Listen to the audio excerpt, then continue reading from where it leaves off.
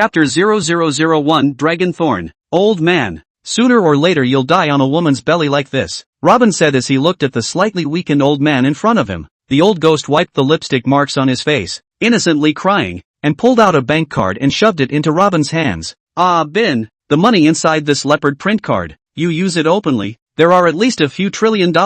Also, I have properties in every major city in the world. All of them are the top local mansions. You can move in at any time. Finally, the master sends you a handful of. I'll go. Not this. The old ghost pulled out a woman's black skeletonized underwear from his waist and was just about to hand it to Robin when he realized that it wasn't right. After rubbing it for a while longer, he took out a short thorn of a strange color. This dragon thorn has disappeared from this world for 50 years. Now give it to you. This is not an ordinary short thorn. It can command. No more. When the time comes, someone will contact you. Just wait for them in the Dragon Kingdom. Bin. You return to the country this time to fulfill the marriage contract. Then, the old ghost still wanted to continue to explain some things to Robin. For women with fiery bodies and stunning faces came down from upstairs and set up the old ghost and left. Old ghost, what are you inking? We are in a hurry. Don't worry. Your beloved disciple's body skills. The devil is afraid of him. He won't suffer. Not long after, upstairs in the bedroom, came the old ghost's howl. Robin looked at the direction of the second floor, shrugged his shoulders, and stuffed the leopard print card in the card bag, leaving the old ghost's residence. He sat in the car heading to the airport and surveyed the dragon spike. The light pattern on the dragon spike, like a swimming dragon swallowing clouds, blossomed with a spewing aura. The golden dragon scales, in the dimly lit car, shone with a dazzling light. After flying for more than 20 hours, they finally arrived at Ningchuan City in the Dragon Kingdom. At this moment, this economic town in the eastern coastal region was drifting in a blanket of sunset flying snow. Looking at the information on the wedding contract, Robin briefly inquired before taking a taxi to the Chang Group building in the city center.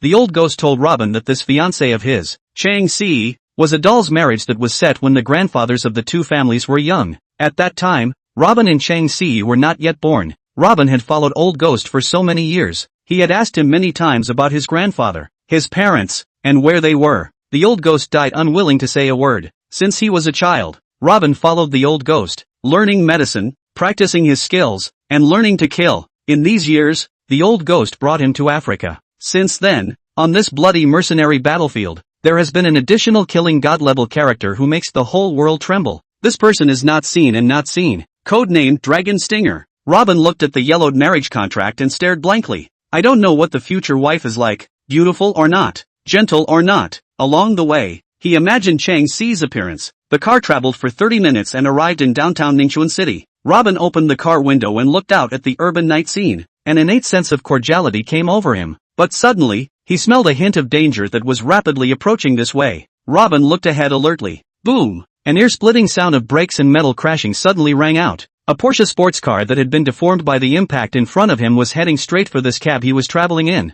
skidding over at high speed. The cab driver was scared and completely dumbfounded. Robin grabbed the steering wheel with one hand, delayed pulling the handbrake with the other for half a second, and made a sharp turn to flip the tail. The cab avoided the skidding rush of the two colliding cars with a gap of less than a millimeter. Bang! After a brief moment of silence, a gunshot broke the calm on the street. Four gun-wielding men quickly jumped out of the BMW SUV that was stuck between the guardrails of the traveled way. Two of the men pointed their guns at the surrounding crowd. One man pulled out the injured woman in the Porsche. Roughly, with the muzzle of the gun on her head, a bald man at the head of the group rushed at the surrounding crowd and gave a violent cry. All squat down. Bang! A gunshot pierced the brow of a man at the front who wanted to see justice. A panicked scream came from the crowd. Everyone quickly crouched down, not daring to look up. At this moment, Robin was leaning against the seat of the cab, looking out the window at the woman being held hostage. Under the cool streetlights, snowflakes were still tumbling around recklessly. The horrific scene of the vehicle collision,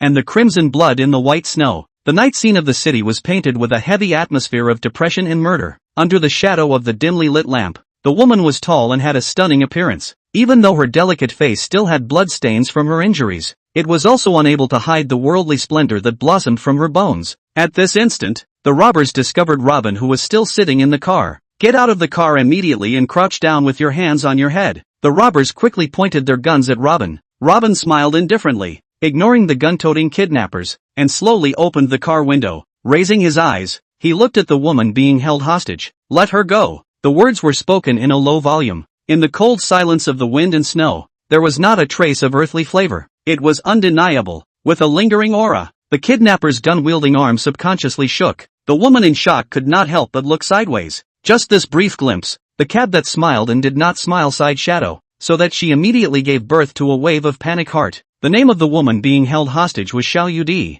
the first miss of the Xiao family, the #1 family in Ningxuan City, and the current executive president of the Xiao Group. With her family status, she had of course seen quite a few big shots with prominent status. However, she had never seen such a calm and handsome man. Moreover, this man could actually be so calm and unperturbed under the guns of a group of outlaws. Seek death. The kidnapper was slightly stunned, and then with a ferocious look on his face he rebuked and directly pulled the trigger. Don't! Xiao Yudi closed her eyes in horror and let out a hiss of despair. A cold wind rose at first, the treetops shook vigorously, and the withered branches trembled. In a blink of an eye, light and shadows startled, smoke and dust mesmerized the eyes. The snowflakes in the sky were flying wildly. After a gunshot, the whole world was silent. On the cold and messy street, only Xiao Yudi's lonely silhouette remained. Everyone's eyes subconsciously scanned the surroundings. Only after a short period of shock did they see that the bodies of the 4 kidnappers were now lying bizarrely on the white snow. Everything happened too fast, too unreal. If it wasn't for the bodies of the 4 kidnappers lying in front of them, one would really think that everything that just happened was just an illusion.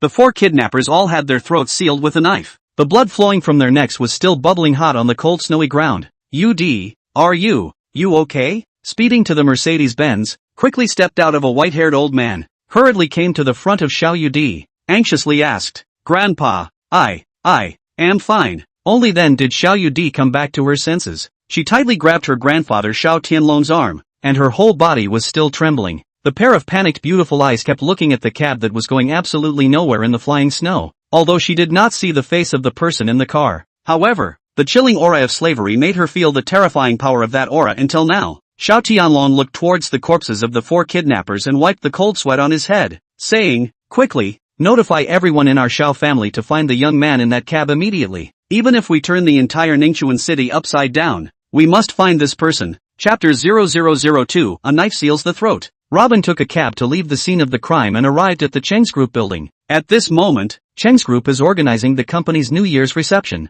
In front of the building, all kinds of luxury cars were parked, and the lights were decorated in a festive manner. The people entering and exiting the hall were all prominent figures in Ningxuan City. Robin, who was dressed in casual attire, walked in the middle of this group of well-dressed guests, which was particularly out of place. However, when entering the group building, the welcoming lady did not stop him. After all, in this era, a lot of wealthy gentlemen like to play this kind of low-profile stunt. Based on the dress alone, it was really hard to tell who was a beggar and who was a tycoon. Robin entered the reception hall and came to the buffet table in the first place. After sitting on the airplane for a day and a night, he was really hungry. He didn't pay attention to the strange eyes of the guests around him, and filled a plate full of food, asked for 2 cups of red wine, and ate with great gusto. This guy is here to mingle with the food and drink, right? I originally thought that it was the son of some big family who deliberately came to the Cheng family wine club in a low profile. Cut. Look at that eating style of his, as if he's been starving for a few years. Some poor guy from the bottom, in order to climb up the ladder, digging his way into a high-end wine club like ours,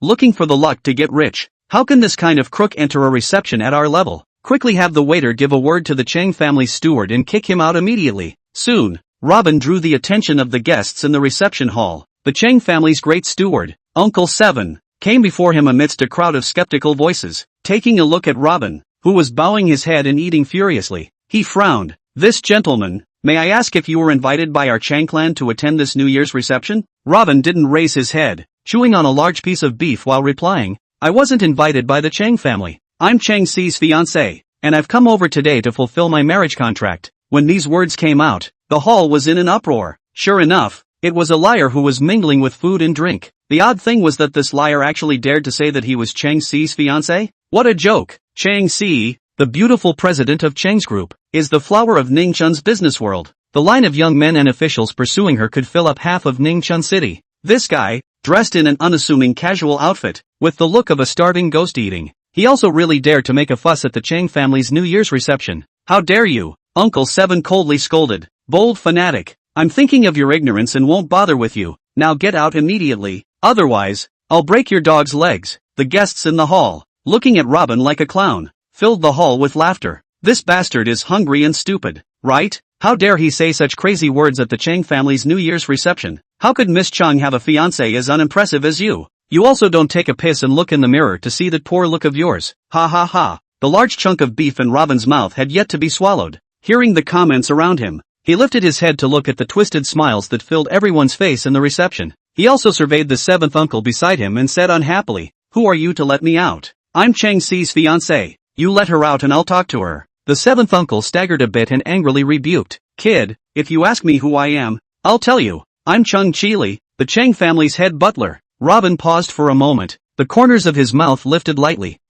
Little seven? So it's a member of my family. Just right, now take me to see my wife. Asterisk asterisk asterisk asterisk. This kid, not only is he poor, his brain is also problematic. A group of guests in the hall immediately came into the spirit. He calls the Chang family's great housekeeper, Uncle Seven. Xiao Qi, this dude is awesome. Who doesn't know that the Chang family's Big Pipe family's seventh uncle is a martial arts expert? And there aren't many in Ningchuan City who dare to call out in front of him. Looks like this kid is going out sideways today. Uncle Seven sneered. Kid, you have the guts. Dare you repeat what you just said? Robin looked at the seventh uncle in doubt. I'll go. You seem to have a problem with your brain. Can't you understand this ant's speech? Robin's words caused the guests in the reception hall to burst into laughter once again. This dude is indeed bullish. Actually really thinks of himself as the Chang family's ant. Ha ha ha. At this moment, Uncle Seven's face turned purple with anger as he stormed out. Kid, you've got guts. In front of so many bigwigs in Ningchun City's high society,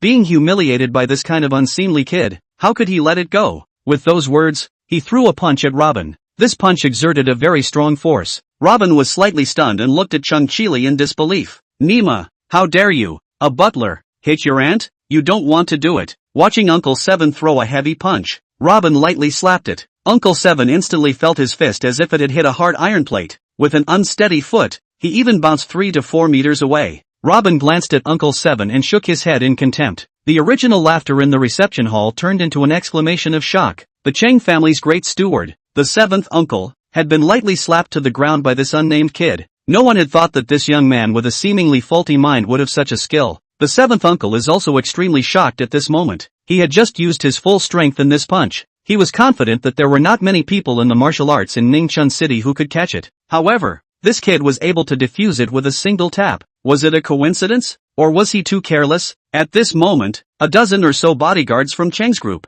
carrying electric batons, ran this way. What's going on, Uncle Seven? Chang Chili was burning with rage, pointing at Robin. This bastard dares to cause trouble at our Chang clan's New Year's reception. Tie him up and knock his legs off. The dozen or so bodyguards of Chang clan, instructed by the seventh uncle, instantly surrounded Robin in the center. Robin sighed. What does the Chang family mean? I've already said that I'm their new auntie, and I actually let so many underhanded things to disgust me. Want to try my stance? Fine. Let's practice then. Just as the dozen or so security guards wielded their electric batons and prepared to hit Robin in unison, they found a figure quickly swaying past in front of their eyes. At the same time, a heavy blow was dealt to their necks. In the blink of an eye, a dozen or so bodyguards bizarrely fainted to death on the ground. Robin took a look at the security guards lying on the ground and shook his head. No way. Too much of a dish. The scene in front of them made all the guests in the reception hall scream. What exactly happened just now? None of them had seen it clearly. The cold-eyed seventh uncle,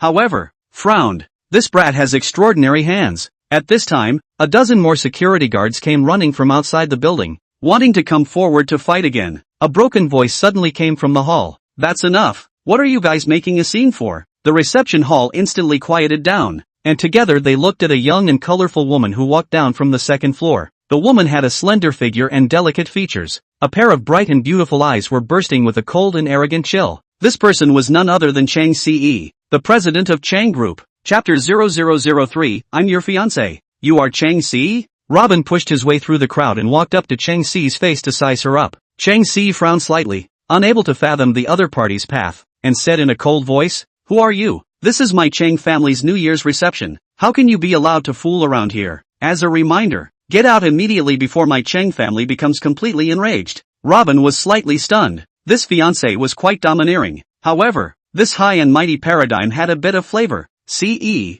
I'm your fiancé. Today I came over to fulfill the marriage contract. Look, when are we going to go to the Civil Affairs Bureau to do the formalities and tie the knot? A burst of laughter came from the silent reception hall. This goods is really funny. Unbridled. If you dare to talk nonsense here again, I will not be polite. Chang Si scolded in a cold voice. The man beside her also took a step forward and snapped. Where did the crazy person come from? I don't know how to die. How dare you tarnish Si's reputation? Stay aside. Robin pushed aside this man beside him and approached Chang Si. Ce, I'm really your fiancé. Here's also a piece of paper signed by my grandfather and your grandfather back then. Robin handed a piece of yellowed letter paper to Chang Si. The guests at the reception were in an uproar. Asterisk asterisk asterisk asterisk. There's still a marriage contract? Liars are all set in their ways nowadays. Poor and crazy, right? In order to climb up the ranks of the powerful. This kind of mind can even think of it? Chang Si's beautiful eyes swirled as she subconsciously glanced at the marriage contract in Robin's hand. Her petite body trembled slightly.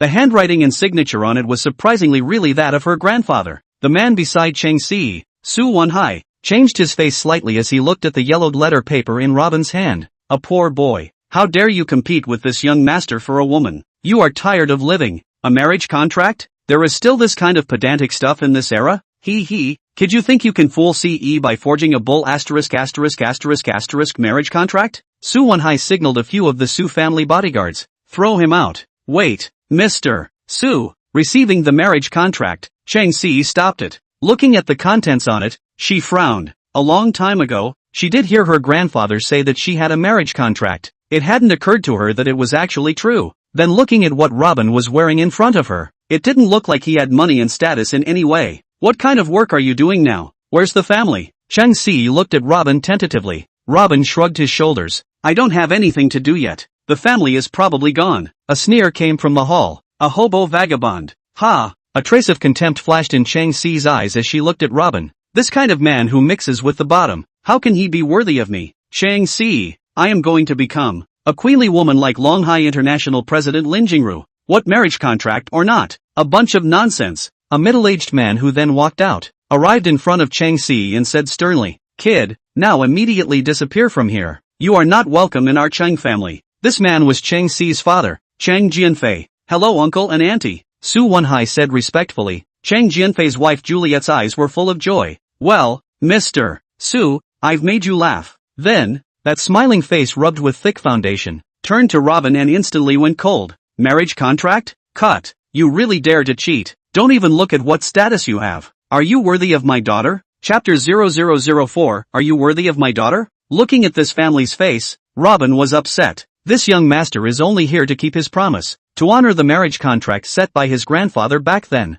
How come it's related to money and status? The card the old ghost gave me has at least $2 trillion in it. I'm insulting your Chang family at this $1 trillion level? Alright, stop it, all of you. Chang Si frowned tightly, stopping the group of Chang family members from continuing their wild spewing, raising her eyes to Robin. Today is our Chang family group's New Year's reception, and my grandfather is still convalescing abroad. As for the matter of the marriage contract, let's wait until the reception is over and after contacting Grandpa. Our Chang family is all about trust. Since you have this marriage contract, I'm not prepared to kick you out immediately. You can eat and drink whatever you want at our New Year's reception. But there's one thing, remember it for me. The guests who are coming to the reception today are all big shots with a platform in Ningxuan City. They are my Chang family's honored guests. It's not for people of your level to disturb them. Understand? After saying that, Chang Si icy coldly threw that marriage contract to Robin, turned around and walked towards the stage. Su Wanhai beside her sneered and pointed at Robin. Kid, behave yourself and get out immediately after eating. This kind of place is not for you to come to. The guests in the reception hall let out a burst of mocking laughter. In their eyes, all of them looked at Robin with condescension and a sense of superiority. At this moment, Robin suddenly wanted to vomit. Chang Si's delicate face seemed ugly at the moment. Casually eating and drinking at your Chang family's New Year's reception? Do you think this young master is a beggar? I don't have the time to participate in a boring reception at your level, so please ask your grandfather to give me an answer immediately. Robin stood still without moving and shrugged his shoulders. Chang Si stopped in her tracks and slowly turned around, a bored huff raising on her face. Are you forcing me? Robin indifferently smiled and said, You're overthinking it. Your kind of posture and character are not worthy of letting me force you. Chang Si gritted her teeth in anger. Growing up, no man had ever dared to humiliate her like this. She glared fiercely at Robin and instantly picked up Chang Li Wang, the head of the Chang family, on the phone, and deliberately put the phone on speakerphone. Grandpa, at our Chang family's New Year's reception today, a man named Robin came. coming to the door with the marriage contract you signed with his grandfather back then. What's going on here? Chang Li Huang on the other end of the phone paused for a moment. This is a long story. Back then, Grandpa started his business not long ago and lost his investment, causing Chang's company to fall into a desperate situation. I begged all my relatives and friends. None of them were willing to help. Seeing that the Chang family was about to be finished, Grandpa Robin extended a helping hand and lent me $1 million, so I was able to pull through. At that time, you and Robin were due to be born in a few months. In order to thank him for saving the Chang family, I then offered to contract this baby marriage for you. Chang Si was exasperated. Grandpa, I don't want this. Chang Li Huang on the other end of the phone was silent for a moment. Now that I think about it, back then, Grandpa also made this very unreliable decision in a moment of impulse. The Luo family disappeared for so many years. I'm sure it's not doing too well now. Nowadays, our Chung family is not what it used to be, and we are considered to have a certain status in Ningxuan. If you don't want this engagement, you can't let my granddaughter be aggrieved, right? Chang Si hesitated for a moment. Grandpa, do you mean that you can withdraw from the marriage? Chang Li Huang on the other end of the phone side. Back then, Grandpa was not well thought out and was hasty. If you are not satisfied, this marriage contract can be withdrawn if you want. However, our Chang family has to be polite in doing things. The Luo family is down and out now, so let's just return the $1 million that Grandpa Robin lent me back then. It's a beginning and an end. Chang Si's tightly locked brows instantly stretched out, looking icily at Robin and handing a check to Robin. Hear that? This is Grandpa's answer. We're not on the same level. Let's tear up that marriage contract. Here's $1 million check back to you. Remember, from now on, our Chung Luo families will have nothing more to do with each other. Robin looked at the marriage contract in his hand, then looked at Chang Si, who was full of cold arrogance. He smiled. Good. I hope your Chang family won't regret it. Su Wenhai sneered. Regret? Ha ha ha. Little Yakuza. The Chang family will regret because of you? You're daydreaming. Scram. Get out immediately. A cold aura erupted from Robin's eyes. Chang Si hummed lightly. You go. I don't want you to be too embarrassed here. A word of advice. Don't think about getting back at Mr. Su. You'll never be able to compare yourself to him. This $1 million is enough for you to live a very comfortable life. With a condition like yours, don't think about those unrealistic things. Just find a woman from an ordinary family to marry and start a family. Also, I will never regret tearing up this marriage contract. Robin looked at Chang Si's disgusting face, and directly tore the marriage contract and the check to shreds, throwing them into the air. Chapter 0005, immediately kneel down and apologize to Mr. Su. Chang Si let out a cold snort and muttered to herself, to die for a face and live to suffer. I'm only afraid that when I go back, I'll regret it too late. At this time, there was a flurry of agitation in front of the door of the reception hall. The crowd automatically made way for a passage. Xiao Tianlong and Xiao Yudi walked in, led by Xiao Chang. Xiao Chang pointed to Robin in the middle of the crowd and whispered, Master Xiao, Mr. Luo is there. Xiao Tianlong's eyes glowed and he quickly walked towards Robin. The people who were still taunting Robin in the reception hall were surprised to see Xiao Tianlong and Xiao Yudi arrive at the scene. Master Xiao and Miss Xiao actually came to the Chang family's New Year's reception as well. The Chang family's crowd, instantly energized, hurriedly greeted them. Chang Jianfei quickly ran to Xiao Tianlong's front and excitedly said, Master Xiao, Miss Xiao, it's really an honor to be able to visit our Chang family's New Year's reception. Chang Si also bowed and saluted with smiling eyes. Master Xiao, Miss Xiao, how are you? Please take a seat. Xiao Tianlong grimaced, ignoring Chang Jianfei and Chang Si's compliments, and walked straight towards Robin's direction. Earlier, Xiao Chang contacted Xiao Tianlong and Xiao Yudi after finding out that Robin was at the scene of the Chang family's reception. They had been here for quite a while. Seeing that Chang Si and Robin were dealing with the matter of the marriage contract, they did not immediately enter the reception site. Xiao Tianlong and Xiao Yudi were relieved when Robin tore up the marriage contract and the $1 million check. At the same time, they had an additional layer of knowledge about Robin. The Chang family group didn't perceive the anger in Xiao Tianlong's chest. The arrival of the Xiao family's grandparents and grandchildren had completely immersed them in excitement. The Xiao family's major shareholders' participation in the $100 billion City East Eco Park project will be launched next month. The Chang family had long been thinking of getting a piece of the pie. It's just that the Chang family doesn't have enough credibility to climb the Xiao family's high branch. Now, the old man of the Xiao family and the specific person in charge of the City East project, Xiao Yudi, both came to the Chang family's New Year's reception site. This indicated that the Chang family had the opportunity to participate in this project. Over the years, there had been very few high-end receptions of various specifications in the Ningxuan business world that could allow Elder Xiao to be there in person. Not to mention, a New Year's reception for a second-rate family like the Chang family. It was even more unlikely that someone from the Xiao family would be invited to come and congratulate them. After all, the Xiao family was the #1 family in Ningchuan City, holding a large amount of project resources in their hands. Even the capital of Ningchuan City had to give the Xiao family some face. The guests at the reception were equally excited to be able to share the same reception site with the Xiao family. How honorable it would be. Today's scene was enough for the guests of these second and third-rate families to brag for a while. Master Xiao, the hall is too noisy. There are boxes on the second floor. Chang Jianfei and the rest of the Chang family, followed closely by Xiao Tianlong and Xiao Yudi while carefully and respectfully said. Xiao Tianlong snorted coldly. Your Chang family's threshold is too high, so the second floor is not necessary. Mr. Xiao is just here to find someone. Chang Jianfei was slightly stunned, not knowing what Xiao Tianlong meant. Mr. Luo, Mr. Xiao has taken the liberty. Xiao Tianlong walked over to Luo Bin and bowed with his hands. I have come to implore Mr. Xiao to have a thin drink at Mr. Xiao's residence. Luo Bin was slightly stunned and casually said, no time to be a guest at your place, and I prefer not to drink with people. Saying this, he directly walked towards the door. Chang's family and the guests of the reception were in a bit of a trance. Master Xiao invited him to be a guest at his residence? How could that be possible? Other than Ningchun City head Li Zongcheng and Longhai International President Lin Jingru, there was no one in Ningchun who could enjoy this kind of honor. Master Xiao recognized the wrong person,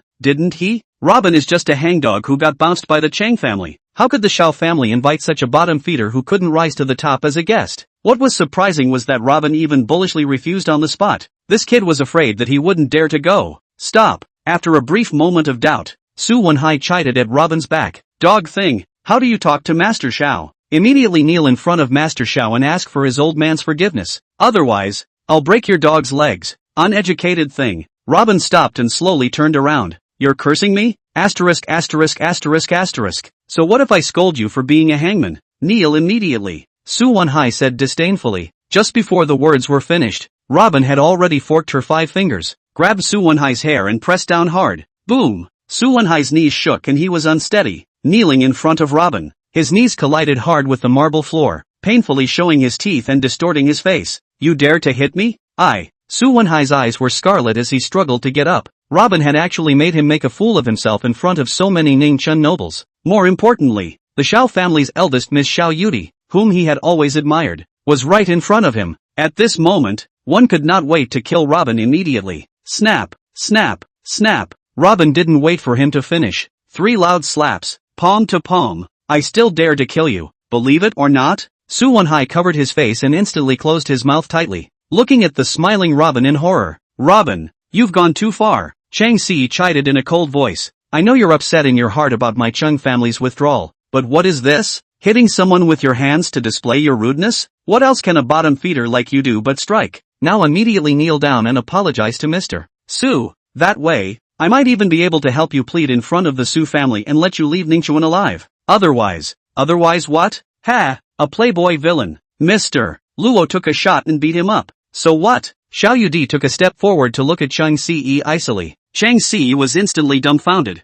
Mr. Xiao, he beat up young Su at our Chang family's reception. You mean your Chang family is going to stand up for Su Wenhai? Xiao Yudi said in a cold voice. If that's the case, my Xiao family doesn't mind stepping in directly and destroying your Chang family together. Chang Si's mind buzzed. Her brain circuits momentarily clogged. She couldn't figure out how Xiao Yudi would stick up for Robin. The Chang family and the crowd at the reception were even more shocked. They couldn't understand it more and more. What was the Xiao family doing? Actually standing up for Robin? Cheng Jianfei hesitated slightly and said, Master Xiao, Miss Xiao, please calm down. Have you guys been tricked by this brat? He was just withdrawn from my Cheng family. Just a bottom-feeding mongrel. Xiao Tianlong grimaced. Mr. Luo is an honored guest of my Xiao family. How dare your Cheng family condone the repeated humiliation of goods like Su Wenhai? Do you really think my Xiao family is merciful? An honored guest of the Xiao family? Cheng Jianfei was instantly confused, his entire body trembling violently, almost falling to the ground. Xiao Tianlong was a bigwig of the No. 1 family in Ningchuan. His anger caused everyone to feel a terrifying and suffocating might. The guests at the reception only noticed the chill in Xiao Tianlong's eyes at this moment. Didn't Master Xiao and Xiao Yudi come over specifically to attend the Chang family's New Year's reception? How could they make a move against the Chang family? Chang Si, Chang Jianfei, and the rest of the Chang family's family and friends were instantly confused. What is this situation? As far as I could remember, the Chang family had never offended the Xiao family, so how could they have caused them to be so hostile? However, They didn't dare to question the warning from Xiao Tianlong's grandparents and grandson. Xiao Tianlong walked up to Robin, pointed at Su Wenhai who was kneeling on the ground, and said in a cold voice, "Mr. Luo, as long as you say a word, my Xiao family can make trash like the Su family and the Cheng family go up in smoke right now." Chapter 0006 Xiao Tianlong's Anger. The silent and warm reception hall instantly dropped to freezing point. Everyone had already heard a chilling killing opportunity from Xiao Tianlong's seemingly salty words. Cheng Jianfei sat down on the floor with his legs weak. Cheng Xi's body also trembled with a wave of dizziness. The Cheng family's group and all the guests at the reception suddenly snapped awake at this moment. They all noticed a detail. The Xiao family's people unexpectedly had some very special connection with Robin. Could it be that the Cheng family had misjudged the Luo family's current situation? Could it be that the Luo family wasn't as bad as they knew? Otherwise, why would Master Xiao and Xiao Yudi of the Xiao family come out together to stand up for Robin? To be able to make the Xiao family put up such an attitude, then the Luo family must be even more powerful than the Xiao family. Thinking of this, the Cheng family members were apprehensive. The people of Ningxuan had long had rumors about how Xiao Tianlong started out back then. It is said that the blood stained on his hands is not much less than that of Ningxuan's underground demon king, Qi Yuhu. Moreover, over the years, those who dared to offend the Xiao family have all disappeared from this world. If Xiao Tianlong was really angered to exterminate the Su and Cheng families, there was no need for him, the Xiao family, to do it himself. Simply by letting out the wind, Ningxuan would have a large number of second and third-rate families that would pounce on them like vicious wolves. In an instant, they could tear their Cheng family apart without even a crumb of bone left. What can we do about this? That kid is related to the Xiao family. What a surprise! Both Miss Xiao and Master Xiao have not shied away from directly backing him up, and could even go so far as to exterminate the Cheng and Su families for it. I should have known that I should have befriended that Robin kid, or climbed into the Xiao family's relationship. The guests at the reception. At this moment, for Robin's attitude 180 degrees big reversal, subconsciously with the Cheng family a group of friends and relatives to keep a distance. At the same time, they quietly moved towards Robin and the Xiao family's side, their expressions covered in gestures of goodwill and even pandering. Just now, Xiao Tianlong had already opened his mouth. With just one word from Robin, the life and death of the Cheng and Su families could be decided. If Robin had a grudge against them for sneering and taunting earlier, then there would be big trouble. Cheng Jianfei, who was paralyzed on the ground, and Cheng Xi, who was still in a trance, as well as a group of terrified Cheng family members and friends. At this moment, they were like prisoners waiting to be sentenced to death, looking at Robin with complicated expressions. Earlier, this kid who had been humiliated by their Cheng family was now pinching their lives. Robin took a wet towel from the waiter, wiped his hands, and threw it in front of Su Wenhai, with an indifferent smile. Forget it, this kind of countertop goods. It's not worth it. It was only then that the Cheng family's group of people were relieved. Xiao Tianlong smiled clearly and coldly. Since Mr. Luo doesn't bother with such unimpressive things like you, today, my Xiao family will let you off the hook for now. Humiliating my Xiao family's honored guest. What the hell do you think you guys are? I, Xiao Tianlong, hate ungrateful and dishonest snobs in my life. Not only does your Cheng family not know how to be grateful to Mr. Luo's grandfather for saving his life back then, but you also humiliated him in every way. How can an uncaring and ungrateful snob like the Cheng family deserve me, Xiao Tianlong, to come and congratulate them? Unconscionable. A bunch of trash. In the future, if you dare to act out again, I, Xiao Tianlong, will definitely annihilate your Cheng and Su families. Xiao Tianlong's words were deafening, causing the Cheng family and everyone present to be frightened. Over the years, the person at the helm of the Xiao family had never been seen to be so angry. Where did everyone in the Cheng family dare to speak? They didn't even dare to raise their heads to look at Xiao Tianlong. They were nothing but farts in front of this Master Zhao's eyes. If Xiao Tianlong really wanted to move their Cheng family, it would be as simple as crushing an ant. Previously, they despised and humiliated Robin, looking like rich people looking at beggars. Their arrogance was sky high. However, nowadays, each one of them was like frost, drooping their heads, not daring to make the slightest sound. The sudden change of position made the high and mighty Cheng family bunch very unwilling. Robin, what made him the guest of honor of a mansion of the Xiao family's size? Cheng Jianfei and Cheng Xi both frowned tightly, puzzled. At this moment, they were holding a burning anger in their chests. However, they didn't dare to make any advances. If Master Xiao stomped his foot, Ningxuan would turn the sky and the earth upside down. The anger of such a great godlike figure was not something that their Cheng family could afford. If they had known that Robin had this relationship with the Xiao family, they might as well have agreed to the marriage from the start. In that case, the Cheng family could have gotten on the big tree of the Xiao family in a dignified manner, and from then on, they would have soared to great heights. However, now this unexpected thing happened. Xiao Tianlong was enraged because of Robin and blacklisted the Cheng family. Inside Chang Si's heart, Chi was upset. Robin, who was just a poor and reckless man, was actually regarded as an honored guest by Xiao Tianlong and Xiao Yudi. Moreover, it was also in front of her, showing a look of extreme disdain and contempt. This was unacceptable to her in a million ways. What qualifications does he have to defy me? Chang Si? Humph, he's just pulling the tiger's skin to pull a big banner. A fox pretending to be a tiger. After leaving the shelter of the Xiao family, you Robin are nothing. Chang Si's mind was spinning, annoyed to the extreme. However, when she thought of the cooperation qualification of the City East Eco Park project, she still swallowed this bad breath. She stepped forward and bowed to Xiao Tianlong and Xiao Yudi with a smile. Master Xiao, Mr. Xiao, please calm down. This matter is purely a misunderstanding. Our Cheng family really didn't know that he was Master Zhao's honored guest. If we had known it was like this, we definitely wouldn't have been so and so. Xiao Tianlong lazily ignored her. Cheng Si saw that Xiao Tianlong stopped talking and thought that his anger had sort of calmed down. So, looking towards Xiao Yudi, she respectfully said, Mr. Xiao, since the misunderstanding between us has been cleared up, please also take a seat in the second floor private room. I happen to want to talk to Mr. Xiao about the cooperation of the City East Eco Park Development Project. Our Chung family is very interested in participating in the investment and development of this project. Xiao Yudi did not even look at Cheng Si and coldly said, No time. Cheng Si was instantly stunned, and her delicate white cheeks were instantly burning hot. In front of so many Ning Chun bigwigs, being rejected on the spot by Xiao Yudi was embarrassing to the extreme. And Xiao Yudi walked up to Robin, those beautiful eyes looking straight at him. At this moment, Robin felt as if he was being stared at closely by a hungry wolf, and his heart fluttered. To be honest, Xiao Yudi was far superior to Cheng Si no matter from her height, body type, looks and temperament, especially those eyes, which were beautiful to the extreme, were staring at him with deep affection at this moment. Robin's heart was really a bit crispy. Robin, I want you to be my. Chapter 0007, You Cheng Si or Nothing. Robin subconsciously grabbed his collar as he listened to the words that came out of Xiao Yudi's sexy lips, as if telling Xiao Yudi, I have a bottom line, not a casual person. Such an unexpected scene startled the guests who came to the Cheng family's New Year's reception. Xiao family's eldest young lady, Xiao Tianlong's granddaughter, the executive president of the Xiao Group, and the #1 beauty of Ningchuan City, Xiao Yudi. What is this about? Xiao Yudi with this kind of stance, does she really want to? Robin, I want you to be my boyfriend. Xiao Yudi's cheeks were scarlet, her beautiful eyes were flowing, and she said bluntly. When these words were uttered, there was a gasp of surprise in the reception hall. Xiao Yudi actually confessed to Robin in public, a poor boy who had just been withdrawn from marriage by Cheng Si. What virtue and ability could make Xiao Yudi, Ning Chun's #1 beauty and the only eldest granddaughter of the Xiao family, fall in love with him?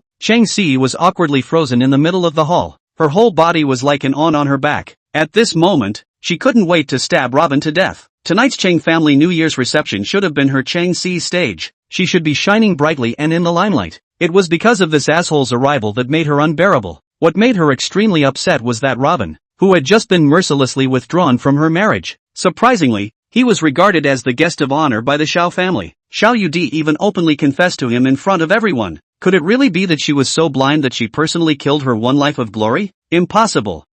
Chang Si, will never make a mistake in judgment. With Robin's kind of dress and temperament, he was not worthy of her at all. She, Chang Si, is going to become a queenly woman like Lin Jingru, the president of Longhai International. Chang Si believed, it must be Robin, this despicable villain, who used some kind of deception to trick the Xiao family. Only then was Xiao Tianlong regarded as a VIP. The Xiao family's pair of grandparents and grandchildren definitely fell for the deception. Robin, wait until the day when the Xiao family recognizes your deception. You'll die without even knowing how. However, such an unbelievable scene still shocked the guests at the reception site to the core, especially those male sons and young masters who came to the reception. In their hearts, they had already cursed Robin 10,000 times. Mad. What kind of luck did this kid have? Surprisingly, he would be confessed to by the goddess Xiao Yudi. How come this kind of good thing didn't fall into my lap? Despite these thoughts in their hearts, not a single one of them dared to say one more untimely word. One by one, the eyes that looked at Robin were filled with fear. The truth was, it didn't matter what Robin's status and position was before. If, indeed, he became the aunt of the Xiao family,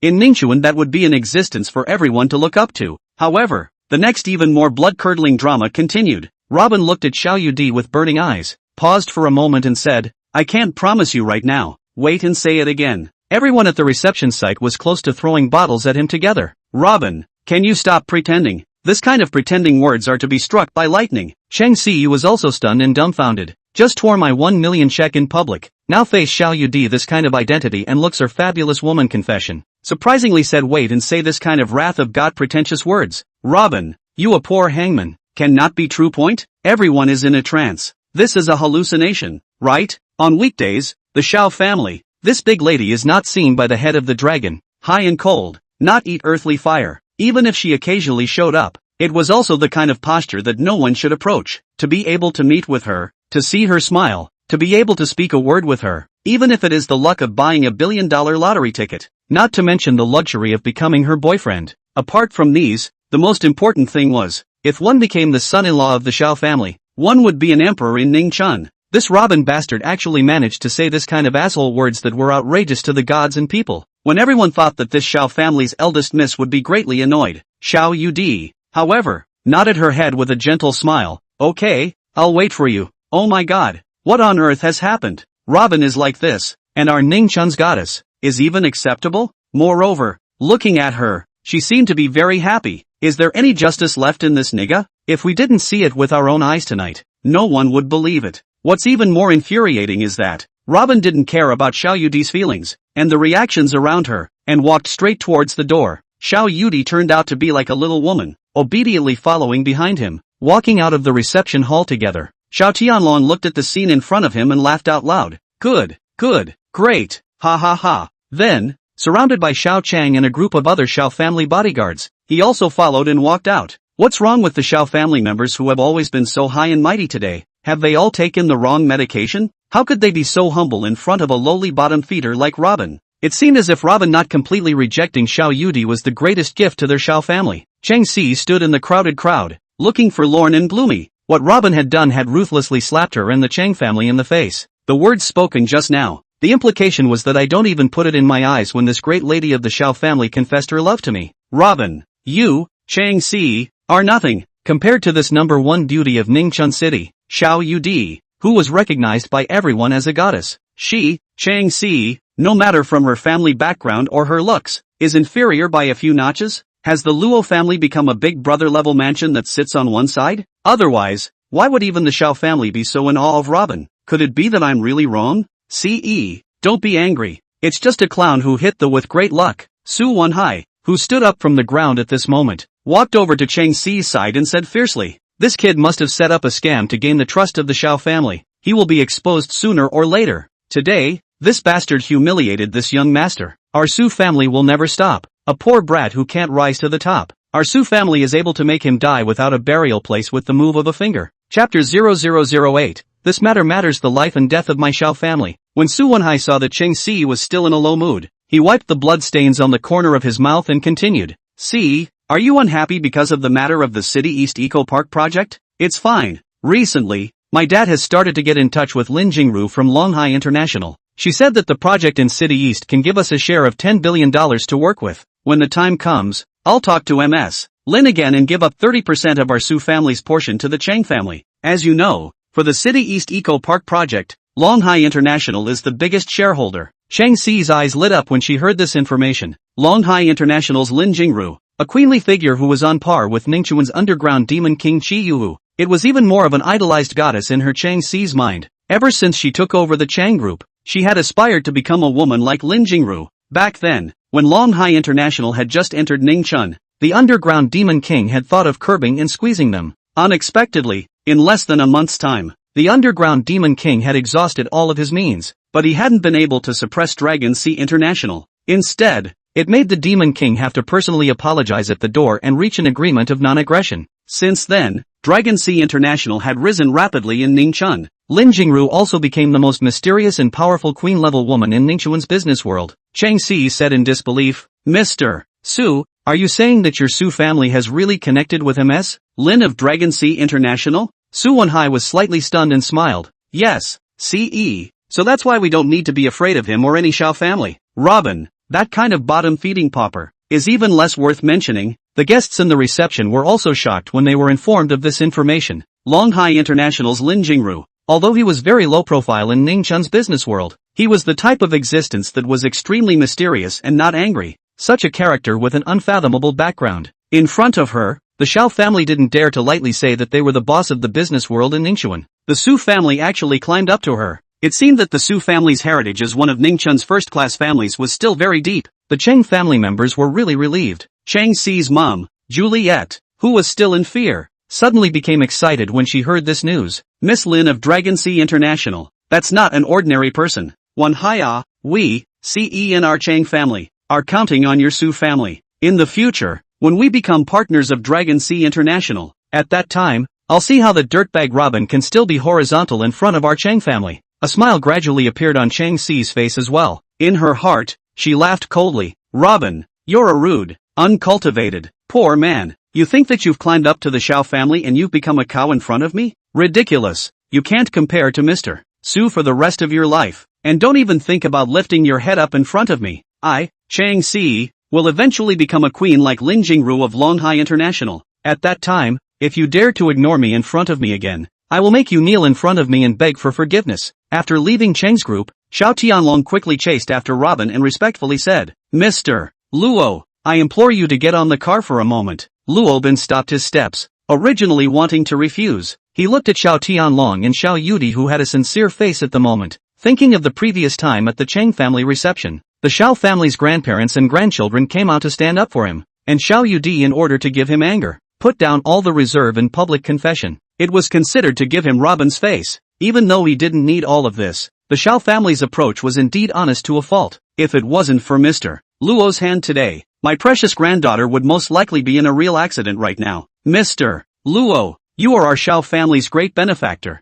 Even if I were to send all of my Xiao family's assets to Mr. You, I would be willing. From now on, Mr. Luo is my Xiao family's most honored guest. Any of the Xiao family's properties, you can take them at any time. Everyone in the Xiao family is also all at Mr. Luo's command. Also, what my granddaughter said at the reception just now was not child's play, nor was it simply to take it out on Mr. Luo. Rather, they are her own and our Xiao family's true thoughts, and I also implore you to consider them carefully. Sir, at this moment, the scarlet on Xiao Yudi's face instantly spread to the roots of her white ears, shyly avoiding Robin's eyes. Robin smiled indifferently. It was purely by chance that I came to the rescue before. That kind of small matter is nothing more than a show of hands. Xiao Tianlong stepped forward and bowed again. Mr. Luo, please wait for a moment. The old man still has an unkind request. Can you please get on the car for a moment? I'll talk to Mr. Luo in detail. This matter concerns the life and death of my Xiao family. Robin was about to refuse and turn away. Xiao Yudi also pleaded.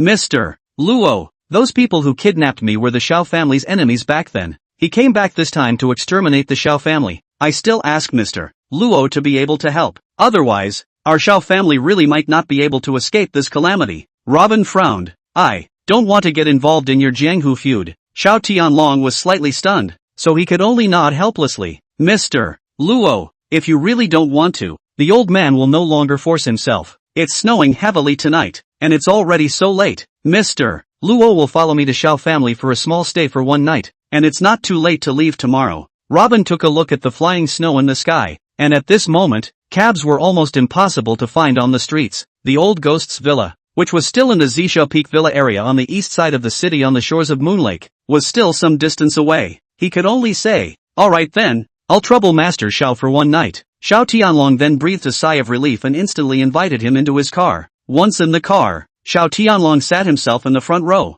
deliberately letting Robin sit in the back seat, with Xiao Yudi accompanying him. Sitting in the car, a touch of good-smelling fragrance leisurely drifted into his nostrils. Robin couldn't help but glance at Xiao Yudi beside him, and it would be a lie to say that his heart wasn't moved, although he was in the midst of dyed red dust. However, this Xiao family's eldest young lady was like a fairy who didn't eat earthly fire, without the slightest trace of worldly turbidity. She was fresh, pure, and colorful. Xiao Yudi's cheeks burned as she was looked at by Robin, just about to say some words of gratitude. Robin leaned back in his seat and closed his eyes. Seeing that Robin did not want to speak, Xiao Yudi and Xiao Tianlong also had no choice but to stop saying anything. Traveling about 10 minutes, just after driving into the mountain highway to Xiao family villa, the car suddenly came to an emergency stop. Due to the slippery snowy road, Xiao Tianlong's bodyguard convoy, 5 or 6 cars instantly collided together. Master Xiao, it's the assassin Qiao Shanbao hired. Xiao Chang instantly led a dozen bodyguards to protect the car. Xiao Tianlong and the others were traveling in the middle. There are about 4 gun-wielding assassins.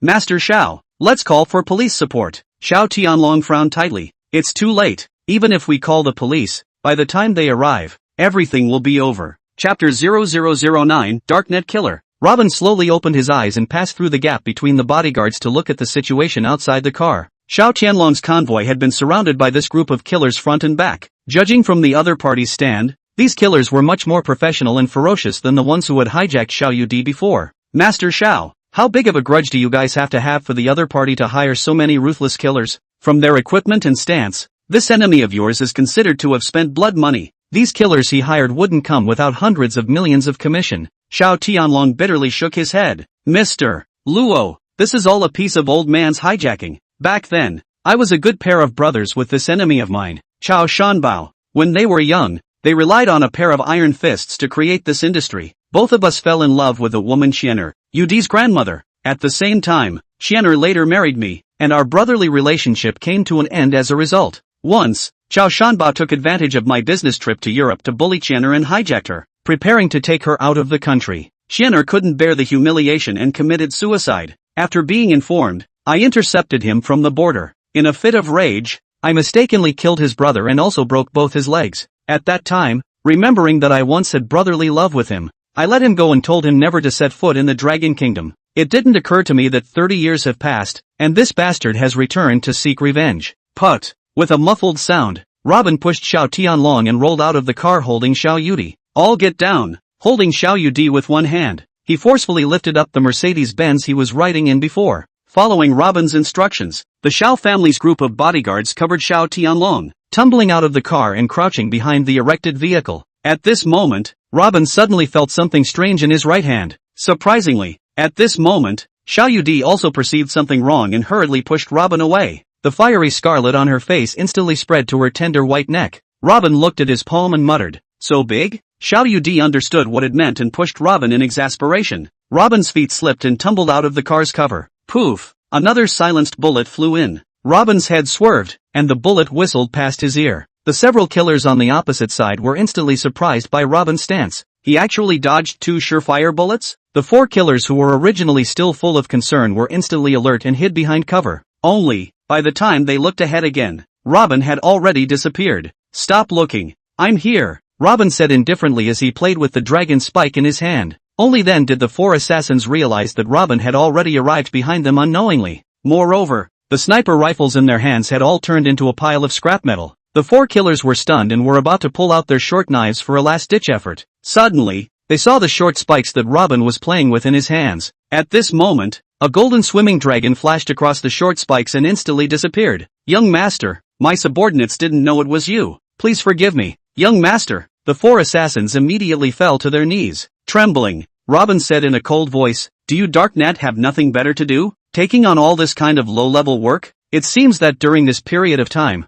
this woman Sophie was busy fooling around with the old ghost, and there was no one to manage these henchmen. Back to young lord. We were ordered by the Queen of Darkness to wait here for the young lord's call, and having nothing to do, we took on this batch of work. Humph, if it wasn't for the fact that you are Sophie's people, right now, you would already be dead corpses. Without my summons, don't show up again. Also, deal with that Chao Shanbao. I don't want to see him again. Scram. Yes, young lord. The 4 assassins were soaked to the bone at this moment. It was only after hearing these words from Robin that they were relieved. Immediately, they got into the car and disappeared without a trace with Chao Shanbao. Robin took a look at the palm of his hand that was just holding Xiao Yudi's pride, and skimmed his lips. The feel of the hand is not bad. Returning to Xiao Tianlong, seeing a group of people hiding behind the car, Robin shrugged his shoulders. Well, the danger is lifted, and Chao Shanbao will never come back. Xiao Tianlong was stunned for a while. Such a planned and ruthless assassination was resolved in less than 5 minutes? When he raised his eyes to look ahead, it was certain that the vehicles of Chao Shanbao and several hired assassins had all disappeared. Only then did he truly understand that Robin had already solved him out of this robbery. Xiao Tianlong bowed and trembled.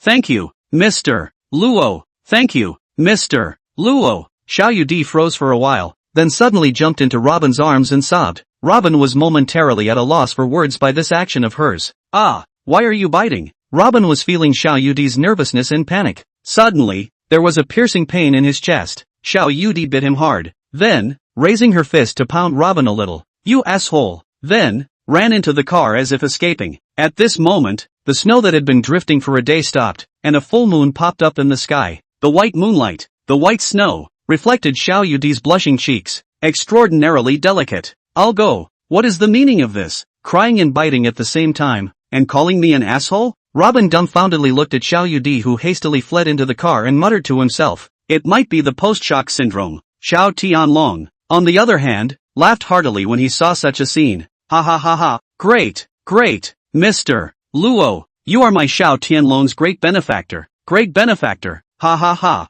Then, pointing at Xiao Chang and the others, all of you listen to me, from now on, Mr. Luo is the same as me, Xiao Tianlong, in my Xiao family, and you must obey his words. Yes, the 20 to 30 Xiao family bodyguards respectfully replied back, Mr. Luo, good. Then a group of Xiao family convoys drove towards the General Mountain Villa area in great numbers. Returning to the car, Robin saw the red-faced Xiao Yudi, still lowering her eyebrows in thought. So, without disturbing her, he continued to close his eyes and recuperate, recalling the words spoken by the 4 assassins under the Dark Queen Sophie just now. Meaning, waiting for his call? The old ghost had handed him the dragon stinger and had arranged for Sophie Darknet's men to wait here for the call. What exactly were they waiting for? Robin was puzzled. For so many years, the old ghost mysteriously would often tell him about some fragmented things. What the northern cold zone suppresses a devil, awakening once every 50 years to plague the world. Now, it is close to the period of unraveling the spell, and the terror will come.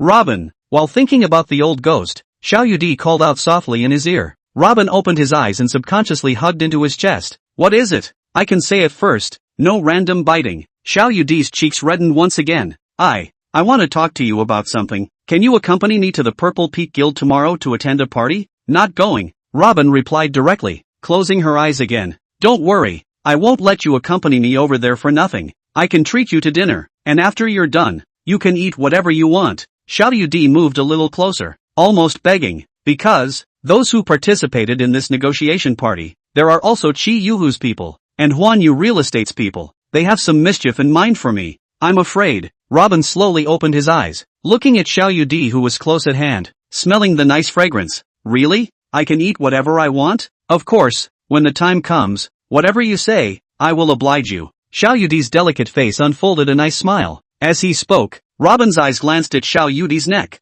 This angle was just right. Good. If this is the case, I can reluctantly agree to eat something. At this time, Xiao Yudi realized where Robin's eyes were. At once, she grabbed the neckline. You asshole. Chapter 0010. Who are you calling trash? The next morning, Robin traveled to the Purple Peak Clubhouse with Xiao Yudi. Accompanying him was one of Zhao's business assistants, Qin Yu. This Purple Peak Clubhouse business gathering was initiated by Longhai Group's Lin Jingru. The content of the business gathering was related to the distribution of the investment share of the City East Ecosphere Development Project. There were 4 major original shareholders in the City East Ecosphere Development Project: Longhai International Lin Jingru, Xiao Group Xiao Yudi, Cheerful Entertainment Group Qi Yuhu, and Huan Yu Real Estate Chen Shuzhong. Recently, the 4 shareholders for the project investment redistribution and investment project categories. The issue of great differences. Longhai International's Lin Jingru believes that the City East Ecosphere is an overall project operation. You cannot go your own way and arbitrarily change the previously established development project plan.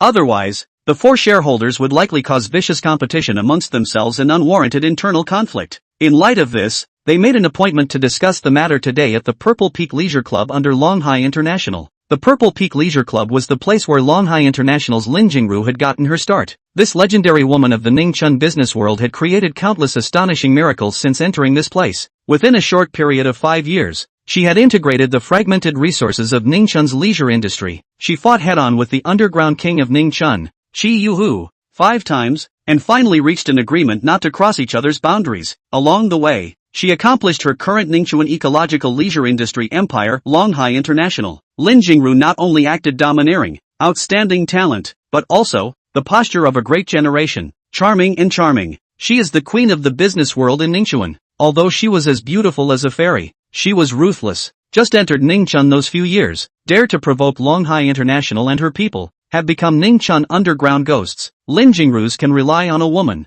In this dangerous and cold Jianghu stood firm. In addition to the ruthless means and acting domineering, rumor has it that behind her, there is an extremely powerful and mysterious background. All the fringe forces in Ningchun were all respectful of her, including the underground demon king Qi Yuhu, who was also unwilling to easily become enemies with her. Half an hour later, Robin, Xiao Yudi and his assistant Qin Yu arrived at the Purple Peak Leisure Club, which was located in the mountains and surrounded by water. The Purple Peak Leisure Club was located in the Purple Cloud Mountain that stretched over tens of thousands of square meters. It is high-class and luxurious, with a huge layout. The overall facilities and arrangement were magnificent, without any hint of the low-key and secluded private club. Just from the appearance of the clubhouse, it was enough to tell that its owner, what a magnificent person he was. In the Purple Peak Leisure Club, there was a bar, a restaurant, golf, a playground, a shooting range and various other amusement programs. Robin's trio had just come out of the parking lot when they met their acquaintances, Cheng Si and Su Wenhai. Together with them, there were also Cheng Si's best friend, Shen Yaoyao, and Lu Yunfeng, the young master of Lu's real estate. Robin didn't bother with them and walked towards the dart shooting center with Xiao Yudi and Qinyu. Lin Jingru's schedule in the morning was to invite them to have their own fun in the amusement park. It was only in the afternoon that they entered the main topic of discussion for this gathering. Xiao Yudi liked darts, and it didn't matter what Robin played, so he accompanied her to the darts and archery range. Having just picked up the equipment for darts, Cheng Si and Su Wenhai, among others, followed them here. Passing by them, Su Wenhai deliberately came over to greet them. Miss Xiao, how are you? I heard that you are excellent in the darts and archery programs. Since it's hard for us to gather here, why don't we compete together to add a little fun? What do you think? Xiao Yudi knew what they had in mind and coldly said, not interested. Facing Xiao Yudi's refusal, Su Wenhai shrugged his shoulders mockingly. Alright, if Mr. Xiao is not interested, then forget it. Then, glancing at Robin, he mockingly said, oh, I forgot. Darts and archery is a gentleman aristocrat sport. Some people may not have even seen this kind of play. Mr. Xiao is reluctant to compete with us just to take care of his face. Saying that, he exchanged a look with Cheng Si, Lu Yunfeng and Shen Yaoyao, and laughed together. The reason why Su Wenhai dared to be so reckless in front of Xiao Yudi today, it was because the Su family had contacted Lin Jingru through the connections of the Chen family of Huanyu Real Estate. Robin knew that Su Wenhai and Cheng Si were intentionally coming over to try to humiliate him. However, it was too lazy to bother with them. Robin completely ignored them as if they were air, and looked alone at the playmates who were riding horses and shooting arrows in the horse arena. Xiao Yudi also heard that Cheng Si's few people were squeezing Robin both in words and out of words, and her heart was very upset. Alright, since you guys are very interested, then there's no harm in us competing. Su Wenhai's few people were stunned at his words. Originally, they only wanted to humiliate Robin, and did not have the luxury of hoping that Xiao Yudi would agree to play darts and archery with them. It did not occur to them that Xiao Yudi, who was at the level of Ning Chun's goddess, actually agreed.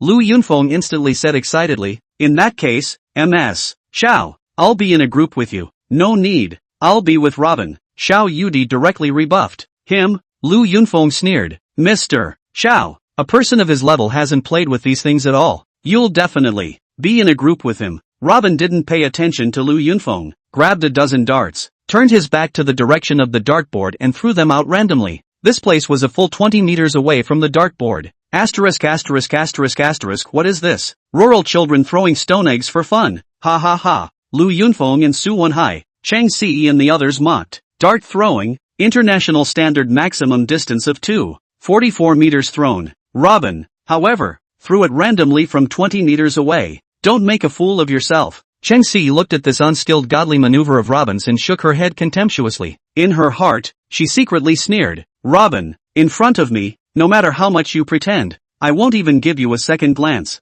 You, a bottom feeder, competing with Lu Yunfeng, a big young man from a powerful family, in an aristocratic game like darts. You're out of your depth, and you're making a fool out of yourself. Just as Su Wenhai, Lu Yunfeng, and the others were ridiculing Robin, the players in the darts tournament area let out a gasp. Really? 15 darts, thrown from 20 meters away, actually all hit the 50 divisions of the dartboard. Moreover, this dude shot without even looking at the dartboard. A godly archer. Su Wenhai and the others were dumbfounded. After a short period of shock, Cheng Si sneered, it's just a coincidence. If it's a real competition, can he guarantee that he'll be this accurate every time he shoots? Cut. Before Cheng Si's words fell, Robin then projected the remaining 10 darts in his hand in the same way. It was still 20 meters away, still with his back facing the dartboard in the competition arena. The difference was that this time, the darts were not thrown on the same dartboard, but 10. The 10 darts that flew out from Robin's hand were nailed to the centers of the 10 dartboards in the stadium. All of them shot 50 points. Coincidence? You coincidentally show me. Garbage. Cheng Si exasperatedly said. Robin, you, who are you calling trash? I didn't say that one of you is trash. Robin smiled indifferently and swept a glance at Su Wenhai's few people. I'm saying that all of you are trash. Xin Yu couldn't help but cover her laughter. Xiao Yudi also had the corners of her mouth lightly raised as she looked at Robin. Robin, no matter how you behave, you're not even at this level. I will never look at you. Chang Si disliked back in exasperation. Robin ignored her and swept a contemptuous glance at Su Wenhai and Lu Yunfeng. Still competing? How the hell can they still compete at this level? Lu Yunfeng and the others stood in place, not knowing how to answer for a moment. With a level like Robin's, he could hit the bullseye with his eyes closed. This made them extremely shocked and annoyed. Originally, they wanted to show off in front of Xiao Yudi and squeeze Robin. Unexpectedly, they made a fool of themselves. Xiao Yudi even didn't expect Robin to have this hand, and was secretly surprised in her heart. Just the face is still a cold arrogance. Mr. Su, do you still want to compete? Su Wenhai's heart was burning with anger. Originally, he wanted to properly humiliate Robin, but he didn't expect that he would let him play the game to the fullest. It was hard to quell this anger in his heart. Of course, he couldn't just let it go. Mr. Xiao, this kind of darts are all tricks. I think that since we are all together, let's have fun. How about we compete in mounted archery? This is an aristocratic sport that requires real skill. Some people probably haven't even ridden a dog before. As he spoke, his eyes glanced at Robin. Xiao Yudi could see that Su Wenhai, these few people, sincerely wanted to embarrass Robin today. Ben didn't want to continue to entangle with them, and directly rebuffed them. Mr. Xiao, since some people are so interested in having to compete, then let's have a competition. Robin didn't wait for Xiao Yudi to open her mouth and said directly. Chapter 0011 Gambling with the Xiao family's $50 billion project. Su Wenhai was greatly delighted, because he is confident that his writing and shooting level in Ningxuan and even Jinhai province are rare rivals. Since childhood, he has loved writing and shooting, and has won many awards in this area over the years.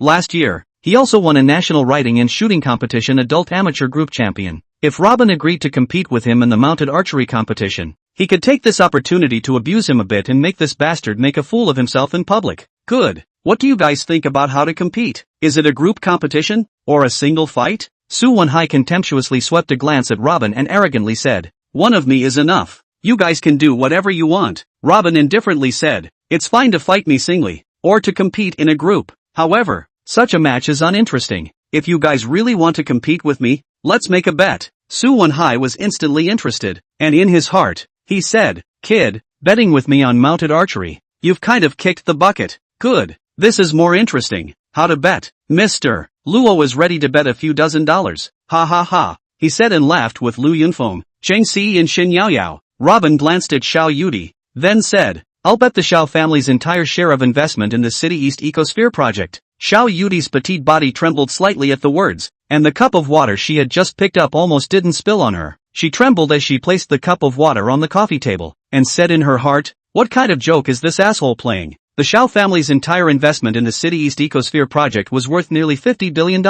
It was actually casually said by him to make a bet with Su Wenhai and the others. Isn't this child's play? In case we lose the match, even if the Xiao family is rich, a $50 billion project would also hurt the Xiao family's vitality. Robin's words not only shocked Xiao Yudi, but also surprised Su Wenhai, Lu Yunfeng, Chang Si and the others. Is this one for real? Xiao family's $50 billion investment share in the City East Business District project, was it child's play? The later earnings of this project could be said to be a steady profit of more than 10 times. How many people in Ningxuan want to get a little bit of it? May not be able to touch the edge. Even if Robin casually said, Xiao Yudi and Xiao family will not agree. Slightly calming his shocked heart, Su Wenhai sneered and glanced at Robin, saying, Mr. Xiao. He said that he would take your Xiao family's entire share of the investment in the City East Business District project as a bet. Do you agree? Does Master Xiao promise? At this moment, Xiao Yudi was really a bit hesitant. However, Robin was the savior of their Xiao family. Grandpa had said that even if they were to give all of the Xiao family's assets to Robin,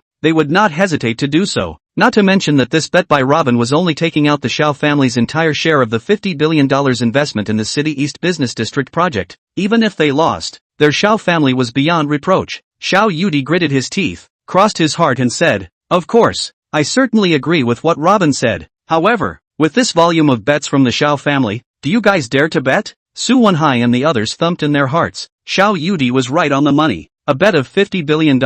Even if they added up the entire capital of all four of their families, it wouldn't be enough. Seeing that they didn't dare to answer, Robin smiled blandly. You guys don't need too much. 300 million. You guys can just take out $300 million in cash for the bet. If you don't even dare to play with this amount of bets, you guys should get out of here immediately and stop barking and raving like wild dogs here. Robin waved at the several arena attendants managing the bets, signaling them to bring over the betting contracts. The various gaming programs within Lin Jingru's Purple Peak Leisure Club contained betting services. The rich and noble people who often spent money here in order to play more excitingly. They would privately ask the club to provide betting and other betting services. Therefore, this kind of betting method, there will also be specialized service personnel, contract signing, match arbitration and so on. In this Purple Summit Club, once a contract was signed, it could not be dishonored. Otherwise, the guild hall would have specialized staff responsible for enforcing it. No one in the Ningchun business world was unaware of Lin Jingru's methods. So far, not a single person has dared to renege on a debt here. $300 million? Su Wanhai hesitated, despite the fact that their Su family could come up with this amount of money. However, if he used it as a bet for a game, Su Wanhai's father would definitely not agree. However, it had come to this point. If he didn't agree, in the future, he would be laughed at in Ningchuan's high society. Mixing at this level was all about face. Su Wanhai looked at Lu Yunfeng, Cheng Si and Xin Yaoyao, meaning, this bet is not only for me, Su Wanhai, but you guys are also on my side. Anymore, each of you must put in a little bit. Seeing that Su Wanhai's few people were shocked by such a bet, Robin sneered, if you guys are scared, then forget it. Without this kind of volume, you'll be less likely to talk in front of me in the future. Su Wanhai and Lu Yunfeng and the others, how could they willingly fall in front of a bottom feeder like Robin? Wasn't it just $300 million? The big deal was to be scolded a few times by the family. Su Wanhai put his heart in the right place. Brother Lu, I'll offer $100 million. At this point, Lu Yunfeng also had no choice but to say, okay, then I will also contribute $100 million. The remaining $100 million share will be shared by both of you, Si and Yao Yao, half each. Chang Si originally didn't want to agree, but the arrow had to be sent. If, at this moment, they were pushed down by this Robin kid, how humiliating it would be. No matter what, Robin was just a bottom feeder who couldn't rise to the top in front of them. To hesitate because of the issue of a $300 million bet, how could it be said? Fine, then I'll put up $50 million. Cheng Si and Shin Yaoyao said through gritted teeth. Soon, the service staff from the gaming management department of the Purple Peak Leisure Club presented the betting agreement to both parties. Xiao Yudi pondered a little and signed her name without hesitation, saying in her heart, Robin, I hope you don't screw me in the Xiao family. Su Wanhai, Lu Yunfeng and Cheng Si, Shen Yaoyao, looked at the contract book in front of them, their foreheads already drenched in sweat. The four men's hands were trembling violently as they signed. This bet between them quickly drew the attention of all the playing customers at the Dart Writing Center. Some of the customers who were playing quickly put down the items in their hands and gathered together to watch over. After all, such a large bet was a first in the history of the Purple Peak Club. Originally, he just wanted to humiliate Robin for a bit, but he had gotten into this situation. At this moment, Su Wanhai had some regrets, but it was difficult to get off the horse. Although he was very confident that his writing and shooting skills were rarely matched by anyone in this area of Jinhai province. However, such a huge number of bets made him fearful. In case he lost, he knew that his father would never easily come up with this $100 million. Moreover, in the future, it would no longer be possible for him to take out pocket money from home. Cheng Si was even more apprehensive. 50 million. This figure was, for their Cheng family, definitely a significant amount of money. She was the executive president of the Cheng Group. If she buried $50 million because of this, then, she would be attacked by a group of Cheng Group's relatives as a group in the group's board meeting. It was even possible that she might not be able to sit on the position of Cheng Group's executive president herself. Robin noticed their respective minds and secretly laughed. A bunch of trash. Didn't want to bother with you guys. However, you guys have been pestering me over and over again for no reason. Since you want to come here to humiliate Little Master, then I'll let you all have a good taste of what it feels like to have your flesh hurt today. Both sides signed a betting agreement. The service personnel in charge of betting at the Purple Peak Leisure Pavilion made a guarantee similar to a notarization on the spot for this contract. That is to say, if both parties failed to honor the betting contract after the match, one party would not be able to honor the bet. Purple Peak Leisure Center would be responsible for the recovery. Before this match even started, all the playmakers as well as managers of the Darts and Writing Center gathered over. After all, this was a bet worth $50 billion.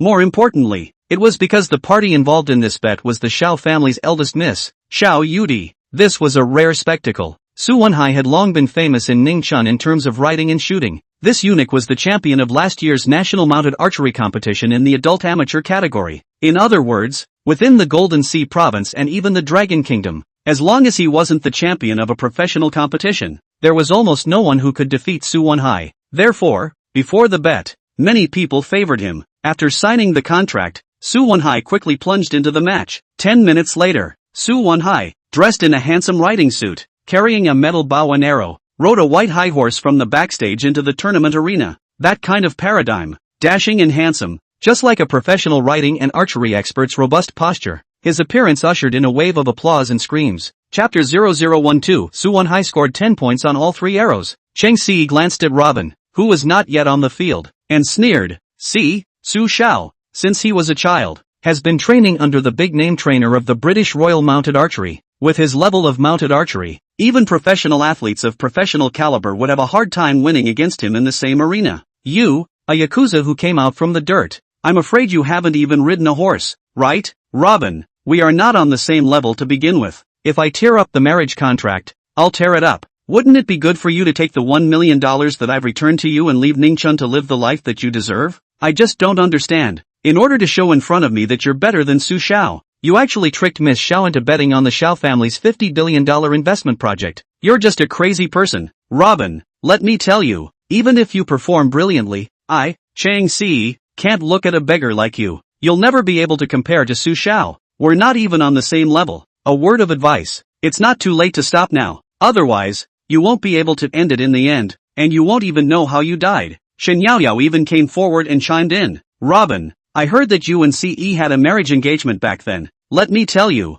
you're not in the same world as us, so don't push your way into this circle anymore. One has to be a little self-aware. Otherwise, one will make a fool of oneself. Though I don't know what connection you have with the Xiao family. Why would the Xiao family's eldest lady let you gamble with her $50 billion investment project like this? However, I can tell you that in case you play it wrong, the Xiao family will definitely not stop. Oh, Robin didn't want to nag with these two women and said in a cold voice, Chang Si, you're overthinking it. With your kind of posture, it's not enough for me to be brain dead enough to make any gestures to please you. You'd better think about how you're going to raise that $300 million after the match. At this moment, Su Wonhai, who was already on the field, was like a knight returning victorious, riding a white high horse as he skipped back and forth in the tournament field like he was spreading joy. Coupled with a group of people touting him, he had long forgotten that he had $300 million in bets before. Taking a look at Su Wonhai who was glowing on the field, and then taking a look at Robin who was still on the sidelines, Shen Yaoyao despised. Robin, this kind of nobleman's high-class sport, you've never played it at all. A word of warning, don't be impulsive anymore, otherwise, before the match starts, you'll be injured by the horse's leg, and that's not worth the loss. Chang Si and Shen Yaoyao's sneering voice instantly drew the attention of a group of people around them. Robin no longer cared about them and walked into the arena, glancing back at Chang Si and Shen Yaoyao. Yes, you guys are right. It's true that I haven't played this kind of low-level riding sport. However, I have played with real swords, bloody killings in the rain of gunfire. This kind of mounted archery sport in front of me is nothing more than a low-level childish game in my eyes. Saying that, he casually picked up a seemingly extremely hard alloy bow and arrow beside him, and gently exerted his arms, wanting to try its hardness and elasticity. The hard alloy bow and arrow was instantly folded into a pile of scrap metal. Robin shook his head and threw the pile of scrap iron in front of Chang Si's group of noble gentry. The sound of sneers came to an abrupt end as the crumpled alloy bow and arrow fell in front of them. Robin pointed his finger at them. Prepare $300 million.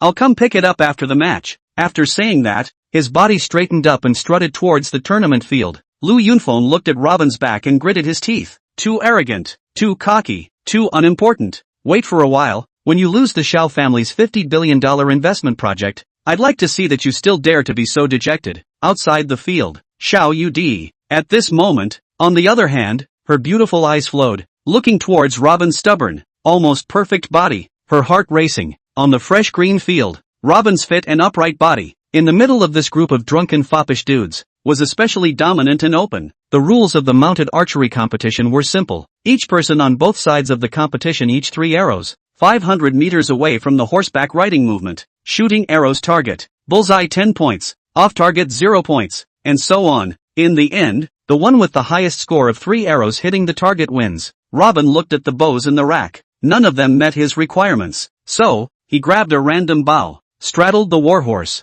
and prepared for the match. According to the draw, Su Wonhai competed first. After the gun was fired, Su Wonhai rode his high horse to the front in a lightning-fast gallop, causing the spectators outside the arena to cheer. It had to be said. Having been taught by the famous British royal riding and archery coach since he was a child, Su Wonhai's riding and archery kung fu was top-notch. Not only was his posture dashing, but he also worked extremely well with the white horse he rode. Such an appearance had become a dazzling sight. Drawing the bow, aiming and shooting, an arrow flew and whistled out. 500 meters away, Su Wonhai's arrow hit the bull's eye. 10 rings. Immediately after, in the wild gallop of the white horse, 2 arrows also hit the bull's eye. All 3 arrows hit the target. In this match, Su Wonhai completed a perfect grand slam. Chang Si, Shin Yaoyao and Lu Yunfeng cheered wildly in excitement when they saw such a result. It was a win. Young Su had won. They would no longer have to worry about the $300 million bet. What was even more surprising was that they would unexpectedly get the City East ecosystem project that the entire Ningchun business community's major giants wanted. And it's a $50 billion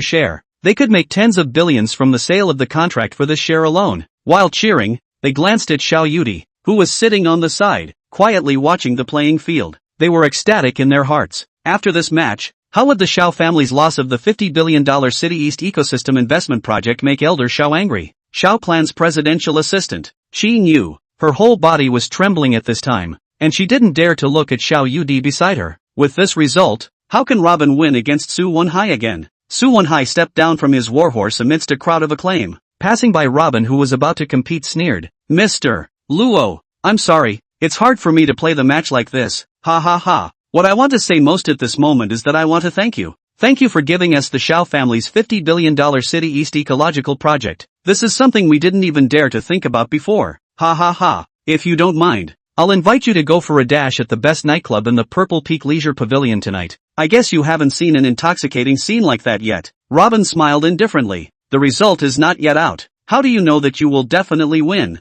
Before the words fell, Shin Yaoyao rushed forward and said contemptuously, "Are you blind? Young Su's 3 arrows are all grand slams, so what the hell are you going to win?" Chang Si couldn't stop shaking her head, all sarcasm in her eyes. "It's come to this. Robin, can you wake up a bit and save some face for yourself? Do you think it's fun to compete further, letting everyone watch you make a fool of yourself? Young Su has already made the match all about this, so what are you comparing it to? You don't know what you're doing." Su Wonhai deliberately stepped forward to stop. "Hey, the match is not yet over. Always let people lose convincingly. Ha, everyone be quiet for a moment. Let's take a look together." This master of writing and shooting who came out from the folk, the elegance of the field. Chapter 0013, Unarmed Archery. At this moment, Xiao Yudi in the viewing gallery was expressionless, coldly looking at the calm Robin in the field. Intuition told her that Robin was not the type of person to make rash decisions at will. Since he dared to take the Xiao family's $50 billion as a bet, he must have certainty, just like the darts he casually threw earlier. It was a hit. She believed that this man would definitely have an even more stunning performance, completely slapping Su Wonhai and Chang Si Stream in the face. At this moment, Robin didn't want to mouth off with them, rolled onto his horse, picked up a bow at random, and galloped away. In an instant, the momentum on the field suddenly erupted. Robin riding a date-red warhorse, if an arrow through the clouds, sharp and dazzling, sharp and bright. This asshole seems to have 2 tricks up his sleeve. Chang Si's eyes stared, and a trace of consternation flashed through her heart. Robin's aura of leaping his horse and running wildly was different from Su Wonhai's. The latter's performance had too many showmanship components, always making people feel that there was too much lipstick and academy air, and Robin's on-field heroism, so to speak, full of blood and wild. What made people resonate with it was that kind of blood-soaked passion and fighting spirit. This guy, it seems, like he has some ability. That fan, so manly and masculine. Shen Yaoyao held Chang Si's arm, her eyes twinkling with little stars. Chang Si gave her a glance. "Look at you, that colorful embryo like. Which bottom floor drudge isn't physically strong? Only a strong body, no mind, no cultivation, just a reckless one. Humph." Chang Si glanced at the flying Robin on the field and said in her heart, "I'm going to become a queenly woman like Lin Jingru. This kind of man who can't make it to the Hall of Fame and has a low IQ. How can I look at him?" Meanwhile, on the field, Robin had already entered the range area and raised his bow, ready to shoot. Only, when he pulled the bow full, this bow clicked and snapped into 2. Originally, the spectators outside the arena had a hint of goodwill and anticipation because of his majestic posture when he was on the field. Unexpectedly, the bow broke. A sound of ridicule rang out from outside the arena. Without a bow, how could one compete? Is it hard to shoot the arrow out with your bare hands? You're kidding. What kind of person has the strength to shoot an arrow from 500 meters away? At this moment, even Xiao Yudi, who had always been calm, stood up from her seat. Watching the moment Robin threw away the bow in his hand, her heart was suddenly filled with despair. Could it be that today, the Xiao family's $50 billion project in the City East ecosystem would really be lost? A wave of dizziness nearly caused her to fall. Xin Yu hurriedly supported her. Xiao Yudi slowly sat down, her eyes staring blankly into the arena. Just as the entire audience was laughing at Robin, the next scene stunned everyone. After Robin threw away his curved bow, he drew sharp arrows from the scabbard behind his back. With the most bullish and arrogant posture, he shot the 3 arrows towards the archery target 500 to 600 meters away. The originally playful audience instantly closed their mouths. Incredulously, they looked at this crazy move of Robin's. This bastard is playing fast and loose. He even wants to shoot the arrow target with his bare hands. Whimsical. Lu Yunfeng shook his head and sneered. Shen Yaoyao laughed playfully. What if someone shoots it? Lol. Su Wenhai sneered. If he has an arrow on target, I'll be the one crawling on the ground. Ha ha ha. Ah. Before Su Wenhai's words fell, the entire room was as quiet as dead silence after a scream. Sure enough, the 3 arrows all hit the bullseye, a distance of 500 to 600 meters, shooting while moving on horseback. Unarmed shooting center of the bullseye. This is an illusion, right? Immediately afterward, the entire arena boiled over. The originally intact archery target, from the bullseye shot by a sharp arrow, slowly exploded in scattered pieces all over the place. Such force and accuracy, terrifying as it was, shook the entire arena. Who won and who lost in this match was immediately decided. Xiao Yudi, who was originally in the midst of despair, had crystallized tears glistening at the corners of her eyes. Mr. Xiao, we won! We won! Xin Yu's face was filled with tears of excitement, cheering and jumping non-stop. After Xiao Yudi calmed her excitement a little, she angrily blanked her. How could we lose? Robin will never lose. Saying that, those crystal beautiful eyes flashed with a hint of a proud smile. This kind of archery doesn't count. Obviously, he used a bow and arrow in the competition, but he shot arrows with his bare hands. What is this? We won this match. Su Wenhai howled loudly in annoyance, almost hoarse. Everyone in the audience threw contemptuous glances at him. Lu Yunfeng glanced at him. Alright, Wenhai, a loss is a loss. People can shoot arrows into the bullseye with their bare hands at 500 or 600 meters. Why do they need a bow and arrow? This is the rules of the competition. How can it be a real competition without a bow and arrow? How can it reflect archery skills? Lu Yun heard these words and at the moment, he wanted to drill a hole in the ground. His Lu family was considered a first-class family in Ningchun, and he had a reputation. For a bet of 300 million yuan, Su Wenhai had said such unseemly words. He felt like he was in a group with this kind of person. Both were a disgrace. Su Wenhai didn't listen to Lu Yunfeng's block and rushed to the referee. I'm not convinced. He didn't use a bow and arrow in this match, but shot 3 sharp arrows with his bare hands, despite hitting the bullseye, which had never been done before. Shen Yaoyao glanced at her mouth and whispered to Cheng Si, does young Su still need some face? If this continues, our faces will be disgraced by him. Cheng Si's eyes rolled. What Young Su said is not without reason. After all, this is an archery competition, not an unarmed archery competition. Without using a bow and hitting the bullseye, how can you count it as a win? Shen Yaoyao didn't expect Cheng Si to say such words as well, and was speechless. Just as Su Wenhai was tangling with the referee, Robin walked up to him from the competition field. Not convinced, right? Not convinced. I'll give you an even more shocking one, said Robin, casually picking up a large ox horn bow on the bow rack. This bow was not a light intense bow designed by modern technology. Rather, it was a powerful ox horn bow that could only be drawn by an ancient Hercules. Without the strength of 1,000 pounds, it could not be drawn. This ox horn bow was placed on the riding and shooting range of Purple Peak Leisure, and so far, no one has been able to pull it open. Robin was actually going to use this bow? Everyone in the audience held their breath when Robin picked up this ox horn great bow. What was this bastard going to do? Could it be that he was going to use the ox horn great bow to do another archery competition? This ox horn bow had the strength of 1,000 pounds. Whether or not it could be pulled back was still an unknown. What was even more unbelievable was that he actually took out 3 sharp arrows and put them on the bow. 3 arrows in one bow? And, to start shooting right here, you guys open the moving target. Robin looked at the archery target 2,000 meters away in front of him and said indifferently, 1,000-pound ox horn bow with 3 sharp arrows, shooting 2,000 meters away. And a moving target? Play it? The staff of the recreational arena was already numb at this moment. Also unwilling to talk more nonsense, directly took out the walkie-talkie and opened the moving target. Squeak squeak. Robin began to pull the big bow of the ox horn. Chapter 0014, kneel down and call me grandpa 3 times. This large bow with the strength of 1,000 pounds was literally pulled into the shape of a full moon by him.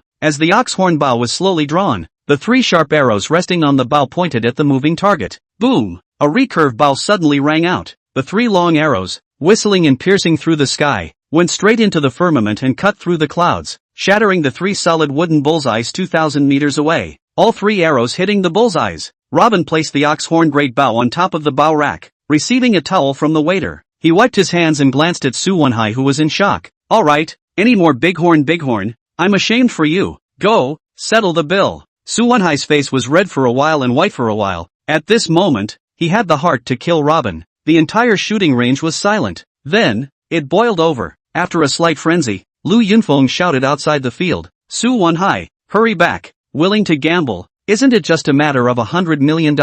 Su Wonhai's heart was dripping blood. $100 million. The key was that his Su family couldn't take it out right now. Only he himself knows. The Su family, despite its reputation. In fact, the internal has been extremely empty, especially in the second half of last year. After the 2 business failures in Jiangnan, the Su family's capital chain is basically on the verge of breaking. Where else could it afford to pay up another $100 million in gambling money? At first, he only wanted to humiliate Robin. I didn't realize that the bet had put him in such an embarrassing situation. It also made him have to pay off $100 million in bets. He couldn't answer Lu Yunfeng's shouts outside the arena. He could only think quickly about how to deal with the next problem. The Purple Peak Leisure Club was no ordinary place. Everyone in Ningchuan knew that Lin Jingru, a woman with ruthless methods, would never allow anyone to break the rules on her turf. Seeing Su Wonhai standing there unwilling to leave, the referee of the archery field said in a cold voice, Mr. Su, the winner and loser of this match is already very clear. Please go outside the arena and cash in your bets. Don't make things difficult for us. Otherwise, we will immediately report the contract of this bet to General Manager Lin. And at that point, it won't be a matter of $100 million.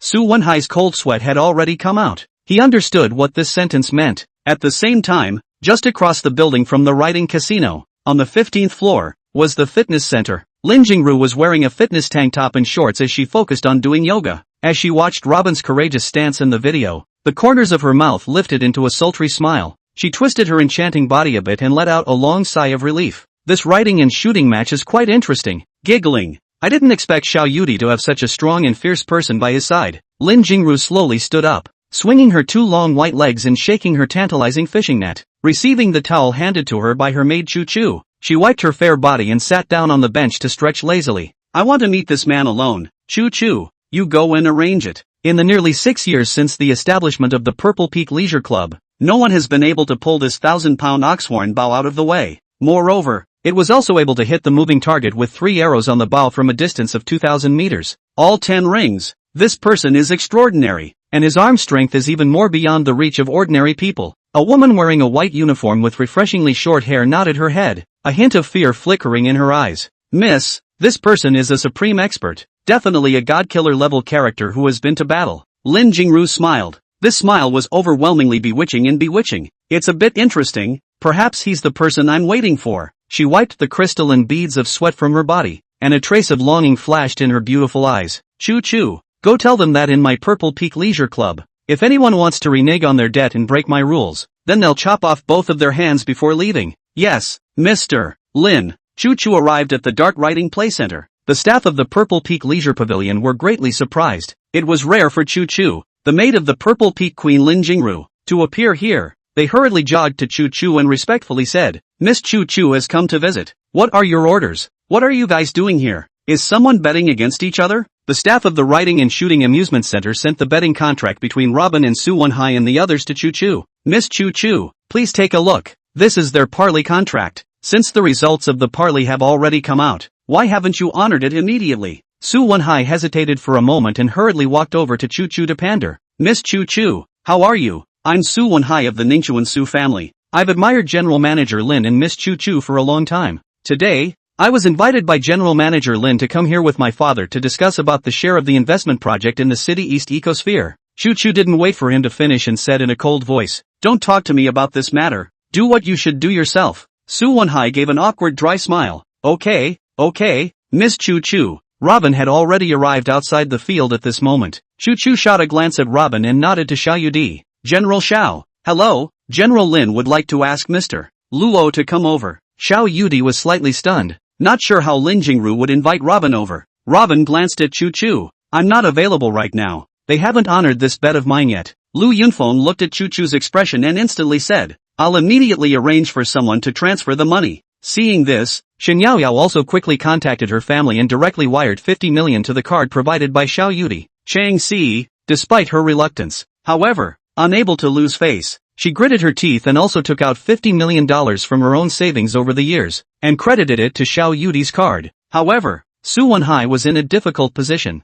Only he himself knew that he could not take out 100 million from his home to honor this bet no matter what. Grand Duke Su is just missing you. Do you want to renege on your debt? Robin sneered. Chang Si saw that Su Wenhai was still inking away and said unhappily, Young Master Su, what's wrong with you? Hurry up and give him the money. Let's go. People like him, where have they seen so much money? Can't you see? He's in a hurry to get it. Robin deflated. If Mr. Su really can't come up with a bet of 100 million, I can offer you a method. What method? A light flashed in Su Wenhai's eyes. Robin sneered. Kneel down and call me Grandpa 3 times, and the $100 million bet will be waived. Chapter 0015, Can this kind of gambling count? The atmosphere in the writing center of the Purple Peak Leisure Club instantly dropped to freezing point, even though $100 million wasn't a small amount. However, for the Su clan group, which was among the second echelon of the Ningchun business world, it wasn't a difficult task at all. Wasn't Robin's statement too arrogant? Everyone's gazes coalesced on Su Wenhai's body. According to Su Wenhai's persona in Ningchun's upper class circle, he should have directly smashed $100 million on Robin's face at this moment. However, Su Wenhai did not make a move of anger and dislike as envisioned by the crowd. Rather,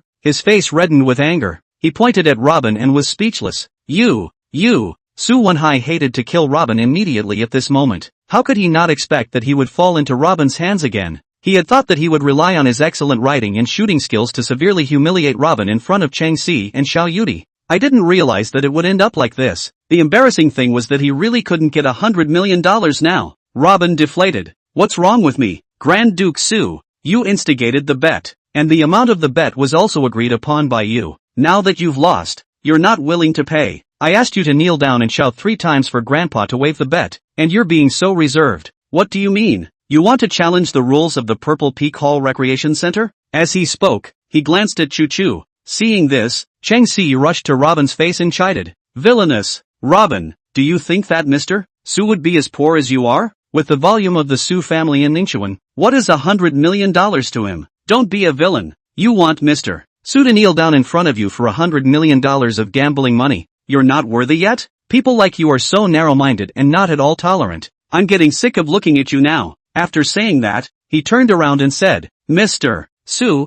give him the money. This kind of person who hasn't seen money in 8 lifetimes, which see $100 million, too lazy to bother with him more. At this moment, Shen Yaoyao saw a clue. Su Wenhai's hesitation at the moment was obviously due to the 100 million in gambling money. Rumor had it that the Su family's business was currently in the red. Could it be that they really couldn't get $100 million?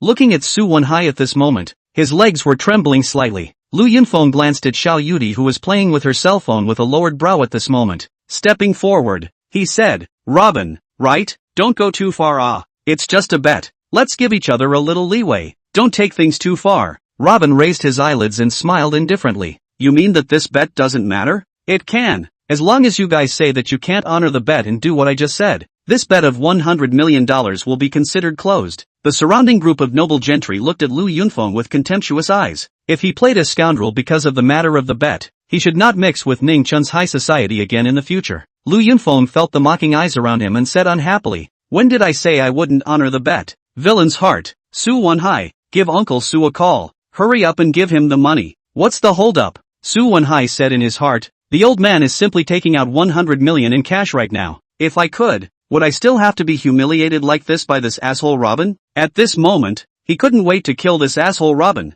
However, the Su family's current predicament could never be exposed. Otherwise, it's not a matter of $100 million, but rather, the fate of the Su family's future. Today is a crucial day for the Su family. As long as you can successfully sign the contract for the City East Ecosphere Investment and Development Program, the Su family can instantly resolve the crisis of the serious break in the capital chain. Su Wenhai endured this bad breath and spoke. Robin, $100 million is nothing at all to me. Mr. Xiao is also clear that with our Su family's volume in Ningchuan, we will never disown this 100 million either. In this case, tomorrow, before 12 noon tomorrow, I will punctually credit $100 million to your designated card. Chang Si and Lu Yunfeng were instantly stunned. Su Wenhai actually said such falling words? Shen Yaoyao, on the other hand, secretly shook her head. It seemed that the rumor that Su Group's financial chain was broken was already an indisputable fact. Otherwise, Su Wenhai would never have said such embarrassing words on such an occasion. Impossible, Robin said without expression.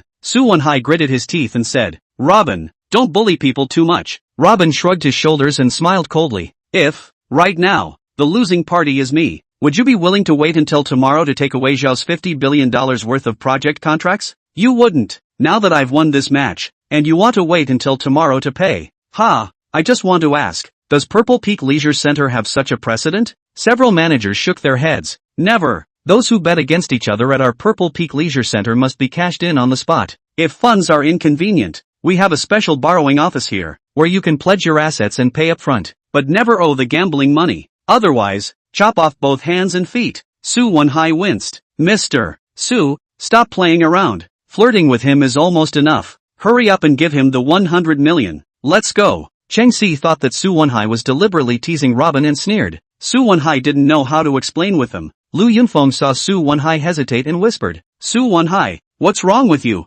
Hurry up and call Uncle Su and ask him to call you over with $100 million. Can't you? Su Wenhai gritted his teeth and picked up his cell phone. Walking to the side. Dad, where are you? Wenhai, I'm now at the lobby of the Purple Peak Leisure Center. What is it? I need $100 million right now. What?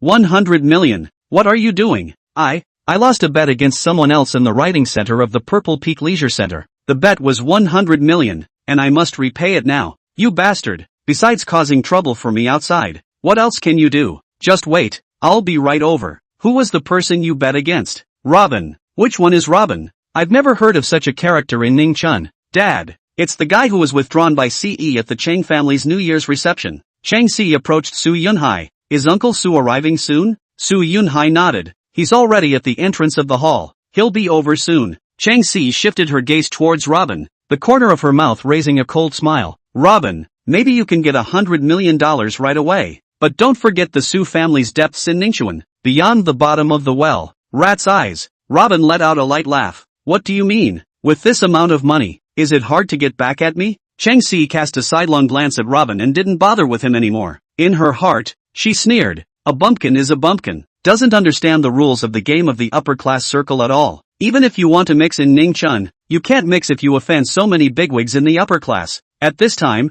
Su Rundong, accompanied by 4 brawny bodyguards, huffed and puffed as he walked up to Su Wenhai. What's going on? Su Wenhai trembled and said, Dad, I lost $100 million betting on writing shot with Robin. Bastard, a child's game of playing house. Can this kind of gambling still count? My Su family disowns it. Go, follow me. It's simply nonsense. With that, he grabbed Su Wenhai's hand and was about to leave. Wait, Chu Chu stepped forward and blocked in front of him. This is Mr. Su of the Su Group, right? Oh, it's Miss Chu Chu. I'm sorry, I didn't notice just now that Miss Chu Chu is also here. Disrespectful, disrespectful, disrespectful, disrespectful, disrespectful, disrespectful, disrespectful, disrespectful, disrespectful, disrespect. Su Rundong squeezed out a smile on his face and nodded his head. The rebellious son is unintelligent and has caused trouble for you. Please forgive Miss Chu Chu. I will take him away now. Chu Chu smiled indifferently and said, then please also, Mr. Su, pay the $100 million bet first before you can leave. What $100 million bet? The corners of Su Rundong's mouth twitched, feigning confusion. It's just some child's game. Let's talk about it later. Chu Chu remained expressionless as she said, those who come to Purple Peak to play are some games that children play. However, the rules are no joke. Doesn't Chief Su know the rules of the Purple Peak Leisure Center? Su Rundong frowned. Of course he was clear about the rules of the Purple Peak Leisure Center's parley. It was just a matter of trying to act confused and drag his son out of here. Today, I was invited by Mr. Lin and Mr. Chen to come and discuss the investment and cooperation of the City East Ecosphere. If I'm late and Mr. Lin and Mr. Chen are to blame, I'm afraid this is something that Miss Chu Chu can't afford. Chapter 0016, Living Yama. Chu Chu said in a cold voice, if the rules of the Purple Peak are broken, I'm afraid that some people will be even more burdened. The corner of Su Rundong's mouth twitched as his eyes sized up the cold and arrogant Chu Chu. For a while, there was a dilemma. Robin looked at the father and son with interest and let out a light laugh. Su Wenhai, there's no need to pretend like this, or kneel down and call me grandpa 3 times. I don't want this $100 million. Bastard, do you want to seek death? Su Rundong furiously pointed at Robin. The 4 bodyguards behind him made a stance to strike at any time. Robin raised his eyes and looked at Su Rundong. You mean make a move? I think it's better to forget about it. To make a move, these few men of yours, they are not enough. What's more, striking out to beat someone for the sake of reneging on a debt, it's not good to spread the word. The best way is to either let your son pay quickly, or kneel down and call me grandpa 3 times, and this matter will be over. How dare you? Su Rundong's face chilled as the 4 bodyguards beside him rushed towards Robin. Xiao Yudi took a step forward and said in a cold voice, Mr. Su, your son doesn't know any better. Do you not know the rules either? Su Rundong frowned slightly and raised his eyes to Xiao Yudi. Mr. Xiao, what do you mean by this? This bet was instigated by your son, Su Wenhai. At the beginning of the bet, I bet Zhao's City East ecosystem project worth $50 billion, and their bet was only $300 million.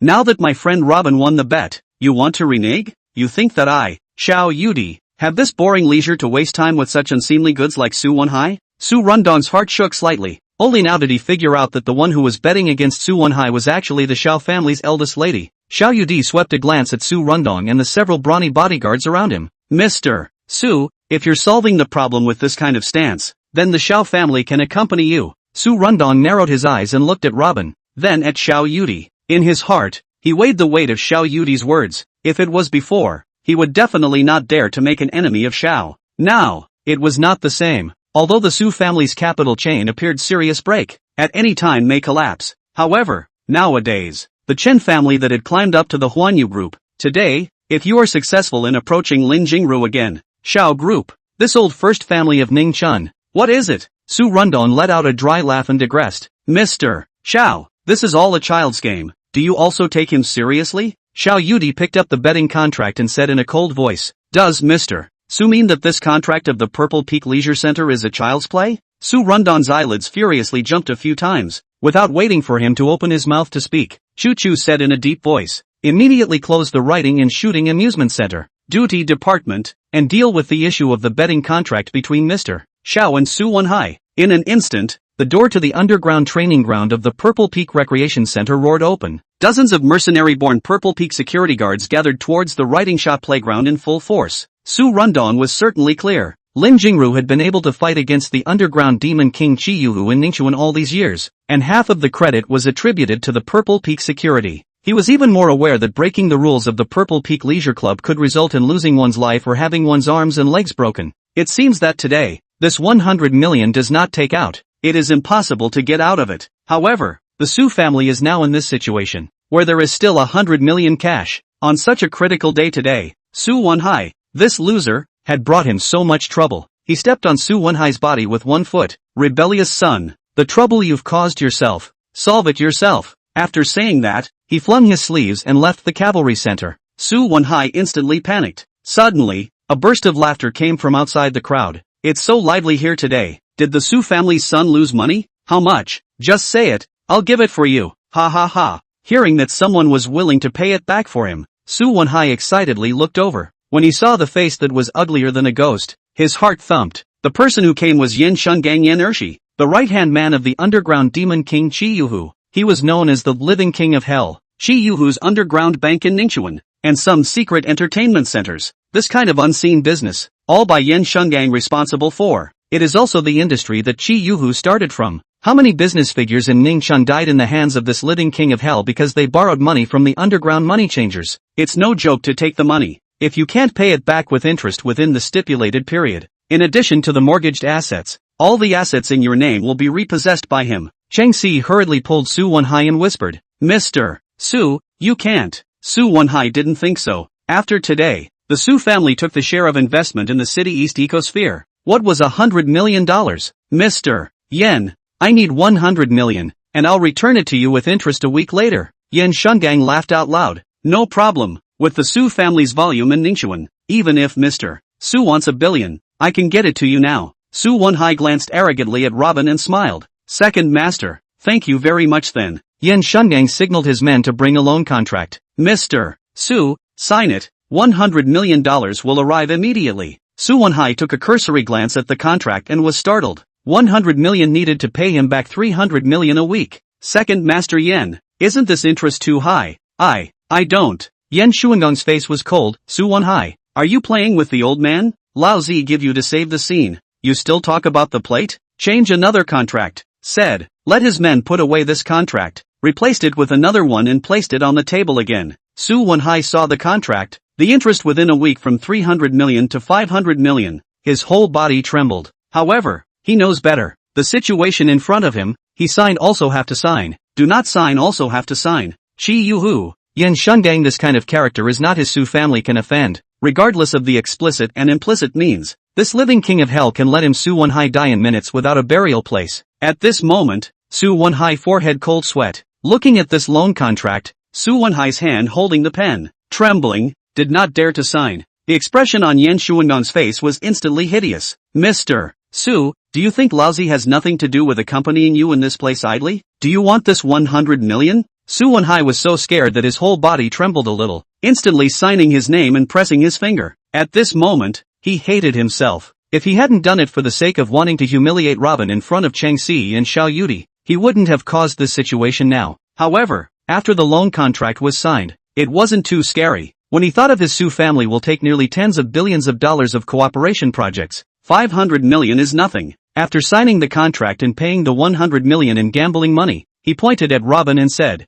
"You wait, I won't stop there." Robin shrugged his shoulders. "Next time, I'm afraid you won't have the chance." Yan Shungang raised his eyes to look at Xiao Yudi and walked up to her, with his eyes surveying her body. He smiled wistfully. "Mr. Xiao, it's rare that I get to meet you. Ha ha ha. I'll invite you to the second floor cafe for a cup of coffee. Let's communicate in depth." Ah ha ha ha ha. Xiao Yudi ignored Yan Shungang and turned to Robin. "Let's go. Let's take a look at the front." Yan Shuandong's face instantly went cold. "Mr. Xiao, are you really not giving me face?" Xiao Yudi said without expression. "Who are you? Why should I give you face? Go away." Saying that, she turned around and walked away. Behind her, a crowd of onlookers saw such a scene and looked at the back of the Xiao family's eldest miss in astonishment. In Ningchun, the one who dared to talk to this king of the living hell like this, apart from Lin Jingru, there was no second one to be found. It was said that Xiao Tianlong was also unwilling to easily get tough with him. Xiao Yudi actually dared to talk to him like this? However, thinking about it, it was also true. The eldest miss of the Xiao family, with this kind of status and aura, how could she possibly agree to have coffee with living Yen, the leader of the gangsters? Yan Shungang looked at Xiao Yudi's back and said in a cold voice, "You stop. What do you have to be condescending? Once your clothes are off, what's the difference between you and the princesses of our nightclub?" Ha ha ha. Yan Shun just said that, and with a group of men, laughed evilly. Xiao Yudi steeply stopped, slowly turned around, and slapped Yan Shungang's face. Asterisk asterisk asterisk asterisk. Yan Shuandong's face chilled. "Stinking cousin, do you think I don't dare to hit you?" Raising his thick black hand against Xiao Yudi's fair and delicate face, he struck over. Chapter 0017, Do I need to know who you are to hit you? The moment living Yan King Yan Shuandong's big hand struck Xiao Yudi, the crowd of players at the Purple Peak Leisure Club let out a scream. Many of them turned around, unable to bear to watch any longer. Splat! A loud slap suddenly rang out in the silent riding entertainment center. Yan Shuandong's entire body flew out backwards in the air. It wasn't until he flew 3 or 4 meters away that he landed heavily on the ground.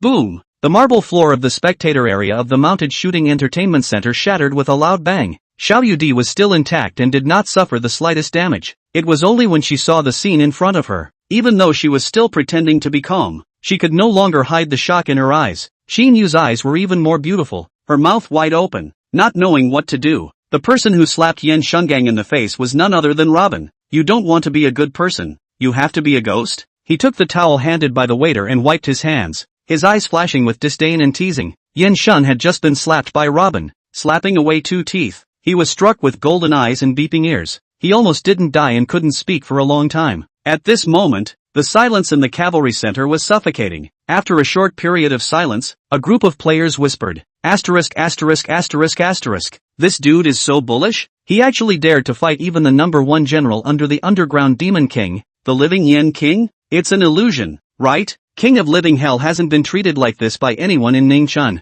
This kid is too arrogant. I'm afraid he'll go out sideways today." Chang Si, who was not far away, was first shocked as she watched the scene. Immediately afterward, a touch of mockery raised on her face. "Humph, Robin, you think that with the Xiao family's shelter, you dare to call the shots of the underground demon king, Master Tiger's men? To hell with it." Su Wenhai even had a gloating look on his face. Shen Yaoyao could no longer believe what had just happened. However, She was very appreciative of the fact that Robin dared to fight even the king of living hell in order to protect Xiao Yudi. It didn't matter if this behavior of Robin was too reckless or not. However, at least this man's courage was commendable. There was a slight fluctuation in the heart's feeling towards Robin. Do you know who Lousy is? How dare you make a move with me? Today I will let you go out horizontally. Yan Shun has just been helped up by 2 minions, wiping the blood stains on his mouth and said fiercely. Robin raised his eyelids to look at Yan Shungang. Do I need to know who you are to beat you? Mouth cannon then. Good. You kid has guts. You're dead. Yan Shungang furiously pointed at Robin and roared. At this moment, Xiao Yudi's eyes flickered, her mind quickly thinking about how to solve the problem at hand. Coming to the Purple Peak Leisure Pavilion today, the 4 families met in order to discuss the issue of not crossing the line regarding investment projects. It was Chi Yuhu's investment project with which the friction and investment conflict had occurred. Among them, the investment area under Zhao's jurisdiction. When the contract was first signed, the 4 parties had already agreed to franchise shopping malls, children's play centers and leisure resorts, as well as high-end villa development and other businesses. Around this project area, the original Huan Yu Group Chen family's project, previously agreed, the eastern part of the villa area, the southern part of the civil commodity buildings and schools and hospitals and superstores, the northern part of the western part of the business building and investment in large markets. However, Chi Yuhu has privately traded with the Chen family to buy the investment contract in the southern area. Surprisingly, in this area plans to invest in nightclubs, bars and some gaming projects, and the surrounding residential and schools and children's play centers out of place. Xiao Yudi sent people to negotiate many times, but Chi Yuhu ignored them. It is only today that it is prepared to continue consultations with the 4 investors at their parliament. Originally, the consultation in this situation, it is difficult to reach consensus. Now there is also a conflict with his subordinate, the king of living hell. It seemed that this consultation today was already meaningless. Moreover, if this matter was not handled well, the Xiao family would tear their faces apart with Chi Yuhu. Since this was the case, Xiao Yudi no longer had any hope for today's negotiation. Taking a step forward, she blocked in front of Robin. Yan Shungang, this matter has nothing to do with him. Any anger you have can be directed at the Xiao family. My Xiao family is waiting. Robin smiled coldly and shook his head. He couldn't even look at goods like Yan Shunkong. In addition to the fox-fake tiger's mouth, that's the point of energy. When he encountered a ruthless character, he immediately knelt down and begged for forgiveness. Compared to Robin, Yan Shungang could only be considered an ant. Who is this guy? Miss Xiao actually defended him? Despite the Xiao family's large size, however, when it comes to Jianghu tactics, it's still inferior to the underground demon king, Master Tiger and these people. After hitting the king of living hell, even with the Xiao family's protection today, it's hard to survive. That Master Tiger is a truly ruthless character. Robin looked at Xiao Yudi who was blocking in front of him, smelling the nice fragrance of her body. His mood was very good, although he had saved Xiao Yudi and the Xiao family's life. However, under these circumstances, to still be able to take refuge in the name of the Xiao family for it, is indeed sentimental and righteous. In addition, the previous bet with Su Wenhai and others, he casually said to Xiao family 50 billion project as a bet. Xiao Yudi is also not the slightest hesitation. Full of promise, Xiao family is really a promise of 1,000 pieces of gold. He Robin from a young age in the mouth of the knife, blood in the mixing, most like with sentimental and righteous people to socialize. Well, idleness is also idleness, just mix with this pool of muddy water. Yan Shun was just still chattering and cursing when Robin had already arrived in front of him. Without waiting for anyone to react, Robin grabbed Yan Shuangong's neck and lifted him until his feet were off the ground. Swinging his other hand, he crackled and whipped. From afar, Cheng Si tightly grasped Su Wenhai's arm, her heart beating violently and furiously. Could it be that this bastard is so desperate just to perform in front of me? Ha! Robin, even if you put on a show, Cheng Si, can't look at a reckless person like you with no emotional intelligence. Shen Yao Yao beside her, on the other hand, tightly grasped her lapel to alleviate the shock within her heart. After Robin slapped Yan Shungang a few times, he felt bored and directly threw it on the ground. Yan Shungang, a cadre of henchmen, also do not dare to act rashly, curled up on the ground, slowed down for a while. Yan Shun just came back to God. Look at the ground was knocked out a few teeth. Hideous roar, you're finished, you're finished. Robin took the towel handed by the waiter and shrugged his shoulders. I don't care how, you're invisible. Now, go ahead and call someone. I'll wait here. Chu Chu, who had been watching with cold eyes, saw Robin in such an open stance. A hint of playfulness flashed in her eyes. Not only could this fellow fight, but also, he could cause trouble. Letting Yan Shun Kong call someone? Wasn't that telling everyone that he didn't even have underground demon king Chi Yuhu in his sights? This was a provocation to Chi Yuhu Chilolo. Xiao Yudi, on the other hand, Her beautiful eyes rotated, looking at Robin's eyes, with an additional appreciation. That night, saving her from the guns of 4 desperate robbers, the shocking scene of that knife sealing her throat was still fresh in her mind. Good. You wait. You'll know what it means to regret for the rest of your life. Yan Shungang endured the pain, picked up the phone and dialed out directly. Su Wenhai and the others in the distance really wanted to cheer and jump for joy at this moment. This bastard is considered to have kicked the iron plate today. He doesn't even know it when he's dead. I guess he's mostly brainwashed. Chang Si couldn't stop shaking her head. Her eyes were full of sarcasm and contempt. Alas, maybe it's because I tore up the marriage contract and stimulated him, hurting his poor man's self-esteem. Doing so is nothing more than trying to prove himself to me in front of me. The courage of a piker. Lu Yunfeng deflated, knowing that it's the underground Demon King's people. He dares to be this arrogant, so I guess he's dead. Master Tiger's gang. They got their start with this kind of tactics. In Ningxuan, apart from MS Lin from Purple Peak International, there's really no one who dares to do this with him. Today, I'm afraid that even the Shao family is involved. Alas, it can really cause trouble. At this moment, Yan Shungang had already picked up Chiyuhu's phone and added to the conversation. Master Tiger, I was beaten up. This kid even said that if you dare to come out, he will even beat you up. Is that so? Chiyuhu's disdainful voice came from the other end of the phone. What kind of honored god from what kind of background? To come to Ningchun and be so ignorant of the rules? Alright, you tell him that I'll be at Zifeng in a while. Oh yeah, give MS Lin a greeting. Today Master Tiger, I'm going to take care of something at her place. It's been a long time since I've seen blood. I'd like to see how many lives he has that he dares to pluck my Master Tiger's whiskers in Ningchun's land. Chapter 0018 Master Tiger. Yan Shun just finished the phone call, raised his eyes to look at Robin, and burst out a hideous cold smile. At this moment, Robin was all but a corpse in his eyes. Chi Yuhu's fire was successfully provoked by him. This underground demon king of Ningchun was going to personally come over to deal with this matter. Everyone in the Devil King's cave was well aware that Master Tiger hadn't personally come down to deal with this kind of dirty work for years. The consequences of his arrival could be imagined. Yan Shun Kong gave a gloomy laugh. Master Tiger said that he will be here soon. Kid, today you've already lived to see the end of your days. What else do you have to explain? Say a few words while you're here. Wait until Master Tiger arrives. You won't have a chance. Xiao Yudi's heart trembled slightly when she heard Yan Shuangang's words. What Robin had done had indeed touched Chi Yuhu's bottom line. Chi Yuhu's kind of gray area characters were ruthless. The way to deal with the world. Using black means. Zhao's such a bright family. Generally speaking, they will try not to go head to head with them. Because, even though the Xiao group is the oldest and #1 family presence in Ningxuan, in the face of a ruthless person like Chi Yuhu with a black belly and hot hands, once there is a conflict with it, even if there wouldn't be any major harm in a short period of time, there would still be a great deal of damage to their vitality. Now, Robin had beaten the first general under Chi Yuhu, the living Yan King, in public. It was like a slap in the face of the Demon King's cave. Chi Yuhu did not personally deal with Robin. His face must not be able to pass. Now she can only move out grandfather Xiao Tianlong to come and deal with it. Perhaps it may still be possible to ease a step, trying to bring this matter as far as possible, to resolve it by negotiation.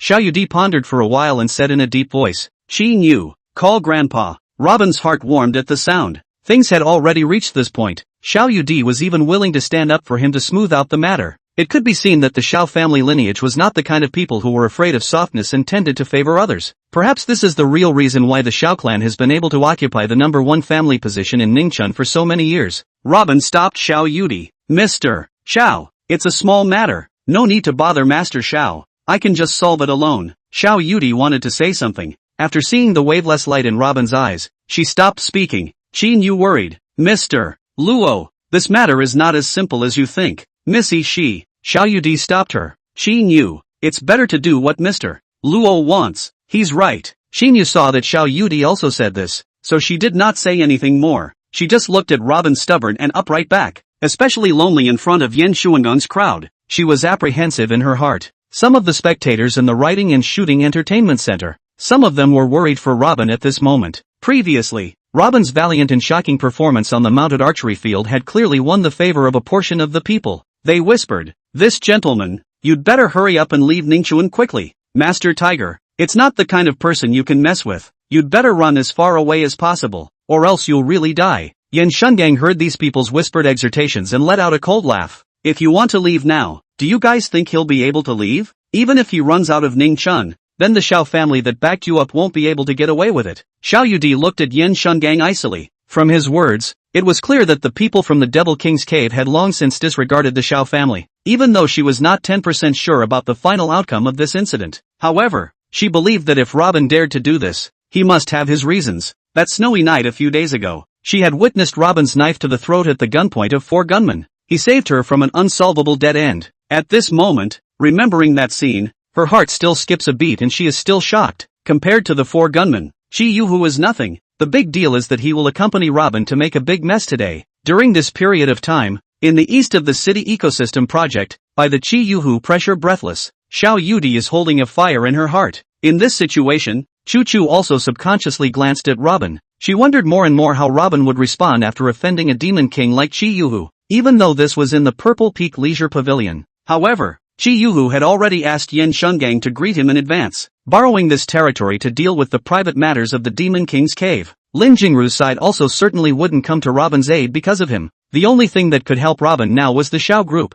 If, in this way, the two major forces really collided, then, Ning Chun's power pattern would also undergo a huge change. At the same time, Chang Si, who was watching from afar, saw that the situation was escalating further, and the corner of her mouth raised a sneer. This Robin fellow is in big trouble today. Humph, a reckless person is a reckless person. He would never understand that in this world, there were many people that he simply couldn't afford to mess with. A character like Chi Yu-hu was born to be a devil. To move his bottom line, wouldn't that be his own death? At her side there was another pair of eyes with a complex expression that was watching the further development of the situation with surprise. She was Chang Si's best friend, Shen Yao Yao. With the events having developed to this extent, she seemed to have an expectation for Robin. Looking at Robin, who looked indifferent, her beautiful eyes were glowing and she suddenly had a feeling that her heart was beating faster. She was looking forward to what kind of scene that would leave her in awe after Chi Yu-hu arrived. At this time, there was a commotion outside the doors of the cavalry center. When she raised her eyes to look, it was black and pressurized. More than 100 burly black-clothed men with short swords walked in from outside.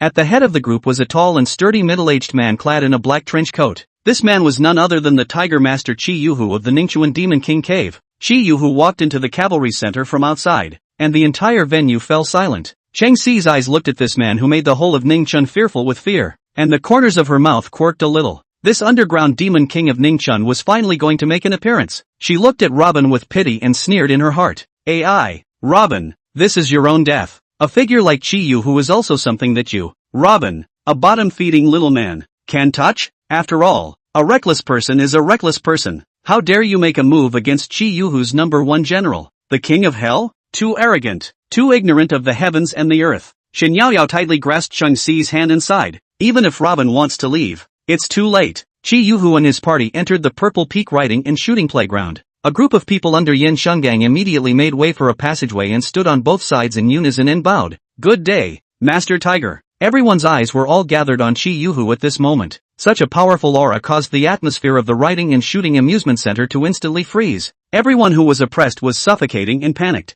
Master Tiger, it's this kid that beat me up like this, Yen Shun-kong said as he lit a cigar for Chi Yu-hu, pointing fiercely at Robin. Without waiting for Chi Yu-hu to open his mouth, Xiao Yudi stepped forward. Mr. Chi, before you deal with this matter, I would like to make a statement first. My friend had a conflict with your man Mr. Yen, and there was a reason for what happened. Chi Yu-hu exhaled a wisp of smoke and said in a cold voice, Mr. Xiao, it's best for you to stay out of this matter. As for the person who hit me, for what reason, I simply don't want to know. I don't care what his reasons are. As long as he hit my man, he will die here today. Xiao Yudi frowned slightly. Mr. Chi, do you handle things regardless of right or wrong? Chi Yu-hu cast a sidelong glance at Xiao Yudi. It's never right or wrong with me. If you dare to beat up my Demon King Cave's man, then he deserves to die. Yen Shungang watched his boss being this domineering and looked at Xiao Yudi and Robin in triumph. This Tiger Master's usual style. His own men were beaten up. No matter what your reasons were, then he had to do you.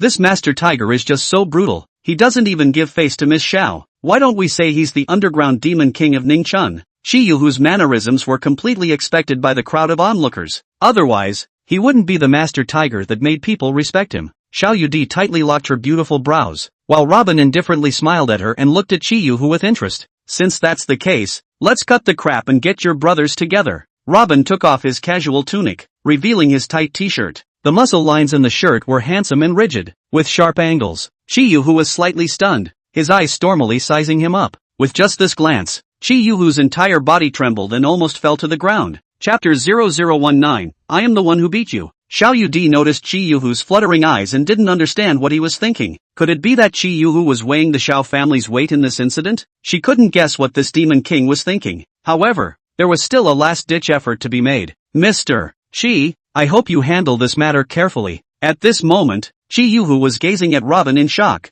apparently not hearing Xiao Yudi's voice. Robin, however, looked at Chi Yuhu with a smile on his face, waiting for his next move. Behind Chi Yuhu, more than 100 killers with short swords were also in the posture of rushing up to kill Robin at any time. A one-sided sadistic killing was about to happen. However, Chi Yuhu did not make any moves. His eyes had been staring at the less than half-a-foot dragon thorn at Robin's waist. A golden light flashed across the strangely colored outer sheath of the dragon spike in an instant, although it was only a short moment. However, Chi Yuhu clearly saw that the golden light was none other than the legendary golden swimming dragon. Chi Yuhu had a moment of vertigo. A week ago, several assassins from the World Darknet Assassin Organization had suddenly visited his Demon King's cave. This had shocked him greatly. It was rumored that once one was targeted by the unpredictable Darknet organization, they were not far from death. Chi Yuhu understood that although the Devil King's cave could cover the sky in the gray area of Ningchun, however, in front of the Darknet, which could dominate dark organizations around the world, he was nothing. The 4 Darknet assassins warned him that the Dark Queen's most honored guest, young Master Golden Dragon, had already arrived in Ningchuan. If there was a need, his Demon King's cave would be called upon at any time. Now Chi Yuhu saw the dragon spike hanging from Robin's waist, as well as the golden swimming dragon that appeared and disappeared.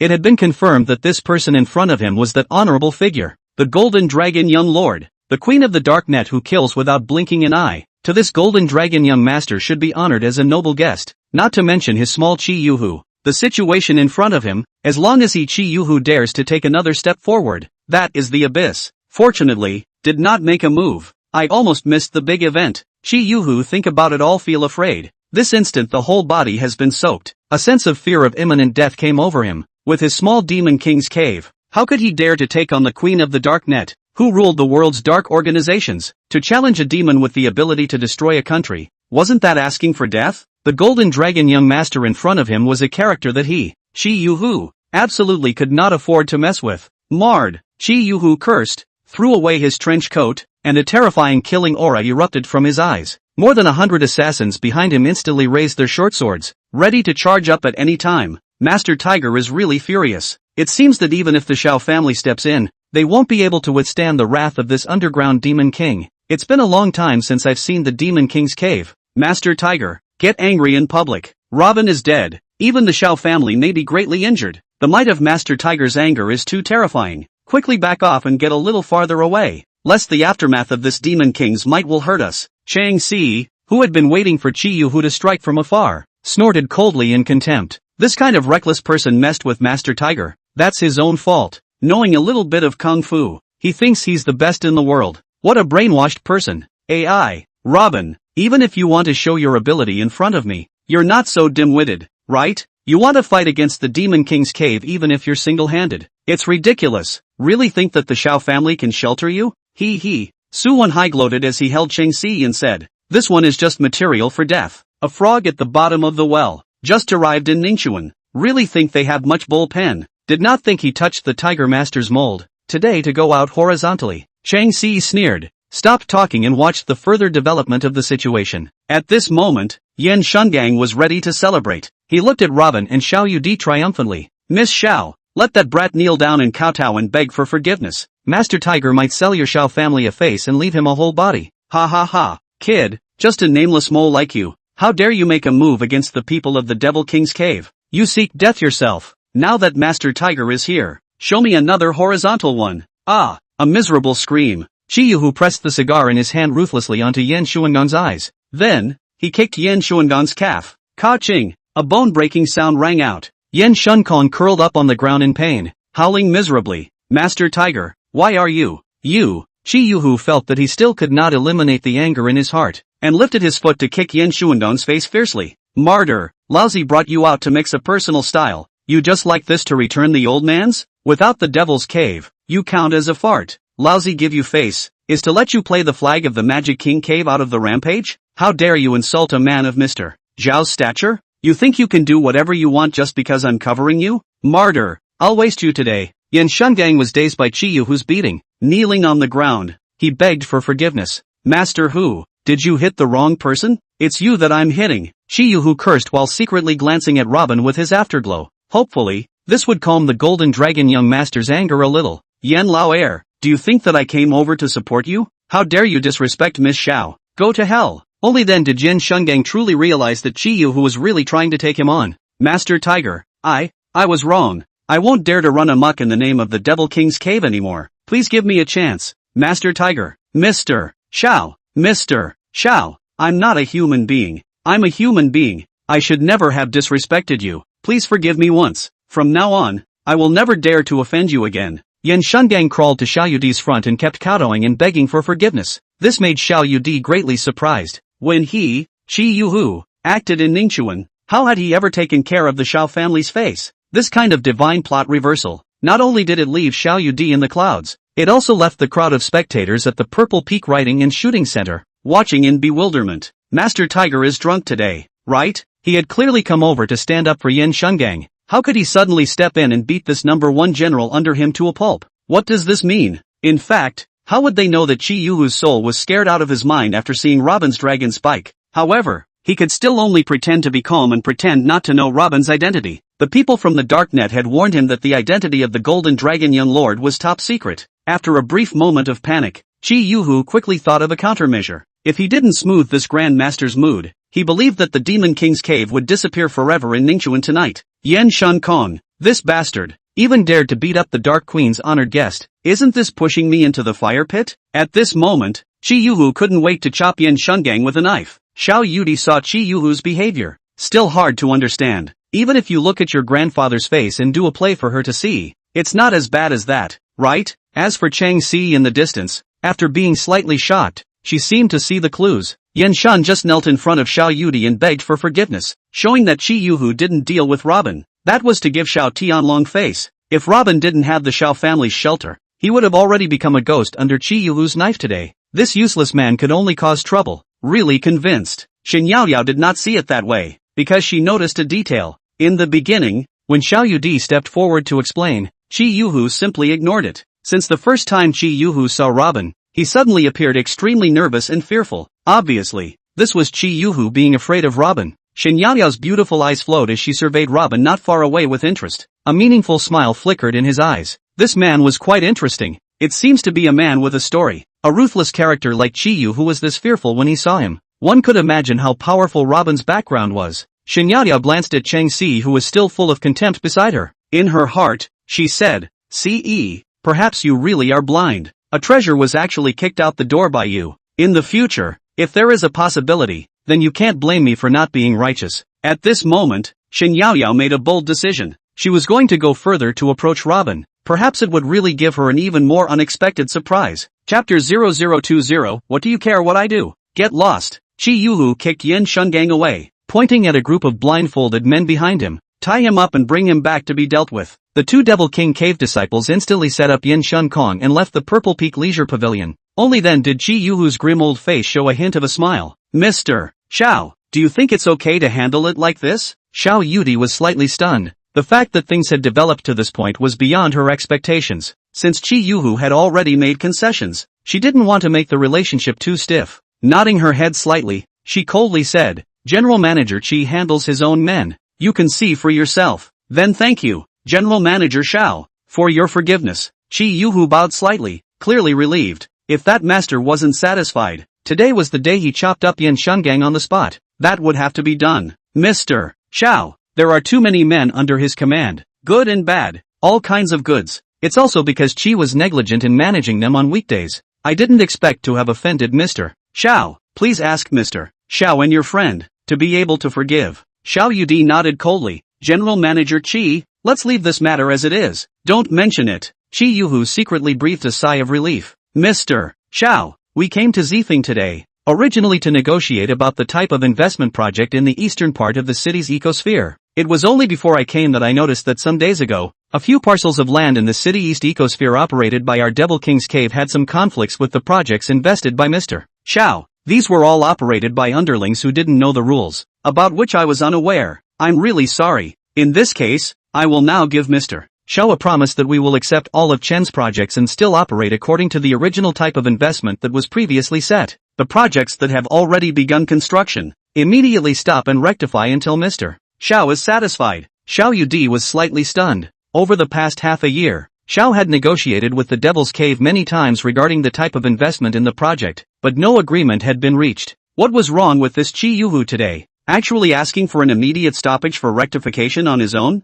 Mr. Xiao, today my men have offended you and your friends. In order to express my apologies, I will hand over the southern area of the city east ecosphere that I just took over to Mr. Xiao for no compensation. Xiao Yudi was even more surprised when she heard this. The project in the southern region was worth billions of dollars. It was said that Chi Yuhu had spent a tremendous amount of money to take it from Huanyu Group. He actually gave it to Xiao for free as compensation for Yin Shunkong's matter? This was a bit too expensive. Xiao Yudi thought that Xiao Clan didn't have such a heavy weight in front of Chi Yuhu. Could it be that Chi Yuhu had other plans for Xiao Clan? Mr. Xi, I can accept that the investment project in the city east ecosphere will continue to be rectified according to the original plan. As for the southern region investment and development project you mentioned, sending it to Xiao without compensation is too expensive. I think it's better to forget about it. Chi Yuhu hurriedly said. Mr. Xiao, Mr. Chi is by no means joking. Please rest assured. What I said about gratuitous is gratuitous. Absolutely without any conditions.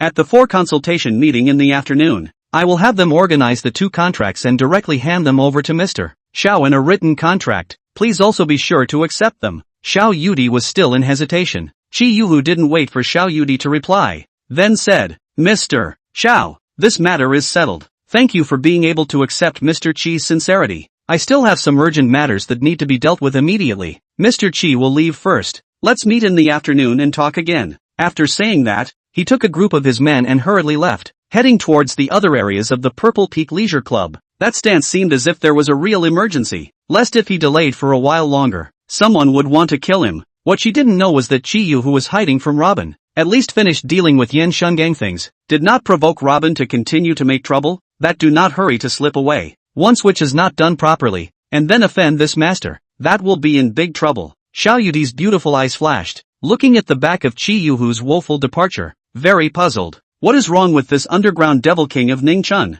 He came here aggressively. Looking at that stance, it was like he wouldn't stop until he had destroyed Robin and ruthlessly suppressed Xiao a bit. What makes people fall down is that even waved the sword to himself and beat his own men severely. Moreover, also on proposed for the east of the city ecological circle project investment cross-border part, immediately stopping rectification. What's more, gratuitous gift of the southern region development project, as an indemnity. He Chi Yuhu in Ningchun Act. How has this kind of courtesy, benevolence, wisdom and faith? Let's go. Stop thinking about it. Take it if it's given to you. What's the big deal? Robin took the jacket handed over by Chinyu, glanced at Xiao Yudi who was still in a daze, and said, after fooling around all morning and helping Mr. Xiao win $300 million, don't you invite me for a drink? Xiao Yudi smiled faintly. Alright, I'll treat you to a casual bar at Purple Peak. However, I don't want that $300 million. That's what you won. Give me a bank card number. I'll have Chinyu transfer it to you later. Robin didn't think about it and was not polite. He directly reported the leopard print card number to Chinyu.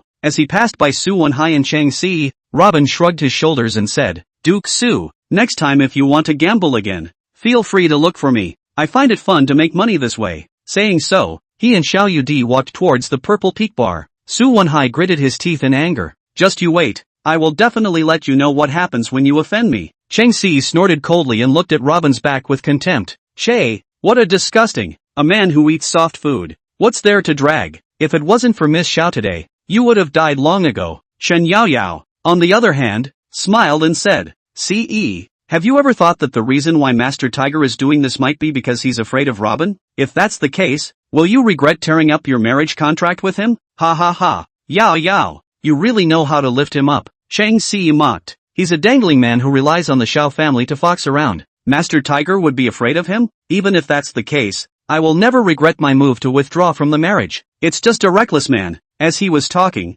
Chu Chu walked over. Chang Si hurriedly said respectfully, Miss Chu Chu, hello, I am. Chu Chu coldly glanced at Chang Si, ignored her, and walked 2 steps closely in front of Robin. Mr. Luo, please wait, my family's general manager Lin invites you over. Robin said blankly, I don't know your family's Mr. Lin, I'm not going. Chu Chu was instantly stunned. a hint of sulkiness flashing in her eyes. After following Lin Jingru for so many years, she had yet to see any man dare to refuse her invitation. Of course, there was no man who could have such an honor, except for Robin. So far, Cheng Si was also extremely stunned. Then, secretly sneered. Robin. Ah, Robin, it's not bad at all to say that you're a reckless man. What kind of status is Lin Jingru? Her maid personally came over to invite you, yet you have such an attitude. Ha, truly incorrigible. Robin, what do you mean? Miss Chu Chu letting you go to see Miss Lin is to look up to you. Don't give your face away. Why don't you hurry up and apologize to Miss Chu Chu? Robin deflated his mouth and looked at Cheng Si strangely. What do you care what I do? Besides, whether her general manager Lin invites me or not is her business. What does it have to do with me? Idly eating carrots and not worrying. Cheng Si angrily rebuked. Robin, you, simply unbelievable. How dare you say such great disrespectful words? Why don't you quickly kneel down and apologize to Miss Chu Chu? Xiao Yudi's face raised a touch of displeasure at his words. Just as she was about to speak, Chu Chu slapped Cheng Si's face. I'm talking to Mr. Luo and you're here repeatedly fanning the flames. Do you want to die? Cheng Si covered her cheeks in horror. Miss Chu Chu, I mean that bastard Robin, who doesn't know any better. Mr. Luo is a guest invited by Miss. Are you humiliating him? Chu Chu looked at Cheng Si icily, her words already emphasizing her murderous aura. What kind of character was Lin Jingru? Humiliating her guest was like slapping Lin Jingru's face. Ma da, don't you want to live? Cheng Si hurriedly bowed to make amends. I'm sorry, MS. Chu Chu,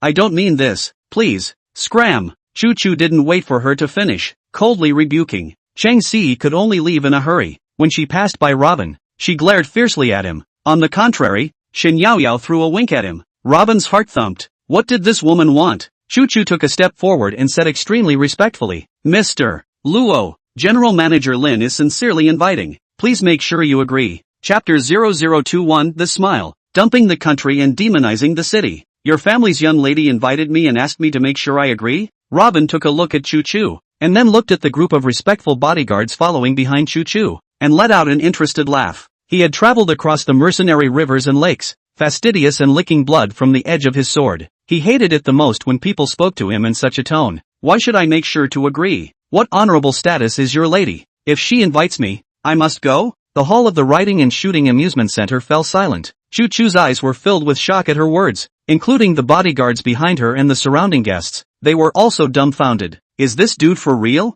Lin Jingru, Ningchun's newest member of the business community, looking like a heavenly fairy and a ruthless empress. Robin actually didn't know about it? Cheng Si, who had just taken a few steps out, abruptly stopped, and said in her heart, Robin, you're just going to be ruthless and die. If you offend this Violet Peak Empress, you won't even know how to die. Shen Yaoyao, on the other hand, covered her mouth and snickered as she sneaked back to look at Robin. That handsome face, that windless, wave-free look. There was also that annoying inability to speak without being shocked when he opened his mouth. This man was too interesting. Cluck cluck cluck. Shen Yaoyao finally did not hold back and burst out laughing. Chu Chu glared at Shen Yaoyao. Shen Yaoyao immediately stopped her laughter, but she still held back a bellyful of happiness and looked at Robin hotly. Xiao Yudi was also flickering with her beautiful eyes, hiding a hidden smile. Every performance of Robin's made her feel fresh and interesting. However, there was indeed something wrong with him not giving Lin Jingru any face at all like this. After all, Robin had come to the Purple Peak Leisure Club as her Xiao Yudi's friend. Even though he wouldn't be afraid of Lin Jingru himself, he didn't want to form a bond with her just because of this little matter. Robin, MS, Lin might have some important things to ask you to go over, so you might as well take the trouble to go with Miss Chu Chu to meet her. Robin hadn't wanted to agree. Xiao Yudi then softly said, consider it a favor. You go over to meet Miss Lin first. I'll wait for you at the Purple Peak Bar, okay? This voice is enough to crisp bones and soft ribs. Robin has never been a soft eater, but not a hard eater. Especially, with a request from a woman like Xiao Yudi, he couldn't find a reason to refuse. Alright, lead the way. Chu Chu was still thinking about how to bring Robin into Lin Jingru's private parlor. Should he use force, or should he verbally intimidate? It didn't occur to her that with Xiao Yudi's words, Robin actually agreed. She glanced at the not-so-reluctant Robin and couldn't wait to punch him in the face. Little bastard, when you see Miss later, let's see how you still dare to play rough. Thinking so in her heart, she respectfully made an inviting gesture on the surface. Mr. Luo, this way please. Robin followed Chu Chu on the guild excursion car and drove in the direction of the Purple Peak Hotel. Cheng Si subconsciously touched the hot cheeks that had been beaten, her eyes glaring resentfully at Robin's back. I thought you really had the balls not to go. Robin, even if you put on an act of how much of a backbone you have in front of me, I'm not going to feel good about you. Shen Yaoyao shook her head helplessly.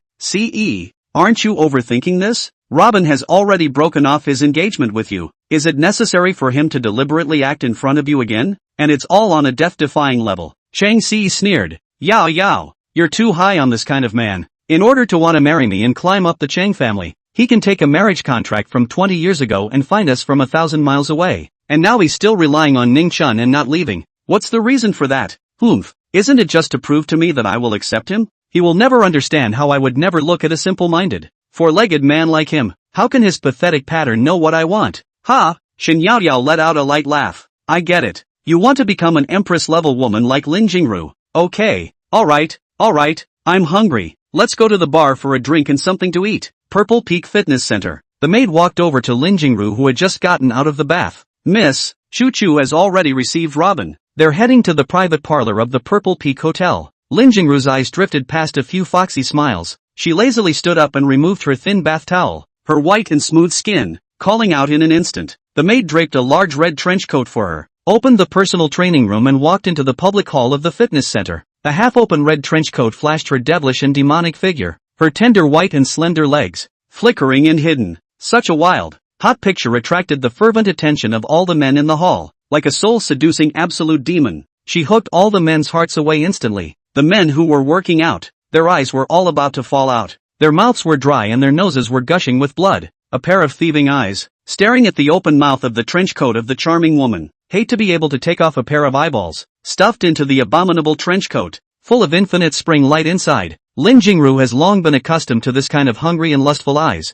for which she only despise and disdain. These vulgar and intolerable men can only stop watching from afar. Do not dare to approach this rose with murderous steel thorns. However, underneath the beauty, there will be outlaws. Soon, a fop who thought he had the appearance of a jade tree stood in front of Lin Jingru. This young man was extremely gentlemanly and bowed slightly. This beautiful young lady, it's an honor to meet you. I've chartered the top-class presidential suite at the Purple Peak Hotel. That kind of environment is best suited for an in-depth conversation with a woman like you. Let's go. Brother, I'll make sure you float away. As he spoke, lewdness and nastiness jetted from his eyes. Lin Jingru smiled playfully and signaled the man to come closer. The man was instantly ecstatic, rushing to Lin Jingru in 3 steps. Miss Sister, really intelligent and warm-hearted. What do you want? Give it to your brother. There's nothing I can't do in Ning Chun. Lin Jingru activated her lips. Her face was still smiling, only that those beautiful eyes were suddenly cold. Do you know, if you don't know how to be respectful like this, you will die. The man gazed at the other party's cold eyes and subconsciously shivered. Only, thinking of his awesome background, he instantly relaxed, his eyes overflowing with nastiness.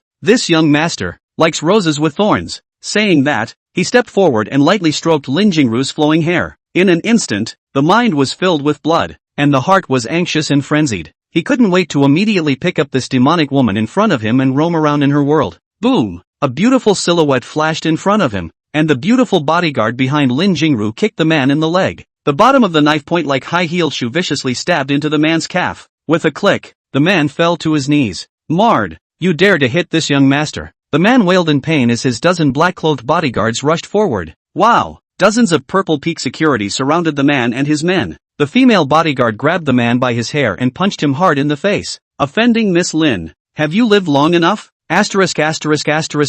Nima Miss Lin. You guys are dead. The man was almost mad with anger, roaring angrily. Suddenly, he thought of the Violet Peak Empress Lin Jingru of this place.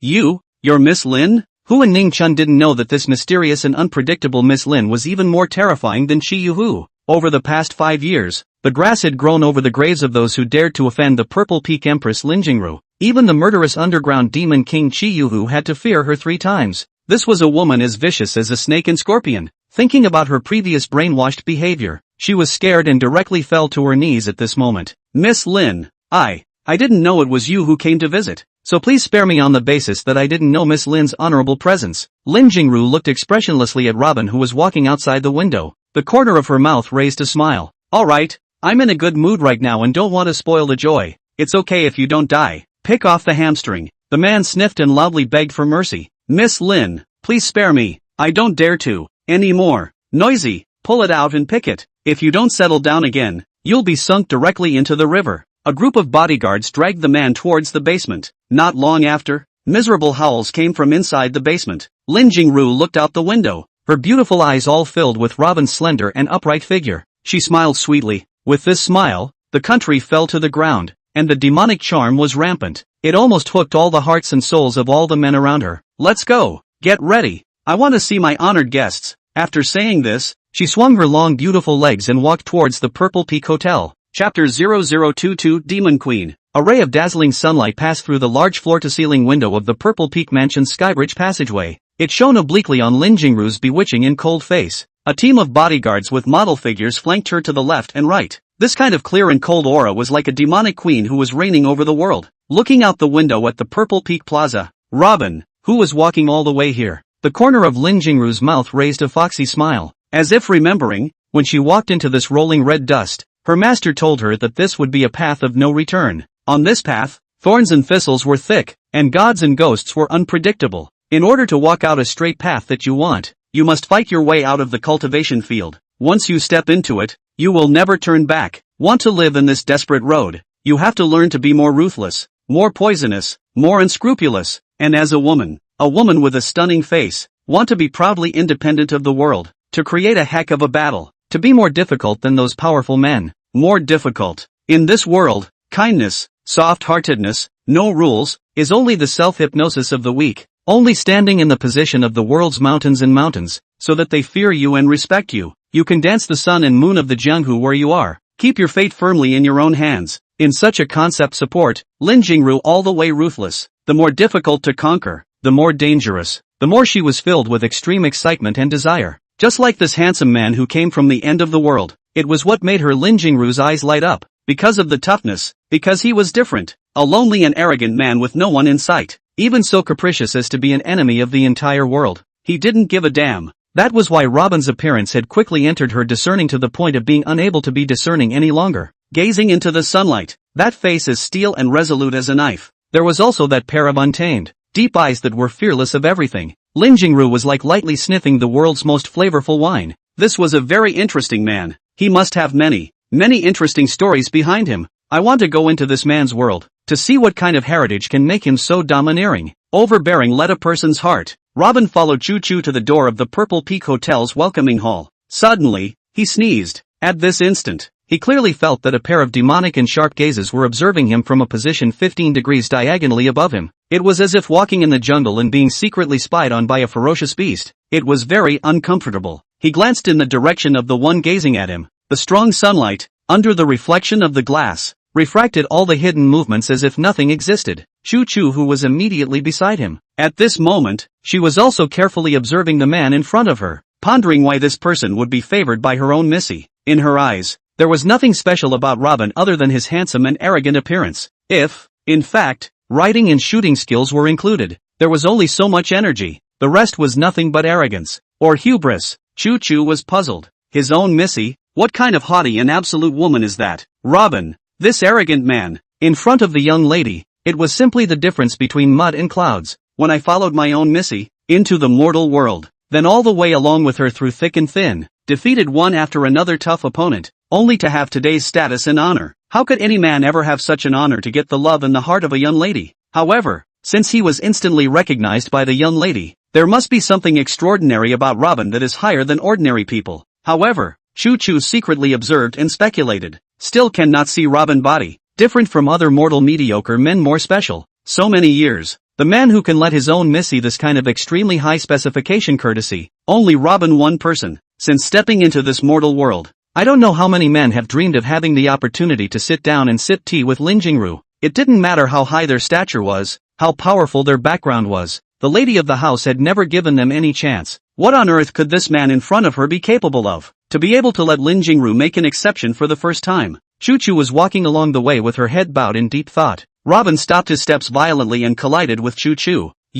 Why did you suddenly stop? Choo huffed as she straightened her messed up hair. It feels like you're staring eerily behind me. It's not comfortable. Choo Choo instantly blushed scarlet on both cheeks, trying desperately to hide her look of spying on Robin. Don't flatter yourself. How could I stare at you? I won't stare at you even if I stare at a dog, said the man, nervously turning his eyes to a maid at his side. The maid whispered, Miss Choo Choo, don't look at me. I am not a puppy dog. You're the one with too much to do. Choo deflated and glared at the maid. Robin shook his head. Alright, you lead the way in front. I don't like someone staring at me like a she-wolf behind me. Choo cast a sidelong glance at him and walked into the elevator first. In her heart, she said, Bastard, how dare you call me a she-wolf? Humph, I'll give you some color when I catch the chance. Along the way, Choo was wearing a haughty face, no longer saying a word, nor looking at Robin. During this time, the look on her face was like a different person from when she was at the writing and shooting fun center earlier. Robin shook her head. This woman will pretend. Cannot be real point. Obviously heart passion like fire. Have to pretend that idle people do not approach the same. At this time, Choo secretly glanced at him. When the four eyes met, the two cheeks turned red and hastily dodged Robin's aggressive gaze. This asshole, peeking at me, must not have good intentions. Men are all the same. That's all they are. All of them are horny and dirty. Has my lady taken the wrong medicine today, and is bent on inviting him over to sip tea and drink tea? The elevator reached the top floor of the Purple Peak Hotel. After exiting the elevator and just entering the walkway, he was stopped by two maid bodyguards. Wait, if you are carrying a sharp weapon on your body, please hand it over before entering. Robin was slightly stunned and very unhappy. Your young lady invited me over, and you still want me to hand over what I'm carrying before I can enter? What kind of etiquette is this? Choo coldly said. This is our ladies' etiquette rules. Even if a more honorable guest comes over, they are not allowed to carry a murder weapon into the private parlor of a young lady. It has always been my ladies' etiquette rules. Robin shrugged his shoulders and said indifferently, Is this your ladies' etiquette for hospitality? I also have my habits, and the rules of etiquette for any occasion have no effect on me. Your habits? What are your habits? When you arrive at Mrs. Place, you have to change. Speaking of this, Choo was a bit uninterested. Don't think that just because my young lady asked me to invite you, you're putting up much of a front. You have to know that in Ningchuan and even within the Dragon Kingdom, people who want to see our young lady can line up as far as the capital. Today, the young lady condescended to invite you over. That's a blessing you've cultivated over several lifetimes. If you're told to take out the sharp weapon, you take it out. Where's all this nonsense? Alright then, this young master will not serve, Robin said, turned around and walked towards the elevator. Behind him, Choo and several female bodyguards were left in a daze. Robin didn't even give them a chance to argue, turning away in an instant. Directly reaching the elevator entrance, he quickly pressed the electric button. That kind of action, as if staying one more second, was extremely uncomfortable. Choo was dumbfounded. This stinking man, how can he not be a bit of a gentleman? His own young lady invited him over for tea, and he was actually so arrogant. However, on second thought, if Robin really left, Lin Jingru would not be able to explain. She couldn't figure out how Robin could actually give up this extremely precious invitation opportunity for her own young lady at the drop of a hat. This opportunity would have been placed in Ningchun. Even if they spent more money, waited more time, and agreed to more harsh conditions, they would all be willing to line up and come over. However, this man in front of them just walked away. Grandma, are you sick in the head? Such a blessing, but actually discarded it at will. After so many years of following Lin Jingru, Choo had never seen anything like Robin. But she had never seen a man like Robin who didn't give her any face at all. What a pervert. Robin, you asshole, what do you have to drag? You're just a bodyguard who follows Xiao Yudi. What makes you so arrogant in front of the Purple Peak Queen? Simply incomprehensible. Choo looked at Robin's back as he left, and anger in her heart wanting to explode instantly. At this moment, Lin Jingru's close attendant beside her whispered, Miss Choo, hurry up and chase Mr. Luo back, or else Miss will blame her. At this moment, Choo felt that her face was just too embarrassing and angrily said, Are you teaching me to do something? Don't I know what to do? Mr. Luo, wait. Choo ran all the way to chase after him. Chapter 0023, I'm busy. I don't have time to watch you guys pretend. Looking at Robin's resolute back, Choo was annoyed to the extreme. While running after him, he mentally cursed Robin n times over. Mr. Luo, please wait, I have something to say. Although he was very upset in his heart, but this was the man invited by his own young lady. Even if she put down all her reserve, she had to leave this asshole behind. The elevator had arrived, and Robin stepped in with one foot. If this guy really didn't give face and closed the elevator and directly slipped away, he himself would not be able to explain to his own missy. Choo blocked the elevator door with a flash. Wait, Mr. Luo, you are Miss Zhao's bodyguard. You can not need to hand over the sharp weapon on your body. Please go back with me. Although Lin Jingru's special elevator was very spacious, however, Robin stood to the left of center. In the heat of the moment, Choo snatched a foot and stepped into the elevator, squeezing in on the left side of the doorway. The two people faced each other and almost stuck together. This position is very awkward. Robin looked down at the surging waves in front of him, the corners of his mouth lightly raised. What do you want? Seduction? I don't eat this. You. Choo-Choo then realized that this posture was very indecent. In a moment of haste, she unexpectedly did not pay attention to the fact that her pride was intermittently coming into contact with the other party as she breathed. The hot redness on her face immediately spread to the roots of her ears. Please come back with me. She hastily took half a step back towards the outside and pressed the elevator button, forcing down the anger in her heart. Robin stepped into the elevator with one foot and sneered. Not going back. Who is your lady? You think the whole world spoils her? Choo-Choo saw that Robin insisted on leaving. There was really nothing he could do. Mr. Luo, this time you can make an exception. You don't need to hand over the sharp weapon on your body. Too late. Robin stepped out of the elevator with one foot and walked directly towards the fire escape. Choo-Choo had never seen this kind of man who didn't even give face to a lady at all. Looking at Robin's determined back, she had no choice but to chase after him and block in front of Robin. An icy coldness erupted from her beautiful eyes. You, what do you need to do to go back with me? Robin raised his eyelids. No matter what. I'm not going. Get out of the way. At this moment, Choo-Choo realized that all the condescension she once had, she didn't have any backbone at all in front of this man. She was truly at her wit's end with this man in front of her. She could only bow slightly and salute. It's always okay for me to say sorry to you, right? You will now go back with me to see Miss. Not going. Robin cleared a cold smile, bypassed Choo-Choo, and walked along the walking stairs, heading straight downstairs. Your family's young lady counts as an old man. How dare you want to put up a stink in front of this young master? What are you thinking? The world's richest, prettiest, and most prestigious woman wants to see me, but she still needs to make an appointment a year in advance. I have to see if I have the time. I don't want to see you. Choo-Choo feels that the man in front of her is an illusion. I have already humbled myself to this. He actually still does not go back with me. You nine eyes. You stinky man. What do you really want? Choo-Choo was so angry that she wanted to go up and kick Robin twice. However, Ken only angrily stomped his foot and chased after him again. Mr. Luo, please forgive me. It's all my fault. Please go back with me. Robin cleared a cold smile. If you don't let me go in, I can't go in. If you want me to go in, I have to go in. Who are you? Go aside. Choo-Choo was also in a hurry and could not help it, and said loudly, let me tell you, the man who can drink tea alone with my young lady has never had a case in Ningxuan. Mr. Luo, please cherish this precious opportunity. Asterisk.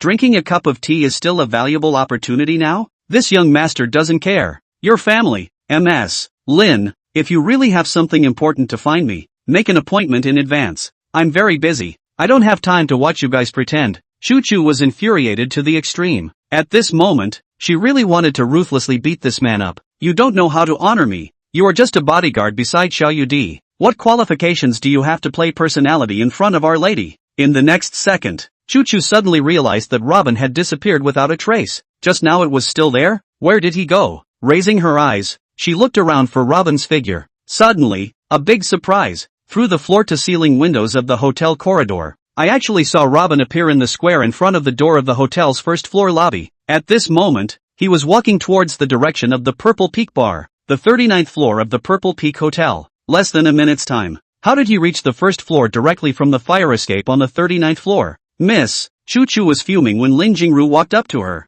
displeasure and sulkiness flickering in those sultry eyes. Can you do this for Mr. Luo? Tell me. Lin Jingru looked towards Robin on the Purple Peak Square and asked in a cold voice. Miss, I believe that there won't be a second person in this world who can do it. What qualifications do you have to make things difficult for Mr. Luo behind my back? Choo-Choo instantly knelt on the ground. Missy, I was wrong. I'll go invite Mr. Luo here now. You can invite him here? Lin Jingru smiled coldly. If you can invite him here, he's not the man I want to see. What about that? Miss, I am all my fault. Please punish me. Choo-Choo lowered her head in repentance, but in her heart she hated Robin. Robin, you bastard. One day, I will let you know my lady's power. Let's go see him. Lin Jingru grimaced and turned towards the elevator. Looking at Lin Jingru's back, Choo-Choo's mind was a cloud of doubt. Robin, even if he was just somewhat skilled, how could his own young lady want to visit him in person? Robin had just arrived at the Purple Peak Bar when he received a message from Xiao Yudi's assistant, Qin Yu.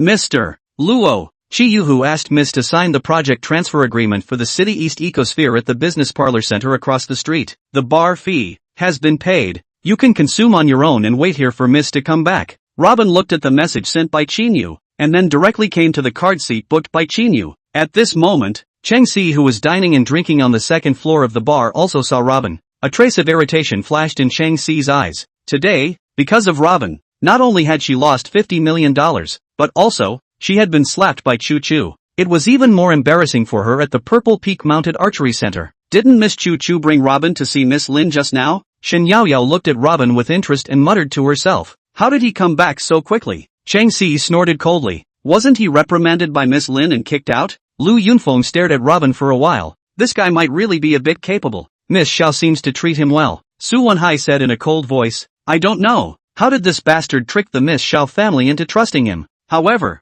a dirtbag like him, with one foot in our class, relying on the Xiao family's background to flail around and invite right and wrong. Maybe one day he will provoke someone he shouldn't, and he will die without even knowing how. Chang Si nodded. It won't be long before he offends all the upper echelons of Ningchun, and Miss Xiao will regret keeping this bastard around. Su Wenhai nodded. See, it's fortunate that you decisively tore up the marriage contract with him. Otherwise, sooner or later, the Cheng family would have been placed in a place of no return by him. Lu Yunfeng paused for a moment. I heard that in the past few days, the Xiao family's enemies from years ago came to their door. Perhaps, the Xiao family saw that Robin's body skills are very good, so they left him at Xiao Yudi's side. Cheng Si looked towards Robin's figure that was drinking at the moment, his eyes bursting with sarcasm. What else can this kind of person be besides a good fighter? Xiao Yudi keeping him around and letting him toss and turn is just temporarily holding him to block bullets. How sad. Shen Yaoyao smiled as she listened to them discussing Robin. Perhaps you guys don't know enough about this Mr.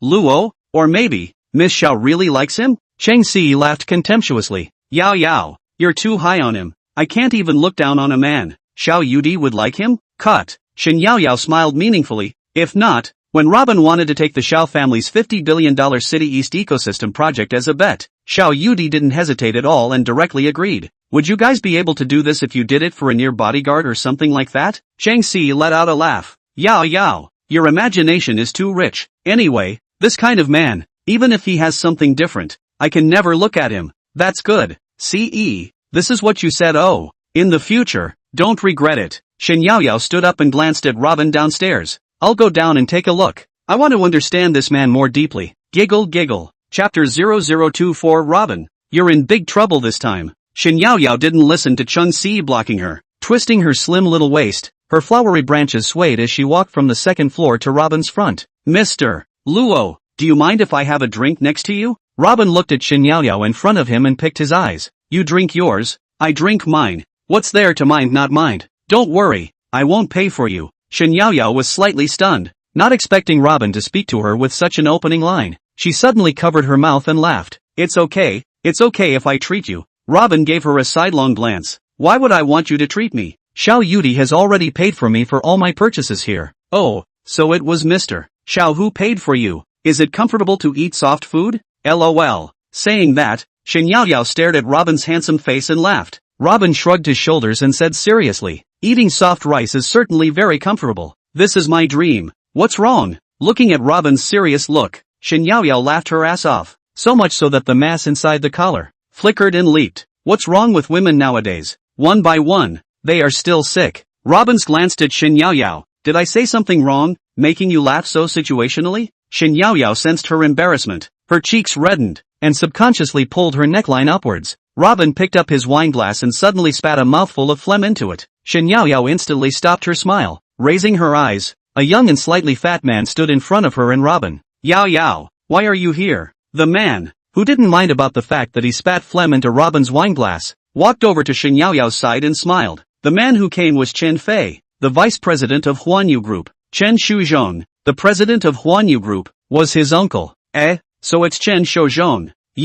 Shen Yaoyao knew that this Chen Dajuan had always wanted her, despite the fact that she didn't want to associate with it. However, intimidated by the powerful background of the Chen clan, she didn't dare to reject it directly. All along, she had been avoiding this foppish villain. With her Shen family's background, she didn't dare to offend the Chen family, a powerful family in Ningchuan. I heard Xiao Su say that this is the dirtbag who was kicked away by Cheng Si. Yao Yao, how much you fall down sitting with this kind of person? Drink this glass of wine. Robin poured all the cigarette butts from the cylinder into the wineglass and indifferently said. Chen Fei was first stunned, then laughed out loud. Do you know who I am? Laozi is the vice president of Chen's Huanyu Group. Chen always my second uncle. You let me drink it down. Drink too much, kid. Shen Yaoyao knew that it was all because she was here that Chen Fei deliberately provoked Robin. Robin, I think it's better to forget it. She had just wanted to persuade Robin not to be so reckless. Robin's next move caused her mind to buzz, and her scalp instantly went numb as she said in her heart, "It's over. It's over." Before Chen Fei could finish, Robin crossed her 5 fingers, grabbed him by the hair, and poured the entire contents of the wineglass into his mouth.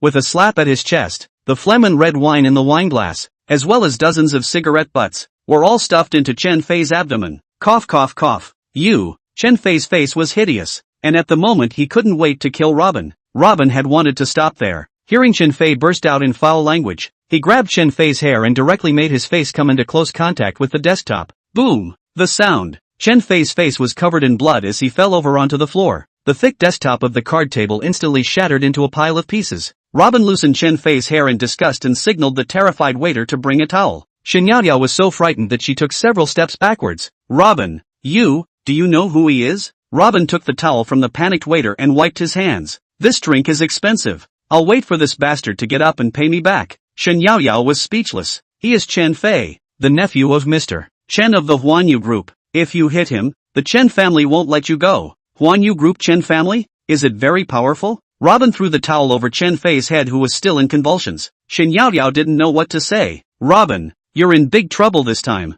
Let's get out of here quickly. Otherwise, we won't be able to leave when the Chen family comes later. Robin took a look at Chen Fei, who had fallen to the ground with his face covered in blood, and shrugged his shoulders. Well, it's boring to continue here. This day today. It's really troublesome, going out and encountering all perverted people. No fun. At this moment, the 3 people on the second floor, Chang Si, Su Wenhai and Lu Yunfeng, watched the scene unfold. Chang Si was first shocked when she saw that Robin had beaten up Chen Fei of the Huanyu Group. Then, mockery was all over that delicate face, causing trouble everywhere you go. This kind of person, there's really no cure. Su Wenhai laughed. I'm afraid it won't be that easy to get out of Zifeng after beating up Huanyu Group's Chen Dishao. Before, Shi Yuhu was mindful of the Xiao family's strength and might still be able to give Xiao Yudi a face. Mr. Chen of the Huanyu Group. It's hard to say. Moreover, Xiao Yudi is not here at the moment. Robin is in big trouble. Lu Yunfeng nodded. It's said that Chen Shuchong has always disregarded the Xiao family, even though the Chen family's heritage is not as strong as the Xiao family's.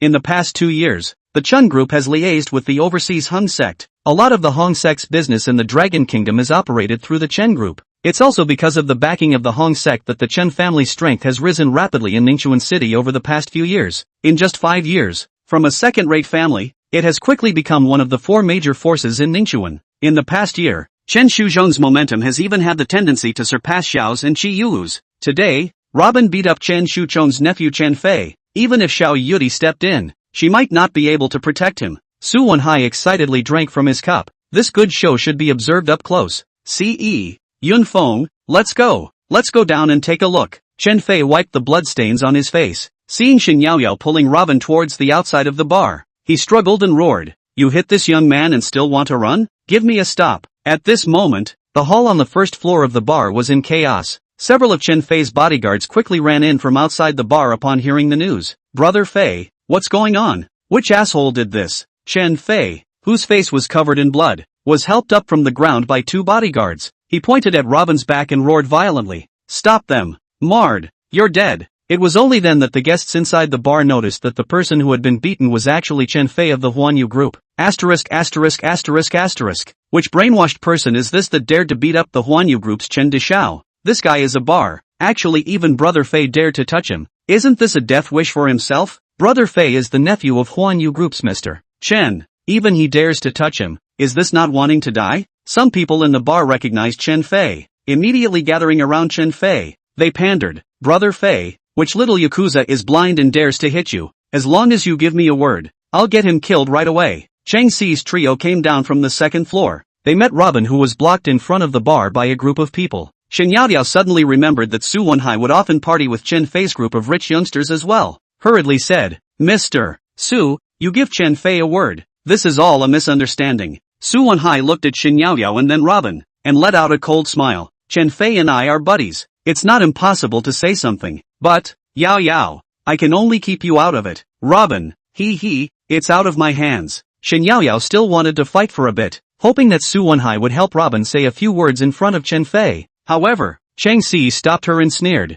Robin, let me say this about you. What else can you do besides causing trouble everywhere? Previously, you clashed with Master Tiger's men, and with Miss Xiao standing up for you, you were lucky to dodge a bullet. Now that eldest Miss Xiao isn't here, I'd like to see how you can get past young Master Chen. Just wait for the next half of your life to be unable to take care of yourself. Seeing that he could no longer leave, Robin directly ignored Chang Xi's presence and turned to Chen Fei. It's the vice president of Huanyu Group, Chen Fei, right? Just now, I was drinking at the card table and you spit in my wine glass for no reason. Then, I poured the cigarette butt and this glass of wine all into your stomach. We're all going back and forth. Isn't that fair? I mean, it's better for each other if this thing stops here. I'm a bit tired today. I really don't want to do it again. Just go away and save yourself more trouble next. Okay? Su Wenhai couldn't help but want to shout out. Is this bastard really fake? Is this a death wish or a death wish? Chang Xi was even more contemptuous as she looked at Robin's incomparably wild stance at this moment and shook her head. It's incurable. There is no cure. This man is not a general brainwashed. Chapter 0025 Purple Peak Bar. A group of onlookers inside the bar couldn't help but laugh after hearing Robin's words. I've seen a lot of turds, but I really haven't seen this kind of arrogant turd. Ha ha ha. Laughed me to death. To dare to say such brain-dead words in front of Chen Dishao. The ignorant are fearless. I'm afraid that this brat doesn't know what kind of volume of existence the Chen family really is, right? Chen Fei wiped the bloodstains on his face and let out a cold laugh. Kid, do you know who this young man is? What kind of volume of existence is the Chen family? You are ignorant. Then I will tell you. Chen Shuzhong of the Huanyu Group is my second uncle. The Chen family is the spokesperson of the Hung sect in the Dragon Kingdom. When these words came out, there was a gasp of surprise in the bar. Hung sect? Having the background of the Hung sect, that's something. I originally thought that the Chen family only had some business dealings with the Hong sect in the country. It didn't occur to me that the Chen family is actually the spokesperson of the Hong sect in the Dragon Kingdom. Robin was also surprised. Your Chen family has connections with the Hung sect? Seeing Robin with this look, Chen Fei coughed dryly, spat out 2 cigarette butts from his throat, and laughed wildly in triumph twice. His bodyguards as well as his appendages followed suit and laughed out loud. The Huanyu Group was already one of the 4 major forces in Ningchun, coupled with the backing of the world's top-tier association gangs like the Hongmen. What a powerful existence it would be. Even if Robin had the Xiao family backing him up, it wouldn't help. At this moment, Chang Xi's eyes were even more bursting with incomparable shock when she looked at Chen Fei. Su Wenhai proudly grabbed her hand and whispered, "See, when I was drinking with Chen Xiao before, he told me about this matter. Robin is finished this time. Even if the Xiao family comes over, they won't be able to protect him." Chen Fei and the others looked at the unexpected look on Robin's face, thinking that Robin was intimidated by such a big name like the Chen family and the Hong sect. It was just that they didn't realize that it wasn't because of the Hong sect that Robin was surprised. Rather, he hadn't thought that the Hong sect, which viewed him, Robin, as a demon, had a spokesperson in the Dragon Kingdom who was actually Ningchun's Chen family. It was truly comical. Back then, Robin was able to penetrate the Hong sect's lair with only one person's strength. The dragon head of the Hungar sect, in Hong Kong. He begged for forgiveness in front of Robin, and swore an oath. The children of the Hungar sect will never offend Robin, and respect Robin as the eternal master of the Hungar sect, as long as Robin calls. As long as Robin gives a call, the disciples of the Hung sect spread all over the world will serve him immediately, and they will die for him. Looking at the extremely arrogant Chen Fei in front of him, Robin only felt ridiculous. There was no interest in wasting time with this kind of unimpressive ants.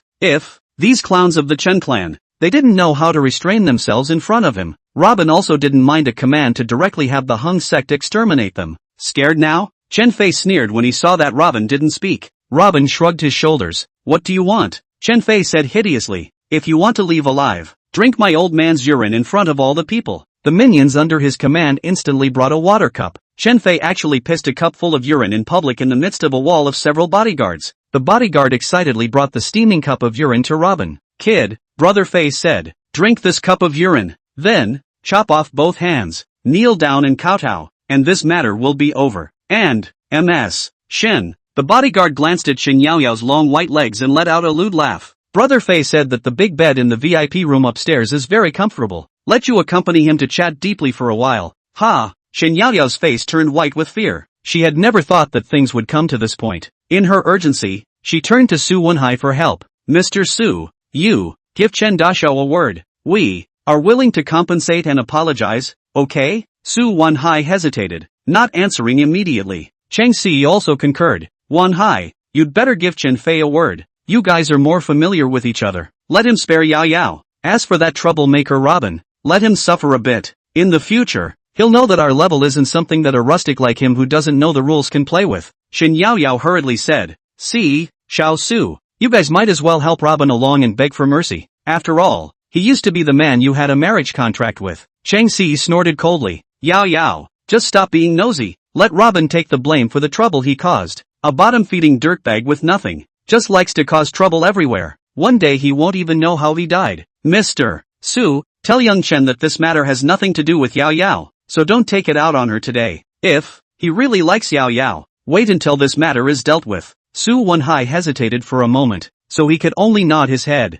After all, Shin Yao Yao was Chang Si's bosom friend. Now, Chen Fei's anger had also involved Shin Yao Yao, so not helping to talk about it would be too much for his face. Previously, he had bragged in front of Chang Si and the others that he had a buddy relationship with Chen Fei and often partied with them. In fact, this was something that only he himself knew. That was him shamelessly squeezing into their circle time and time again in order to flatter Chen Fei. Every time he attended a party organized by Chen Fei, he was nothing more than a clown without any dignity. In the worst case, he had to be beaten up by them, becoming Chen Fei's punching bag and a prop for pretending to be a pussy. Now, he was being pushed to this point. If he did not step forward, in the future, it would be very difficult to hold his head up in front of both Chang Si and Lu Yunfeng. So, crossing his heart, Chen Xiao, can you look at my face? Don't take it out on Yao Yao. This is all the work of that bastard Robin. Scram! Without waiting for Su Wenhai to finish, Chen Fei slapped him in the face. What kind of a thing are you to make this young man give you face? A sneering laughter came from the surroundings. Asterisk asterisk asterisk asterisk. Letting Shin Xiao give him face. Interesting,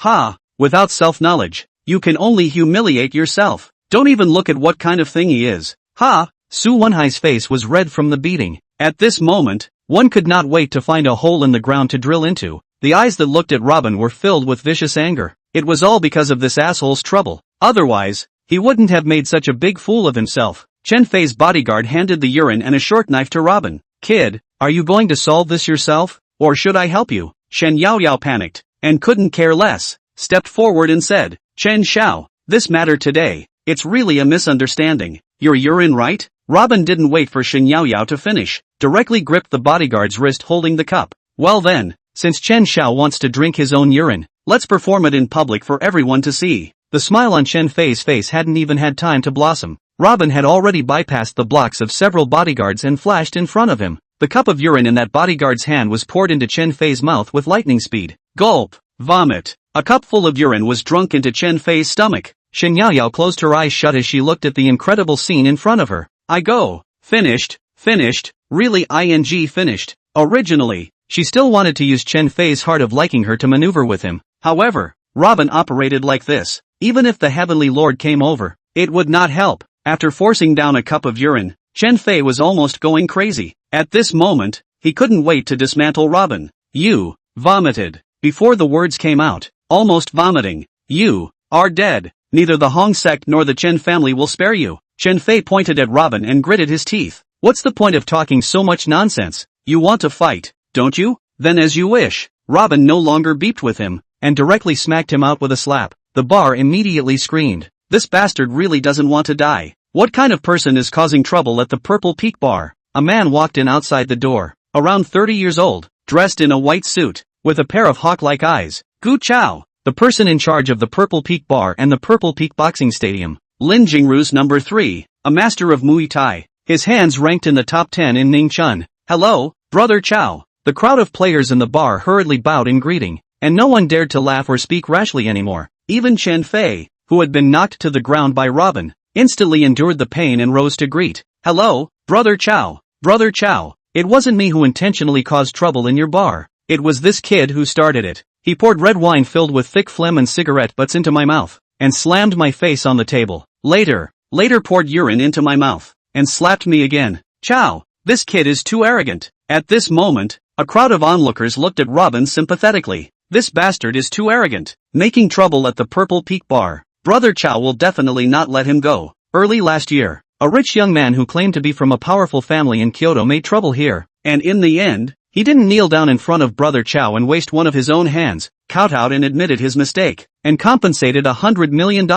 This dirtbag is considered dead today. Chapter 0026, Interrogate Me? Who do you think you are? The onlookers in the bar had already foreseen Robin's next tragic appearance. A foreigner without any background. He beat up the youngest son of the Chen family, one of the 4 major powers in Ningchun City, and again, causing trouble in Lin Jingru's territory. Such behavior had already offended the faces of 2 of Ningchuan's most powerful and ruthless forces. It was impossible for Robin to live any longer. The crowd of excited onlookers couldn't wait to see Robin drink urine, waste his own hands, and kowtow for mercy, as well as the scene of Shen Yaoyao being taken to the 2nd floor by Chen Fei to be madly ravaged. After Gu Chao heard Chen Fei's account, his beady eyes turned towards Robin. However, at this moment, Robin took a towel from the waiter's hand carelessly and wiped his palms. It seemed that she did not care about what Chen Fei had said. More importantly, completely ignored his presence. A hint of sulkiness flashed in Gu Chao's eyes. Is all that Chen Fei said the truth? Robin threw the towel in the waiter's tray in disgust and picked his eyes.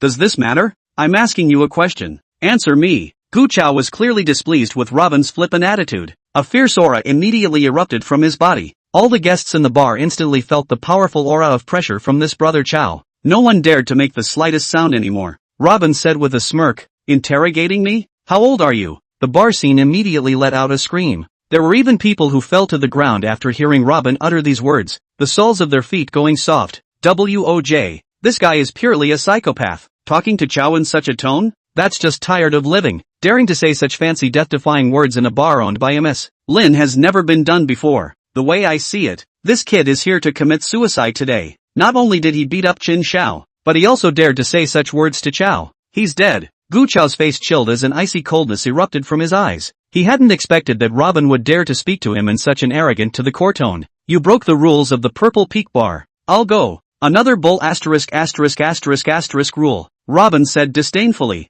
He provoked me. I beat him up. It's as simple as that. What's wrong? When this sentence came out, there was another wave of astonishment. This guy is definitely talking out of his ass. How dare he say such words? To actually say that the rules of the Purple Peak Bar are bull ***** rules? I'm afraid that even the most powerful figures in Ningchun wouldn't dare to be this crazy. This guy must be out of his mind. At this moment, Shen Yaoyao was already scared to death. She hurriedly pulled Robin. This is Miss Lin's Purple Peak Bar. Don't talk nonsense. The corner of Robin's mouth twitched. Lin Jingru's bar? Oh, I forgot about it. This woman has so many broken rules. Shen Yaoyao was speechless. You nine-eyes Robin, can't you say a few less death-defying words? Now that it's like this, what room for negotiation is there? The only little bit of hope that was there was all disliked by you. Who doesn't know who this super brother of the Purple Peak Bar is? He's the most ruthless character under Lin Jingru, daring to cause trouble on Lin Jingru's turf. And, speaking out of turn, uttering such great disrespectful words,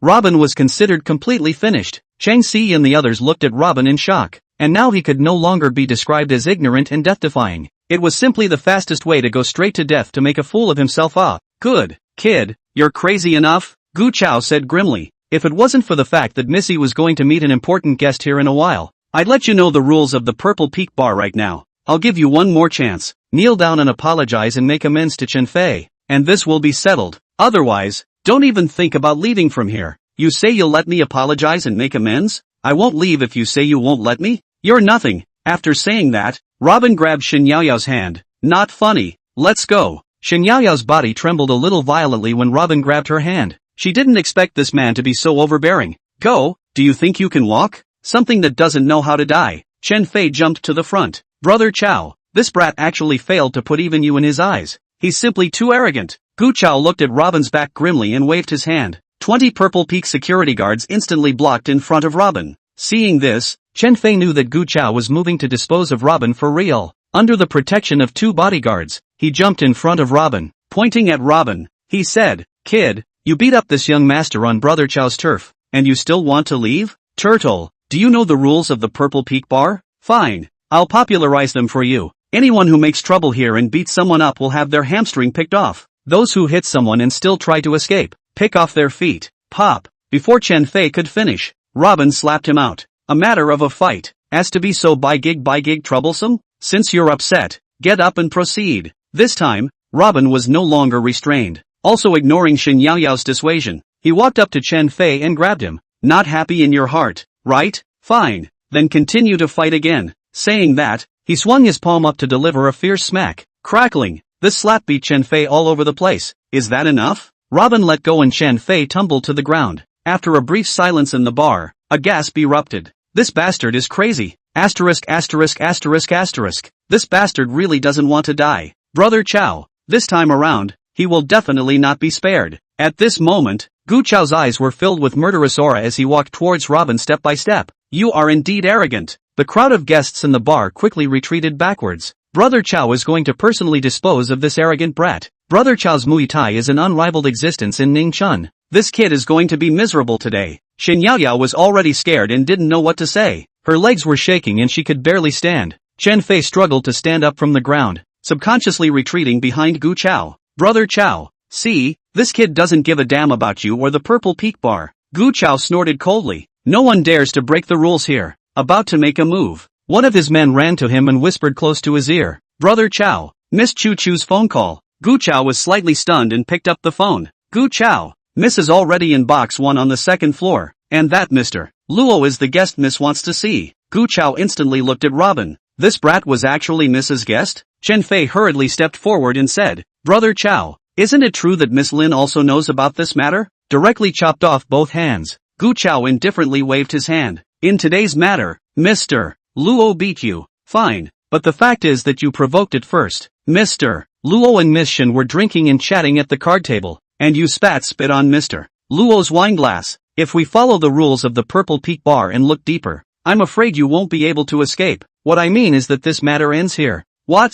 Stop here? Chen Fei was completely baffled. After being dunked in urine and beaten in public, you say in one sentence that it ends here? Chang Si, who had been watching from afar, was even more extremely puzzled. It was clearly Robin who had painfully beaten Chen Fei. Moreover, in front of so many people, he had directly disliked Gu Chao angrily, ignoring the face of the Purple Peak Queen Lin Jingru. It just ended here so lightly? At this moment, Shen Yaoyao was already dumbfounded. Looking at the situation just now, Gu Chao was about to personally come down and prepare to teach Robin a lesson. However, after receiving a phone call, he just let it go. What was the meaning of this? Chen Fei was very upset. Brother Chow, I was beaten up like this, should I just let it go? What do you mean? Gu Chao snorted coldly. That's what I mean. You mean, you have a problem with the way I handled it? As he spoke, Gu Chao made a gesture of preparing to strike, and a group of Purple Peak security guards also turned towards Chen Fei in a flash. Chen Fei didn't dare to provoke such a ruthless character like Gu Chao, so he could only say,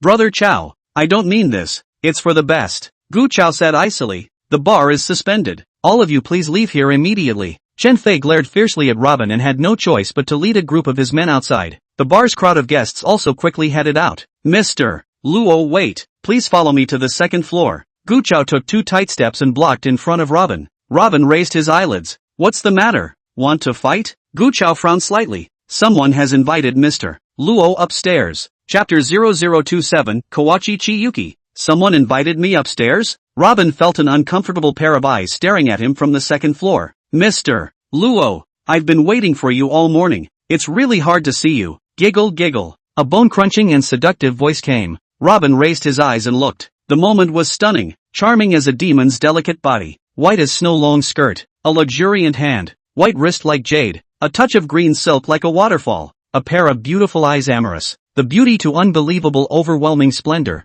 like the sunny spring rain, gently drifting in. Miss Lin. Lin? Shen Yaoyao almost shouted out in shock. Miss Shen, please leave the bar first. Gu Chao instantly made a gesture to invite her out. After a slight hesitation, Robin also turned around to leave. Mr. Luo, my daughter has no other thoughts. She just wants to ask Mr. to sit for a moment and savor the tea. Is it possible that you are afraid that I will eat you and don't dare to come up? Giggle giggle. Good. Robin stopped his footsteps, a vertical leap to the second floor. Where he stood, he was close to Lin Jingru, a ray of midday sun, through the tea-colored windows, sprinkled with dots and dashes, like brocade scales flickering, reflecting on her fair and smooth skin. Fragrances full, beautiful eyes. Robin was instantly surprised at the woman's splendor in front of him. The deep and obscure eyes quickly recovered like the sunset in autumn water, like nothingness and serenity. Queen of the Purple Peak. Indeed, her name lives up to its name. Lin Jingru covered her mouth and smiled, her delicate body trembling slightly. Mr.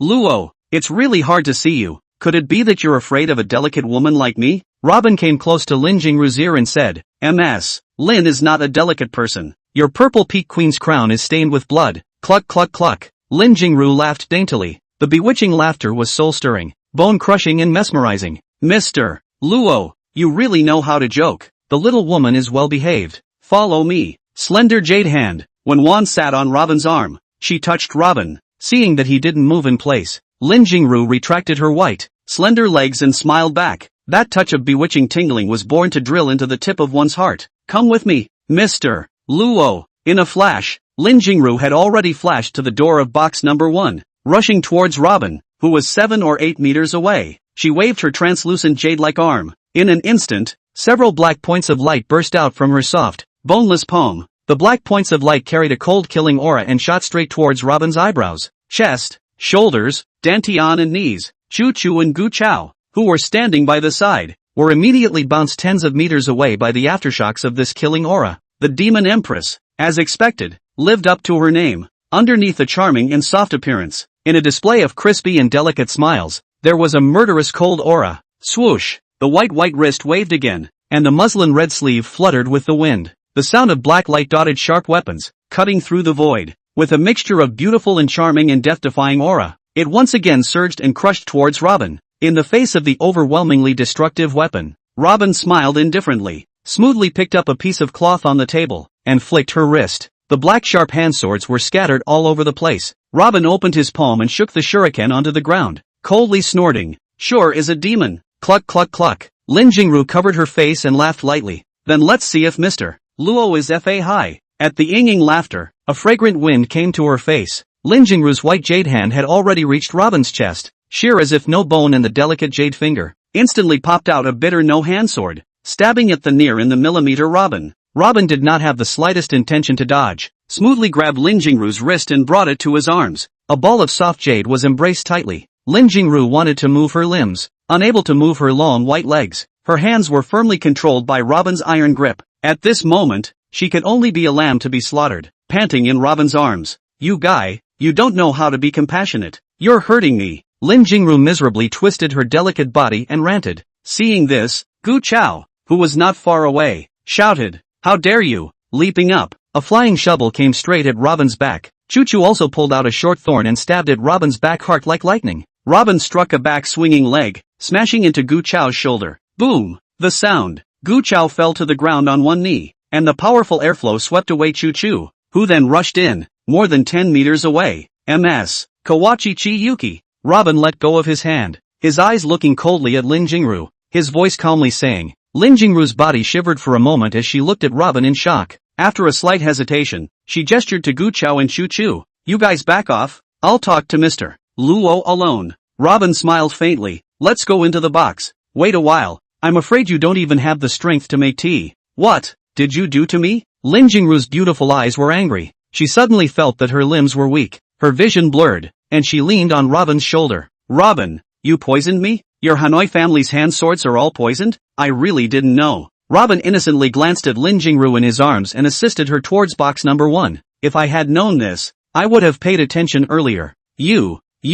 Lin Jingru was annoyed. Her own family's unique concealed weapon had been countered by Robin, trying to struggle to stand up straight. However, dizziness and paralysis made it impossible to make a movement of resistance. You went to great lengths to invite me for tea, just to kill me? Entering the box, Robin embraced Lin Jingru's soft and boneless body, sneered, and directly threw her onto the sofa. Are you Hanoi family tired of living? Robin appeared with his bitterless handsword, pointing it at Lin Jingru's white and tender neck. Lin Jingru glared angrily at Robin. Don't forget, this is the Purple Peak Club. So what? Your Purple Peak Guild Hall is nothing. Even your Hanoi family is nothing but ants. Right now, I happen to be living idly in the Dragon Kingdom. If you're not convinced, I don't mind making a trip to the Sakura Kingdom to see the cherry blossoms, and greet the Hanoi family in the process. Robin smiled indifferently, the arrogance in his eyes causing Lin Jingru to suck in a breath of cold air. Intuition told her that this man was definitely not mouthing off. The Purple Peak and the Hanoi family were truly nothing in front of him. Who are you? Lin Jingru asked through gritted teeth as she forcefully kept herself from fainting with her willpower. Who I am? This is not important. Robin smiled coldly. What's important is that I know you. The underground queen of the North Sea. Lin Jingru looked at the man with a cold and handsome face in front of her and was horrified. How could he know his secret? Suddenly, her eyes caught a glimpse of the unassuming dragon spike that Robin had hanging on his waist. A dazzling golden dragon flashed on the dragon spike, swallowing clouds with ferocity. Just a thousandth of a second's glimpse. Lin Jingru was already horrified. Her soft and delicate body trembled violently, and her pretty face was as white as snow. Killing God Dragon Stab. With a roll, she fell from the sofa to the floor. She forcefully endured her body's powerlessness and crouched on her knees in awe. At this moment, the condescending queenly demeanor from before was all gone. Lin Jingru muttered in a trembling voice, "Lord Dragon Thorn, the young woman didn't know that you were here. Please spare my life for the sake of me having no eyes. Jian Shui is willing to dedicate everything to Lord Dragon Prick. From today onwards, Jian Shui is willing to worship your lord as the supreme lord, and is willing to be your slave for the rest of your life." Robin didn't say anything and grabbed Lin Jingru's hair, his eyes staring icily at her foxy and delicate face. Lin Jingru was overwhelmed by the look. Immediately afterward, loosening his palms, he suddenly tore open Lin Jingru's bodice. Hiss la! A long white dress instantly slipped to the ground, leaving only a few pieces of body-covering underwear. Not waiting for Lin Jingru to be horrified by this action of Robin's, a silver needle instantly appeared in Robin's hand and flew and stabbed at her danjong point. A burst of excruciating pain caused Lin Jingru to tumble to the ground, her entire body exploding with rain-like beads of sweat, accompanied by miserable howls. Curls of black gas emerged from Lin Jingru's white chest. These black chi gradually coalesced into a ferocious and terrifying black python in midair. "What is this?" Lin Jingru, who was paralyzed on the ground, gasped weakly. That demonic, foxy pretty face was fragrantly sweat-stained and miserably white and bloodless, just as if she had died a death. Robin slapped down a palm in the air, and the black mang instantly exploded. Lin Jingru's few remaining pieces of body-covering underwear also exploded. Together with the debris of the black mang, they slowly scattered down after rushing into mid-air. The pure jade girl's delicate body was visible. Lin Jingru instinctively wanted to raise her arms to protect her shame. However, her entire body was weak and unable to raise her arms at all. Does Long Ji want to take me here? Of course, it's an honor to be able to get a moment with Lord Long's Ho. Only, this situation, a little embarrassing. Chapter 0028, Xianxue obeys Lord Dragon Prick's orders. Robin smoothly picked up a red trench coat placed on the sofa and draped it over Lin Jingru's body. Your family's soul catalyzing pill. You can cure it yourself. Lin Jingru weakly looked towards Robin's slender back, a flash of loss in her beautiful eyes. Just seeing the black blood stains scattered on the ground, her heart was appalled. This? You've been put under the soul-devouring charm. Robin slowly turned around. This kind of soul-devouring charm can only be used on a purine body before the age of 3. The black python in your body was originally just a remnant soul that had lost its original body. Now that it has been in your body for so long, it has gradually taken shape. In a few more days, the black python will be able to detach itself from your body and drain your soul, essence and blood, of all of it. At that time, you can only be an invalid. Moreover, the body will rapidly age until death. Lin Jingru's whole body trembled in shock. How could this happen? In her memories, when she was very young, her grandfather had once had a huge fight with her mother. Exactly what they had argued about, Lin Jingru wasn't sure. The next day, her mother died. For so many years, her body would often experience an inexplicable discomfort, and her whole body would be cold all night long. On those days every month, her whole body ached like billions of ants gnawing at the bone marrow. After the vacation, it was as if she had died. In the past few years, she had visited many world-famous doctors. None of the doctors were able to find out what was wrong with her body. Your body often gets cold, your mood is extremely low, and at that time of the month, you have a tendency to be bloodthirsty and tyrannical. All of these various phenomena are the soul-devouring talisman spell working within your body. If this demon is not removed, you won't live to be 21 years old. Until the end, only the essence and blood will be defeated. The soul will dry up, and you will decline and die. When Lin Jingru heard these words, a stunned light erupted from her eyes. In half a year, it would be her 21st birthday. If she hadn't met Robin, she would have remained in the dark. After half a year, wouldn't she have become an unjustly dead soul? Her whole body trembled in shock. A wave of extreme indignation immediately catalyzed the messy chi and blood in her body to surge wildly. In this instant, a mouthful of anger in her chest was almost ready to rage out. Robin looked at Lin Jingru's pale face and untied his trench coat. Lin Jingru was so weak and powerless that she just wanted to lie down. 3 silver needles appeared in Robin's hands. 3 white lights flashed, and the silver needles flew and stabbed at Lin Jingru's 2 shoulder well points, and the large vertebrae point. Lin Jingru's body trembled violently. Not long after, only a miserable scream could be heard. Lin Jingru's mouth spat out a white train, and she let out a long sigh of relief. Her whole body paralyzed on the sofa. It was only after a long time that there was a gradual redness on her miserably white face. She slowly opened her tired eyes and weakly murmured, "Mr. Luo, what the hell is going on?" Luo Bin retrieved the silver needle, and seeing Lin Jingru's color gradually improving, He picked up a square towel and wiped his palms. In this world, there is a kind of divine soul called the fierce spirit. Without some sort of external force to confine and catalyze it, it can only rely on its own weak divine sense, wandering in the void of space, with no body or spiritual mastery of its own. Without being driven by some powerful divine soul, it is unconscious and unable to act purposefully on its own. On the contrary, if it is intentional, this requires a special shebang that serves as a medium to carry it and feed it. It is also what the folk of the Dragon Kingdom call soul possession. Lin Jingru heard what Robin had described, and was almost ready to collapse, despite having heard of these legends. However, one had never believed that such a thing really existed in this world. However, the scene where the black python appeared just now was clear as day to her. Right after the black python was shaken out of Robin's body, her body and spiritual energy truly felt a sense of relaxation and comfort that had not been experienced in all these years. At this moment, her own body seemed to be in the midst of a frenzied stream of warmth that was constantly surging in. She felt that the present self was truly alive. It was just that the thought that the person who had placed the soul-devouring charm on her was actually the head of the Hanoi clan, whom she most admired. The faith and mission of so many years had instantly turned into nothing. Thinking back to her childhood, all the way through her growth, it became clearer and clearer to her that she might just be a victim of the Hanoi family. What the queen of the North Sea underground world? What the glory of the Hanoi family? What the rising star of the Hanoi family? What the responsibility of the Hanoi family's mission to revitalize? And so on and so forth. All of these were a great lie and a fraud. The entire top echelon of the family knew the truth, and she was the only one who was an idiot who was blinded by it. Thinking of this, Lin Jingru trembled as she looked towards the still cold and indifferent Robin, once again kneeling down in front of him. Lord Dragon Spur, from now on, Chiwei is willing to saddle you with 10,000 deaths. If one were to say that just now, Hanoi Qianshua's acknowledgement was only a submission against her will in deterrence of the mighty name of the god of slayers, Dragon Spike. At this moment, she was willingly submitting. She understood that from now on, only by clinging to the Dragon Spike's shelter would she be able to survive and take revenge. She believed that her mother's death back then must also be inevitably linked to her own miserable fate for so many years. Next,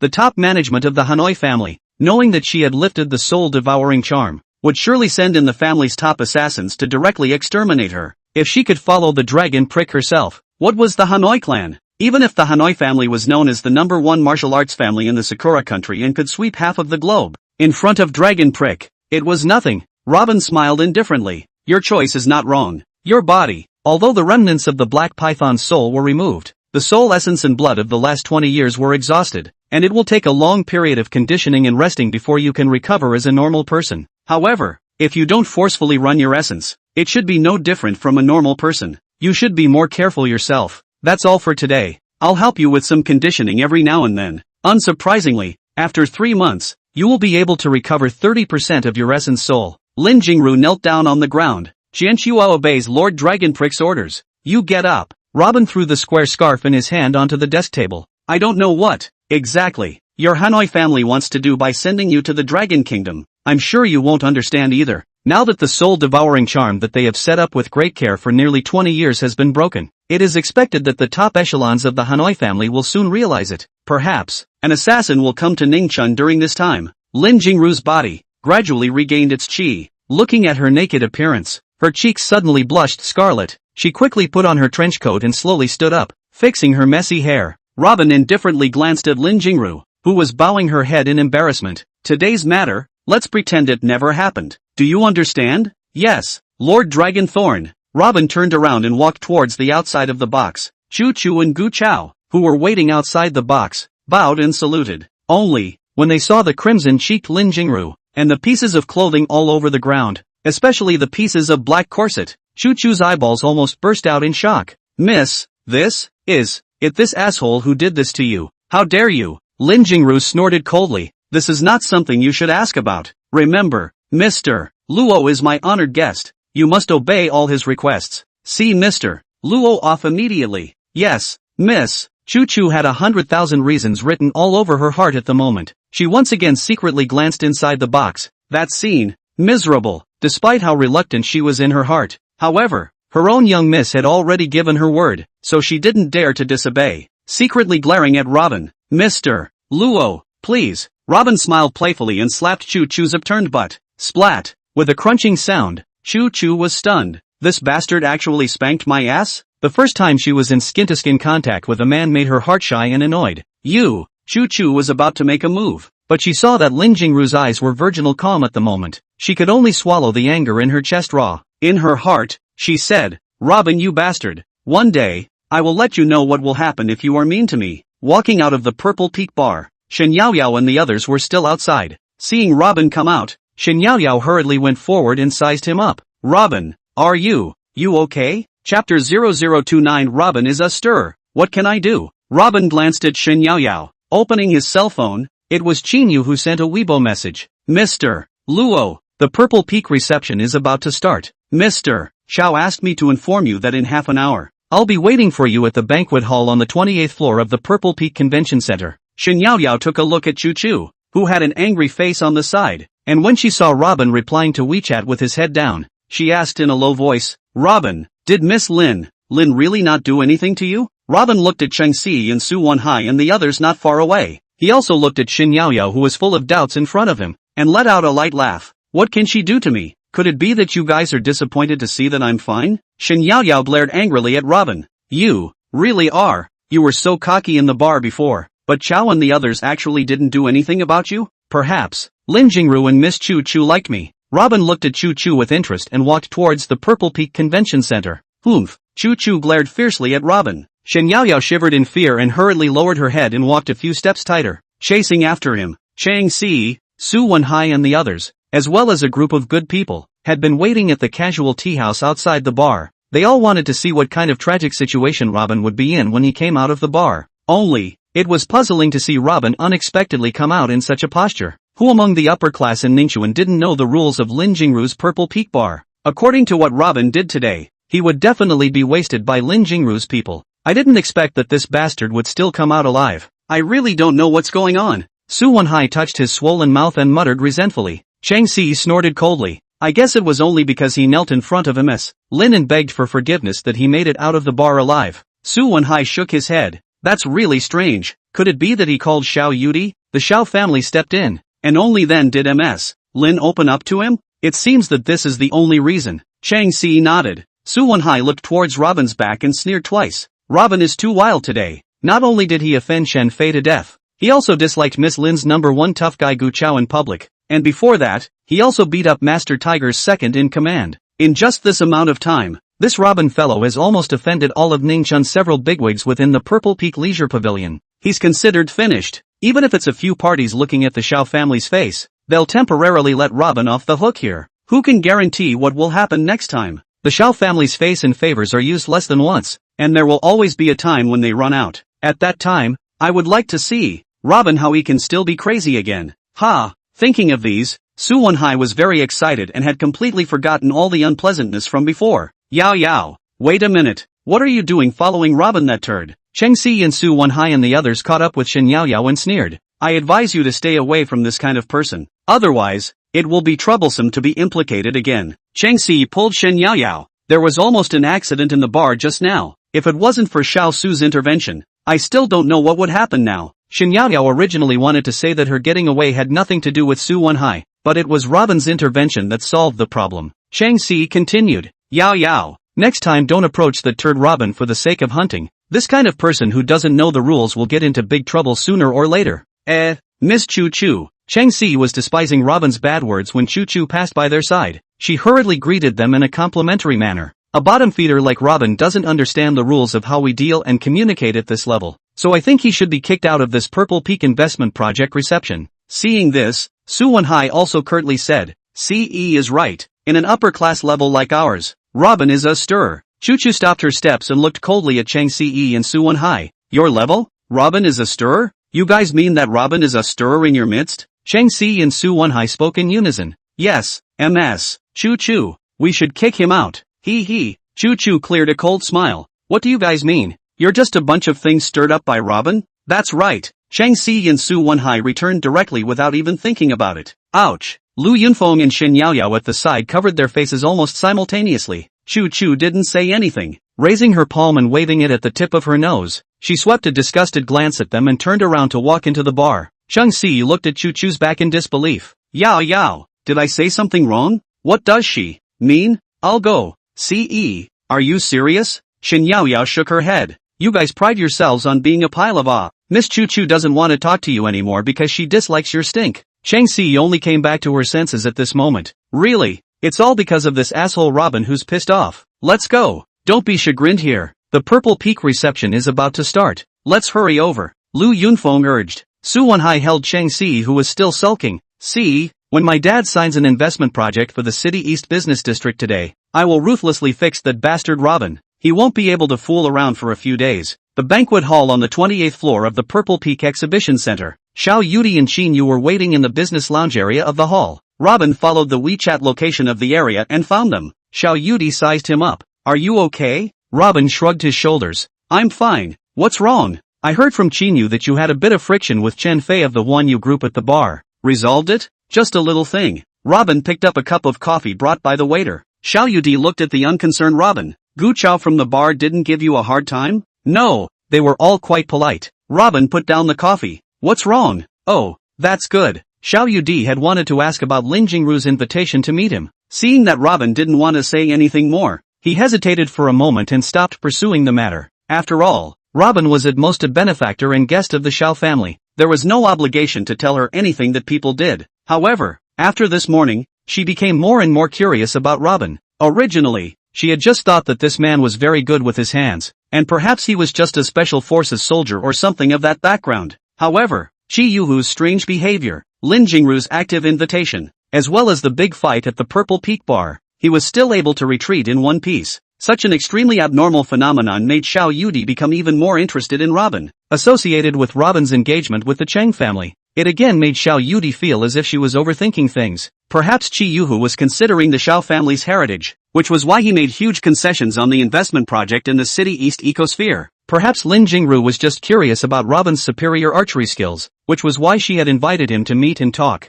and why she had let him off the hook after the disturbance at the Zifeng bar. Robin noticed that Xiao Yudi was staring at him out of his mind and shrugged his shoulders. You're looking at me obsessively like this. Am I handsome? Xiao Yudi's cheeks reddened and she snapped. Beautiful you. Do you know who Chen Fei is? Robin deflated. Yes. Isn't it the nephew of Chen Shuchong of the Wanyu group? What's wrong? Is there anything more troublesome? Xiao Yudi nodded. A dude like Chen Fei is not enough to mention. However, Chen Shuzhong's eldest son, Chen Chuliang, is not a good person. 4 or 5 years ago, the Chen family was ordinary amongst Ningchuan's first-class families, ranking almost at the bottom. However, since Chen Shuchong's eldest son, Chen Chuliang, returned from his overseas studies 4 years ago, the Chen family quickly rose to prominence. Moreover, Chen Shuchong and Chen Chuliang, father and son, have also quickly become highly publicized figures in Ningchuan. The Wanyu group, under the management of the Chen father and son, is flourishing. In the past 2 years, with my father's serious illness, Chen Shuzhong had the momentum to replace my grandfather's position as the president of the Ningchuan Chamber of Commerce.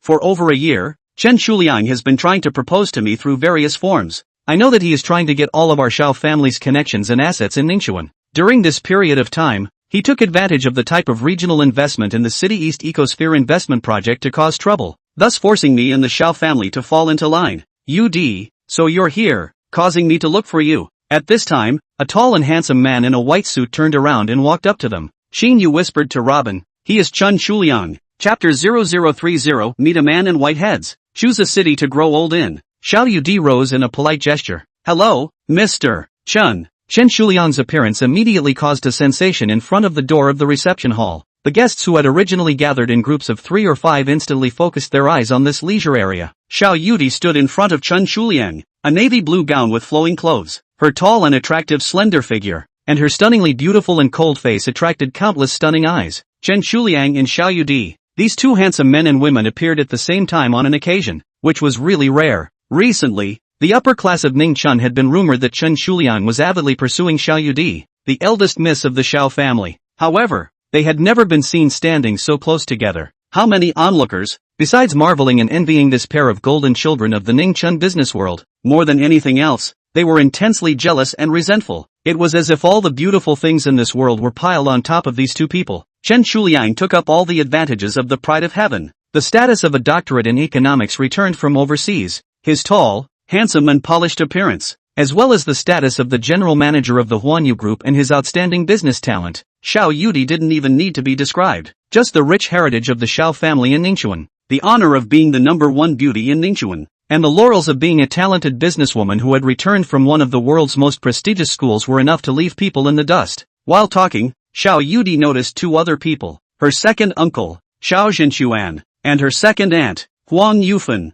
Xiao Tianlong had two sons, the eldest son Xiao Jinting and the second son Xiao Jinchuan. Originally, Xiao Tianlong retired to the background 5 years ago, leaving his eldest son, Xiao Jinting, in charge of the Xiao family business. After taking over the Xiao group, Xiao Jinting took Xiao to the next level, seeing Xiao Tianlong's successor successfully take over. 3 years ago, Xiao Jinting suddenly suffered a disease, bedridden. In the past 3 years, the Xiao family has searched for famous doctors, but no one can cure him. After Xiao Jinting's collapse, Xiao Jinchuan should have taken over the Xiao family. However, Xiao Tianlong believes that his second son, Xiao Jinting, is unable to take up the heavy responsibility of the Xiao group in terms of character and talent. He can only come out again to support his granddaughter, Xiao Yudi, to take over the reins of Xiao's industry. For this matter, Xiao Jinchuan had always held a grudge. Over the past few years, the couple had been dealing closely with the Chen family. The purpose of this was to hope that the Chen family could help him gain control of the Xiao clan. After being informed of Chen Shuliang's desire to marry the Xiao family's first lady, the two of them were even more attentive and facilitated it in many ways.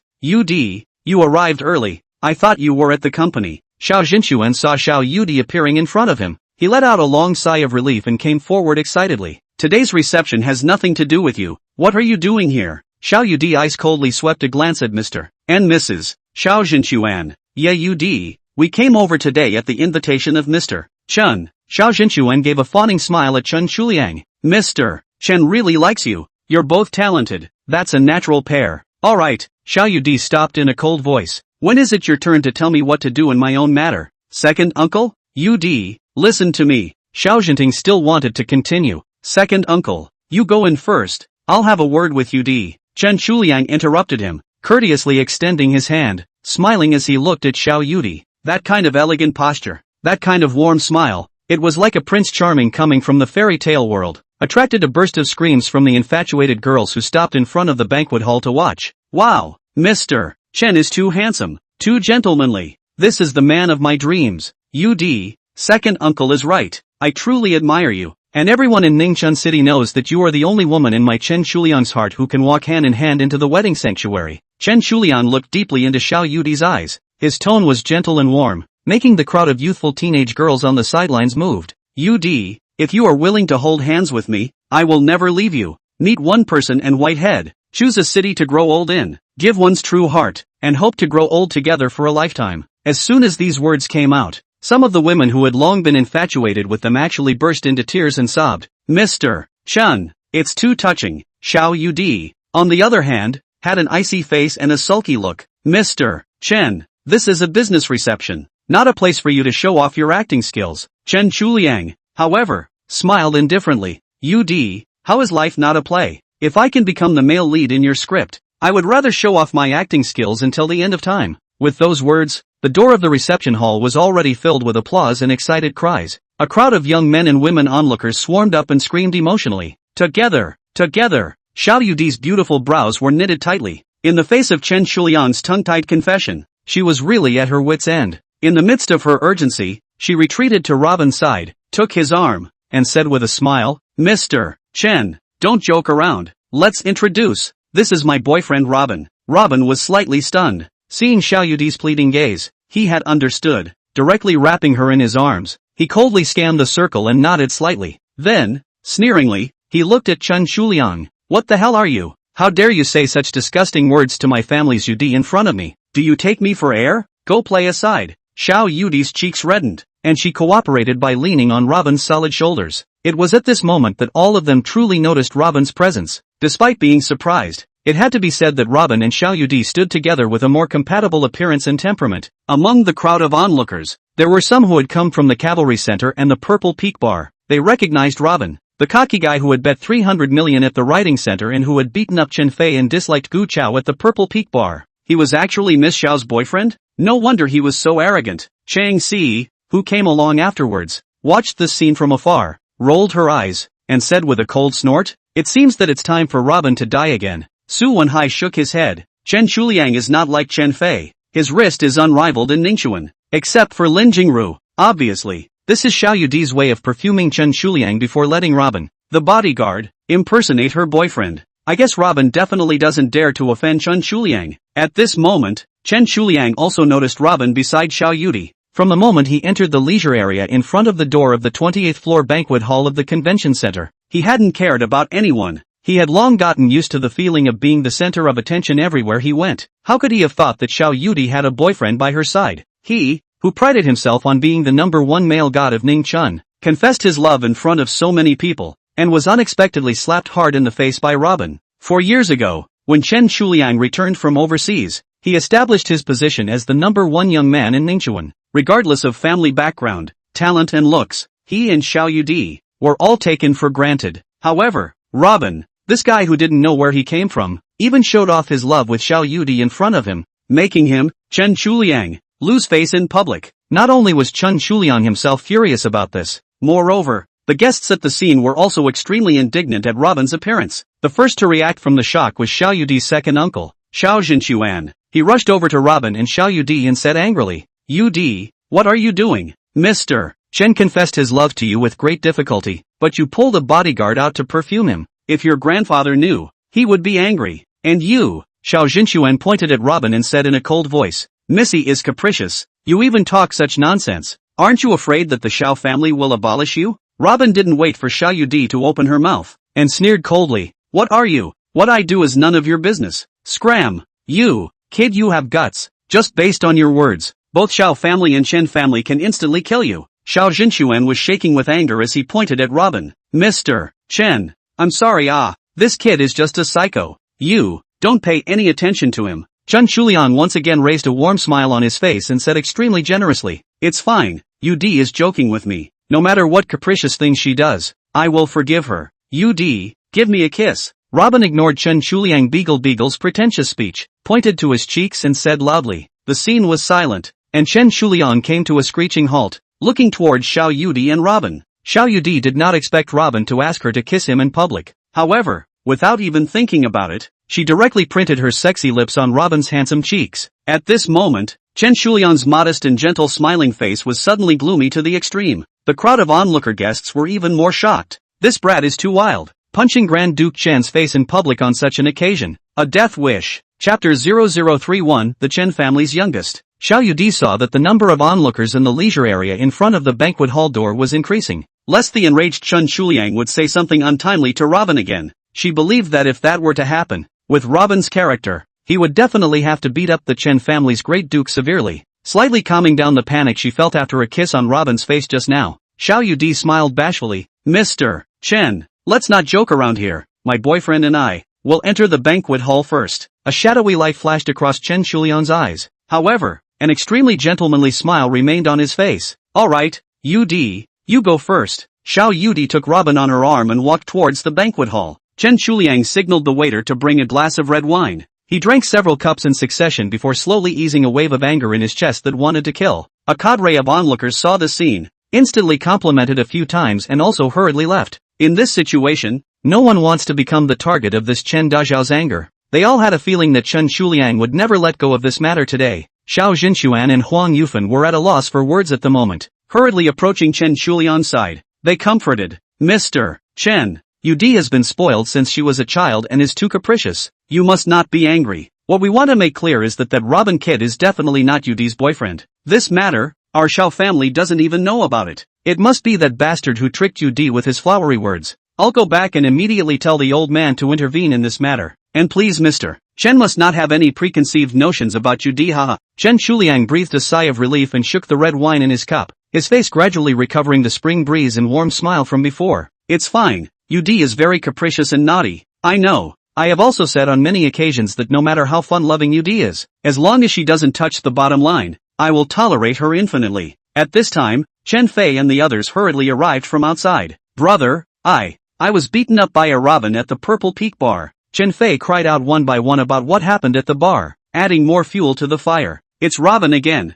Find out where exactly this person came from to be an arrogant person." Chen Shuliang kicked Chen Fei over on the ground. "How many times have I told you that you can't restrain yourself? Aside from playing with women outside and causing trouble, what else can you do? Brother, it's all because that bastard Robin moved. Before Chen Fei could finish, Chen Shuliang coldly swept his eyes at Chen Fei's several bodyguards. What are you all doing for a living? Following Chen Fei around. Don't you know your duties? Several bodyguards instantly knelt on the ground. Young master, we are at the Purple Peak Bar. We don't dare to. Alright, I understand that you guys have your own difficulties as well. The ferocity on Chen Shuliang's face instantly disappeared, once again resuming a gentle smile. Just when the several bodyguards thought that this Chen Dishao had forgiven them, Chen Shuliang indifferently said, not being able to do your duty, you won't get another chance in the future. Chop off their arms and legs and throw them into the sea. Mr. Chen, please, spare our lives.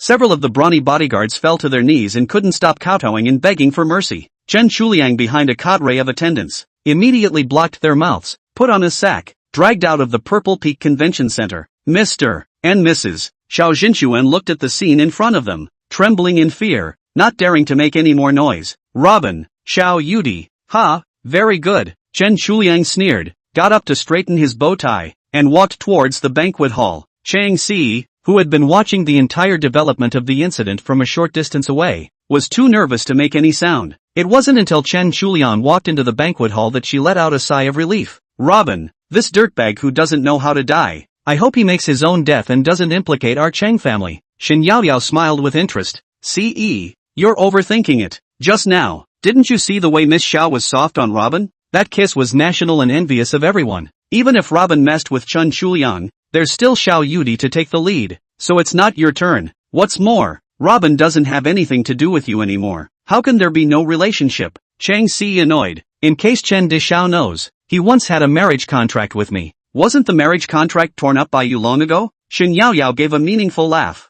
Alright, C.E., stop thinking too much. Robin might not be as simple as you think. Chang Si exasperatedly said. Yaoyao, I found out that you seem to be helping Robin all the time. You know what? It's dangerous for you to be like this. Have you been tricked by him? Shin Yaoyao let out a bitter smile, almost muttering to herself, if Robin is really like this, I can't be too happy. Alright, let's not be worrying over nothing. The reception will start soon. Hurry up and go in. The main topic of today's business reception for the City East Ecosphere Investment Project Cooperation. The first one was Xiao Group, Huanyu Industry, Devil's Cave and Purple Peak International. The 4 negotiated adjustments regarding the types of projects in the City East Ecosphere's investment segment. The second one was the project invested by the 4 families, outsourcing cooperation investment meeting and consultation. Therefore, in addition to the heads of the 4 families in charge of the investment projects in the City East Ecosphere came to the banquet. Enterprises with capital strength in Ningxuan also showed up in droves, hoping to be able to share a piece of cake in the territory of the 4 major investors.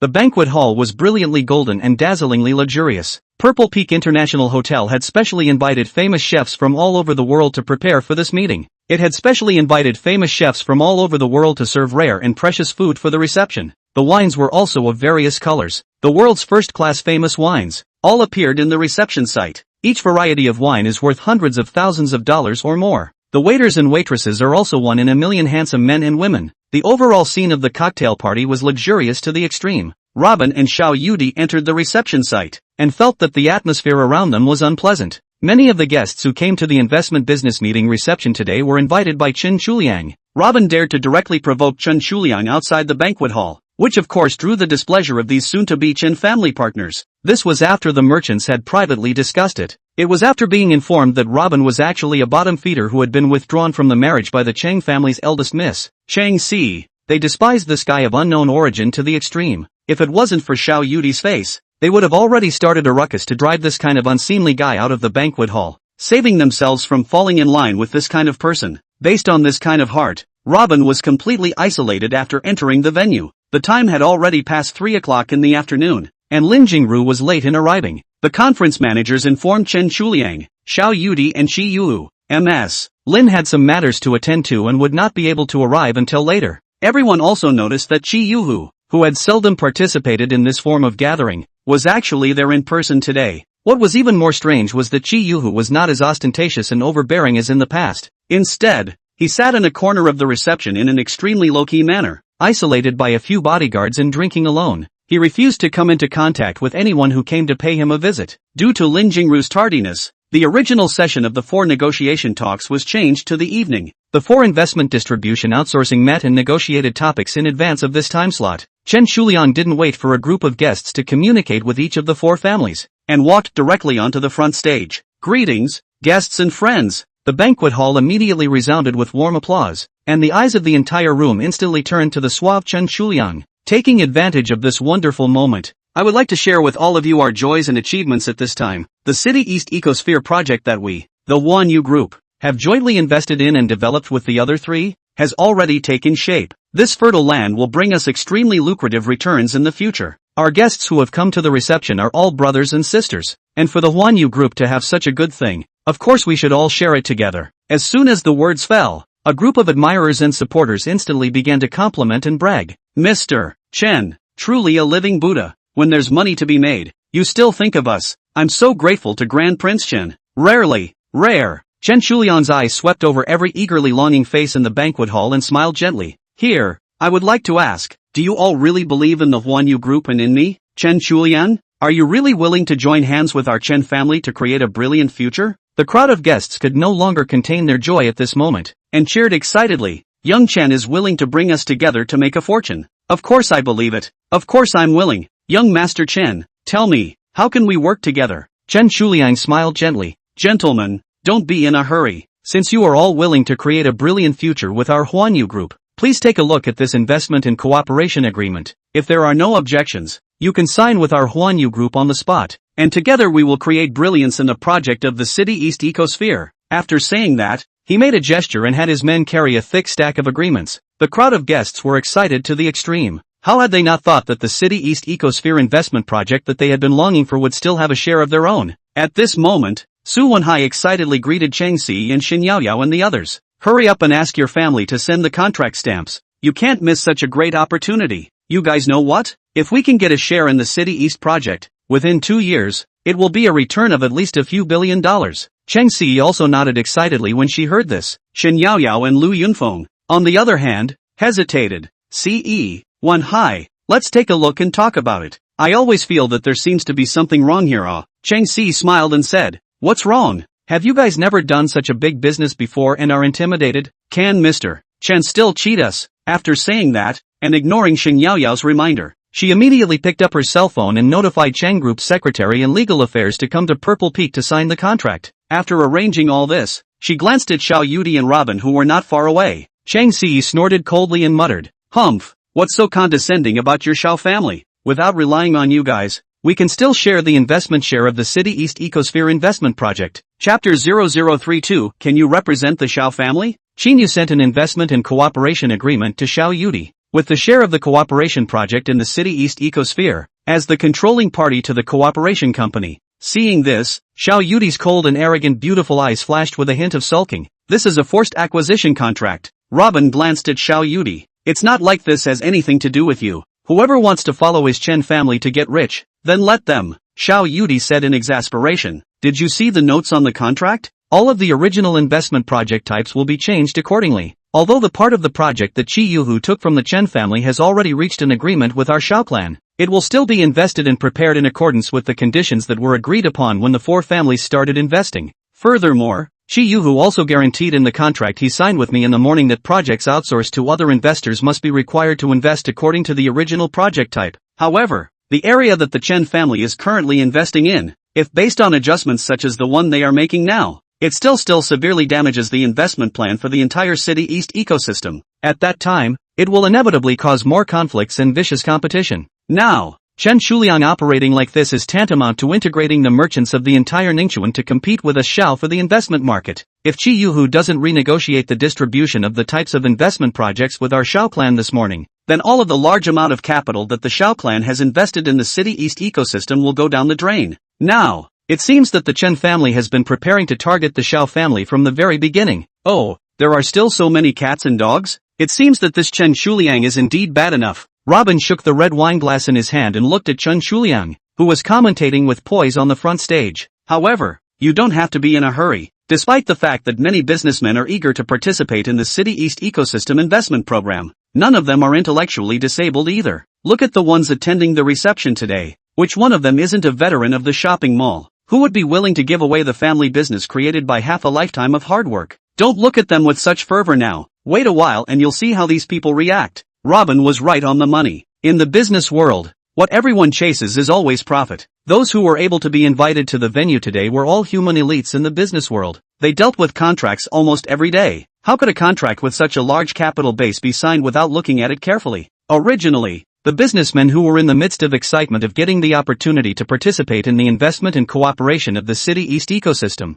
After reading the contract, they quickly realized the scam in it. Mr. Chen, with your terms of cooperation like this, perhaps on the surface, we'll be able to make a little bit of money, but that's all false. In the end, the industry we've been running for half a lifetime will all be yours. We might not get anything at all. You can't take the expected profit in 10 years' time and use it as the capital to invest in the shares now. Can you? 10 years? Oh, who knows what will happen in 10 years? You're completely empty-handed, taking our entire industry directly without spending a single penny. This joke is too big. Robin looked at Chen Shuliang, who was having a spring in his step on the front stage, and let out a meaningful laugh. This guy, with all his recent moves on the City East ecosystem, it was clear that he wanted to monopolize the entire Ningchun business community, pulling in Chi Yuhu, secretly dealing with Xiao Group and Purple Peak International. Now he wants to integrate all the business resources in Ningchuan without spending a dime through this means. The Chen family's eldest young man, his ambitions are not small. Chen Shuliang swept a glance at a sea of angry and questioning faces in the banquet hall, and a calm smile with a hand in the air lifted up on his face. Gentlemen,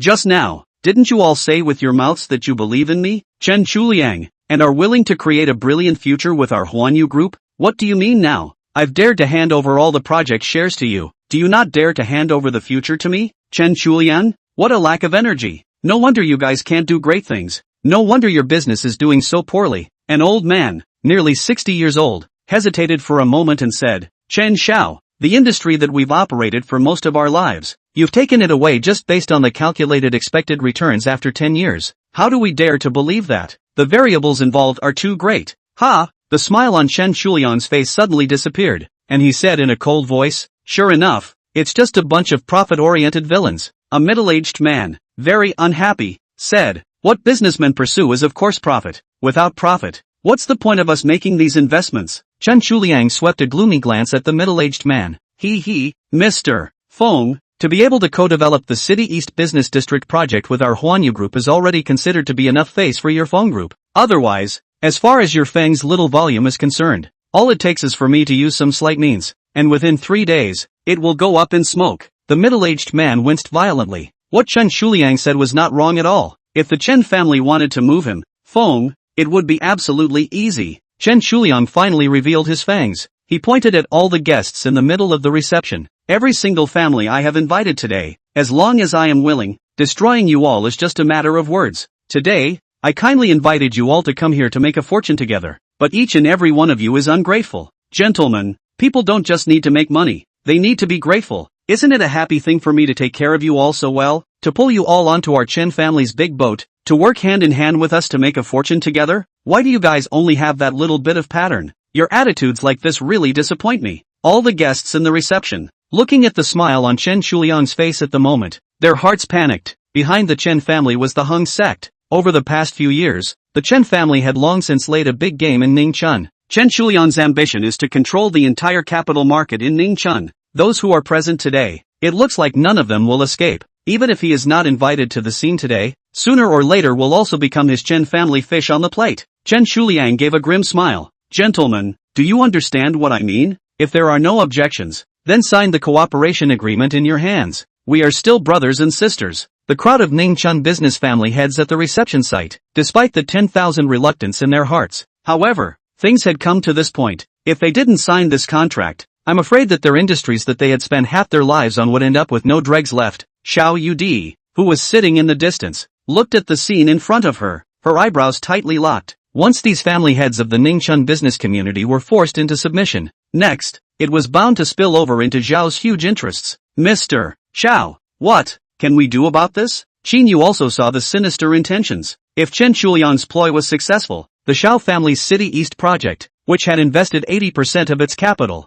would all go down the drain. The Xiao group would also be greatly injured as a result, or even fall into a dilemma and completely collapse. Mr. Xiao, should we call Master Xiao? Qin Yu asked anxiously. Xiao Yudi was nervous and cold sweat came out. She hesitated for a moment. Alright then, contact Grandpa instantly. Wait a minute. For this small matter, Don't call your grandfather. Robin stopped Chinyu. Small matter? Xiao Yudi's next words. Before she could say them, Robin put down his wineglass and got up. The huge Chen family. It turns out that they all rely on such despicable means to gain a foothold in Ningchun. Just as everyone picked up the agreement and hesitated to sign it, they heard Robin's words and looked at him in unison. They hadn't expected that this bottom feeder that they despised would come forward at this time. Could it be that he dared to go against the Chen family? Gentlemen, the Xiao Group has also given its investment and cooperation intentions at this investment and cooperation reception. The investment projects in the City East ecosphere, apart from the hotels, shopping malls and some amusement facilities operated by the Xiao family itself. The other 70% of the projects under their jurisdiction, all of which are subcontracted at cost price, respectively, without compensation, to the partners with whom they signed the investment and cooperation intentions. The premise is that it must be developed in accordance with the type of investment project agreed upon in the contract between the two parties. Otherwise, the contract will be immediately withdrawn. If you all think you have this strength, you can negotiate with the Xiao family as much as you want. Robin's words shocked all the guests at the reception. Really? Is this the Xiao family giving away capital for free? Robin, do you mean to openly oppose me? Chen Shulian's face was suddenly gloomy. So what if I am? So what if I'm not? Robin deflated his mouth and smiled playfully. What are you? You can represent the Xiao family? A bunch of nonsense. Xiao Jinshuan stood out and pointed at Robin angrily. Xiao Yudi didn't even think about it, and coldly said, of course he can represent the Xiao family. Robin's meaning is also my Xiao Yudi's meaning. With these words, the originally desperate group of merchants instantly came to life. If the Xiao family was able to come forward, they certainly dared to ignore Chen Shuliang's threat. Moreover, the Xiao family's way of cooperation that Robin had mentioned, it was simply a free gift. In an instant, all the guests who had originally isolated Robin began to move closer to him and Xiao Yudi. The smug and arrogant look in Chen Shuliang's eyes gradually turned grim. The plan that he had painstakingly managed for several years had been stirred up by this kid Robin. At this moment, his eyes were filled with a murderous chill when he looked at Robin. Chapter 0033, Who are you to tell me what to do? Chen Shuliang looked at Robin grimly and did not continue to speak with him. The other party's aura really made him oppressively breathless. Intuition told him that this was a guy who didn't follow the rules. Is it an ignorant person who was fearless? Or was it truly bottomless? Chen Shuliang did not dare to be sure. According to the information he currently had about Robin, it's just a rootless grass that was withdrawn from the Cheng family. It was such an insignificant character. From before he started entering the banquet hall, he had repeatedly sabotaged his plans and embarrassed him. It would be difficult to resolve the hatred in his heart if this person was not removed. Chen Shuliang suddenly laughed softly twice. The smile was as gentle, forgiving and generous as his trademark. You've become more and more humorous now. Chen Shuliang came from the front desk in a graceful manner. Under the bright lights and shadows, he was still as jade-like and suave as ever. The crowd of guests in the middle of the reception were in a trance. Could it be that everything that happened before was just an illusion of their own? Chen Shuliang's current appearance was the Chen Gongzi they remembered. Modest, cultivated, like a wisp of spring breeze, sunny and warm, gentle and elegant. Brothers and sisters. Chen Shuliang walked up to Xiao Yudi and nodded with a smile. Then, he slowly turned to the group of family heads who had come to negotiate the contract. Think about it. If Mr. Xiao handed over 70% of the project of the City East ecosphere to you guys to work on it for free, could they,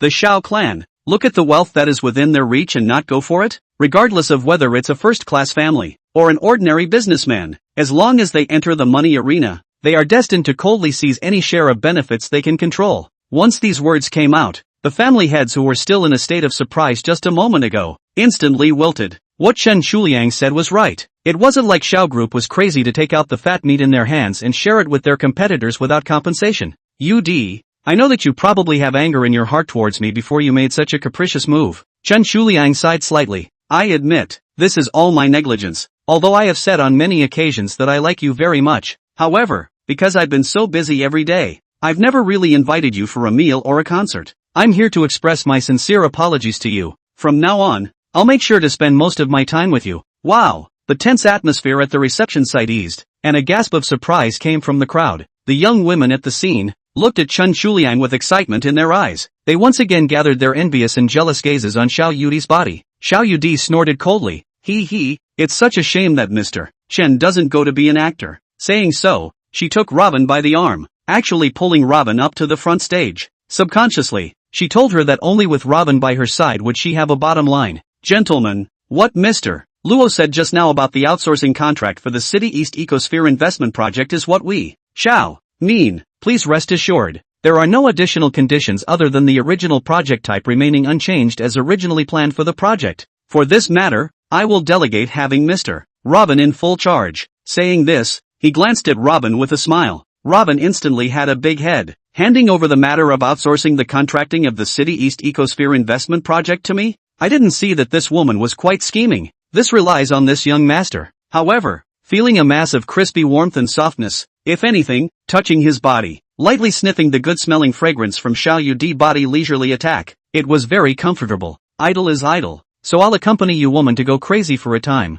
10 minutes later, Zhao's group legal department will send a letter of intent for project investment to the reception site. You can take a look at the content of the contract before making a decision. 3 days later, Xiao Group will specially arrange a signing session for project outsourcing cooperation in the City East Ecosphere. Those who are interested can come and negotiate. There's another piece of news that I want to reveal to all of you present. For this cooperative outsourcing project, in addition to Zhao's original investment area, the southern development zone of the City East Ecosphere, Master Tiger has transferred it to Xiao at no cost. Therefore, Zhao's outsourcing projects signed this time are numerous, enough for a large portion of our friends with capital strength in Ningxuan to share. Please be calm and decide carefully. Investment is a major choice. One thought of heaven and one thought of hell. Chen Shuliang's face instantly turned grim when he heard these words from Xiao Yudi. Mr. Xiao, are you going against my Chen family at all costs? Xiao Yudi tightly grasped Robin's hand and coldly and proudly swept a glance at the reception site. If Mr. Chen calls legitimate business competition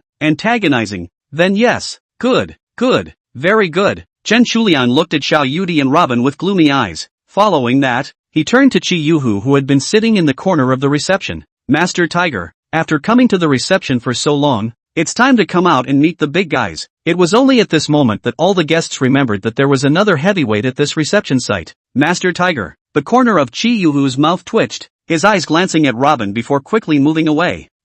For investment this kind of thing, I'm an amateur, nothing to say, you guys play. Chen Shuliang was both surprised and annoyed to see Qi Yuhu being so perfunctory about his words. Before, the Chen family had already discussed with him privately, adopting this tricky way to integrate the capital of Ning Chun's group of second and third-rate families. Then, it would go all out to suppress Xiao Clan and the project of the City East Ecosphere. In the end, pull Zhao's position as the number one family completely. The Chen family and Qi Yuhu shared everything the Xiao family had in Ningxuan. Chen Shuliang's overall plan, after completing this step, then borrow the power of the Hong Kong sect, crush Qi Yuhu, destroy Lin Jingru, and completely control the business sector in Ningxuan. But now Qi Yuhu's attitude has suddenly left him without a bottom. This asshole, what kind of show is he singing today? Master Tiger, what do you mean by this? You want to break my field too? Chen Shuliang questioned in a cold voice. The scene was instantly suffocatingly silent, despite the Chen family's extremely rapid rise in momentum in Ningxuan. However, it was still too inferior to Master Tiger of the Demon King's cave.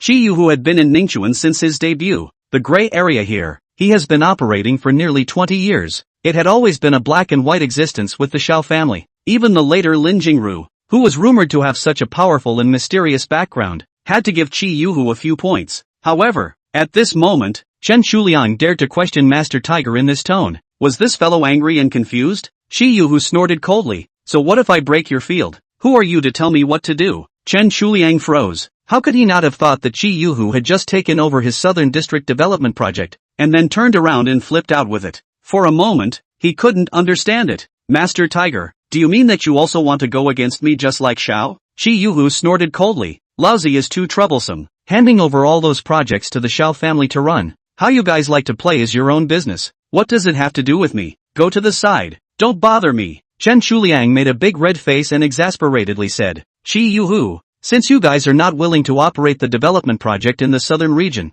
then give it back to the Chen family. Chen Shuliang, are you threatening me? Qi Yuhu pointed at Chen Shuliang and cursed. Since it was handed over to Lousy, it's Lousy's territory. You want it back now? First ask the 1,000 brethren of Lousy's Demon King Cave if they agree or not. As soon as Qi Yuhu's words fell, more than 100 disciples of the Devil King's cave instantly rushed in from outside the door. Chen Shuliang's bodyguards quickly held him back. Robin stepped forward. The Southern Development Zone has already changed hands to Xiao. Is it interesting for you guys to fight over it? Chen Shuliang said sinisterly. Good, Qi Yuhu. I'll hold off on theorizing with you for now. Qi Yuhu waved his hand, and the 100 or so disciples of the Devil King's cave dispersed. The crowd of guests at the reception site let out a long sigh of relief. If these outlaws of the Demon King's cave were to really go on a killing spree here, not only would Chen Shuliang not be able to cope with it, the guests at the scene would also be affected. Chen Shuliang sized up Robin, who walked up and let out a cold smile. Good. I can see that today you are determined to go against my Chen family.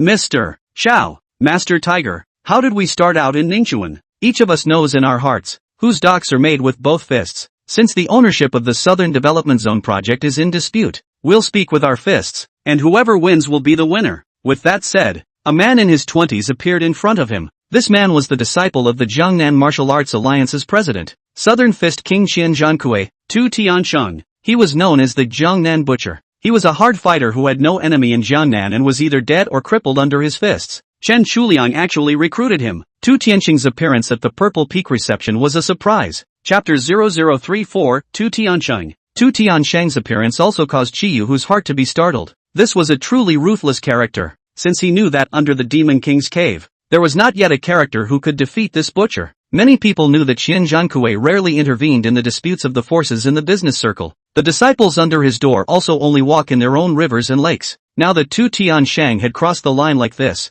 could it be that Qian Zhankui did not know about this matter? Or was it that the Chen family had already allied with the Jiangnan Martial Alliance? If this was the case, the Chen family's series of actions in Ningxuan really should not be underestimated. Qiyu Hu raised his eyes to look at Robin. He wondered how this golden dragon young master, who was honored as a VIP by even the Queen of the Darknet, would face the situation in front of him. Seeing Tu Tiansheng appear, Xiao Yudi was even more astonished, even though she knew that Robin's hands were very good. But, facing such a ferocious man like Tu, her heart was in a panic. Looking at Tu Tiansheng's evil wolf-like eyes made one shudder. The guests of the hotel, seeing Chen Shuliang invite the beast-like ruthless character of Tu Fu to appear, all subconsciously stepped back. Chang Si, who had been at the left rear of the banquet hall, once again let out a sneer at this moment. People like Robin, it's hard for him not to die. He thinks that he can act arbitrarily just because of the Xiao family. Unbeknownst to him, after offending young Master Chen, he has no chance. Su Wenhai snorted coldly. This time, he won't have another chance. Tu Tiansheng, this one is a devil who kills without blinking. Since his debut, he has no defeats. Moreover, anyone who fought him in these years either died or couldn't take care of themselves. Shen Yaoyao sniffed and looked at Robin in shock. From the aura alone, Tu Tiansheng was already far superior to him. If those who hadn't seen Robin's hand would really think that this man had no threatening power at all, that indifferent smile, those windless eyes, in addition to being handsome, it was impossible to tell that there were some physical skills. Would Robin be able to carry over Tu Tiansheng's hurdle? Chen Shuliang looked towards Robin, who hadn't had any reaction all this time, and snorted softly in triumph. Mr. Luo, is he afraid? Perhaps haven't seen our kind of way of deciding the final outcome? How can I put it? What this world competes in the end is strength. The ultimate thing is power. That's why, if you can't afford such an outcome, don't come out strong. Otherwise, it will kill you. Ha ha ha. What's up? They're making a scene again. Really? They're all not letting anyone worry about them. A bewitching voice came in from outside the banquet hall. The crowd of guests in front of the banquet hall immediately made way. Lin Jingru's arrival drew a stunning cheer. The crowd of family heads who stood to the side bowed and smiled respectfully. Miss Lin. Hello, Miss Lin. How do you do? I'm Su Maoyun from Southern Sky Industries. Miss Lin, it's an honor to meet you. Lin Jingru blossomed with a bewitching smile, nodded her head slightly, and nodded her head. Flanked by Gu Chao and Chu Chu's group of attendants and bodyguards, she walked to the center of the banquet hall. Master Tiger, Mr. Xiao, Mr. Chen, I heard that you guys weren't talking well before. Why are you moving here? Qiyu Hu laughed coldly and did not speak. Xiao Yudi also had beautiful eyes, coldly and proudly standing beside Robin's body. Chen Shuliang added a statement about the Southern Development Zone and said in a cold voice, Ms. Lin, tell me, aren't they deliberately working against me? Lin Jingru laughed. Grand Prince Chen, that's where you're wrong. Since you've transferred the development rights of the Southern Development Zone to Master Tiger, exactly how it was transferred is another story. Then of course Master Tiger has the right to dispose of it. As for who to give it to and how to give it, that's a matter between them. I think this matter is settled. Today is a difficult day to get together. Is everyone still in peace? He said and signaled the waiter to bring 4 glasses of red wine. Alright, Mr. Chen, this matter is not a big deal. Don't make a big fuss and hurt the peace. Let this person back off. Chen Shuliang did not pick up his wine glass. His face chilled as he said, forget it, Ms. Lin, a land plot worth hundreds of millions of dollars. Just let it go? Impossible. As soon as these words came out, the banquet hall, which was originally in a state of harmony, suddenly fell into a suffocating silence. The seductive and demonic smile on Lin Jingru's face also slowly disappeared. Mr. Chen, do you mean that you still want to insist on making a move here? Chen Shulian laughed and pointed at Robin. This unnamed brat, who has repeatedly badgered me tonight. Then let him settle the matter of the southern region in the ultimate way of our path. Lin Jingru's face chilled. Mr. Chen, I would also like to say that this is my Purple Peak territory. Whoever wants to play rough here, then they have to ask me, the Queen of the Purple Peak, if I agree or not. All the guests in the banquet hall subconsciously shivered. They had all heard that the Queen of the Purple Peak, Lin Jingru, was ruthless, but they had never witnessed the scene of this mysterious woman's true anger. Since Mr. Chen insists on making a move here, then it will be as you wish. Lin Jingru signaled Chu Chu to clear the banquet hall immediately. In an instant, all the other people within the banquet hall were evacuated. Outside the banquet hall, all the guests had not left, but had gathered together to speculate about a life and death duel that was about to take place inside. It's the first time I've seen Ms. Lin get angry. That kind of might is really scary. Looks like that Robin kid is in for a rough ride today. Inside the banquet hall, Chen Shuliang not only didn't flinch when he saw this kind of situation, he was instead very excited. Ms. Lin, although I'm solving the problem in your territory, but still, I hope you won't interfere. This is between me and them. Lin Jingru laughed. My territory? How can I have you and others fooling around? Chen Shuliang seemed to smile. Ms. Lin, it seems like you must wade through this mess. Saying that, taking a step back, Tu Tiansheng scanned the circle and pointed at Lin Jingru's several people. Gu Chao kicked a flying shovel straight at Tu Tiansheng's calf. In an instant, Gu Chao, who was specialized in Muay Thai, fought with Tu Tiansheng. Only, after 3 round trips, Gu Chao gradually lost his strength. Chu Chu anxiously watched the scene on the field. Her forehead was already breaking out in cold sweat. Finally, after 5 rounds, Tu Tiansheng knocked Gu Chao to the ground with a heavy punch. However, it wasn't over yet. Tu was a butcher after all, and under his punches, there were no opponents who retreated in one piece. Immediately after that, a flying body jumped up high as 4 or 5 meters. Then, using his knee as the point of impact, he went straight for Gu Chao's chest and smashed it vertically and heavily. Chu Chu no longer dared to look at the fallen Gu Chao. She was able to imagine that if the butcher's knee had struck Gu Chao's chest, he would have been ruined if he hadn't died. Lin Jingru was even more tightly frowning. She had already sensed what was going to happen next. However, there was nothing she could do. Having been forced out of the soul-devouring blood curse in her body by Robin earlier, her body was still in a weakened state. Moreover, Robin had told her that she could not use her true chi in the near future. At the moment, she could only watch as Gu Chao was killed by the butcher. Qi Yuhu also had a grave expression on his face. Tu Tianqing's reputation as a butcher was well deserved. This fellow was too ruthless in his strikes. More importantly, if Chen Shulian won tonight, both he and the Xiao family would face even more serious problems. Obviously, Chen Shuliang was not coming from a good place this time. Asterisk. What kind of garbage tricks are these? Just when everyone thought that Gu Chao would die at Tu Tianqing's knee, Robin lightly pushed Tu Tiansheng, who was about to hit the ground. It was as if Tu Tiansheng had been hit hard by several tons of steel plates and flew 4 or 5 meters away. Gu Chao, who was in shock at the moment, was suddenly shocked. He was the closest to Robin, and he had seen Robin strike most clearly just now. He couldn't imagine what technique Robin had used to be able to push Tu Tiansheng out several meters away so lightly. Several people were still in a state of astonishment. The infuriated Tu Tiansheng had already climbed up from the ground and clenched his iron fist to strike at Robin. At this moment, Robin was reaching out to pull Gu Chao up from the ground, his back facing Tu Tiansheng. Mr. Luo, pay attention to. Gu Chao, who had just gotten up, shouted when he saw that Tu Tiansheng's iron fist had already reached the back of Robin's head. Robin sighed. Without turning her head back, she pulled Gu Chao to dodge slightly and kicked at the back of Tu Tiansheng, who had parried. Boom! Tu Tiansheng's sturdy body of nearly 300 pounds flew out like a cannonball, hitting the pillars of the banquet hall heavily. The entire body twisted into a twist-like. All of the spinal columns were crushed and broken. Finished. A generation of murderous butchers. This life is going to lie until death. Chapter 0035. This asshole steals the limelight again. The empty banquet hall was silent as a needle could be heard. No one had ever imagined that the murderous butcher of a lifetime. In the end, it was in this most inconspicuous way that he ended his ruthless killing Jianghu career. In everyone's opinion, Robin was just instinctively dodging and reflexively kicking at random. The incomparably strong Tu Tiansheng was finished. Was it purely coincidental, or was it Robin's stance, which had reached the point of being out of this world? Regardless of what others thought, Gu Chao had watched the entire scene just now. He thought that Robin's skill was similar to his. Now it seems that his own little bit of pride, and it is simply the difference between the mud. In front of Robin, he had not even stepped into the threshold of martial arts cultivation. His and Butcher's attainments were still limited to the tangible. Robin, on the other hand,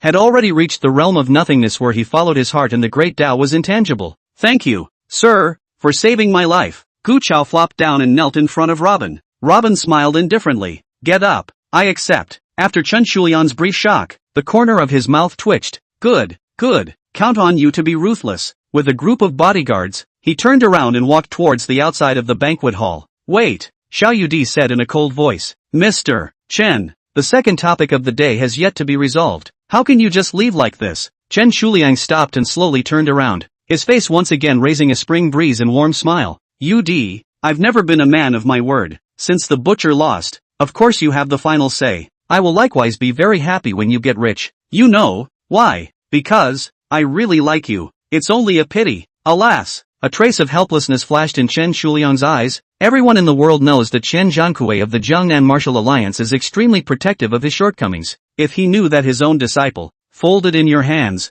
I'm afraid Xiao would be in big trouble. This Mr. Luo will also become the target of the entire Jiangnan Martial Alliance. From now on, there will be no peace ever. It's too bloody here. Gentlemen, excuse me, I'll take the first step. Dropping these words, Chen Shuliang was surrounded by a crowd of bodyguards and left. Even though Xiao Yudi did not have any reaction on the surface, her heart was a bit flustered. Even if the Jiangnan Martial Arts Alliance really came to ask for punishment, Xiao was not afraid. With the rich heritage that had been managed in Ningchun for so many years, the Xiao clan was confident that it still had enough energy to maneuver with it. However, if the Jiangnan Martial Arts Alliance has issued a Jianghu kill order for Robin, it is really hard to guarantee that he will be able to escape alive. It's easy to hide from a gun, but it's hard to guard against arrows. Robin's hands are no longer powerful, but also cannot resist the unscrupulous Jianghu pursuit. Robin, Xiao Yudi tightly locked his brows. His eyes flashed with endless worry. Come on, let's go back as well. Robin rushed at Xiao Yudi, who was still dazed, waved his hand, and walked straight towards the outside of the banquet hall. Xiao Yudi came back to her senses from her trance this time and chased out of the banquet hall with Qinyu. Outside the banquet hall, the guests who had originally attended the reception had not yet dispersed. Seeing that the first one to walk out of the banquet hall was Chen Shuliang, everyone's first reaction, this Robin fellow was finished. Robin has finally paid the price for his ignorance. Ha! Chang Xi's face raised a gloating sneer. Shen Yaoyao frowned tightly and didn't say anything. In fact, she preferred Robin to come out alive, even though the contact time with this man was very short. However, there was an indescribable charm about this man that made her unconsciously fall for him. It was only because she was in the way of her best friend Cheng Xi's face that she didn't express it. Watching Chen Shuliang's group of people come out, her nervous heart was about to pop out. Intuition told her that Robin would not lose. When she saw that the person Chen Shuliang's men carried out was Butcher, she actually lost her temper and cheered loudly. Wow! Robin won! Ha ha ha! Robin won! Shen Yaoyao's shout drew everyone's attention over. Cheng Xi hurriedly pulled her a bit and shrank towards the back of the crowd. Yao Yao, you're crazy! Cheng Xi gave her a blank look. If you offend the Chen family, does your Shen family still want to live? Besides, that Robin guy deserved it. With that little ability of his, how dare he go and provoke young Master Chen? Isn't that asking for death? Shen Yaoyao sighed. C.E. I don't know why you hate Robin so much. No matter what, his family and your Chen family have a certain amount of affinity. Or rather, back then, his grandfather had favors from your Chang family. Alright, Yao Yao, why are you helping Robin? Chang Xi said unhappily. His grandfather helped our Chang family back then. It's not true. That was also because his grandfather saw that our Chang family had prospects for development, and that's why he lent $1 million to my grandfather. Today, our Chung family is close to hundreds of millions of assets. What is Robin? A man whose home is gone and who doesn't even have a job of his own. Let's not talk about a career. He and I aren't even on the same level. Shen Yaoyao helplessly shook her head. Fine, even if it's as you said, his grandfather was trying to speculate for once back then and helped your Luo family. You dislike the fact that people don't have anything now, and withdraw from the marriage. But, it's not as if you're so hateful towards him, anymore. You guys had a destiny once. Chang Xi snorted coldly. When I think of having a marriage with their Luo family, I feel that it's a sub-stain in my generation. Wait until one day, when I become a woman like Lin Jingru, if someone knows that I have a history of having a marriage contract with a man like Robin who is not on the stage, how much of a stigma would that be? I'll go. Shen Yaoyao was speechless. Okay, you Chang Xi is going to be a queen-level woman. Those small characters like Robin's stream will tarnish your reputation. Okay. It seems that a woman like me who doesn't have any career aspirations will also become a stain in your life. I'll have to get away from you as soon as possible then. Asterisk asterisk asterisk asterisk you. Yao yao. How can you be the same? You are my good girlfriend. When I am successful, I am going to share it with you. Chang Si held onto Yao Yao and laughed.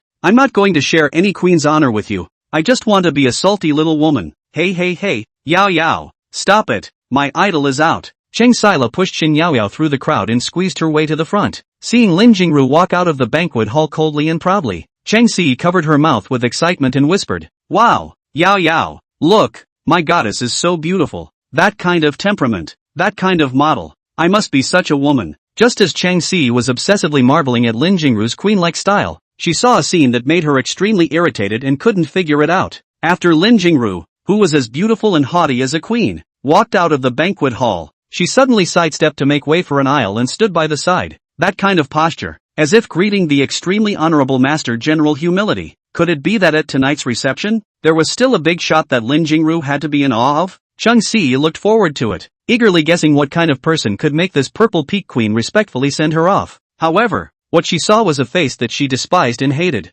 Robin? This asshole was stealing the limelight again. AI. CE look, it's Robin. Shin Yao Yao was suddenly inexplicably excited in her heart when she saw Robin walk out of the banquet hall still intact. Even she didn't understand. After being informed that this man was not injured, a heart she had been hanging on to instantly dropped. Chang Si waited until Robin walked out of the banquet hall, thinking that there would be some other important person appearing. However, Lin Jingru, like a maid of honor, followed closely behind Robin with Chu Chu and Gu Chao, watching from afar as Robin was respectfully flanked by Lin Jingru. She was confused. This can't be. Never. Chang Si muttered to herself, her eyes bursting with unwilling anger. It must be this bastard Robin who deceived Miss Lin about something. No, I'm going to tell Miss Lin that I absolutely can't be cheated by him. Before Shin Yao Yao could react to what was going on, Chang Si recklessly rushed over. Miss Lin! Chang Si shouted through the human wall of several attendants and bodyguards. I have something important to tell you about Robin. Lin Jingru looked sideways at Chang Si and smiled coolly. Oh, tell me. Chapter 0036 Robin, what are you fooling around for? Before Chang Si had a chance to speak, Shin Yao Yao had already rushed to her. Miss Lin,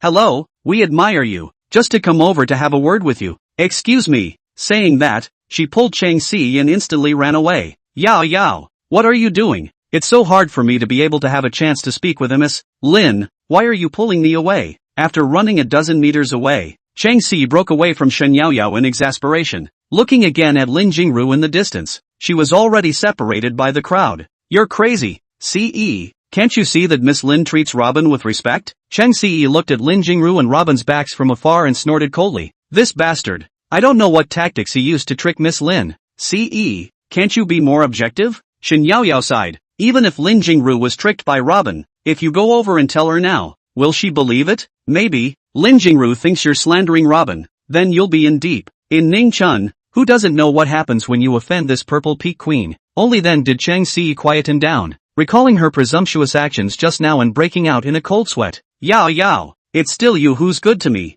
It's all because I was so angry with this bastard Robin. Passing through the crowded crowd, she was surprised to see that Lin Jingru was receiving the towel handed over by Chu Chu and respectfully sent it to Robin. At this moment, Xiao Yudi also came from the back, looking at Lin Jingru with Chu Chu's group of beautiful maids and bodyguards. They were surrounding Robin. A trace of dissimilarity flashed through her beautiful eyes. Robin finished wiping his palms and handed the towel to Chu Chu. Lin Jingru stepped forward and cleaned a floating dust from the lapel of his suit. Then, she also straightened Robin's somewhat skewed bow tie. Looking at Robin's kind of rightfully enjoying himself, Xiao Yudi directly pushed aside Chu Chu and the cadre of waitresses and bodyguards, holding his arm and walking towards the elevator room. You, what are you pulling me to walk so fast for? You let go of me. Robin was dazzled by Xiao Yudi's sudden move. This woman was too overbearing. Before every time she did something, she never said hello first, and directly did it. Qin Yu followed behind, running all the way, looking at Robin like a lamb. Being practically carried into the elevator by Xiao Yudi, she couldn't help but sneer. Lin Jingru and the others also did not react for a moment.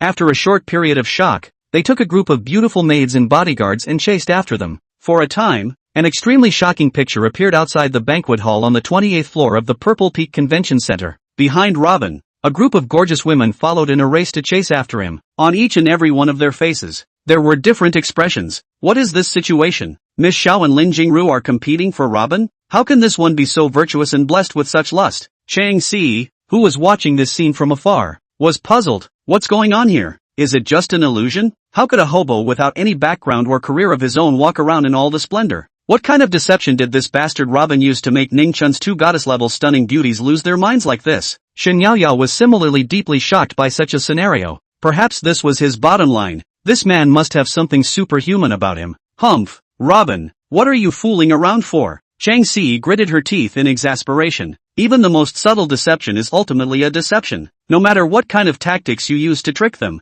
one day you will reveal yourself. Shen Yaoyao sighed. Alright, don't brainstorm yourself. It's not that I'm brainstorming my imagination. Robin is the kind of liar who goes around inviting trouble to get people's attention. Chang Si was resentful and glared indignantly at the direction of the elevator. C.E. Think about it. Does a man who can defeat Tu Tianshang still need to cheat anyone? Shen Yaoyao let out a light laugh. Even if Robin has nothing right now, with an ability like his, he'll be able to make a living in the upper class left and right. You, Yaoyao, why are you always helping him? Chang Si gave Shen Yaoyao a glance. Very unhappy. Fine, I won't say anymore. C.E. In the future, you shouldn't think too much about it either. Whether he, Robin, is good or bad now, whether he's a liar or a real invisible big brother, it has nothing to do with you. Chang Si, since we've already parted ways, why should we hold on to it? What's more, it was you who tore up the marriage contract first. Chang Si snorted coldly. Why would I harbor a grudge? Even if he has some skills, what can he do? It's just a reckless man. I would never look at this kind of man who is so developed and simple-minded. I'm just upset that he cheated Miss Lin and Miss Xiao. How can a bottom feeder like him enjoy such an honor? Shen Yaoyao shook her head. See, even if you can't be a lover, you should still bless Robin's grandfather on account of the fact that he once benefited your Chang family. It's really not right for you to curse him and hate him like this. Okay, no more talking to you. Yaoyao, you, I don't know which tendon is wrong. Chang Si snorted coldly. C.E. Yaoyao, you guys are here, causing me to look for you. Su Wenhai walked over from the leisure area of the banquet hall. I'll tell you guys a good news. My dad said that Grand Duke Shen agreed to give our Su family a portion of the investment project in the City East ecosystem, and it's rumored that the market value is more than $1 billion. Chang Si and Shen Yaoyao were extremely surprised. Mr. Su, didn't you also read that cooperation contract of the Chen family? That was an acquisition in disguise. Doesn't Uncle Su understand that? Su Wenhai smiled mysteriously. For your information, our Su family's cooperative development contract is not that contract, but another one. The content of the contract is just a transfer outsourcing agreement. There's no controlling shareholding clause. The only condition of the contract is that it must be put into operation according to the type of project investment required by the Chun Group. Don't worry guys, once there is an opportunity I'll let my dad speak to Chen Daoxiao to see if he can let out a little share to a few of you. Chang Si excitedly said. Mr. Su, then thank you Uncle Su first. Yaoyao. Does your Shen family want to ask Uncle Su to pull some strings as well, to participate in the Chun family's investment project in the City East ecosystem? Shen Yaoyao hurriedly waved her hand. I never ask about our family's business matters. Besides, there is some fear in dealing with that young Master Chen. This kind of thing, it's better not to.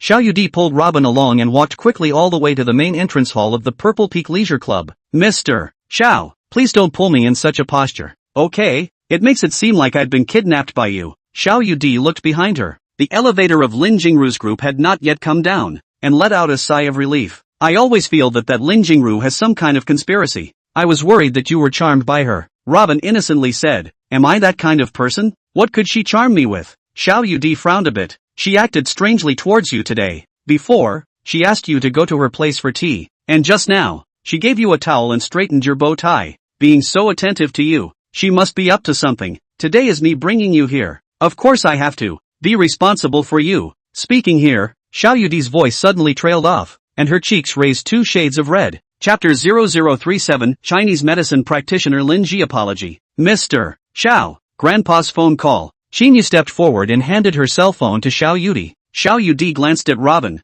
Wait for me for a while. I'll take Grandpa's call. Be my guest. Robin shrugged his shoulders and walked towards the outside of the hall of the Purple Peak Leisure Club. He was prepared to leave the Xiao family tonight and go to one of the old ghosts' villas in Ningchuan to stay. When Xiao Yudi finished talking to Xiao Tianlong in a while, he would talk to her about this. Robin, wait a moment. Robin was looking down in deep thought when Xiao Yudi then chased after her. Grandpa called and told me to go to the airport now to pick up an important person. why don't you accompany me there? Robin smiled and said, Mr. Xiao, I won't go, and I'm not going to live in your Xiao family anymore. I want to go back by myself. Didn't wait for Robin to finish. Xiao Yudi saw that Lin Jingru was hurrying with a group of attendants and bodyguards, directly pushing him into the car that was already traveling in front of him. He said to his butler Xiao Chang, Uncle Chang, go to the airport. Alas, Mr. Xiao, let me go down. I won't go with you guys. Robin wanted to get out of the car. Xinyu opened the other side of the car door and sat in under Xiao Yudi's authorization.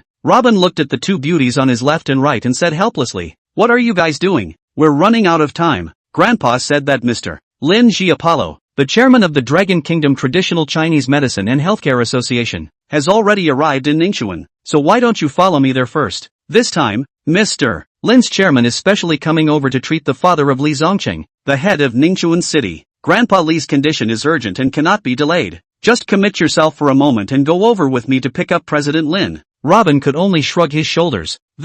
Well, Xinyu glanced at Xiao Yudi, a hint of a sneer flashing in her eyes. Robin saw that the car had already traveled to the airport highway. He could only lie down on the backrest of the seat and was about to close his eyes to rest. Suddenly, he saw an extremely spectacular scene from the rearview mirror of the car. Following them behind this top-of-the-line Rolls-Royce, there was a row of extremely luxurious Rolls-Royce, Maybach, Bugatti. In order to greet the chairman of the Traditional Chinese Medicine Healthcare Association, Lin Ji apology, the Xiao family even used 12 top-class luxury cars to go to the airport to pick up the airplane. Only the same model of top-quality Rolls-Royce came for 12 top-class luxury cars, traveling towards the airport in a grand manner. Passing vehicles along the way instantly stopped to the side and saluted, just to pick up a chairman of the Chinese Medicine and Healthcare Association. You put up such a big show? Your Xiao family is also really extravagant, Robin said casually. Xiao Yudi sighed. Although the Xiao family is considered to have some money and some connections in Ningxuan, but, looking at the whole country, it's nothing at all. Mr. Lin Ji apology, the chairman of the Longboi Traditional Chinese Medicine and Healthcare Association, is a titanic figure in the domestic Chinese medicine industry, not something that our Xiao family can invite. Robin was puzzled. Since you guys can't invite him, what's the point of putting up such a big show? This time, Elder Lin was able to condescend to come to Ningxuan, and that's because of the face of Grandpa Li Tingkai, the father of the head of Ningxuan City, Li Zongcheng. Grandpa Li, ranked as a supreme general, is one of the few remaining old generals in the Dragon Kingdom. Now that he's seriously ill and dying, many medical treatments failed before this country's leading Chinese medicine practitioner, old Mr. Lin, was invited to treat him. When my grandfather was informed of this matter, he specially requested to the head of Li City to fund the city's infrastructure at the cost of $1 billion in the hope that this time, after old man Lin came over to treat Grandpa Li, he would incidentally treat my father as well. Therefore, the Xiao family is responsible for all of the expenses for Elder Lin's trip to Jiangnan this time. Despite having no concept of money,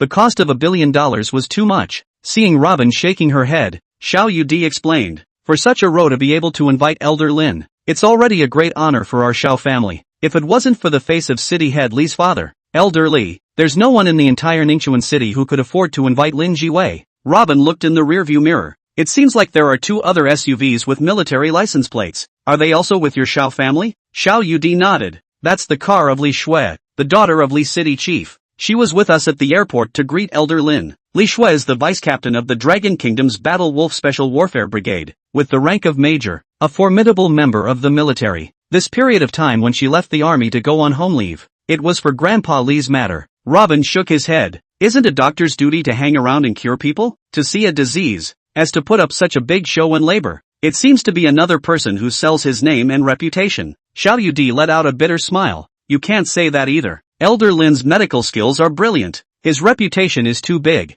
and there are countless people looking for him to cure them. If everyone who is sick has to seek him out for treatment, he wouldn't be able to keep himself busy no matter how capable he is. Thus, there's a matter of order of precedence and some other columns. Furthermore, with thousands of senior disciples under Lin Lao, all practicing medicine in various places, Lin Lao himself rarely comes out to treat others anymore. Even if Elder Lin occasionally comes out to treat people, it's only some people who can climb up to his threshold who might be able to ask him to come out. Elder Lin is 72 years old this year, and rarely comes out to treat people personally. Robin laughed. Isn't a doctor to practice medicine and heal people for the rest of his life? Moreover, the older you get in medicine, the more experience you have.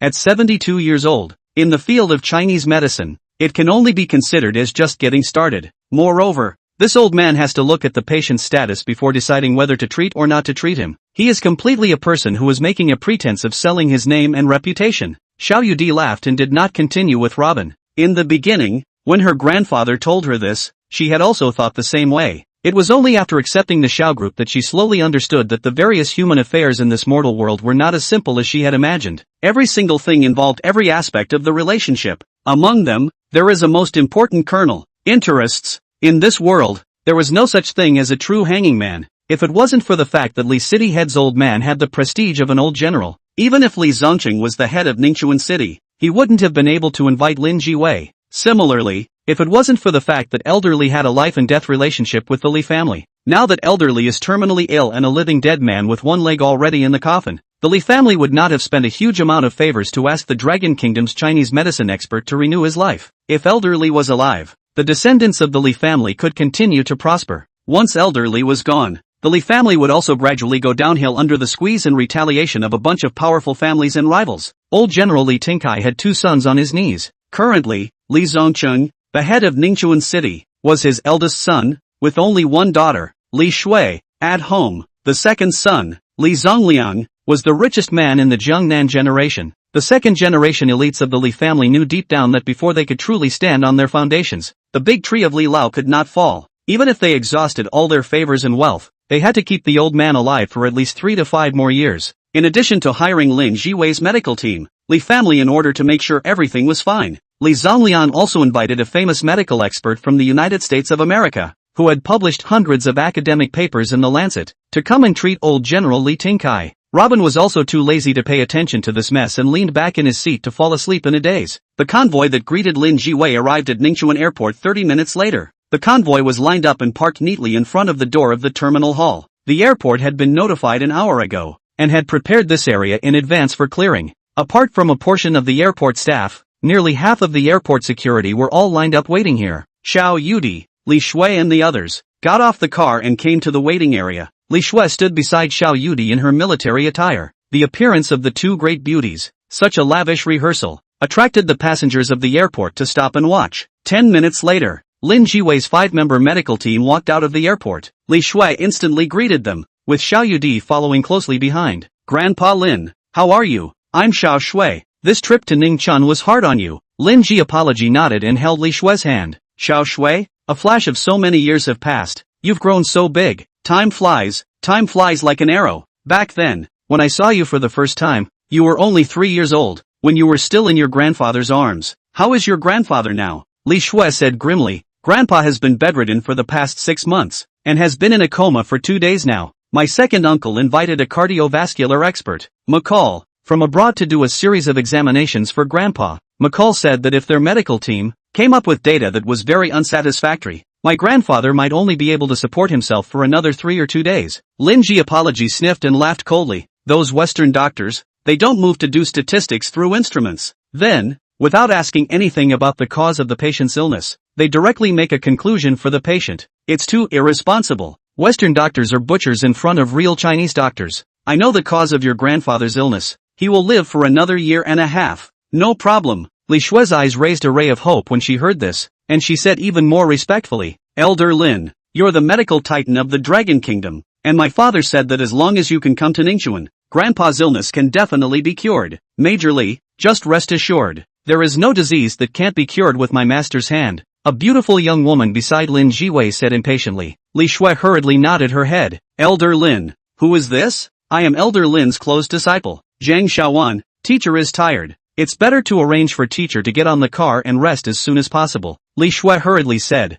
"Good. This way please, Elder Lin." Li Shui originally wanted to arrange for Lin Jiwei to ride in the Land Rover SUV he drove. Instead, Zhang Xiaowan pointed at the top of the line Rolls-Royce that Xiao Yudi was riding in. "My teacher. He's used to riding in this kind of car on weekdays. It's not comfortable to ride in an off-road vehicle." Li Shui exchanged a look with Xiao Yudi, nodded and said, "Okay, Elder Lin, this way please." Xiao Yudi led Lin Jiwei and Zhang Xiaoyuan's party to another Rolls-Royce of the same model. Zhang Xiaoyuan glanced at a Rolls-Royce in front of this car and saw that Robin was leaning back in his seat with his eyes closed, and was immediately displeased. "Humph, came to pick up my teacher and there is actually someone sleeping in the car. Outrageous." So, immediately took Lin Jiwei's arm and said, "Teacher, you sit in that car." It's more comfortable. Miss Zhang, Elder Lin. You'd better take this car. Zhang Xiaowan simply ignored Xiao Yudi's dissuasion and took Lin Jiwei to the Rolls-Royce that Robin was riding in, directly opening the car door.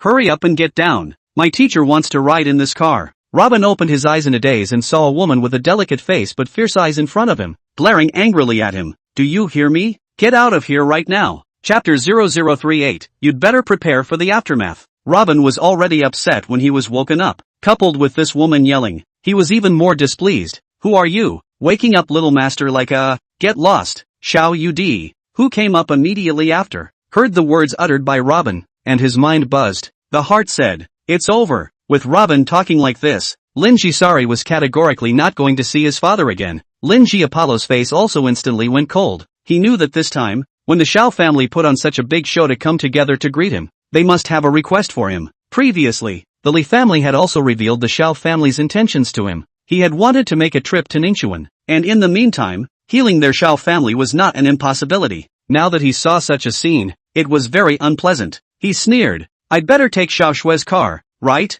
Saying this, he directly walked towards Li Shue's Land Rover SUV. Seeing this, Xiao Yudi instantly panicked and hurriedly stepped forward to explain. Elder Lin, please wait for a moment. Lin Ji Apology didn't look back and walked straight forward. Zhang Xiaowan snorted coldly and ran after Lin Jisari. Xiao Yudi anxiously stomped her feet, wanting to chase after Lin Jisari and explain some more. Li Shui stopped her. Yudi, don't be anxious. We'll explain with Lin Lao when we get back. As long as Grandpa is able to wake up, I will give Grandpa the word to ask Elder Lin to treat Uncle Xiao. Elder Lin will definitely agree to my grandfather's request. Now, let your convoy go back. Just take a car and follow me there. Xiao Yudi had no choice but to stop when she heard Li Shui say this. Li Shui looked at Robin in the car and asked in a low voice, Yudi, is that one your boyfriend? Xiao Yudi's cheeks flushed and she didn't know how to explain to Li Shui. Robin was not willing to let more people know about saving her from the robbers that day. No, Li Shui gave a meaningful laugh and nodded. Alright, I'll go over first. Looking at the back of Li Shui and Lin Jiwei's group, Xiao Yudi let out a long sigh and sat in the car. Qin Yu hesitated for a moment and said, Mr. Luo, you've pissed off Elder Lin. Perhaps in a fit of anger, he might not treat General Zhao's father. Qin Yu, don't talk nonsense. That little disciple of Elder Lin just now was indeed too overbearing. 2 Rolls-Royces of the same model. She had to ride in this one, obviously deliberately making things difficult for us. How can we blame Robin for this? If it wasn't for the sake of curing my father, I'd be too lazy to pay attention to them. Let's go. Uncle Chang, follow Xiao Shue's car to Uncle Li's house and take a look before we say anything. If it's not possible, then it's also because my father is not destined to be with Elder Lin. We'll think of another way. Robin looked at Xiao Yudi's gloomy look. Is it really that serious? A titanic figure in Chinese medicine wouldn't be grumbling just because of this little thing. Otherwise it would be too small-minded. Xiao Yudi let out a bitter smile. I don't know. The life is in the hands of others. They are willing to cure. If not, we can't do anything about it. However, this matter should not be on your mind. Just now, Xiao Shui and I said that as long as Grandpa Li is able to wake up, with his face, Elder Lin will definitely help my father's diagnosis and treatment. Robin nodded. That's good. Speechless all the way, he followed Li Shue's car to the city hall compound. City Chief Li lived in a chic little courtyard in the last row of the city hall compound. This small courtyard was specially built by the state for elderly. It was very different from other small courtyards. Not only was the compound larger, but there were also 2 guards standing guard with guns in front of the door, with Li Shui leading the way. It was a smooth ride into the city government compound. At the moment, there were several people sitting in Li City Chief's mansion, and everyone's face was clouded with gloom. After Li Shui led Lin Jiwei's group of 5 into the small courtyard, city head Li Zongqing personally went out to greet them. Elder Lin, I'm really troubling you, and making you travel thousands of miles from the capital to Ningxuan to treat my father. You old man, take a rest first, have some pastries for a little while, then you can treat my father. Lin Jiwei waved his hand. This is not necessary. I'll take a look at your father's condition first. Wait a minute. City head Li, my patient's examination data hasn't fully come out yet. You can't let anyone touch it. It was at this time that Lin Jiwei realized that there were several foreign doctors at a table on the east side of the living room, and one of them, a man in his 30s, huffed. Lin Jiwei frowned slightly. Li Zongqing hurriedly stepped forward to explain. Elder Lin, I'm sorry. In my haste I actually forgot to introduce you to your old man. This is Mr. McCall, a doctoral supervisor at the Black's Medical Laboratory in the United States of America. Professor McCall is also one of the world's most authoritative medical experts in the field of cardiovascular diseases. He was specially invited by my brother from Rice to bring him here. And right now his medical team is conducting a comprehensive examination of my father's body and doing data analysis. I also ask for your old man's indulgence. Lin Ji apology smiled contemptuously. Fine. Zhang Xiaowan, on the other hand, snorted coldly and glared contemptuously at McCall. What do they know? Those so-called Western medical experts are nothing more than a bunch of robots that only look at data. After McCall and the others heard Zhang Xiaowan's highly disparaging words,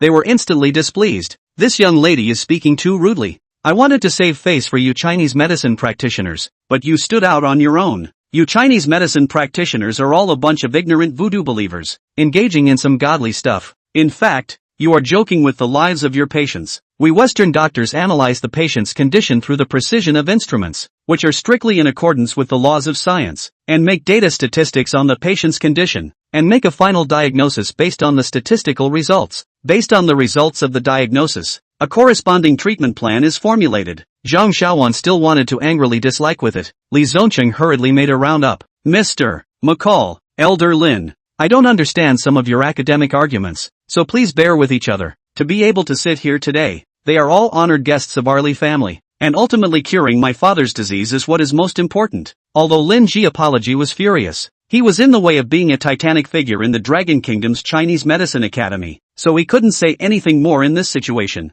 Gloomily, he nodded. Alright, then I'll see how our cardiovascular experts in the Mi Kingdom can diagnose and treat my old friend's disease through data analysis. McCall let out a contemptuous laugh. In 10 minutes, you will be able to see the results of our data analysis. At that time, you will see what true science is. Li Zongqing's mansion was suddenly quiet. Xiao Yudi and Robin sat in the most inconspicuous part of the living room, looking at the two parties with swords drawn. Robin smiled and shook his head. Xiao Yudi whispered, "What are you laughing at?" "I'm laughing. None of them can cure Li City Chief's father tonight. What bull experts.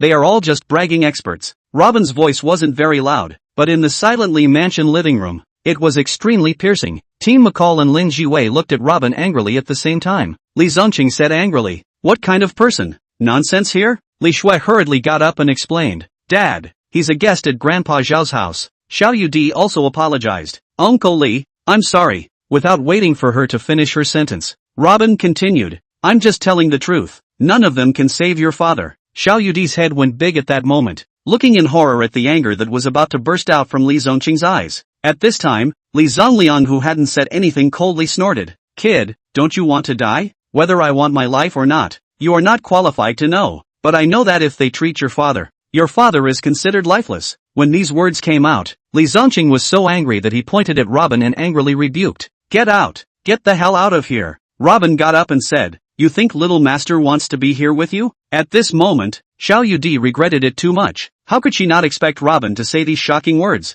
Not only did he offend Lin Jiwei and McCall, and also offended the Li City head family to death, without even a little wiggle room. Stop right there. You want to leave just by saying a few nonsense words? It's not that easy. Li Zongliang slapped his hand on the table and roared violently. At this time, McCall held the data he had just analyzed and said helplessly, "City head Li, unfortunately, through our data analysis, your father is beyond saving. You guys better prepare for the aftermath." Chapter 0039, within 3 stitches. Your father will surely die. A wave of anger erupted in Li Zongqing's chest. At this time, he couldn't care less about his status as the head of the city and cursed. I waited for your 2 hours of data analysis, and in the end you guys told me that I can't be cured and prepare for the aftermath? I spent $50 million just to get this result you gave me? Li Zongliang, who was in the midst of a violent rage, was suddenly startled, and looked at Robin with complicated eyes. This brat actually said nothing wrong. To be able to become the richest man in Jiangnan and the son of Li Tingkai,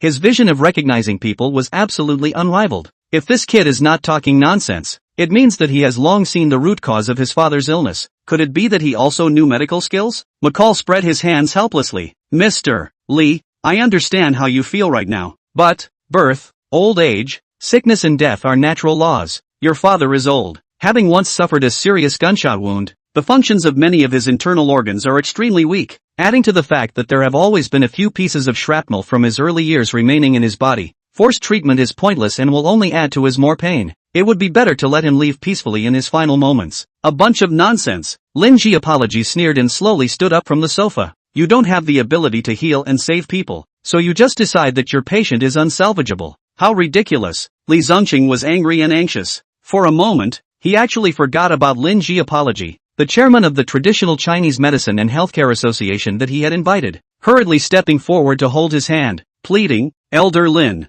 I'm really sorry for keeping you waiting. I should have asked you to save my father." Lin Ji apology patted Li Zongqing's shoulder. "Don't panic, Li City Chief. I will do my best to save General Li." After saying that, he took the silver needle handed by Zhang Xiaowan and instantly stabbed a needle in Li Tingkai's Baihui point. "You are killing people, not saving lives." Robin's untimely voice once again resounded within the silent living room. "What are you babbling about?" Li Zongqing pointed at Robin and stormed out. "Blast him out." Robin snorted coldly. The old general was a hero for a lifetime, but I didn't expect to end up dying at the hands of a bunch of quacks. With this one shot, he's already walking by the bridge over the river Nai. "Kid, what are you babbling about?" Lin Jiwei was also furious. Robin glanced at Li Zongqing. "Within 3 stitches, your father will definitely die. Bastard, if you say another word, I'll immediately arrest you." Li Zongqing was truly enraged this time, and wanted to summon the guards. Li Zongliang instantly stopped him and whispered, "Brother, perhaps this young man really has some ability." Just now, he already saw that McCall was unable to save father. "We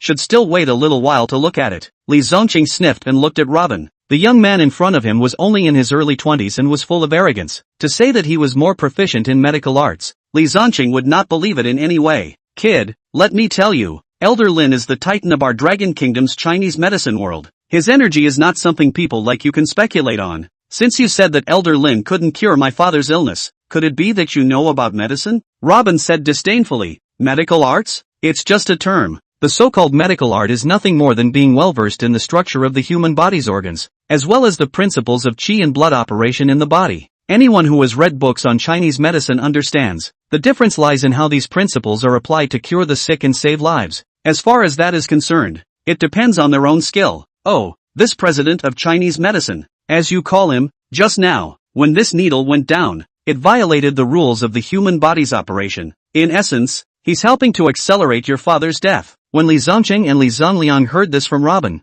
they were soaked in cold sweat from fear, even a little creeped out. If it was really as Robin said, wouldn't it harm their father? At this moment, Lin Jiwei could no longer suppress the anger in his heart. Pointing at Robin, he angrily said, "Kid, reading medical books for 2 days and calling it knowing about medicine. Pure nonsense." Zhang Xiaowan even jumped forward and angrily rebuked. "What nonsense are you talking? My master has never missed a beat in his entire life of practicing medicine. There's no patient he can't save in his hands." Once these words came out, Lin Ji apology regretted a little. Zhang Xiaowan's words were too full. There was no such thing as a true divine doctor under the sky. Even if his master was alive, he wouldn't dare to say such arrogant words. However, Zhang Xiaowan's words had already been spoken and could not be taken back. Lin Ji apology could only force himself to take out the second needle and prepare to forcefully place it in Li Tingkai's brow. It was a gamble that the qi and blood in Li Tingkai's body would be able to break through the huagai and run away under the stimulation of one needle. "With this second needle of yours, old General Li should walk onto the Naiha bridge." After Li Zongliang heard Robin's words, he hesitated. If this kid didn't have 10% certainty, how could he dare to say such decisive words? "Kid,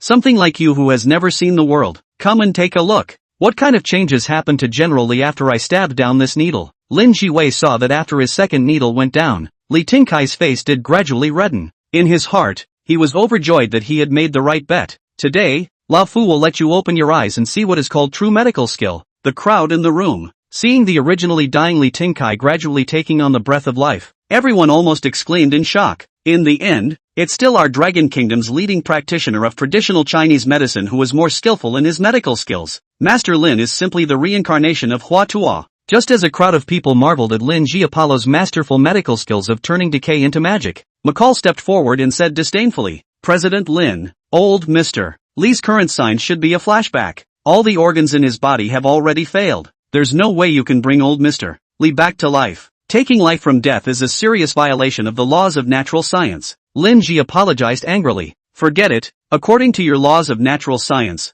General Li should be sent to the crematorium right now. Your medical team prepared for half a day, used several computers to calculate the data, and ultimately just proved a result that cannot be saved. If you can't cure old General Li, then step aside. Shut the hell up." McCall shrugged his shoulders. "Well then, let's wait and see." "Humph." Lin Ji apology snorted coldly and returned to Li Tingkai's bedside, reaching out to take his pulse. "Don't take his pulse. His heart is almost stopping," Robin said in a cold voice. Lin Jiwei ignored Robin. He still had confidence in his medical skills. However, the fingers taking his pulse were telling him at the moment that Robin was right. Gradually, his originally confident demeanor became erratic. The fingers pressing on Li Tingkai's wrist involuntarily trembled. Li Zongqing watched as the blush on his father's face suddenly receded and his breathing grew weaker and weaker. At the same time, he noticed that Lin Jiwei's hand was trembling violently, and hurriedly stepped forward to ask, "Elder Lin, how is my father's condition now?" Lin Ji apology wiped the sweat from his forehead before he could speak.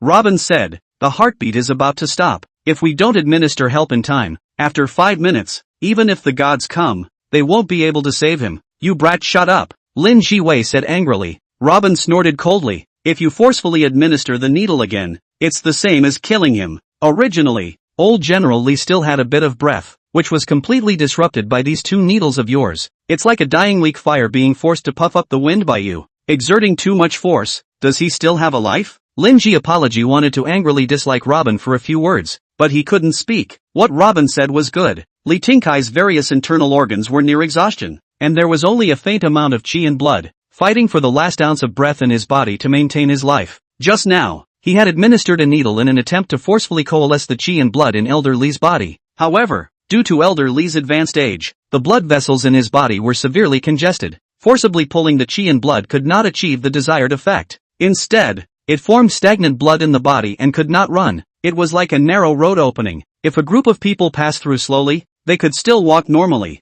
Once these people wanted to force their way through together and flooded into this narrow passageway, a blockage would inevitably form and instantly collapse. If at this point, these blockages could not be unblocked, it was likely that the heart or brain blood vessels would burst under high pressure. According to this current situation, Elder Li's body really couldn't support 5 minutes. At this moment, Lin Jisari's hand holding the needle trembled even more violently. He didn't know if the third needle would be able to quickly dissolve Li Tingkai's blocked bruises. It was likely that this needle going down would really kill Li Tingkai, as Robin said. With this needle going down, one can really announce the preparation of the aftermath. Robin once again uttered shocking words. Zhang Xiaowan became furious to the extreme and yelled at Robin, "You bastard! You've been interfering with my master's needle application from start to finish. What do you want?" "Alright, you shut up too." Lin Ji apologized as his eyes closed, sticking the third needle directly into the great vertebral point behind Li Tingkai's back. "Alright, everything can end now. 5 seconds to start spitting blood. 10th second to start coming back to life and open your eyes. 15th second to speak. 30 seconds to collapse and convulse. Certain death in 1 minute." With that, Robin turned toward the door. Chapter 004018 Soul Chasing Needles. The living room of Li Zongqing's residence was silent. It was as if everyone was under Robin's spell. One by one, their eyes were wide open, staring straight at Li Tingkai, who was lying on the bed. No one cared what Robin was doing anymore. Suddenly, the sleeping Li Tingkai spat out fresh blood. 5 seconds isn't bad at all, McCall shouted out in amazement. The group of people in the living room had forgotten about Li Tingkai's death at this moment, putting all their attention on observing the changes in Li Tingkai. Immediately afterward, Li Tingkai violently opened his eyes and looked at the group of people surrounding him. "Wow, it's so amazing. Exactly 10 seconds. Again, not a bit off. I can't believe I got it right again." McCall chimed in the exact time once again, like a clock chiming the time. "Zongqing, Zongliang, Schwerer, you're all here. Ha?" Li Tingkai scanned the circle, nodded at them and said with a smile, raising his eyes to see Lin Ji Apollo.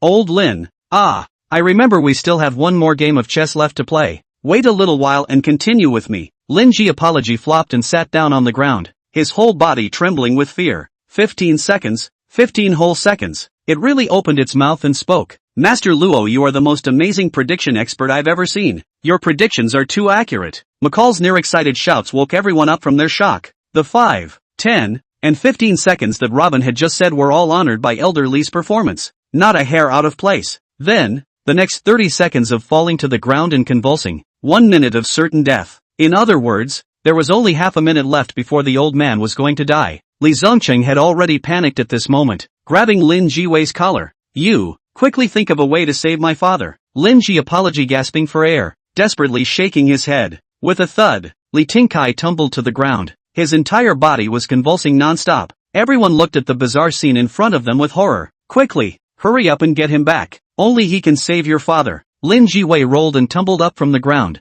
pulling Li Zongqing and running towards the outside of the hall. In an instant, only then did all the people in the hall suddenly remember that arrogant and unruly young man. Xiao Yudi also slowed down from the shock and followed Li Zongqing. Lin Ji apology and the others as they ran towards the door. Stop him. Hurry up and stop him. Li Zongqing desperately chased after Robin while shouting loudly at the guards in front of the small courtyard gate. Mr. Luo, Master Luo, please stay. I beg you to save my father's life. No matter what you ask, I'll promise you. The two brothers, Li Zongqing and Li Zongliang, rushed to Robin's front and bowed with incomparable devotion. Robin smiled indifferently. No cure. Lin Ji apology also bowed with all the respect in the world. Master Luo, the old man was wrong. Please also save old General Li's life for the sake of General Li's death for the country back then. At this moment, Xiao Yudi and Li Shui also all rushed to Robin's front. Li Shui was almost on her knees, crying, Mr. Luo, healer, please save my grandfather. Xiao Yudi also pleaded. Robin, just look at the fact that Grandpa Li served his country back then. Robin looked at the time. Luckily, there are still 10 seconds left. Immediately carry Elder Li to the front of the living room door and erect it. Li Zongcheng and Li Zongliang loudly opened up the room and acted quickly according to Robin's instructions. President Lin, please also lend your silver needle. Fine. Xiaowan, quickly give my silver needle to Master Luo. Lin Jiwei instantly ordered Zhang Xiaowan beside him. Zhang Xiaowan snorted coldly. Playing God. What does he know? Don't defile Master's silver needle. Hurry up and take out the needle. Time is running out. Lin Jiwei roared violently. Master, he's a liar. How can you trust him too? Zhang Xiaowan was just unwilling to hand over the silver needle to Robin. Sap! Li Shui slapped Zhang Xiaowan's face. Do you want to die? She directly snatched the bag of silver needles from Zhang Xiaowan's hands and sent it to Robin. Master Luo, thank you. Lin Ji Apollo looked at the fact that there were only 2 seconds left on the clock and shook his head in despair. Robin was still 7 or 8 meters away from the front of the living room door at this moment. Even the champion of the 100-meter competition couldn't run past Li Tingkai. What's more, there was still the need to perform precise needling for every acupuncture point within these 2 seconds. Alas, the old man made a heavenly mistake. Old fellow, I'm sorry. Lin Ji apology knelt down to Li Tingkai in front of the living room door. Just as everyone was in despair, only to see 18 silver points of light in the dimly lit compound, magically pinned on Li Tingkai's body at the last second. Zhongchong, Lao Gong, Daling, Neguan, Maijio, Suza, soul-chasing 18 needles. Lin Jiwei exclaimed loudly. That's it. That's it. That's it. This is the legendary soul-chasing 18 needles. The soul-chasing 18 needles is a unique technique that has been lost for nearly 1,000 years in the Yellow Emperor's internal canon. It is the highest level of Chinese medical technology, a kind of magical needlework. Legend has it that those who mastered this kind of needle technique could snatch life from the hands of the King of Hell and snatch back the 3 souls and 6 spirits from the hands of the God of Death. It didn't occur to him that his entire life's learning was not as good as this soul-chasing 18 needles. Cough cough cough. Li Tingkai coughed violently a few times and opened his eyes, scanning the strange expressions of a group of people in the courtyard, finally finding a familiar face. Little Snow, what are you all doing? Li Shui's eyes were filled with tears as she ran to Li Tingkai's face. Grandpa, you really came alive. Scared Shuer to death. Only then did Li Tingkai realize that he had 18 silver needles inserted into his body in a raw manner. Quickly help him to the bed and lie down. Robin walked over and said indifferently. His body is very weak now. He can't stand for a long time. Only then did Li Zongqing and Li Zongliang come back from their trance. It was actually true that he had saved his father. He instantly ordered someone to help Li Tingkai to his bed. The two brothers then both went to Robin's face and bowed deeply. Master Luo, I apologize to you for my disrespectful behavior before. You are a great benefactor to our Li family. Robin said indifferently. Elder Li can only say that his life has been preserved for the time being, and now this can last for 3 months at most. After 3 days, come back to me to renew your life. If you are able to do what I said, Elder Li will still have at least 10 years of life left. Li Zongqing and Li Zongliang were overjoyed at the words. Many thanks, Master Luo. Li Zongliang instantly pulled out a bank card and sent it to Robin. Mr. Luo, a little bit of meaning, no respect, please accept it as a smile. Luo Bin looked at the face value on this card. It was at least $200 million. Alright, I'll take it. Saying that, he turned around and walked out of the room, waving his right hand backward. The 18 silver needles all returned to his hand. Back to you, President Lin. Robin handed the bag of needles to Lin Jiwei and walked out of the small courtyard. Mr. Luo, wait. Behind him, McCall and Lin Jiao chased after him together. Mr. Luo, it's amazing. Did you use some kind of witchcraft? McCall asked in disbelief. Witchcraft? Robin shrugged his shoulders and smiled. That's right. Anything you guys can't understand is called witchcraft. Lin Jiwei walked over and snorted coldly. What do you know? This is the highest level of our Chinese medicine. What Western medicine calls life and death is only judged on the surface of a person. In reality, every person, Even if their heart stops beating, within a certain period of time, there are still most of the life-sustaining cells on their body that are still active. These cells, if it can be given a quick supply of blood and nutrients in a short period of time, even if the person loses signs of life for a short period of time, they can still be saved. McCall said contemptuously, since Chairman Lin knows so much, why didn't you succeed in saving old Mr. Lee, and this Mr. Luo can? Lin Jiwei sighed and looked at Robin with incomparable respect. This is the difference between a divine doctor and an ordinary healer. Who knows that the human heart is the engine of life? Every blood vessel, every meridian, as well as every acupuncture point, are the necessary channels that surround the engine to transport blood and nutrients. Only by mastering the techniques that can quickly unblock these channels can the ultimate problem be solved. This is the miraculous reason why Master Luo was able to save old General Li. Lin Jiwei said and fell on his knees in front of Luo Bin. Grandmaster Luo, what I have learned in most of my life is not even a single point as good as yours. I would like to worship you as my master. Zhang Xiaowan, who arrived later, was stunned as she watched the scene. Teacher, how did you kneel down to this liar? Chapter 0041. Where is the most expensive villa area in Ningxuan? Asshole. Lin Ji apology was truly enraged. Despite being very loving towards this disciple of his, Zhang Xiaowan had humiliated Robin again and again today. Even just now, because of her capricious ignorance, she almost missed the best time to save Li Tingkai. It made him have the thought of kicking her out of the division at that moment. Now that he was trying so hard to request Robin to accept him as his disciple, Zhang Xiaowan even humiliated Robin to his face as a liar. If this could be tolerated, what could not be tolerated? In the apricot forest world, the one with the highest skill is honored. With Robin's amazing 18 stitches, Lin Ji apology exhausted his life, but also difficult to reach the height of the peak of this kind of Chinese medicine. Even if he was the president of Chinese medicine, he could not be unconvinced by Robin's skill. Even now kneeling beside him to honor him as a teacher, will never be ashamed of this. Lin Ji apology stared blankly at Robin's slender back, his eyes flickering with an incomparable devotional light. A young man in his 20s could actually have such mountainous achievements. As for himself, he was over the age of old, learning medicine at the age of 4 since he was a young boy, under the tutelage of Medicine Immortal Valley's master Jiang Shui Lu. At the age of 12, he traveled the world with his master and handled countless difficult cases. At the age of 18, his medical skills were greatly accomplished. He inherited the Zhang's divine needle, which was coalesced by Jiang Shui Lu, the master of the Medicine Immortal Valley. After a lifetime of hard work, at the age of 28, he left the Medicine Immortal Valley and ventured into the world alone. For 12 years, he, Lin Ji apology, traveled all over the world with Zhang's divine needle. He had already accomplished the title of the No. 1 divine needle in the Chinese medicine sector of the Dragon Kingdom. At the age of 50, he was elected as the chairman of the board of directors of the Longwei Traditional Chinese Medicine Healthcare Association. This was also the highest honor on his path of medicine. Since then, Lin Ji apology's name had become synonymous with Chinese medicine in the Dragon Kingdom. He had become a god doctor level figure in the medical world. Originally, he thought that with this half-life achievement, he could complete his life as a disciple in the world. It did not occur to him that today he was completely defeated by this 20-year-old young man. However, he was convinced. Master, Zhang Xiaowan watched in humiliation as Lin Jiwei knelt down in front of Robin and said unwillingly, "What the hell is he? Master, get up quickly. I don't want to see you worshipping him as your master. He's nothing but playing tricks. He has no real talent at all. Asshole. From today onwards I will sever my master-disciple relationship with you. From now on my Lin clan will never again have a sinner like you who doesn't understand etiquette. Get lost." Zhang Xiaowan wanted to continue to dissuade her, but Lin Jiwei raised a palm and slapped her out. "I've lost all my face to you, Master Luo. It's Mr. Lin's religious incompetence that offends you. Please accept me as your disciple. I would like to follow Master Luo for the rest of my life and learn the art of healing." Robin waved his hand. "Get up. I won't accept you as my disciple." Looking at Robin's back as he left, Lin Jiwei said sincerely, "Mr. Luo, whether you agree or not, I, Lin Jiwei, will always honor you as my master." Robin stopped and sighed. "Why is this old man of yours so stubborn? It worries me to death." "Alas, so be it." Suddenly, he opened his palm and drew out the silver needles in Lin Jiwei's needle bag and casually threw them out. The 99 silver needles in the needle bag were all nailed to Lin Jisari's clothes.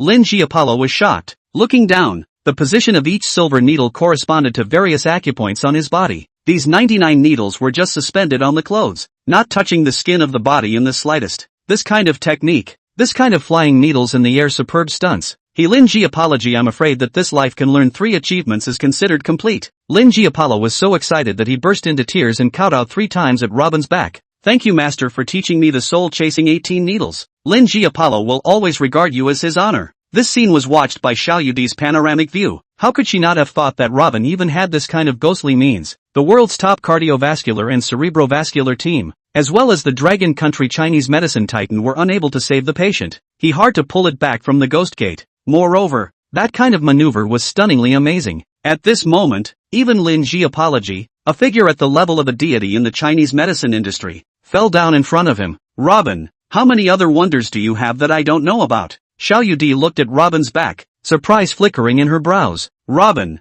wait for me. Xiao Yudi stepped away from her long white legs, and at this moment, she couldn't care less about her Miss Xiao's reserve, and chased after him in a crowd of envious gazes. In the Li mansion, Li Tingkai had already recovered some of his strength at this moment, sitting on the sofa with the support of his two sons, Zongqing, Zongliang. Today this young man snatched me back from the hands of Hades and even granted me a 10-year lifespan renewal. This is our Li family's chance. What is this Mr. Luo's background? Where does he come from? And where does he live now? Find out as soon as possible. You guys remember, this kind of tall person should never be offended. If we can have the honor of befriending him, it will be a blessing for our Li family. Li Zongcheng and Li Zongliang both nodded respectfully. Father, don't worry, Mr. Luo has benefited our Li family. No matter what he asks for in the future, my Li family will do our best to satisfy him. That's good. You guys have to know that with me around, those old guys won't dare to have any bad intentions towards our Li family. If I'm really gone, those wolf cubs won't be able to live in peace.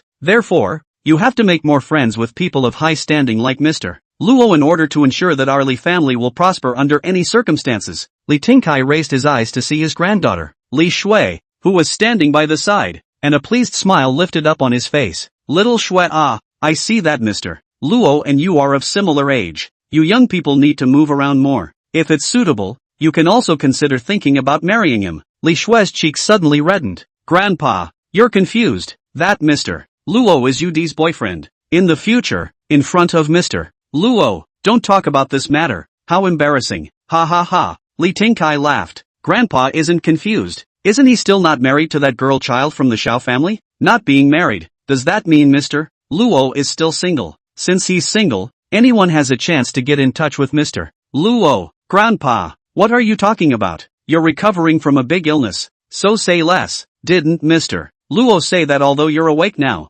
you're still in danger? You must be careful. 3 days later, I will go find Mr. Luo and ask him to continue treatment for Grandpa. Good. Li Tingkai laughed out loud. It's such a joy to be able to live and watch you guys. Ha ha ha. Out of the City Hall residential compound, Xiao Yudi sat in the car and kept staring at Robin, looking at Robin's heart. Mr. Xiao, let me discuss something with you. Can you stop staring at me like this? I know I'm handsome, but you can't keep looking at me like this. I always have a sense of insecurity this way. Robin subconsciously grabbed the collar and said, Screw you. Xiao Yudi blanked him. Robin, I'm increasingly feeling that you're too mysterious. You actually know Chinese acupuncture techniques. Where did you learn it? Robin seriously said, I learned it from my master. I've been following him since I was 3 years old to learn how to heal and kill. Xiao Yudi glared at him angrily. Then what do you do? Robin thought for a moment. There's no specific occupation. I usually work as a mercenary and help a few of the president's friends to go as an escort. That's all.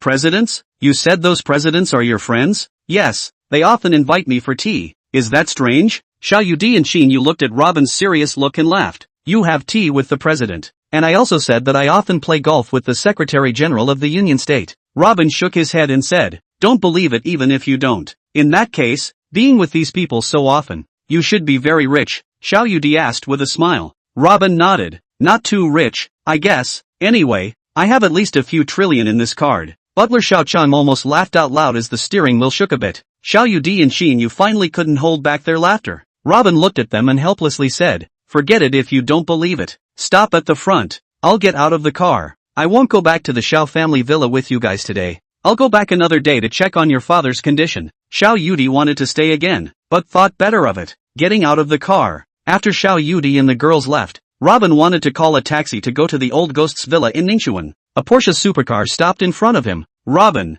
what a coincidence. Get in the car. Where to? I'll give you a ride. The car window slowly fell down, revealing Shen Yaoyao's beautiful face. Sitting in the car, Robin asked, Where is the most expensive villa area in Ningxuan? Shen Yaoyao was slightly stunned and smiled. What do you mean? That most expensive villa in Ningxuan is my home, Robin said indifferently. Chapter 0042 Robin, don't kill me. Shen Yaoyao looked at Robin's seriousness and laughed with her belly. Giggle. The most expensive set of villas in our Ningxuan. Villa No. 1 at the top of Zixia Mountain by the lunar crescent lake. Okay, I'll send you home. Shen Yaoyao blasted the gas pedal of the sports car without starting. Seeing that Robin was still sitting in the co-pilot with his old spirit, it was as if his home was really in the Zixia Peak Villa area. Ha ha ha. Robin, really convinced? Are you really fake? The most expensive set in the Purple Haze Peak No. 1 villa area is really your family's? Yes. What's wrong? Drive. Robin looked at Shen Yaoyao, who was laughing like a dumbfounded person, and said, is this funny? Shen Yaoyao's tears came out of her eyes as she laughed. Robin,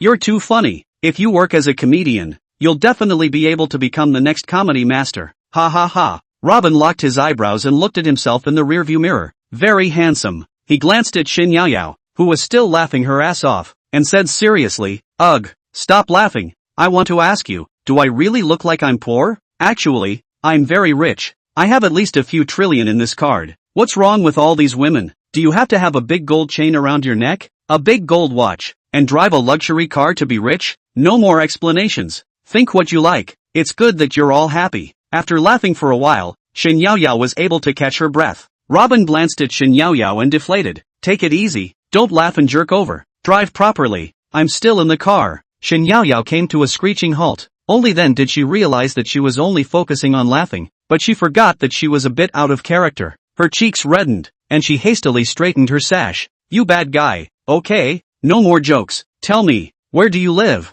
If you don't have a place to stay right now, I'll send you to the nearest hotel and you'll get yourself a room. The Purple Haze Peak Villa area. It's still a long way from here. If I really send you there, then you can tell me it's not your home. Fooling around, Robin said helplessly. You woman, who's joking with you? If you don't want to send me there, I'll directly take a taxi myself. Saying this, Robin was about to open the door and get out of the car. Fine, I believe you. Okay. Shen Yaoyao kicked the gas, and the Porsche supercar arrowed out. She wanted to see whether this man was real or not. Could it be that this guy was really too good at pretending? As Chang Si said, the Purple Haze Peak Villa area is in the eastern suburb of the city. The villa area there is divided into 3 grades. The first villa area is the starting price of $1 billion. The first grade area, at the top. This grade area villa, only 2 to 5 has been occupied. Only the top 1 villa, since the completion. So far no one has lived in. It is said that Peak 1 was purchased by an extremely mysterious character. No one has seen his real face.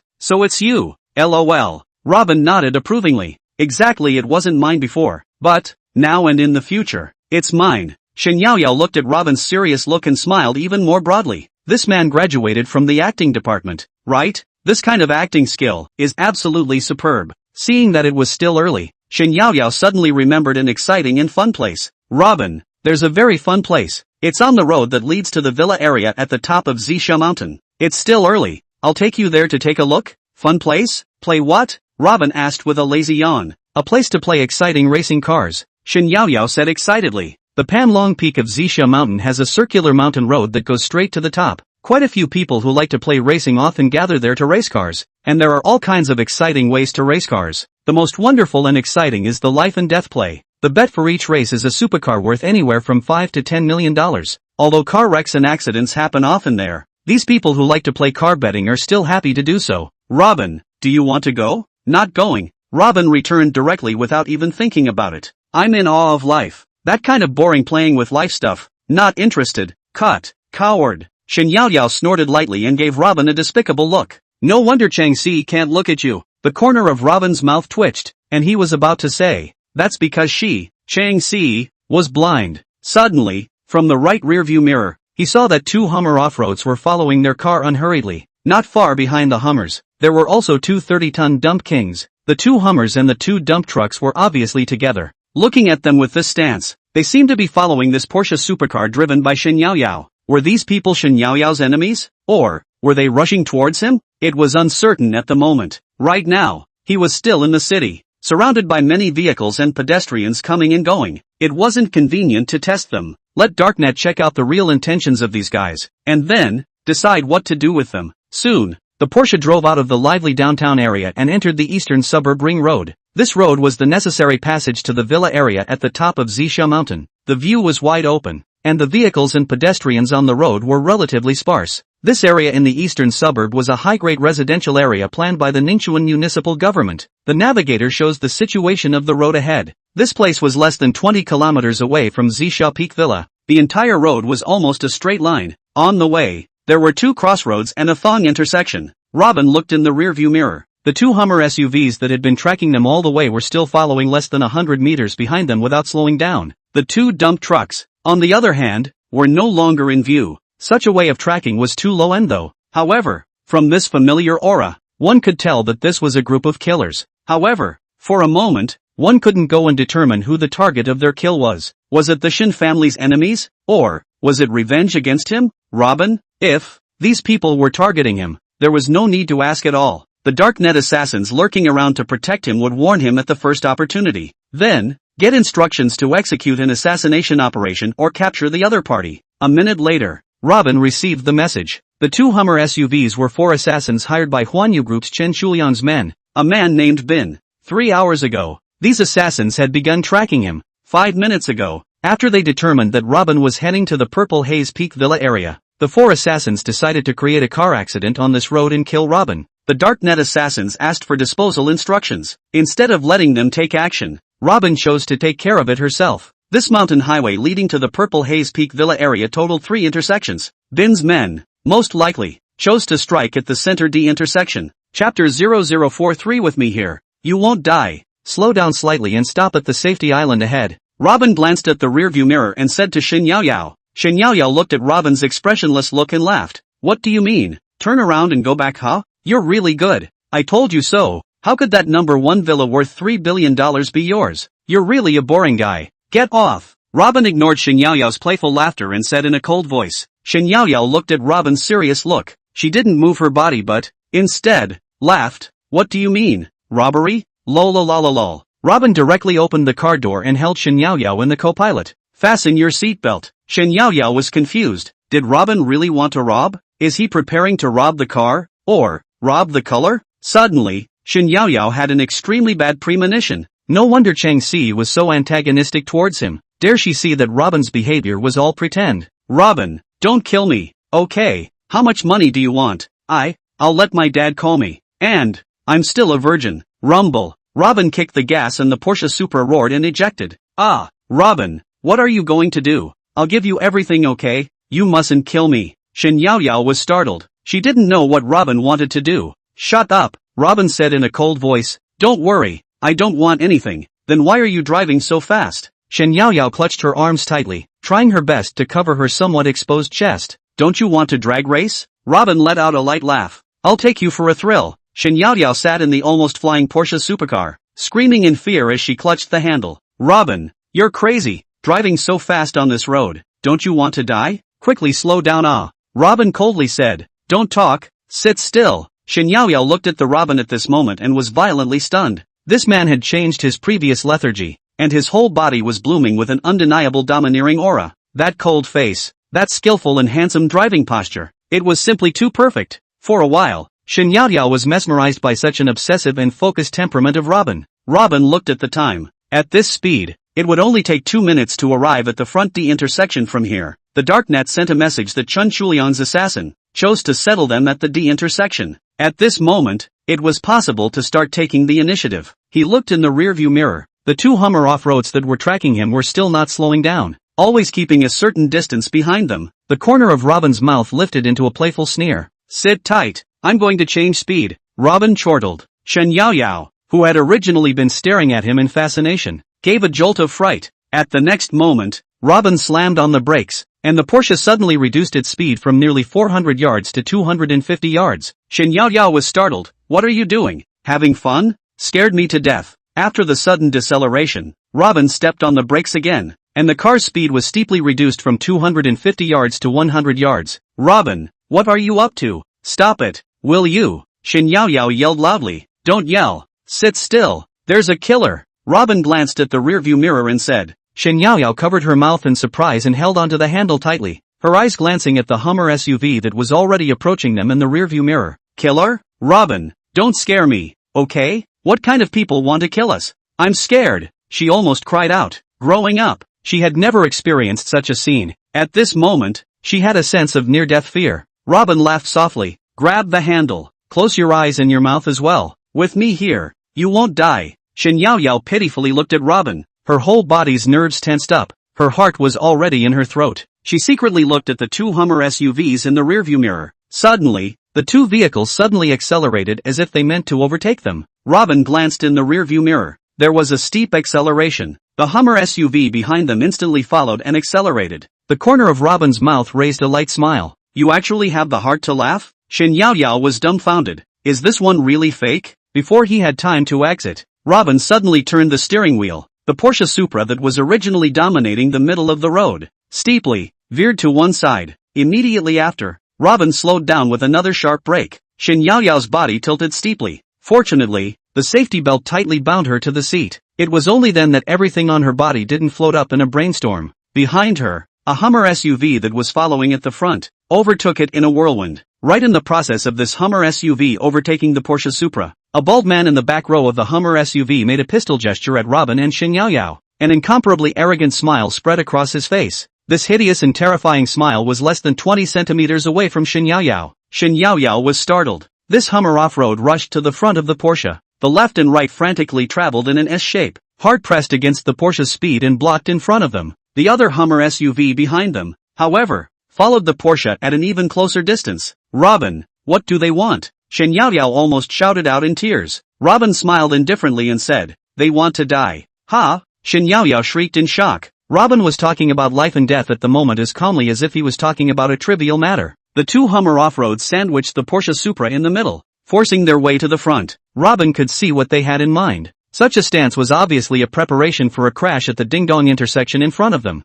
If they followed the current driving order like this, it would be impossible for the Porsche to move forward or backward. As long as this order was followed, the Porsche supercar driven by Robin would be forced to the middle of the intersection. At the same time, the two tipper kings that had been guarding the intersection could directly and precisely crush the Porsche into a pile of scrap metal. At this moment, they were only less than 10 seconds away from the D-intersection. Robin looked at the navigator. A cool smile raised on his face. His mouth whispered the numbers. 5, 4, 3, 2, 1. Shen Yao didn't know what he was doing before he could open his mouth to ask for the reason. Suddenly, Robin directly sped up to the highest gear. This Porsche supercar, with a zero start, could directly soar to 400 km per hour in 2 seconds. At the same time, Robin made a sharp turn. Calibrated Hummer off-road left side deflection of 1/1000th of a second. The Porsche Supra brushed against the right side of the Hummer SUV that was in front of it, and squeezed hard in front of it. Lightning fast, it dashed through the ding-dong intersection. The very moment the Porsche Supra driven by Robin passed through the throughway,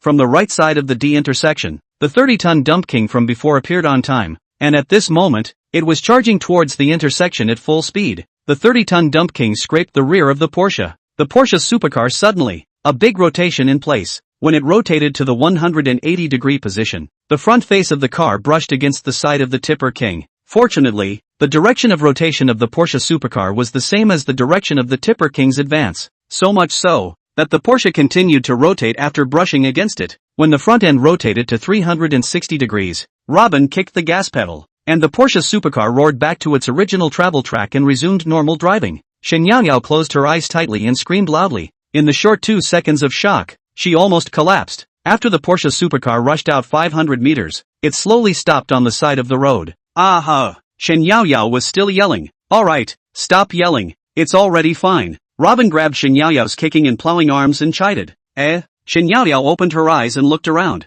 I'm not dead? Robin nodded. Well, still alive. Boom! With a loud bang, a burst of dust rose from the ding-dong intersection behind them. Immediately afterward, a blazing fire sprang up in the dust. In a blink of an eye, flames shot up into the sky. The first Hummer SUV that was overtaken by the Porsche was crushed underneath the car by the dump king. The car was destroyed and the fuel tank exploded, originally followed by another Hummer cross-country. A head crashed into the bottom of the dump truck. Was this 30-ton dump king hard rolled into a pile of scrap metal? The several men in the Hummer who had previously made wild gestures toward Robin all turned into meat cakes. The dump king did not hit the Porsche Supra driven by Robin, and instantly turned the Porsche and rushed over at full speed. Robin instantly started the Porsche and charged ahead. However, In the middle of the last intersection ahead, there was another tipper king parked, blocking the entire intersection altogether. The intersection in front was blocked, and the dump king was chasing after it, less than 3 miles away. There's not a single intersection where you can escape. What's more, the tipper king parked at the intersection in front of them suddenly started charging towards Robin and the others at full speed. The mountain highway leading to the villa at the top of Zisha Mountain was not very wide. A dump king was traveling across the middle. The width of the Porsche supercar on both sides could not pass through at all. Taking a look at the speeding tipper king behind him, roaring like a tank with the opposite side, Shen Yaoyao screamed in despair. What to do? We have no way out. Robin ignored her. The corner of his mouth raised a cold smile. Suddenly, he met the tipper king coming in front of him and charged the Porsche forward at full speed. Ah, Robin, what are you doing? Quickly stop. Shen Yaoyao almost went crazy. At this moment, the Porsche was like an angry bull, roaring towards the tipper king. 10 meters, 8 meters, 5 meters. The tipper king's driver was also stunned. This guy is a madman. Does he still want to use the Porsche to collide with me? In the blink of an eye, the Porsche rushed to a distance of less than a meter in front of the tipper king. In this short moment when it was about to crash on, Shen Yaoyao looked at the opposite side of the tipper king, as if a huge mountain was smashing down from the sky. She closed her eyes in despair. It's over. Everything is over. In this instant, she was so regretful. If she had not been curious about Robin and sent him home, she would not have suffered this calamity. In a flash, the eyes were dark. Chapter 0044 Racing at Pan Long Peak. Shen Yaoyao gripped the handle tightly, not daring to open her eyes. Suddenly, the body began to tilt to the right, completely out of control, as if falling into an abyss of 10,000 feet, sinking deeper and deeper. Could this be the feeling of death? Let's just die if we die. Some things are resigned to their fate since they have already happened. Being afraid won't help. In an instant, Shen Yaoyao had a sudden epiphany. She violently opened her eyes. In an instant, she was shocked by the scene in front of her. Was this real? The Porsche supercar in the middle of a high-speed Mercedes was, at this moment, hovering and tilting to the left. The right front wheel directly rushed onto the body of the tipper king, and the left wheel occupied the narrow space on the left side of the tipper king. The entire body of the Porsche flew forward diagonally, and rushed through this death distance like a phantom.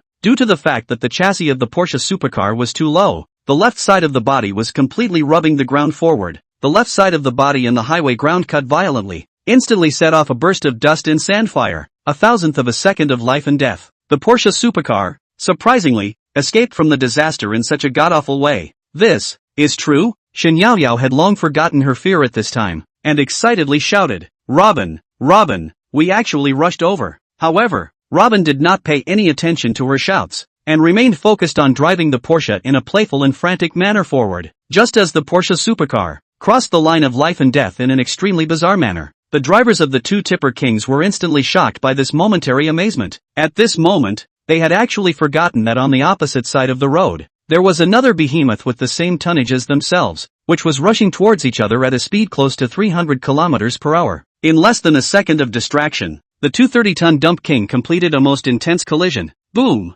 Such a tonnage, such a speed, and an all-out collision. The resulting shock was tantamount to detonating the destructive power of dozens of tons of explosives. With a burst of terrifying crashes, explosions suddenly rang out. On this silent mountain highway, just a minute later, the tragic scene of car destruction was reproduced. In an instant, the blazing fire illuminated the mountain highway as bright as day. Porsche supercar, after rushing out of the death line, arrow-like disappeared in the thick mountain night. In one breath, the Porsche ran out dozens of kilometers before stopping in an open mountain path on the north side of Zisha Mountain. Robin turned off the car lights. After looking around to make sure no one had noticed, he let out a slight sigh of relief. Shen Yaoyao sat dumbfounded in the car, not saying a word. The few minutes of dreamlike experience made her feel extremely unreal. Was it an illusion just now? Borrowing the faint light inside the car, Shen Yaoyao cautiously glanced at Robin, who was sitting in the driver's seat. After hesitating for a while, she finally gathered the courage to raise her eyes to the rearview mirror in front of the car. Turning the mirror down, she looked at herself in the mirror. Hair like a chicken nest. Only then did Shen Yaoyao wow, cried out. In the empty valley, there was only the sound of her crying, echoing like a ghost crying. After crying for a while, Shen Yaoyao stopped crying. This crying sound in the middle of the night in the empty mountain. It was creepy to hear by herself. The surrounding silence made her panic. Emotionally adjusted? Robin asked with a sideways smile. Ah! Suddenly saw Robin smile under the shadow of the dim light. Shen Yaoyao's soul flew away in fear. Both hands and legs kept waving. Alright, don't scare yourself. Robin grabbed Shen Yaoyao's hands that kept flailing. Everything has already passed. It's okay. Only then did Shin Yaoyao quiet down, feeling the warmth of Robin's palms, slowly opening her eyes. In the TV and movies they had watched in the past, they were seen to determine whether they were dead or alive by biting themselves. Ah, why are you a woman biting me? A dog? Robin said as he looked at the rows of teeth marks with bloodstains bubbling on his arm. Shin Yaoyao apologized and looked at Robin. I'm sorry, I was trying to see if it hurt me to bite it. I can't believe I don't feel it. Am I dead? You didn't die. What you bit was me. Of course you don't hurt yourself. I'm really convinced. Robin shook his head helplessly. It took a while for Shin Yaoyao to slow down. Looking at her own hair in the mirror like a chicken nest, her eyes were full of fatigue. Then look at the condition of the Porsche supercar's shape car in the display. Except for the 4 tires that hadn't blown out, there wasn't a single piece of the rest of the car that was intact. The rear butt of the car is gone. The front face of the car is gone. The door is basically cut through. Look at this situation. I guess a kick up. That is a panoramic convertible Porsche supercar. Shin Yaoyao suddenly covered her face and howled. Oh, today is really unlucky. In the morning, the first time I saw you, I lost $50 million. In the evening, kindly sent you home. My more than $10 million newly bought Porsche supercar, also scrapped, and I almost lost my life. Robin, you're such a loser. How am I so unlucky to meet you? Woo. Robin looked at Shin Yaoyao bawling her eyes out, knowing that this was a sign of her heart breaking down for a moment after being strongly stimulated by the scene of the car accident. It was good to be able to cry out for a while. However, listening to Shin Yaoyao's crying, his heart slightly apologized. People were indeed kind enough to send him home before they suffered this calamity. He himself certainly had an unshirkable responsibility. How about this? I'll rebuy you a new Porsche tomorrow, by the top of the line one. Robin looked at Shin Yaoyao's miserable and incomparable crying and said, Don't cry. Look at you now. Your hair is like a chicken nest. Your makeup is all blown out. It creeps me out to see you. Shin Yaoyao stopped crying. Really? Robin nodded. Yes, isn't it just a Porsche? I'll give it to you tomorrow. Shin Yaoyao stared at Robin for a while. She didn't feel that this man was lying. She thought about it, and suddenly a complicated light flashed in her eyes. Robin, I don't want you to buy it for me tomorrow. I want it tonight. Chapter 0045, Bend Offering. Tonight? Which car company doesn't close this late? Shin Yaoyao quickly tidied her hair and put on her makeup while looking into the mirror.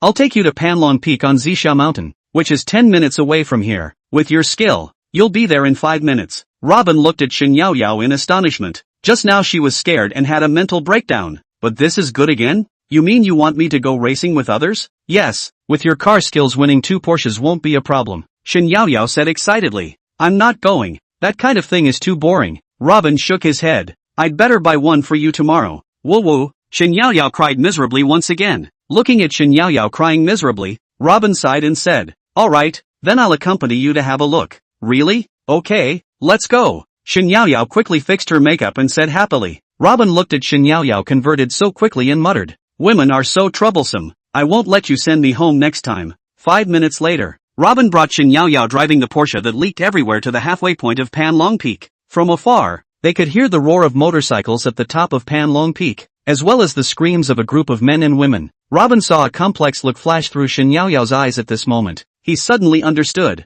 Could this woman have lost here before? Looking for me to take revenge. Right. Did you woman have a premeditated plan? Shin Yaoyao smiled and said, This young lady won't hide it from you now. It was premeditated. I once came over to play with my friends and lost a car. My heart was upset. It's not that I couldn't part with a car. It's that I couldn't swallow this breath. Robin, your driving skills are so good. Help me gamble to earn back my face. In the future you need me to help you do whatever you want. Robin sneered. Stop. I won't do this kind of brain-dead behavior to help you earn back your face. After saying that, Robin pushed open the car door and was about to leave. Wait. Shin Yaoyao looked at Robin and said after a moment of hesitation. I didn't bring you here just to win and earn back face. I want to ask you to help me teach a lesson to someone. Robin waved his hand. I'm not going to be a tool for you to utilize. Play by yourself. The guy I want you to bet against is a scumbag. Half a year ago, he hit and killed a pregnant woman, a child, and a couple while racing downtown. And today, he's still at large. Robin stopped at the words and looked at Shin Yaoyao with doubtful eyes. He didn't expect Shin Yaoyao to come over to drag race for this matter. When Shin Yaoyao saw Robin turn to her, she hurriedly got out of the car and ran to him. Robin, if you don't believe me, I can show you the news video from that time. There's also that bastard's arrogant look after he intentionally ran over someone and refused to apologize and repent. Shin Yaoyao opened the video saved in her cell phone and sent it to Robin's face. The video showed several crazy racing cars weaving in and out of the crowd. The time shown on the screen was 7:40 p.m. The location was South Street in Vermilion Bird District of Ningchuan City. This area was the dense commercial and residential area in the southern part of Ningchuan City. Several racing cars passed through this street and drove out of the city. In the midst of high speed, a Lamborghini suddenly lost control and rushed onto the sidewalk on the side of the road. The next scene was predictable. More than a dozen innocent passers-by were hit and seriously injured. A pregnant woman, a child around 10 years old, and a young couple died on the spot. Robin looked at the gruesome scene of the crash, and at first was just angry. Angry that these assholes, because of some money, had such a disregard for life. A mere second's worth of time had brought about the instant destruction of several families. However, the next scene, Robin was not just angry. Her eyes were already full of murder. After the Lamborghini rushed into the crowd, it initially only hit the pedestrians into serious injuries, and had not yet caused any deaths. The race car stopped after the accident, and a 24 or 25-year-old man walked down from the car. The man was followed by a woman wearing sunglasses. They looked at the scene of the crash. A pregnant woman lying in a pool of blood was found waving to them for help. A child of about 10 years old had one of his legs knocked off. A couple was dying with their heads broken and bleeding. The man looked at the situation and then got back into the car. Immediately afterward, the madness began. The Lamborghini brutally ran over the pregnant woman, the child and the couple, and it ran over them back and forth 3 times. During the process, the man also stuck his head out of the car and took a few glances at these 4 suffers that he ran over back and forth. 5. To be exact, the video shows a pregnant woman with a big belly, with a baby at least 8 or 9 months old. Such a move enraged everyone present. They surrounded the men and waited for the police to arrive. These assholes not only didn't stop their madness, moreover, they took out iron rods from the car and smashed at the pedestrians. After dispersing the passers-by, the Lamborghini and a few racing cars took off. Shin Yaoyao turned off her cell phone and looked at Robin, who didn't have any expression. This Lamborghini owner's name is Gu Zhihai. His brother is Gu Zhikun of the Jiangnan Martial Arts Alliance, and it's said that he still has a high status within the Martial Arts Alliance, and is the Hall Master of the Ningchuan branch. GE's family in Ningchun has only burgeoned in the past 2 years. GE's company does the nightclub business, and the backers behind it are the Demon King's Cave and the Ningchuan Martial Alliance branch rudder. Robin frowned and interrupted Shin Yaoyao. What are you giving me this for? It's not like I'm a savior. This kind of person has his own laws to sanction him. Shin Yaoyao was slightly stunned and instantly became emotional, saying, the reality is that the Department of the Law later said that the malicious behavior of Gu Zhihai and the others turned out to be just an ordinary car accident, and each person who lost their life in the car accident can only be compensated for a maximum of $100,000. Such a situation is set as an ordinary car accident, and only $100,000 in compensation. Tell me, is this a joke? What's even more ridiculous is that Gu Zhihai, this bunch of scum, didn't even honor the compensation of $100,000 in the end. Robin shrugged his shoulders. Listening to your statement, Gu Zhihai's gang is indeed scum.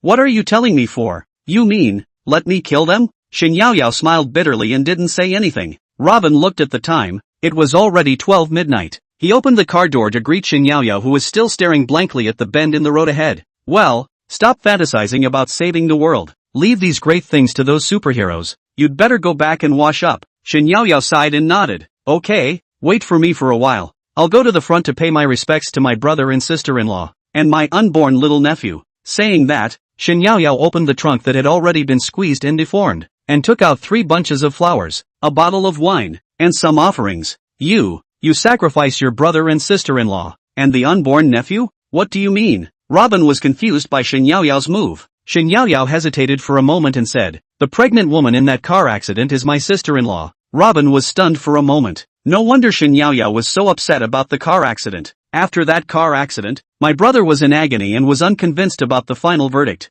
Hopelessly, efforts were made for months, to no avail. In the end, the Gu family even warned my brother that if he dared to make any more trouble, even our Shin family would be exterminated. My father and his little wife, worried that this matter would spread to the entire Shin family, strictly ordered my brother not to make any more trouble. My brother almost went crazy during that time. Later, finding Gu Zhihai, he decided to gamble with him in life and death. Speaking here, Shin Yaoyao pointed at the bend 30 meters ahead. My brother was at the mouth of this curve, squeezed down by Gu Zhihai several vehicles. Looking at the hatred in Shin Yaoyao's eyes, Robin nodded. Alright, go and pay your respects to your brother and sister-in-law. I'll wait for you. Looking at Shin Yaoyao's thin back, swaying in the cool night breeze, Robin shook his head. The smile on this woman's face on weekdays turned out to be all pretend. It didn't occur to me that there was still this sad and hateful past hidden in her heart. More than half an hour later, Shin Yaoyao walked back from the bend. Swiping her hair that was messed up by the wind, she smiled and said, "Let's go.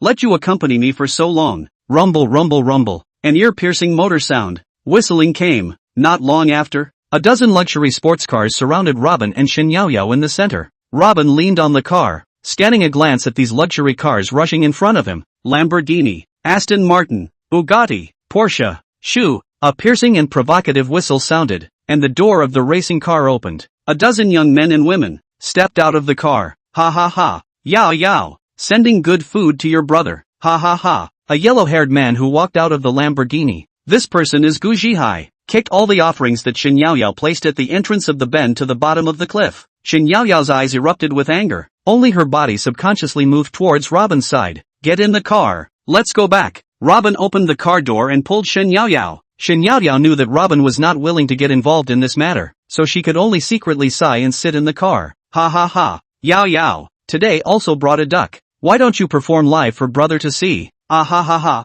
Robin had already stepped into the car with one foot and backed out again. Pa! Robin slapped Gu Zhihai's face, knocking the bastard into a dizzy spell. The group of men and women who were laughing maniacally froze. Asterisk asterisk asterisk asterisk. He actually hit brother Hai? Brain fart, right? Robin took out a paper towel and wiped his palm, saying with a smirk, "Keep your mouth clean, remember? Asterisk asterisk asterisk asterisk Nima, dare to hit me." Gu Zhihai came back to his senses and swung his fist. Pa pa pa. Robin was a burst of slaps at the bastard. Still have a long memory? Scum. Robin once again pulled out a wet wipe and wiped her palm in disgust. So dirty. Remember to wash your face properly in the future. Saying that, he directly threw the wet wipe on Gu Zhihai's face and turned around to walk towards the car. Shin Yaoyao sitting in the car opened her mouth wide in shock. Too handsome. The few female drivers on the scene were also blowing in their eyes. It was only then that they realized that the dude in front of them was simply a male god in general. At this moment, the eyes of the women looking at Robin's back were glittering with infatuation.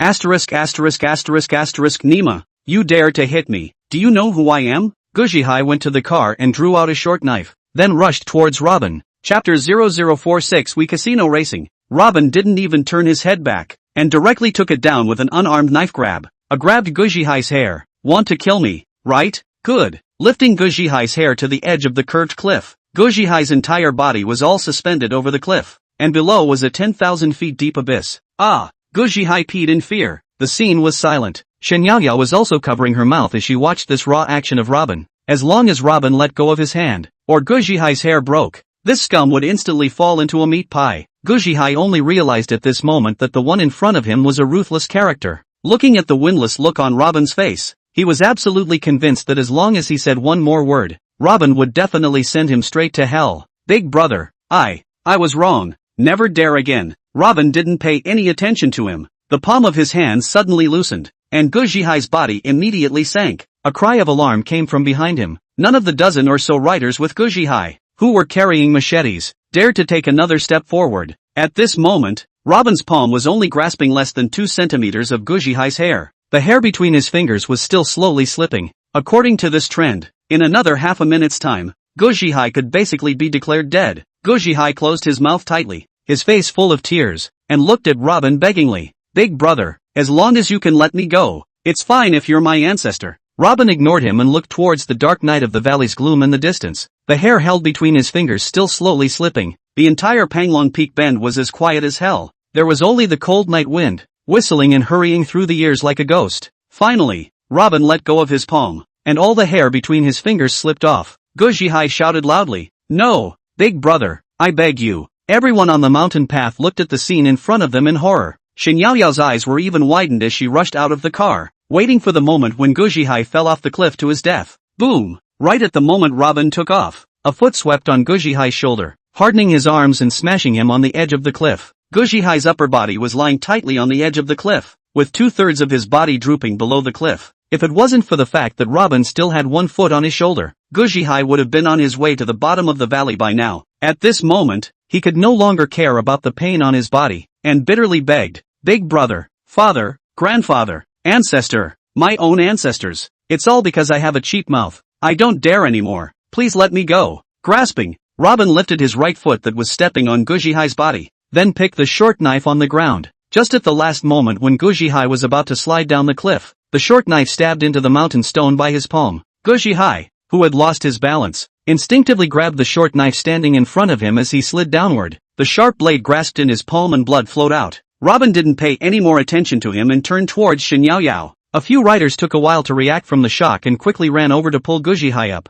Guzhihai, who had survived the robbery, was paralyzed on the ground, panting heavily. Gradually, the original begging and fear in his eyes instantly turned into a grim killing machine. Brother Hai, is it time to call Brother Koan? A rider approached Guzhihai's side and asked in a low voice. Guzhihai nodded his head and signaled them to copy their weapons. The dozen of riders immediately understood and drew their short knives. Shin Yaoyao looked at the dozen of people wielding short knives rushing towards Robin and exclaimed, "Get in the car." Robin shook his head and turned around. "Giving you guys a chance to leave. Why do you have to make your own deaths?" In an instant, there was a ghostly cry in the bleak midnight mountain road. A dozen or so riders holding machetes were beaten to death. Robin walked towards Guzhihai step by step. Ancestor, ancestor, I was wrong. I was wrong. Guzhihai fell to his knees and kept kowtowing and begging for mercy. A message came from Robin's cell phone. Jiangnan Martial Arts Alliance has learned that Butcher has been invalidated and has issued a Jianghu execution order against the young master. Zhao Hang, the vice law enforcement of the Martial Alliance,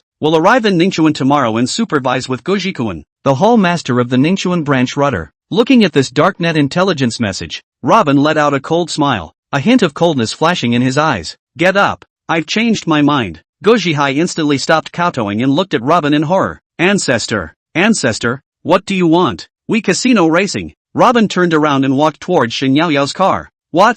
Gambling? On a car with me?" Guzhihai looked at Robin's back, then at the Porsche that was already in disrepair. "You mean to drive this car and gamble with me on cars?" "That's right. This is the car." Robin nodded and opened the front cover of the car, briefly adjusting the engine. Guzhihai's eyes quickly flashed with a hint of sinister and ecstasy. He exchanged a glance with a few of his companions and understood each other. Playing racing with them on this mountain road was just asking for death. Shin Yaoyao could see what Guzhihai and the others were thinking and reminded. "Robin, don't be impulsive. Don't gamble with them." Robin put down the front cover of his car. "Isn't this exactly what you were expecting? Can't afford to part with your car? That's not what I meant. This car is no different than scrap now. What's there to part with? They've been racing on this mountain road for almost 10 years, and I don't know how many people have died on this Pan Long Peak. Besides, this car of ours is already falling apart. The power system, braking system, and coordination can't guarantee safety, let alone speed. With such a car condition, how can you compare with them?" Robin wiped his hands, revealing a mouthful of white teeth. "Isn't it just a low-tier race?" Before Shin Yaoyao could dissuade him, Robin turned around and leaned on the car, hooking his hand at Guzhihai. Guzhihai was currently thinking about which corner to take out Robin. When he saw his greeting, he immediately ran in front of him. "Since we're betting on the car, we need the lottery," Robin indifferently said. "Get paper and pen." "Yes, yes, yes." Guzhihai instantly ordered someone to bring it. "How do I write it?" "I said you write." Robin pointed to the ground. Guzhihai immediately got down on the ground, nervously holding the pen. "IOU." Robin spoke. Everyone was stunned. Wasn't it a car betting agreement? How did it become an IOU? "Write it," Robin said in a cold voice. Okay. Guzhihai broke out in a cold sweat, lest this master change his mind and carry him to the cliff again. "IOU." Guzhihai voluntarily raced against Shin Yaoyao and lost. A Porsche 918 Spider, and all of his own shares in GE's company. "Sign your name and put your fingerprints on it." Guzhihai was baffled. "Isn't it not a race yet? How did you lose? Moreover, it's still an IOU? Write it however I tell you to." "Disagree?" Robin said in a cold voice. Yes. Guzhihai instantly wrote it down according to Robin's wishes. In his heart, he pondered. "Wait until the competition. When your car is destroyed and you die, whatever you write is bull asterisk asterisk asterisk asterisk. Keep writing." Robin kicked Guzhihai. "This car bet is a Jianghu bet. Life and death is a matter of fate." Guzhihai finished writing this and handed this IOU to Robin. "Alright, bet according to your rules," Robin indifferently said. Guzhihai nodded, climbed up and turned towards the Lamborghini, a flame of hatred bursting from his eyes. "Wait for a while and you'll go to hell. How dare you hit me? This young man will definitely let you die with a bang." A few companions, who had long been used to destroying their opponents in such matches, usually, they would drive to the curves and squeeze their opponents' vehicles back and forth, forcing them into the cliffs. This was how Shin Yaoyao's brother fell off the cliff and died. Robin returned to the car and threw the note to Shin Yaoyao. "Get out of the car. Tomorrow you can take this IOU and go to claim back what you deserve." "I'm not getting off," Shin Yaoyao said firmly as she tightly grasped the IOU. "Fine."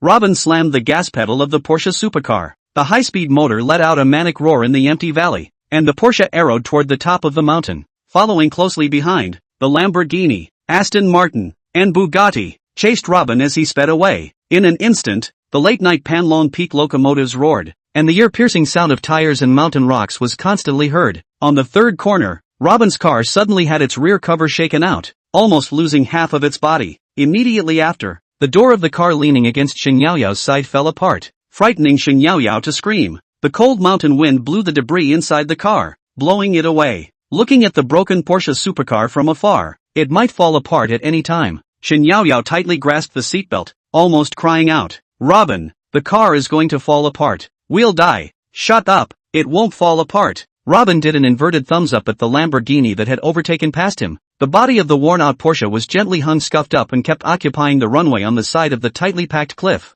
Guzhihai laughed out loud as he watched this cheap maneuver by Robin and shouted furiously in his headset, "Get him at the next turn." Chapter 0047, Panlong Peak Bend Road Surprise. After Guzhihai delivered the message, the three sports cars quickly followed. The Lamborghini he was driving slowed down to make way. A Bugatti thundered ahead, crossing over the Porsche driven by Robin and blocking the intersection in front of him. Guzhihai, after giving way to the Bugatti, dashed forward again, moving forward almost side by side with Robin. On the narrow mountain road, the two high-speed sports cars drove side by side, almost sticking together, and from time to time, the sparks of the two cars rubbing together emerged. At this moment, Guzhihai and the others had squeezed Robin's Porsche at the edge of the cliff. The Porsche supercar driven by Robin could neither accelerate forward nor slow down to change lanes. On the right side was Guzhihai's Lamborghini, which was traveling at a high speed and also kept trying to ram Robin's vehicle towards the cliff on the left side. There were a few times when the left wheel of the Porsche supercar was almost half hanging in the air, and was in danger of crashing into the cliff at any time. Shen Yaoyao,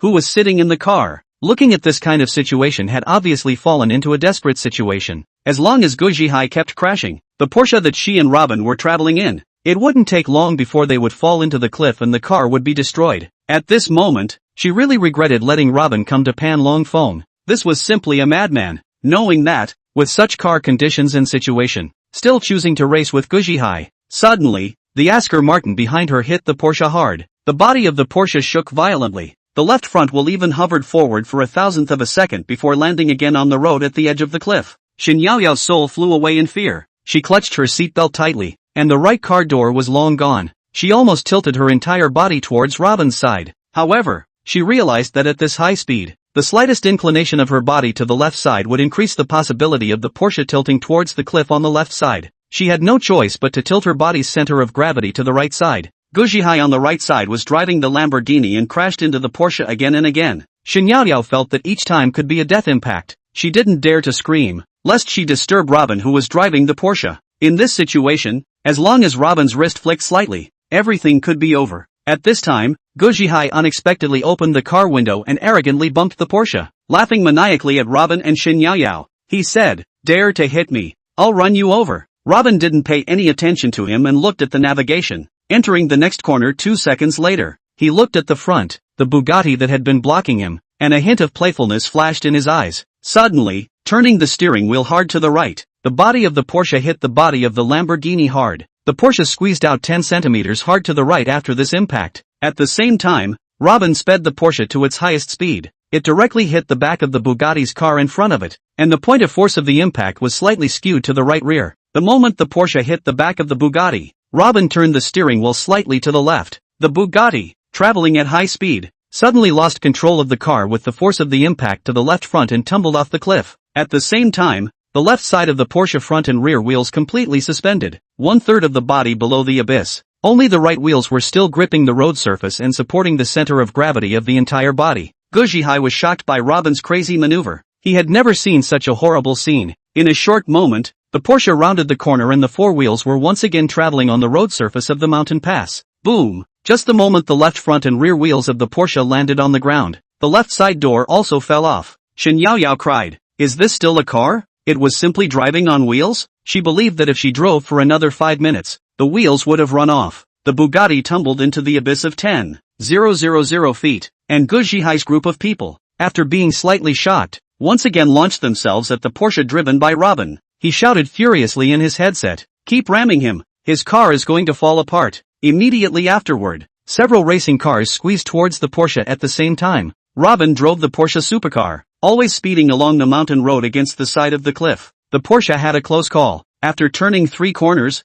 Gujihai almost crashed the Porsche into the cliff. He believed that he could definitely destroy Robin tonight. Robin looked at the navigation. There were only the last 2 turns from the top of the mountain. He glanced sideways at Gujihai, who kept on crashing into him. Then let's end it at the next corner. Shin Yaoyao was already numb at this point. She looked at the confident look on Robin's face and wondered what he was talking about. A second later, the Porsche was about to arrive at one of the most treacherous corners of Panlong Peak. Robin kept the Porsche's speed above 400 yards and gave the Lamborghini a hard bump. In a flash, it suddenly dipped in the direction of the cliff. Watching the large part of the Porsche's body had risen up in the air and rushed out of the road, Shin Yaoyao despaired. Below was the nearly 1,000 meter Panlong Fong Valley. It's over. Everything is over today. Shin Yaoyao closed her eyes tightly. All before her eyes were the images of her brother's tragic death half a year ago. At the same time, Gujihai cheered. Kid, betting with me on a car, looking for death. However, just when he thought that the Porsche would rush off the cliff at the mouth of this curve and the car would be destroyed,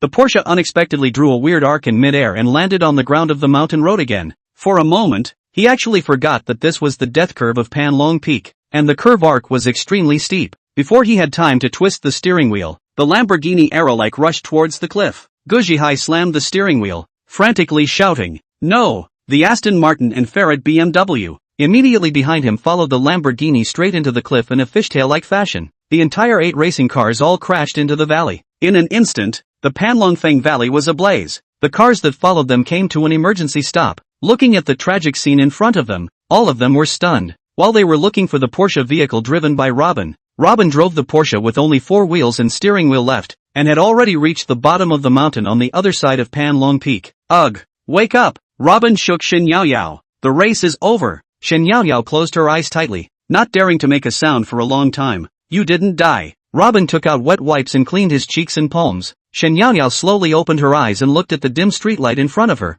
Where am I? It's at the bottom of Panlong Fong Mountain. You still need your car, right? Robin looked at Shin Yaoyao, who was still in a dream, and asked, Where's my car? Shin Yaoyao looked around and saw nothing. Robin pointed to the Porsche that only had the frame left. This is it. Shin Yaoyao looked at where she was sitting. Except for 4 wheels and 2 seats and a steering wheel, everything else was gone. Also, the engine in front of the car was squeaking with smoke. Are we really still alive? Robin nodded. Alive. And, well, alive and well. Except for a bit of messy hair and a lousy look. All is well. And, what about that scum Gujihai? Dead. Fell off a cliff and died. Robin pushed open the car door. Come down. This car is going to blow itself up soon. Shin Yaoyao instantly jumped out of the car, and after confirming that she was really alive, she jumped into Robin's arms. Woo-woo, let out a loud cry. Boom! An explosion came from behind them, and the Porsche supercar instantly burst into flames. Let's go. It's already past 3 in the morning. It's time to go back and get some rest. Robin walked towards a Land Rover on the side of the road.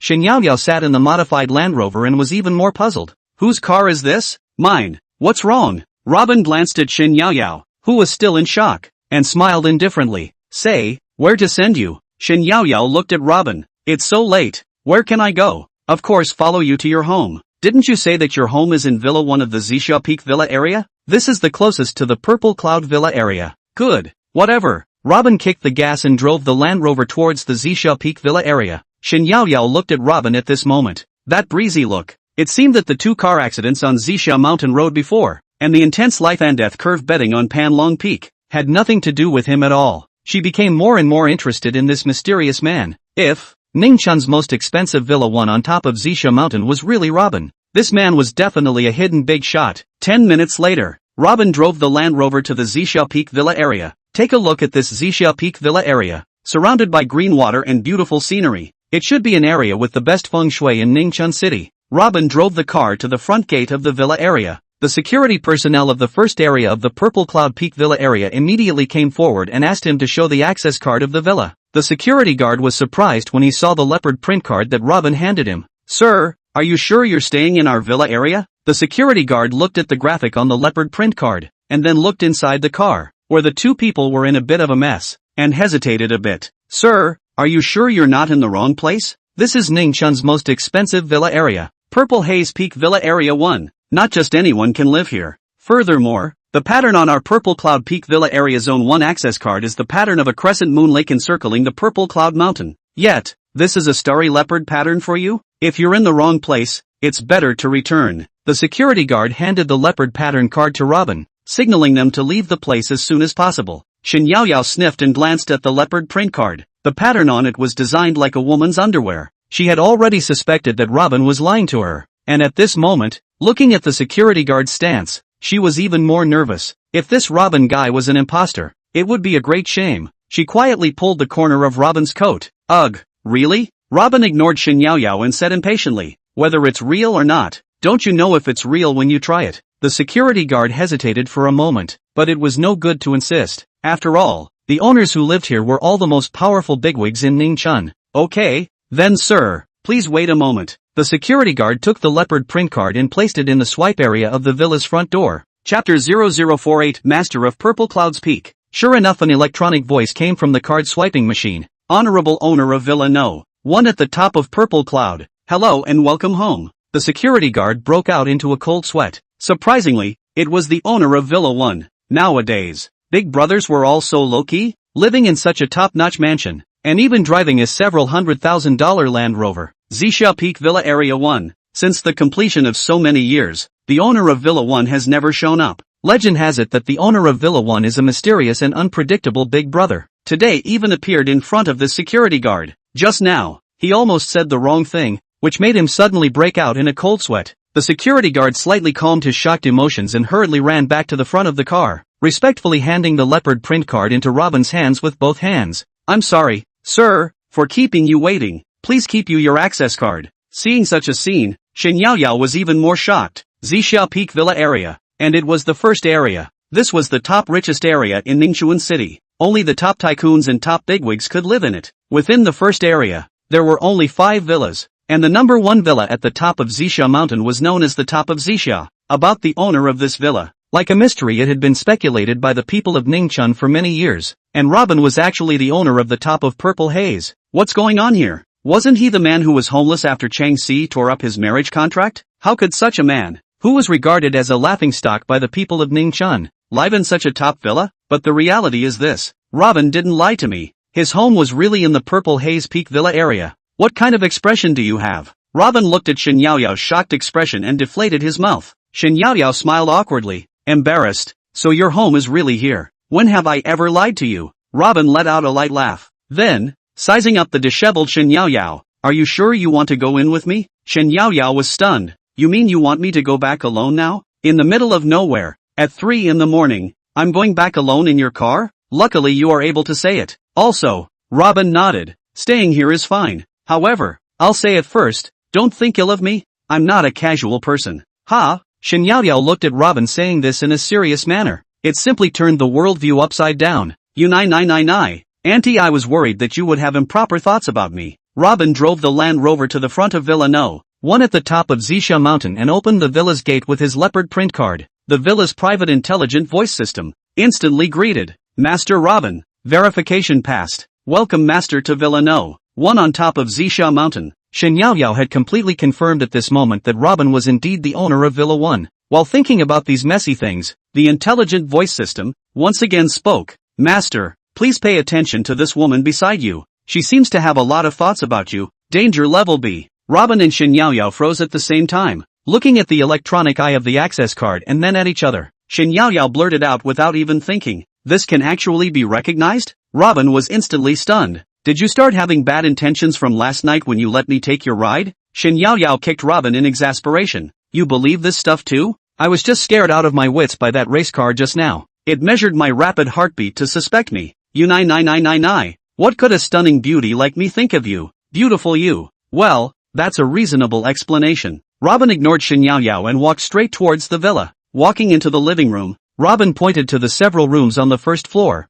I'm still not familiar with the room layout here, so take a look yourself. You live on the first floor. Be casual. Stay in whichever room you like. Robin sized up Shen Yaoyao. However, there may not be any clothes for you to change here. Shen Yaoyao was worried. The clothes I'm wearing now are torn and tattered. Will I still be able to go out tomorrow? Alas, in a villa area of this class, there should be stores nearby that offer clothing sales, right? Robin frowned. I'm not sure. Let's do it this way. Let's wait until dawn in a while. But how am I going to change now? I can't just shower and stay in bed naked all the time. In that case, I'm afraid that you'll be interested in me. Stop, Robin said in a deep voice. No such thing. Looking at Shin Yaoyao, he shook his head. You're such an annoying woman. Afterwards, a message was sent to Lin Jingru. At the same time, Shin Yaoyao was also in the shot and sent it together. Alright, in half an hour, someone will send you 2 sets of clothes over. Oh, thanks then, Shin Yaoyao replied absent-mindedly. Her eyes,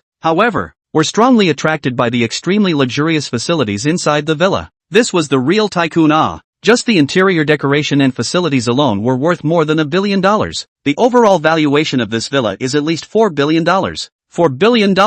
Even if it was 3 times all the assets of her Shin Yaoyao's family, she wouldn't be able to afford such a heavenly priced villa. Take a look for yourself. I'll wash up. Robin ignored Shin Yaoyao standing in the hall of the first floor dumbfounded, and walked straight towards the second floor. Shin Yaoyao, who was in shock, instantly looked at Robin's back with a sigh. Chang Si, it seems that you are really blind. The fiancé of such a super-duper big shot, and you say that he's a bottom feeder? Still mouthing off that Robin isn't on the same level as you, that he'll never be as good as Su Wonhai, and that he's just a reckless man? The super diamond guy who came to your door. You even despised him, ridiculed him and, moreover, backed out of the marriage. You nai Chang Ce, you are really blind. Now, I completely understand why Xiao Yudi would not discount his words at all. Even, Chi Yuhu's change, now that I think about it, was all because of Robin. You're right when you say that, Robin and you aren't on the same level. Even if your Chang family had struggled for dozens of generations, you wouldn't be able to catch up with someone else. Robin's 9 cows and 1 hare. Shin Yaoyao marveled at the luxury in front of her, thinking about if one day, Chang Si if she saw Robin living in this villa.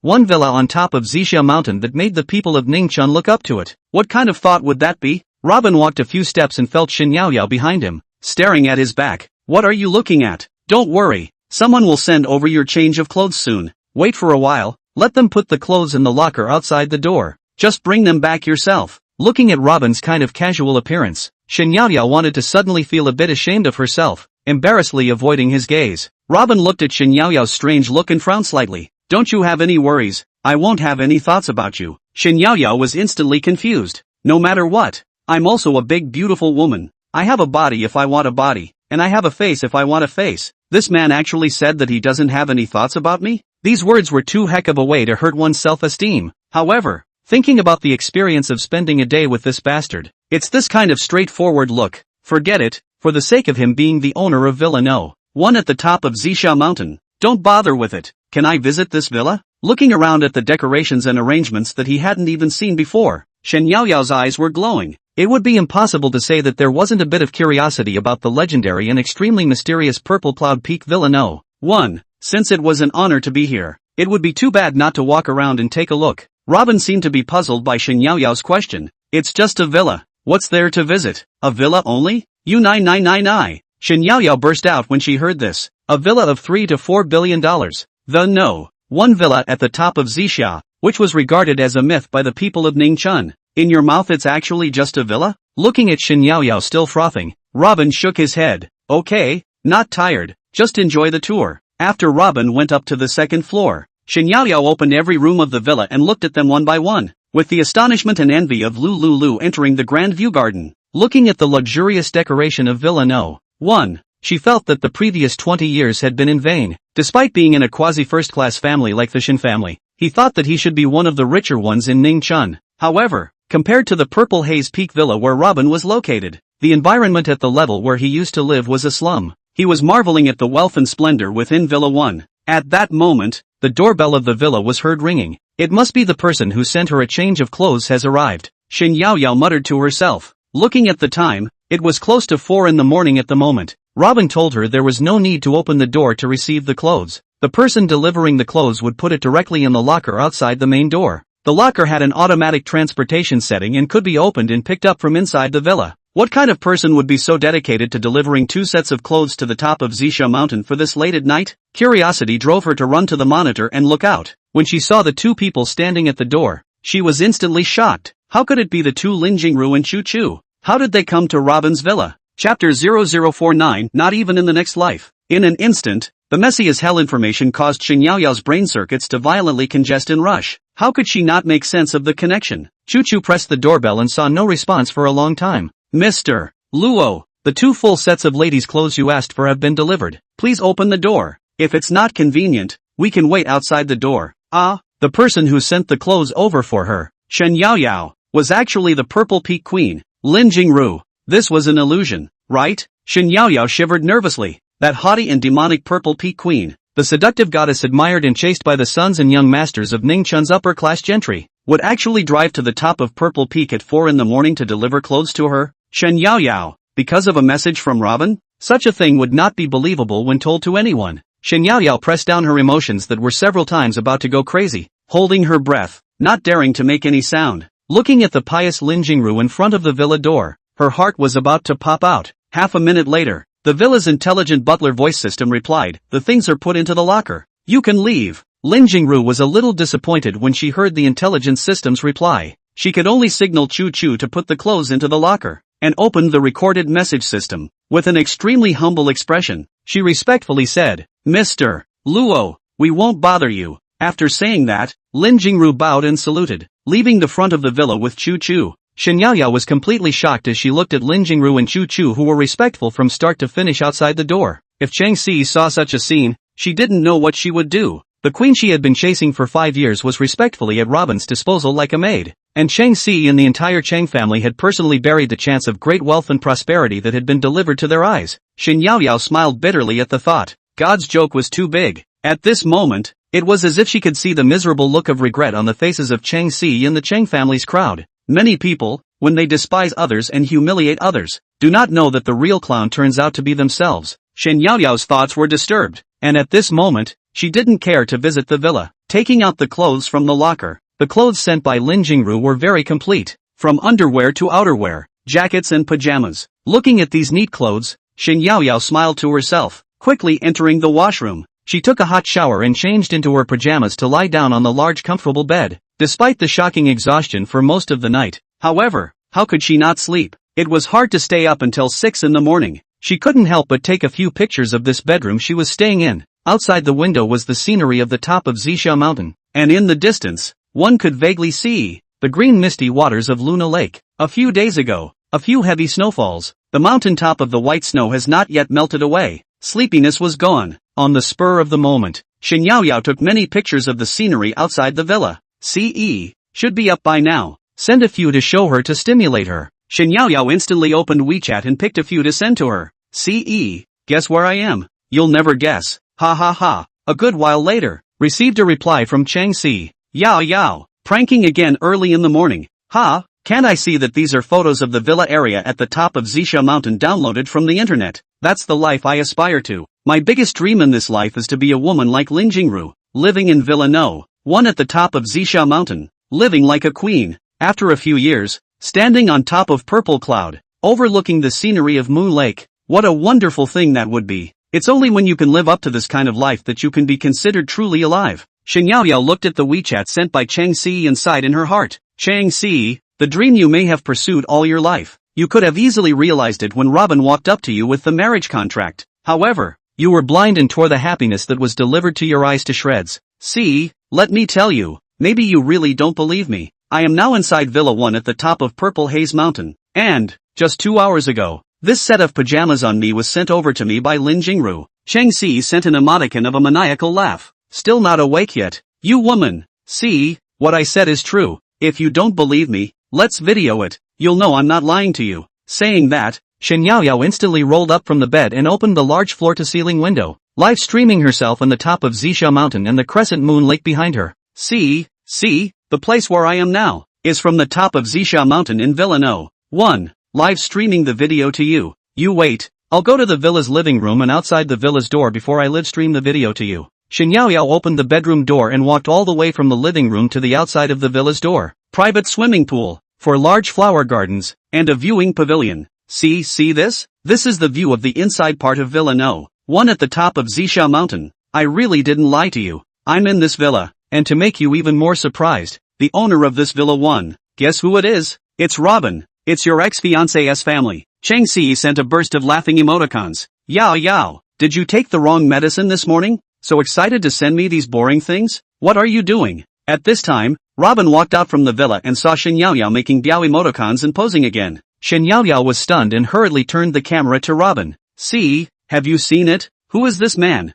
Chapter 0050 You dare to hit me. Chang Si saw Robin's figure walk in from the distance. She sneered. Yao Yao, you tell this disgusting man, he thinks that by letting you shoot a prop in the movie city for me to see, he can make me think highly of him. Boring as hell. He's the owner of Villa No. One on top of Zixia Mountain? Not even in his next life. I'm not talking to you anymore. I have to visit Chen Shuliang with Mr. Su in a while. You guys have fun by yourselves. Shin Yaoyao stared blankly at the WeChat video chat page. She couldn't figure it out. She had already broadcasted the scene inside and outside of Villa 1 at the top of Zixia Mountain to Chang Si. However, Chang Si just doesn't believe it. Let it be. Maybe you two really do not have a destiny. Let's go. Quickly pack up and go out for breakfast. I don't have anyone to cook for you in this place, Robin urged. Shin Yaoyao angrily blanked Robin. Humph. I thought you'd make breakfast and wait for me to get up? It's already good enough that I can let you stay here for one night. Hurry up and clean up. I'll go bring up the car and return it to you. There will be nothing more between us. Shin Yaoyao was exasperated. What do you mean? Am I that annoying? Robin looked at Shin Yaoyao. Is it hard to rely on me? Hurry up and go. If you don't go you can run down the mountain yourself. Saying that, Robin had already opened the car door and started the Land Rover. Shin Yaoyao panicked, hurriedly carried her clothes and chased after him, rolling and crawling into the car. Why don't you, this man, know the slightest thing about compassion? Is the IOU still in your hand? Robin ignored her and asked. It's there. I kept it well. What do you want? Shin Yaoyao said in shock. It's hard to believe that you really want to go to Gu Zhihai's brother to ask for a Porsche supercar? And Gu Zhihai's entire shares in GEs? Robin nodded. Yeah, why wouldn't I want what I gambled my life away for? Not to mention, I still owe you a Porsche supercar. Robin, I know you're doing this for my brother's sake. Shin Yaoyao choked a little in gratitude. I'm really touched that you're doing this for me. Robin glanced at the agitated Shin Yaoyao. You're overthinking it. I just want to save some money. You, Shin Yaoyao blared at Robin in anger. Can't you say something to cheer me up? Robin snorted lightly. Why should I coax you to be happy? Shin Yaoyao was completely speechless in the face of this kind of man with low emotional intelligence. Grass you nai. Pissed me off. Phew. Shin Yaoyao took a long sigh of relief. Doesn't matter. Used to this kind of man. Expecting him to say a pleasing word. My grandchildren are already there. Shin Yaoyao comforted herself in her own heart and was in a much better mood. Robin, it's kinda hungry now. I remember there's a Wang Pin Western restaurant at the bottom of the mountain, and it's not far from a buffet. Which one are you going to take me to for breakfast? Robin thought for a moment. Wang Pin. I think, the donut stand across the street from Wang Pin is good. Have a bowl of bean brains and 2 donuts with some sauce. You're living in this place, and you're still taking me to eat donuts from a stall? Shin Yaoyao said in exasperation. Robin had no expression and said, what's wrong with ground stall donuts? You don't eat it even if you don't. Boom. Just after leaving the gate of Zixia Mountain Villa area, a red Pagani crashed up from behind. Shin Yaoyao was startled and looked in the rearview mirror. Exasperated. That Pagani forcibly overtook and rear-ended. It seems like the bumper behind our Land Rover was knocked off. Make her pay for it. Robin looked at the car from the monitor screen of the trip meter. Minor thing. Don't waste time. He leaned the car to one side and waved his hand, trying to get the Pagani to go over the side. The Pagani came from behind with a whine and blocked the Land Rover. A woman's face peeked out of the red Pagani. Robin waved her hand. It's fine. Go away. The woman stepped out of the Pagani and pointed at Robin and cursed. How the hell do you drive? How is it okay to drive a broken Land Rover in this area? Blocking my way? Do you know how much this new Pagani of mine costs? Can you afford to pay for it? The woman looked at her car and gritted her teeth in pain. Tay nine eyes. Encountered a bumper car. Obviously she rear-ended us from behind and hit our car. You actually have a point? Shin Yaoyao pushed open the car door and rushed at the woman and said angrily. Humph. At a glance. You guys are just coming over for a visit. And you don't look at your own virtues. The woman despised Shin Yaoyao. Driving this kind of broken Land Rover. You also dare to go around the villa area at the top of Zixia Mountain. Is this kind of place also for people like you to come to? Saying that, he pointed at a few security guards and yelled. I'm going to complain about your property. At the gate of our villa area. How can you let this kind of Thai car drive around here? Do you guys know that letting them hang around this place and take pictures makes even our villa area owners feel down? The security guards in front of the gate of the villa area knew that this woman lived in the 3rd district of the villa. Even though it couldn't be compared to the status of the owners of the 1st and 2nd districts, at least those who could live in this villa area, they couldn't afford to mess with them. Robin sat in the car and kept watching this woman's arrogant appearance from beginning to end, too lazy to nag her. A $3 million of broken Pagani are dejected into this way. If it is to drive a $5 million of car, Martyr is not walking sideways. He poked his head out of the car window and said indifferently, "Well, it's just a broken car." "Say it, how much do you need to compensate?" Shen Yaoyao was reluctant. "How is it that we pay for it? It's clearly her who hit us." Robin directly interrupted her, impatiently said, "Well, what's the nagging with this kind of person? If we delay further we can't eat the donuts. I'll go." For the sake of going to eat a donut, you casually have to pay her hundreds of thousands of dollars in repairs? This loser. The Pagani woman sniffed Robin's impatient words and roared, "You're paying for my car? Do you know how much my car costs? I picked it up just the day before yesterday. $8 million. You can't even afford to pay for the repairs after a collision. You poor bastards. You're not small-tongued." Shen Yaoyao heard this and was reluctant. "It's obviously your fault. You still have a point. You're quite rich. Why do you look like a shrew? You dare to say I'm a shrew?" The woman raised her hand and hit at Shen Yaoyao's face, only to be caught by Robin, who came down from the car, saying that you are a shrew, but also elevated you, tell you 2 sentences of human language. You even learned to bark like a dog. Robin coldly said, "Do not want to lose money to solve it, right? Good. According to your way to solve." As the words fell away, Robin slapped the woman's face. The rude and unreasonable woman instantly froze. How could she not expect that Robin, who seemed to have a kind face, would hit her with his hands at the drop of a hat? How do you hit a woman? You dare to hit me, today? Snap! Robin indifferently slapped again. "What's wrong with hitting you? What do you want to do today? Delaying me from eating donuts? And you're still getting excited?" Shen Yaoyao was instantly stunned. This bastard is really Lua. The woman glared at Robin like crazy. "Fine. You have guts. You wait for me." After saying that, she took out her cell phone. "Dad, I was beaten by a beggar in front of the villa area. You come quickly." The security guards of the villa area saw this scene and knew that things had gotten big. They knew very well that those who were able to live in the villa at the top of Zixia Mountain, no matter if they were from District 1, District 2, or District 3, they were all rich and powerful masters. If it was not well coordinated, the few security guards on duty would probably be fired as well. Several security guards immediately reported to the headquarters of the security company of the Purple Cloud Peak Villa area. The policing of the Purple Haze Peak Villa area. It had always been managed by a security company under Lin Jingru's Purple Peak International. The Zixia Security Company was created by Gu Chao. The manager of the security company, Song Yi, was a 38-year-old foreign mercenary. There had never been a single violent incident in this villa area under his jurisdiction. The security guard reported to the headquarters at the same time that the Pagani woman finished her call. She glared at Robin and Shen Yaoyao with hatred. "You guys just wait for death. Do you know who my dad is? My dad is familiar with both Mr. Song and Mr. Gu of the Zixia Security Company." Robin pulled out a wet towel and wiped his hands. "I don't want to nag you. Better get your car out of the way or else." The woman was almost yelling violently. "You mean I won't get out of the way? You dare to crash my car, not?" Chapter 0051. You warned me? Robin was about to get into his car and just ram the Pagani and stop tangling with it. At this time, a BMW stopped beside them. "Yao Yao?" Cheng Si's head poked out of the BMW window. Surprised, "Why are you here?" When she saw that Robin was also standing here, and in front of Robin was a cloaked woman with red and swollen cheeks, as well as 2 cars that were deformed by the collision, she instantly understood what was going on. Su Wanhai, who was sitting inside the car, also poked his head out and gloated. "Robin, crashed the car? Ha ha ha. I find that you get into trouble everywhere you go. It seems like you even hit someone? How funny." Shen Yaoyao watched as Cheng Si and Su Wanhai drove up to them and went up and asked, "Si, how did you guys get here?" Cheng Si looked at Shen Yaoyao and sighed. "And you ask why we came here? What are you and Robin running here for? Why can't we be here?" Shen Yaoyao said unhappily, "It's not like there's a sign here that says only you guys came here." Cheng Si glanced at Robin and said contemptuously, "We came over here to talk to Mr. Shen about official business. Didn't you guys come over here just to take a couple pictures and pretend to show them to me? Yao Yao. I don't know what kind of evil has gotten into you lately. Why are you always hanging around with people like Robin who can't get on the stage? What kind of trickery did he use to trick you around? To actually run to the top of Zixia Mountain early in the morning on such a cold day to take a few boring pictures for me to see? I know what he means. Isn't it just to get me back?" Shen Yaoyao was really speechless. "See,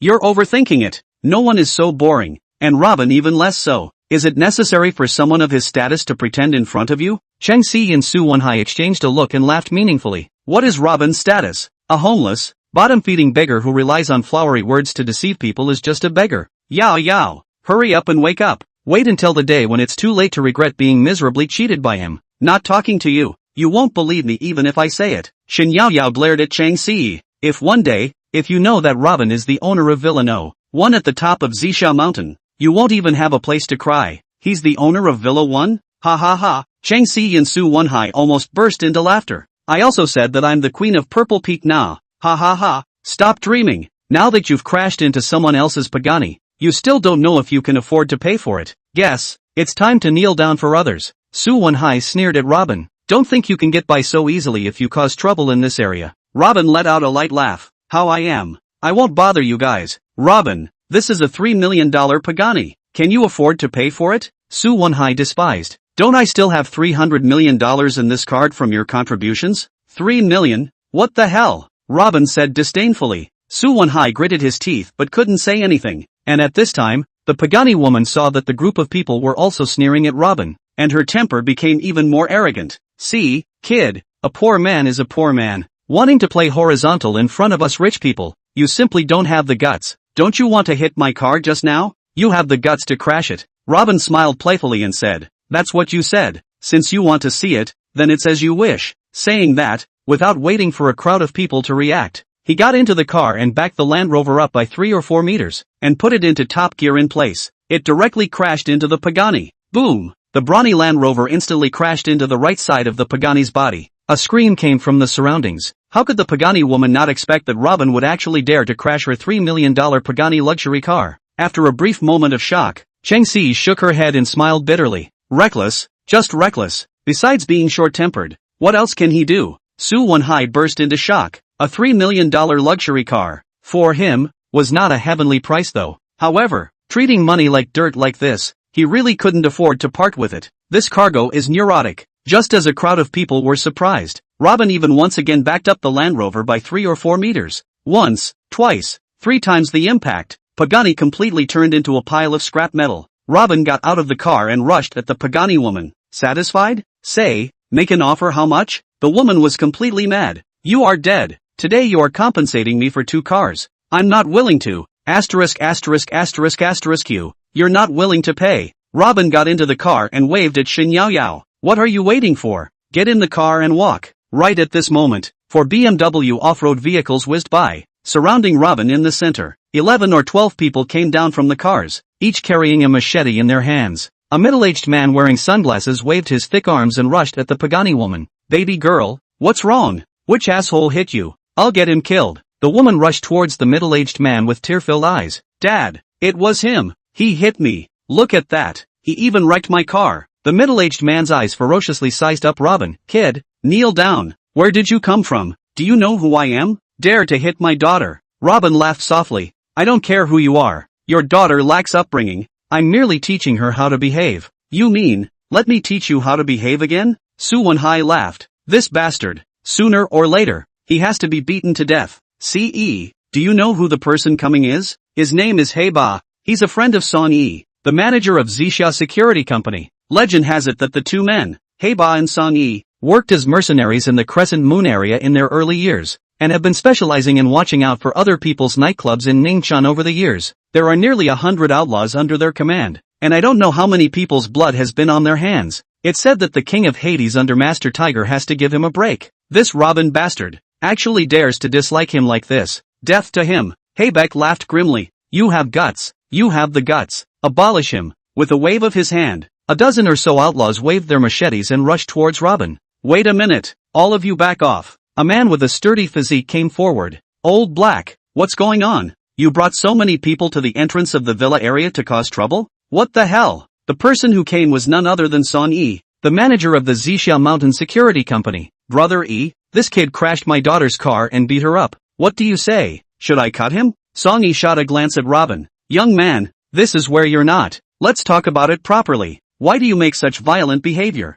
Without waiting for Robin to speak, Baiji said unhappily, Brother E, you should stay out of this matter. Today, I have to chop this kid up. Song Yi frowned. Old Black, today, Mr. Gu is coming to the villa area, ready to convey Miss Lin's instructions to our security company. He will arrive in a while. Aren't you causing trouble for me by causing trouble in this place? Ba paused for a moment. Alright, Brother E, I'll give you face. I won't make a move here. I'll bring him back to dispose of him. Song Yi looked at Robin. Alright, young man, You caused trouble, then you'll take it on yourself. You follow old Blackback to settle it, Robin said with a wry smile. My business, of course I'll settle it myself. As for where to settle it, it's not up to you. Heiba sneered. Brother E, this kid is indeed arrogant. You saw that, didn't you? A chilling smile lifted up on Song Yi's face. In this zone, it's up to me. Young man, I'm warning you, don't provoke me. Robin laughed. You're warning me? What are you? Song Yi's face immediately chilled.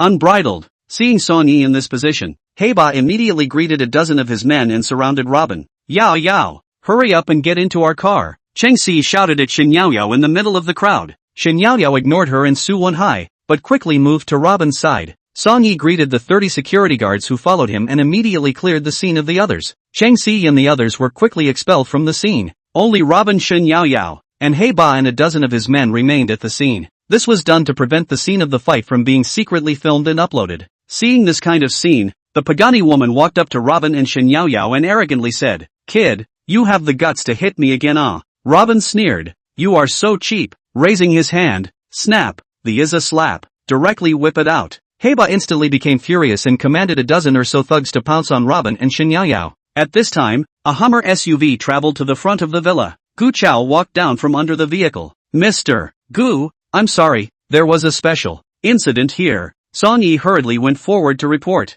Heiba also bowed and came to him. Brother Chao, good. Gu Chao ignored them and walked straight in front of Robin. Heiba was instantly elated, thinking that Gu Chao had seen Robin causing trouble in his precinct and that he was going to deal with it personally. Kid, you know what? This is Chao. He, causing trouble in Brother Chao and Brother Yi's precinct. You're looking for death. Chapter 0052 Robin is a liar. Black Bastard's daughter also rushed forward. Dare to crash my car. You die. Cross again ah. Ha ha ha. Ah. The woman was half laughing when she was suddenly lifted up by a large hand stuck out of her throat. Gu Chao grimly stuck the woman's neck. You deserve to die. Brother Chao. She's my daughter. Heiba was stunned by the suddenly unbelievable scene in front of him. With a back-swinging leg, Gu Chao slammed Heihachi to the ground and stomped on his face. Mr. Luo, I'm sorry to bother you. I'll take care of things here. Gu Chao bowed respectfully. Shen Yaoyao was stunned by this extremely sudden scene in front of her. What was going on here? After a short period of shock, she remembered that Gu Chao was Lin Jingru's man.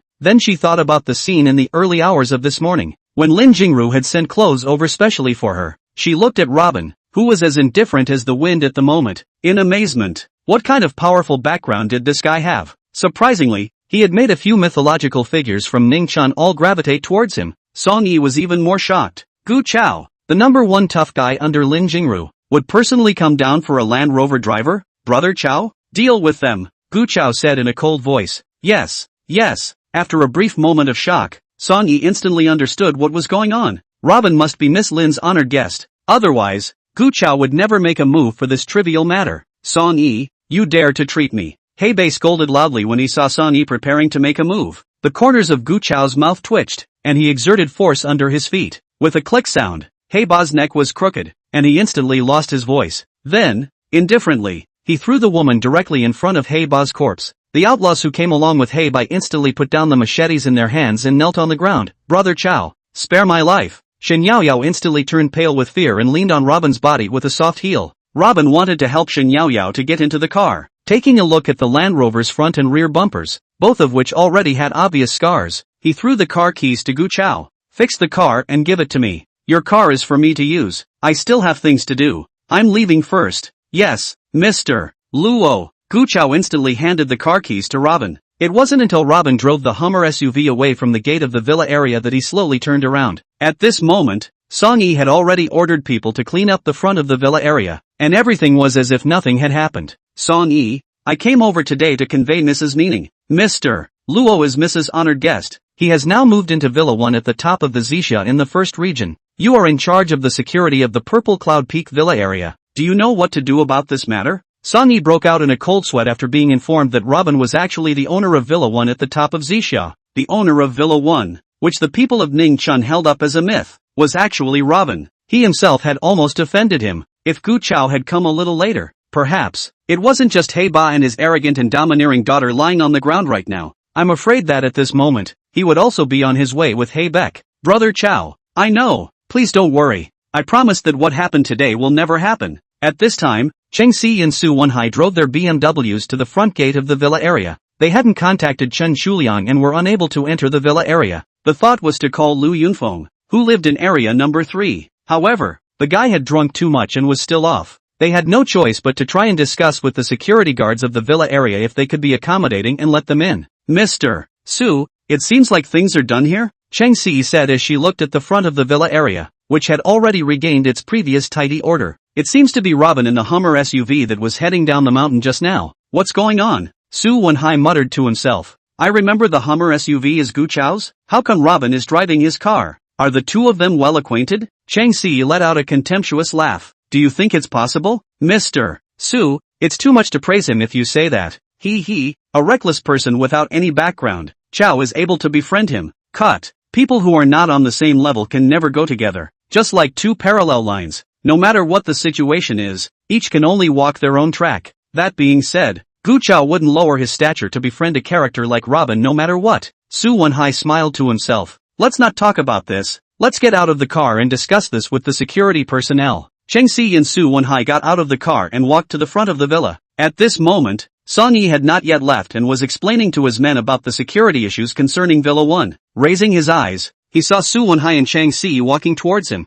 He had the impression that it seemed like Cheng Si, Su Wenhai, and Robin knew each other. Hello, Manager Song. Su Wenhai went forward and smiled to get close. Song Yi also smiled and nodded. Hello, the two of you are friends with Mr. Robin, right? Cheng Si didn't wait for Song Yi to finish and instantly waved her hand. No, Mr. Song, you've got it wrong. We wouldn't be friends with an unseemly reckless person like Robin. We are not even on the same level as someone like him. Song Yi stopped smiling at once. You said that Mr. Luo is a reckless person who can't get on the stage? Yes, Mr. Song, you saw it just now. Cheng Si tried her best to belittle Robin, wanting to curry favor with Song Yi. That crude mangler Robin. He directly crashed someone's car at the drop of a hat. And, too rough, even hitting that young lady. It's unbelievable. How can those of us from the upper class engage in such violent behavior? Song Yi gave a clear and cold smile. You think that Mr. Luo who lives in Villa 1 is reckless and not on the same level as you? I want to ask. You claim that you are from the upper class. Can you live in this villa area? Cheng Si's brain circuits were a bit clogged for a moment. Mr. Song, are you saying that Robin lives in Villa No? 1 at the top of Purple Haze? That's right, the owner of Villa No. 1 at the top of Purple Cloud is Mr. Luo. Song Yi sneered. Looking at it like this, you and him really aren't on the same level. Cheng Si was anxious when she heard all this. Mr. Song, you've been fooled. Robin is a liar. How could he possibly be the owner of Villa 1? Scram! Song Yi scolded sternly. If you dare to slander our owner here again, I'll be impolite. Mr. Song, you've really been fooled by him. Cheng Si still wanted to continue explaining, when several security guards carrying electric batons instantly walked towards them. Good. Let's go. Su Wenhai pulled Cheng Si and escaped into the car, turned the direction and drove down the mountain. Robin drove Gu Chao's Hummer off-road and took Xin Yaoyao away from the Zishu Peak Villa area until Xin Yaoyao slowed down at the bottom of the mountain. She curiously sized up Robin. I want to ask you, why is Lin Jingru so respectful to you? Even Gu Chao under him? Chapter 0053, I'm no gentleman. Robin deflated. Lin Jingru is my maid. Of course she and her men should be respectful to me. Xin Yaoyao laughed out loud as she looked at Robin with a serious look on his face. Robin, when you tell lies, you can't tell at all. You really graduated from the acting department before, right? Lol. Robin shook her head helplessly. You women are really something. Why is it that when I speak so honestly, you all don't believe me? What's wrong with this world? Do I have to lie my ass off for you guys to believe that it's true? Xin Yaoyao pointed at the innocent-looking Robin and laughed her ass off. Is it that funny? Don't laugh your ass off. Robin shook his head. Just pull back if you don't believe me. I'm hungry. Have an early dinner across from Wangpan Western Restaurant in front. Xin Yaoyao managed to stabilize her emotions. Okay, no more jokes with you. Tell you something Cheng Si's grandfather is coming back in the next few days. Robin glanced at Xin Yaoyao. Just come back. What does it have to do with me? You don't want to meet him? Xin Yaoyao asked tentatively. Don't see. Robin snorted coldly. Xin Yaoyao stared at Robin for a while and let out a meaningful laugh. Robin raised his eyes and saw a long line in front of a donut pancake and soybean milk stand across from Wangpan Western Restaurant in front of him. It's been a long time since I've eaten donuts. Robin had an expectant look on his face, having noticed this breakfast store when he passed by last night. Are you going to eat? Xin Yaoyao shook her head. I'm not eating that kind of stuff. Junk food. Whatever. Forget about not eating it. Robin parked his car in front of the Wongpin Western restaurant and parked. He walked directly across the street to the donut breakfast store and got behind the long line. The business of this donut and bakery store was very red hot. It was already 8:30 in the morning, and there were still many people waiting in line to buy a hot breakfast. Most of the people who lined up here to buy breakfast were office workers and idle people from the neighborhood. Robin stood in line and listened to these people talk about this donut bakery, complimenting this donut fryer for being big and tasty. That's why the daily business was so red hot. Robin looked at the length of the queue at the moment. There were about 10 more minutes before he could buy the donut bakery. However, to be able to eat that delicious fried donut and hot tofu splashed with chile, it was no big deal. Shen Yaoyao, who was sitting in the car, looked at Robin in the long line from afar and smiled with interest. Just for a mouthful of donuts, burritos and tofu, on a cold day, yet he had to wait outside for so long. This man's demeanor and behavior was really unintelligible. Living in the most expensive mansion in Ningxuan, for the sake of eating a few dollars of cheap donuts and burritos, he was actually willing to wait in such a long line. This man was really strange. Could it be that this breakfast store's donuts and tofu were really delicious? Shen Yaoyao's mind spun. Thinking about it, she hadn't eaten a fragrant donut in many years, as far as she could remember. The last time she ate donuts was when her mom was alive and took her to eat a few times. In a flash, the flavor of the remembered donuts aroused her appetite. So, a message was sent to Robin to buy an extra one and bring it back. Robin stood in line for nearly 15 minutes. Finally it was almost time and there were still 5 people left in front of him. Just as he was imagining the exhilarating feeling of biting down on a sizzling donut, a very incongruous image appeared in front of him.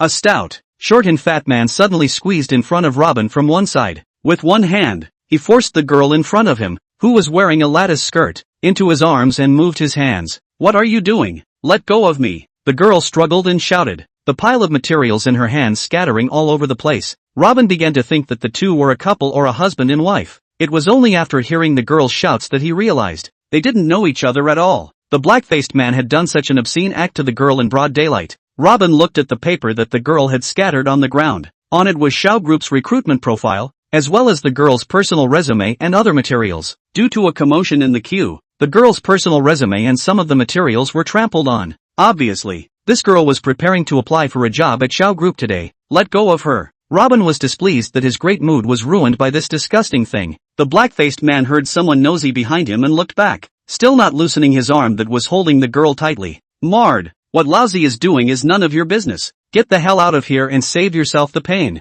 Robin slapped the man on the shoulder. "Let go." The man glared at Robin. "You mind your own business. She's my wife. I can do whatever I want. I don't care what your relationship is. You're upsetting me and I'm in charge of this." Robin twisted the man out of the group with one hand. The girl, seeing someone helping, immediately hid behind Robin and whispered, "I don't know him." Everyone in front of the donut stand looked at Robin in shock. At a glance, this stout, black and fat man was a gangster from the neighborhood. Robin, who had a thin body, was a head taller than the black-faced man despite being a head taller than him. But from the appearance, it was obvious that it was not the black-faced man's opponent. The black-faced man sneered and deliberately wrinkled his nose, putting on a hangdog look. "Kid, did I hear you right? You mean, have to cross-old me?" Robin said without expression. "That's right, I'm just not happy with you. Apologize to this girl instantly before I get completely angry. Then, get lost." Everyone subconsciously let out a gasp of shock when Robin's words came out. This youngster actually dared to threaten this black-faced scoundrel?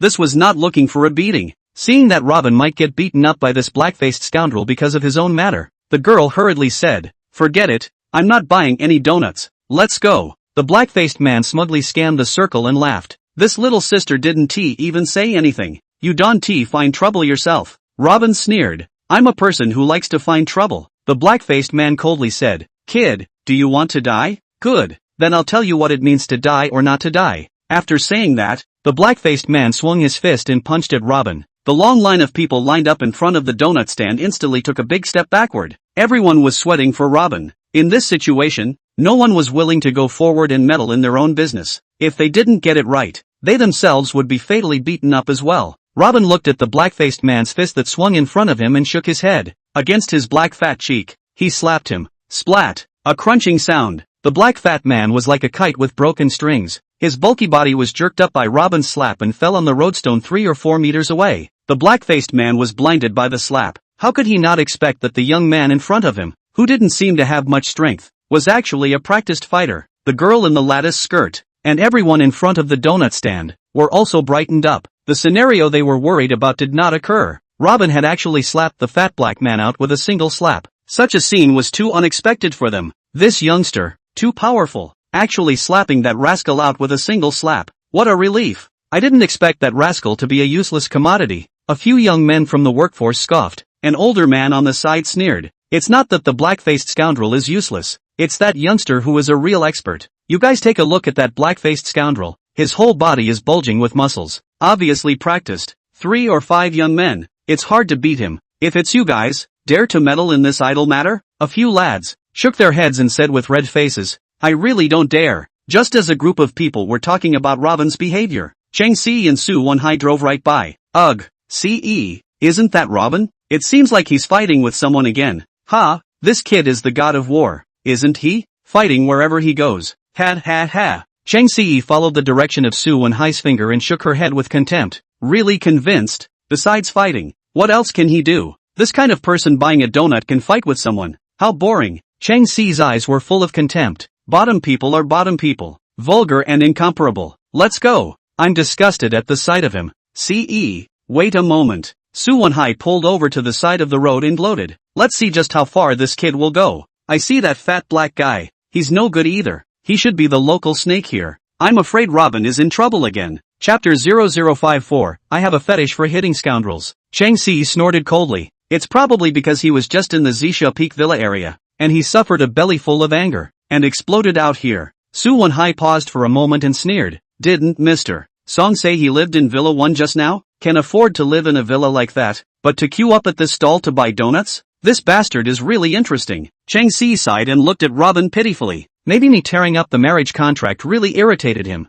so that's why he's going around lying and pretending to be vain. In fact, I know that the reason why he lives so hard and acts so hard is because he wants to prove it to me. Alas, there's no way around it. He and I are on 2 levels and will never come together. It's just that what I didn't expect was that he actually dared to say that he was the owner of Villa No. 1 at the top of Purple Haze in order to act like he was rich. I really can't do anything about people like him. Looking at him being this shallow, I feel sad. Su Wonhai let out a laugh. CE. For this kind of person, don't feel sad. Just watch the fun. At this moment, Robin arrived in front of the fat black man. You, don't come over. Don't hit me. The black-faced man was so scared that his whole body trembled. Didn't you say, if you don't make a mistake, you won't die? Big brother, it's me who made a death. It's me who made a death. The black-faced man kept begging for mercy. He understood that if he kept his mouth shut, he would have to be crippled by this young man in front of him today. Robin snorted coldly. Get lost. A foot kicked the man's butt. The black fat man was kicked out 7 or 8 meters away by Robin's kick. After struggling on the ground for a while, he pulled his legs out in fear and ran.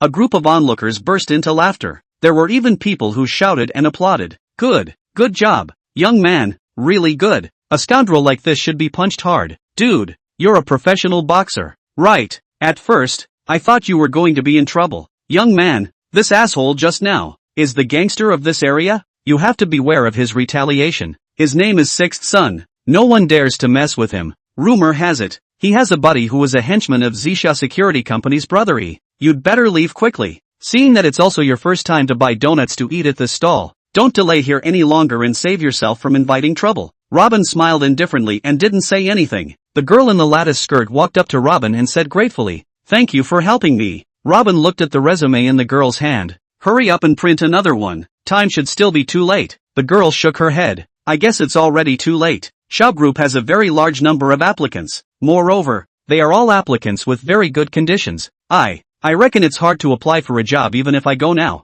Robin looked at the girl's unconfident eyes and said, "What's the matter? How do you know if you don't try? Maybe, when you go, you'll succeed." The girl pondered for a while and smiled shyly. "All right, I'll listen to you. Go and take your chances." The girl paused for a moment. Her cheeks reddened, but she still said generously, "My name is Zhao Yan. Can I leave a microsignal for you? There's a chance to treat you to dinner." Robin smiled indifferently. "It's just a small thing. Don't care too much. You should hurry up and apply for the job." "But," the girl hesitated, "I just want to have the chance to treat you to a meal later." Robin shook her head. "There's no need. I'll see you again sometime." The girl was disappointed. Looking at Robin, seeing that the other party was indeed unwilling to exchange microsignals with herself, she could only give up. Looking at Robin's indifferent and frank back, It further gave the girl's heart a strange feeling. She self-confessed looks and figure is not a beautiful city, but can also be said to be considered very beautiful class, previously in school, or later into society. There are often men around her who take the initiative to talk to her, asking for WeChat and QQ number. However, the man in front of her,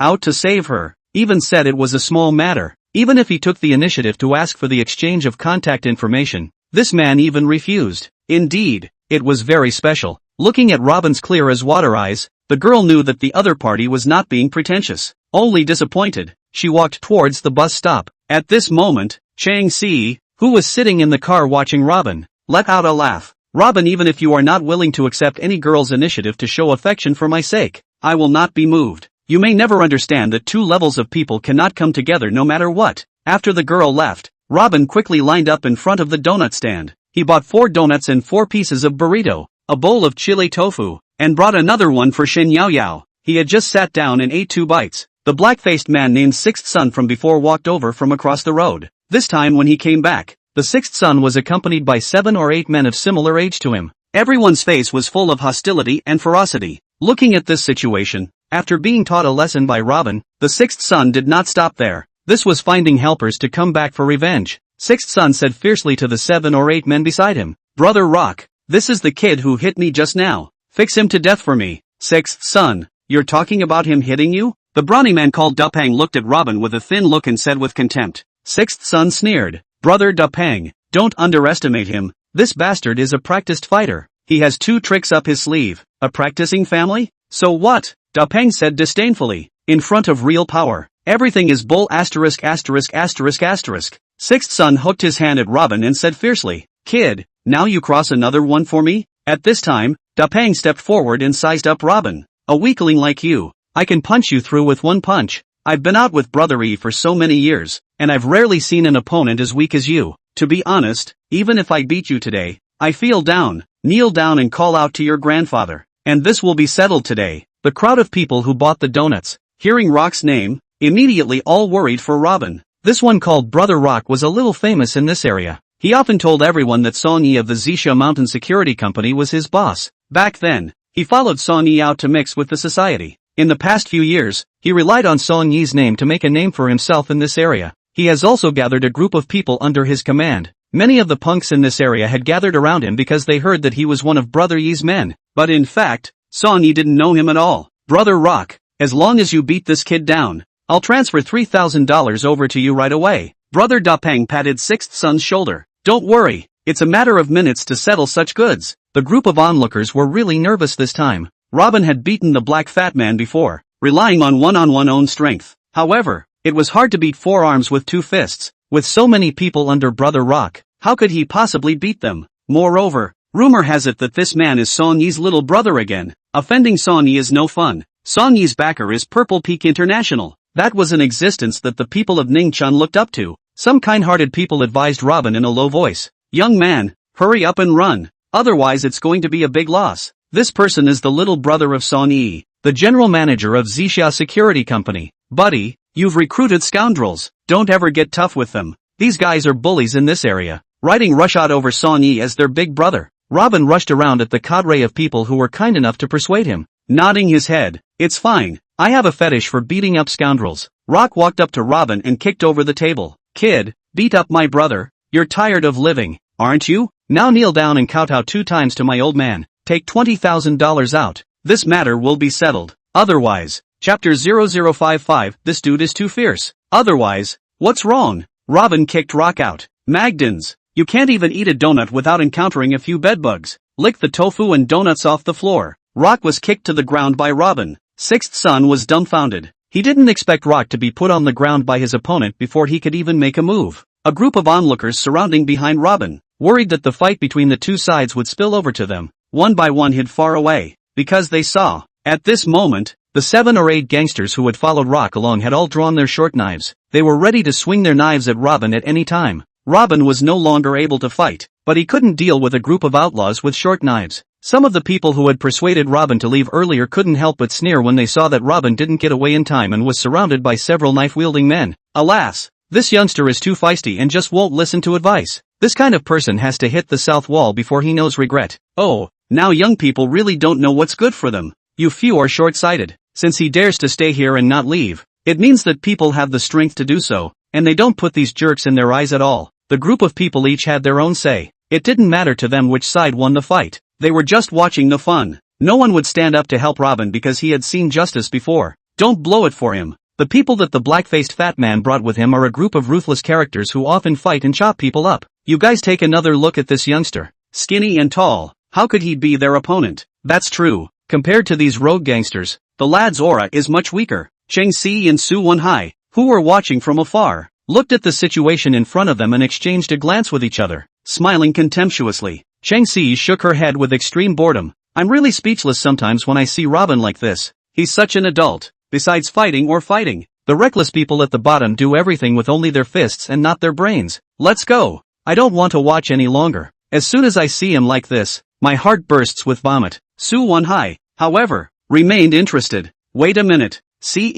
I want to see what the outcome of this today is really like. I just like to see this kid's pretentious appearance. Ha ha ha. This Robin fellow is either in trouble or on his way to being in trouble. I suspect that he's already realized that we've been watching him, and that's why he's deliberately making a big deal out of it. Cheng Si nodded. Of course, he knew about the car we were driving. He had already seen the car we were driving when we were at the entrance of the Purple Haze Peak Villa area before. If he didn't know that I was watching him from afar in this place, perhaps he wouldn't have gotten into trouble with these people at all. He's just acting like he doesn't want to die just to do it to me. Oh, I don't believe that he alone can beat a dozen people. Did you hear that just now? That one called Rock. He's Song Yi's henchman. I want to see, if Song Yi comes over, does he really dare to fight Song Yi? Su Wenhai bristled. It's hard to say. This bastard has good hands and can do anything on impulse. It seems like this kid really likes you to the bone. If you really can't, you'll consummate the marriage contract with him. Ha! Cheng Si angrily slapped Su Wenhai.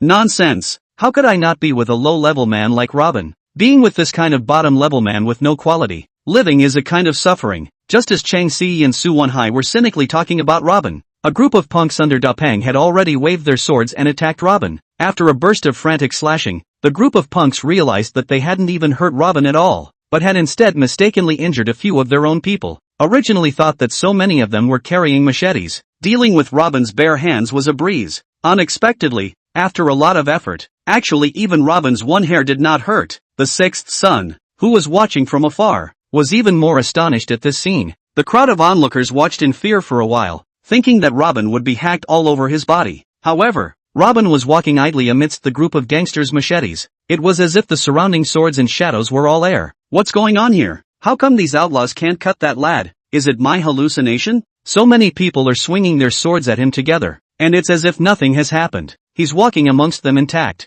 How magical is that? The onlookers were instantly amazed. In their perception, the scene before them was too bizarre. Imagine 7 or 8 people wielding short swords, surrounding a person in the middle, even if they didn't make a move. Just this kind of stance was already scary enough. Could it be a ghost? Rock and his men, waving the knife to play for 2 or 3 minutes. One by one, they were all tired and panting, but they still couldn't touch a single bit of Robin. Robin shook his head, contemptuously said, "On your bunch of waste, also dare to say that they come out to mix society? Oh, you're not afraid of dying in the streets one day." This was naked humiliation. A group of punks gritted their teeth, exerting all their strength to launch another fierce attack on Robin. The result was still frustrating to the extreme. One by one, they were so tired that they just couldn't do it anymore, stopping their hacking and slashing moves and panting heavily. At this moment, the 6 sons, who were watching from afar, began to tense up. These men that Rock had brought with him were all brothers who could fight. After being busy for a long time, they actually didn't cut him? As a result, he also paralyzed himself with exhaustion. He looked at Robin, who had an indifferent face at the moment, in horror, and was apprehensive. Could it be that he met an expert today? If that was the case, there was big trouble. This guy will definitely not be kind. As Sixth Son thought of this, he looked at Robin and took a few steps backwards in fear. Robin looked at Rock's group of people, who no longer had the strength to launch another attack. He smiled playfully. Ornery must be overdone. You guys rest. It's my turn. After saying that, Rock and the others only saw a silhouette flash in front of their eyes, and every one of them was knocked down by a heavy blow and tumbled to the ground. One by one, they covered their chests and rolled on the ground in pain. Meanwhile, the crowd of onlookers were still arguing about whether Robin would be able to get through this today or not. The battle in front of them had already ended, and Robin had unexpectedly become the final victor. Moreover, it was ending the battle with an absolutely crushing spectacle. My goodness, today I counted to have seen what a true high achiever is. This young man is too powerful. No wonder he was so calm and collected from start to finish. This is the most wonderful, amazing scene I've seen since I grew up. A group of onlookers looked at the scene in front of them in shock. They had been completely convinced by Robin's methods. Only, no one had seen clearly how those punks from Rock were actually knocked to the ground by Robin. A few young people from the workforce had already worshipped Robin at this moment. This dude is too fierce. Surprisingly, he took care of so many outlaws with short knives all by himself. I really want to befriend him. I don't know. Will people be willing to pay attention to us? Those who started out believing that Robin would definitely be able to defeat Rock, one by one, they straightened their backs and patted their chests, as if they were involved in the battle themselves. Look, you're all blind. Now you know what a true master is. Yes, it's still you few who have vision. This young man is truly a man of God. We now know that he's a master. Definitely a master. Chang Si, who was watching from afar, however, was displeased and frowned tightly. This guy's hands are still really good. I thought he would be taught a hard lesson by these people, but I didn't expect him to get through every time. It's really strange. Su Wenhai snorted coldly. This guy just has some more strength. At best he's just a fighter material. He. Chang Si sneered. Her eyes flashed with a hint of contempt. Let's go. It's disgusting to see such a vulgar scene. Wait a minute. Didn't the one called Da Peng just now say that he was Song Yi's man? Su Wenhai was still not finished. Let's see. What will happen to Robin if Song Yi really comes? Chapter 0056, Lao Tzu and Song Yi are sworn brothers. Ugh, why is Shin Yaoyao here? Chang Si was surprised to see Shin Yaoyao pushed through the crowd and came to Robin's side. I'll go get Yaoyao over here. Yaoyao. Chang Si pushed open the car door and walked towards Robin's direction. Shin Yaoyao came to Robin's side. Before, she had seen Robin having a bit of a dispute with Sixth Son while sitting in the car. Originally, she thought that the matter would be over after Sixth Son was beaten up and left. It didn't occur to her that this guy actually had a heart of thievery. He went back and called Rock and other 7 or 8 people to come back for revenge.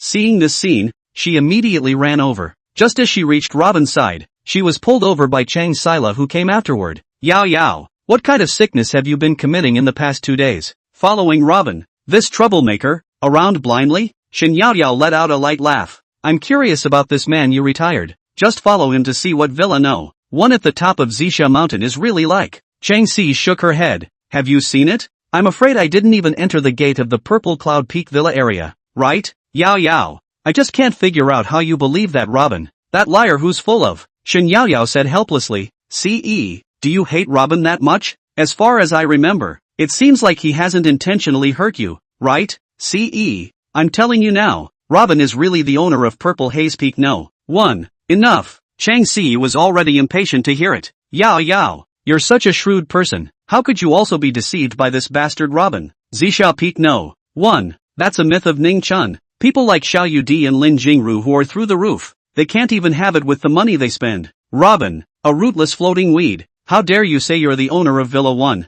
Oh, you believe in such nonsense? Shin Yaoyao skimmed her mouth. Well, as a good best friend, I told you all this. Believe it or not is up to you. See, remember, in the future don't blame me for not telling you the truth. Shin Yaoyao looked at Chang Si with a look of disdain, and after a moment's pause, she said, see, if you're saying that a heartless weakling like me was deceived by Robin's flowery words, perhaps it's justifiable. Then, Miss Xiao and Miss Lin, the 2 prettiest and smartest women in Ningchun, are they also retarded? Chang Si exasperatedly glanced at Shin Yaoyao. Not talking to you about this, you're already incorrigible. Anyway, I'm disgusted when I see this man Robin pretending to be a rich man. Well, Robin is right. Think what you like, as long as you're happy. Shin Yaoyao gave a light hum and shook her head. C.E. Whatever. One day, if you suddenly realize that the people you despise, you will never be able to reach high enough, how will you feel? Chang Si looked at Shin Yaoyao's appearance and sighed. Yaoyao, it's all because of me that I've harmed you. Robin the bastard. C.E. Mr. Chen asked us to wait for him at Starbucks Cafe on West Street. Let's go. Su Wenhai walked over from behind. Yaoyao, you also come over with us. Stop following Robin around blindly. Look at this. Following him around. What kind of places are you coming to? With this group of city scoundrels. Su Wenhai's words immediately drew the dissatisfaction of a group of people around him, and quickly began to mob over to him. Who are you saying is a marketplace scoundrel? Chang Si saw that the situation was not good and pulled him to quickly leave the place. At this time, Robin walked up to Rock and stomped on his chest. Wait a while and lick all those fritters and tofu. All of them, before you can leave. Then, pointing at Rocco in the distance. Come here, roll in front of me. At this moment, Sixth Son regretted to the extreme. Had he known that Robin was so powerful, he would never have spent so much money to get these people from Rock over. Looking at Robin's unpredictable figure like this, even if dozens more people came, it would be useless. Sixth Son's legs were weak with fear. It was with great difficulty that he ran to Robin's front, kneeling and crouching on the ground. Big brother, today it's all because of my blindness that I offended you. Please raise your hand and spare me. I'll pay for all your losses. In the future, on this street, I, little Sixth Son, will never appear again. Sixth Son had already conceded, but Rock, who had been stepped on by Robin, was still not yet convinced. He tried his best to raise his head, glaring fiercely at Robin. Kid, your hands are indeed good. You're just able to fight again. So what? In this world, relying on fists alone won't get you far. Robin smiled indifferently and said with interest, Oh, you have other high opinions? Good. Speak it out for me and see if you can make me afraid. Rock struggled up from the ground and sneered. Do you know Song Yi of the Purple Cloud Peak Security Company? Old me and Song Yi are sworn brothers. You'll die a horrible death if you hit me today. Robin had long predicted that this guy would say these things. The crowd of onlookers heard Rock finally say Song Yi's name. One by one, they shut their mouths at once and fell backward in fear, lest Song Yi and the others would come over and affect themselves. If one didn't know Song Yi in this area at the bottom of Zisha Mountain, then he definitely hadn't been in this place for long. Ever since Purple Peak International had entered Ningchun, Gu Chao and Song Yi of the Zisha Peak Security Company were famous in this place. Back then, in order to fight for market control of this area of Zisha Mountain, Lin Jingru and Qi Yuhu had arm wrestled here. In this contest, Zifeng International won the final result. Its number one contributor was Gu Chao, and this Song Yi is the most capable general under Gu Chao. At the top of Zisha Mountain, under his jurisdiction, there has never been a single case of someone who dared to cause trouble. Who doesn't know Song Yi's name in this area of Zisha Mountain? When Rock announced Song Yi's name, a group of people of course trembled in fear. This wasn't something that could be resolved with just fists. Song Yi represented a strong and terrifying force. Behind him was the Purple Peak International that even Ningchuan Underground Demon King Qi Yuhu was afraid of. To provoke Song Yi would really be in big trouble. Although the group of onlookers were worried about Robin's situation, none of them dared to come out and remind him to run away quickly. They didn't want to provoke Song Yi's group of forces for the sake of an unrelated person. If they might get implicated by him, it would be the end. Seeing his aura instantly rise around him, Da Peng's guts also soared. Although he was still trampled under Robin's feet, his aura was significantly stronger. He tried his best to crane his neck and said in a cold voice, Kid, it's not too late to realize that. Let go of me immediately. Then, kneel down and apologize to old me. Let me give you a good beating, and this matter will be over today. Robin watched with interest as this bastard lied with his eyes open. It seemed that he had tasted a lot of sweetness by carrying Song Yi's brand and waving it around in this area. Oh, are you really Song Yi's brother? Robin let go of him and exchanged a glance with Shen Yaoyao smiling. Seeing Robin release him, Da Peng climbed up from the ground. Now you know you're afraid? He. Robin shook his head. Not afraid. Song Yi is something. How come I don't know how scary he is? Kid, you seek death. How dare you insult my big brother? Do you want to die? Rock gritted his teeth. Robin directly took out his cell phone. Gu Chao, immediately tell Song Yi to get his ass over here. His putative brother said he wants to get me killed. I'm across from Wang Pin. The crowd was stunned. Robin actually knew Gu Chao and Song Yi? Could Song Yi really come here? Da Peng also shivered in fear. Could it be that this young man was really Song Yi's friend? On second thought, how could it be? It must be the same as himself. Taking Song Yi's name and scaring people. Calling and talking to Gu Chao in that tone was even more impossible. Ha, you are really good at pretending. Rock sneered. Brothery is also someone like you who can come over with a phone call? Robin let out a light laugh. 3 minutes. Within 3 minutes, if he doesn't come over, Gu Chao will come. But by then, after Gu Chao and Song Yi come, you don't wet your pants in fear. Ha! Rock's heart thumped, seeing Robin with a bland look. Can't it be that he really met a high person? A crowd of onlookers watched the dramatic scene in front of them, and their emotions were once again high. No wonder that young man is so calm. So he's with both Gu Chao and Song Yi. When you listen to his tone on the phone, he seems to be even higher than Gu Chao and the others. You're silly. This is bluffing the other party. If we don't say that, how can we make the other side afraid? But,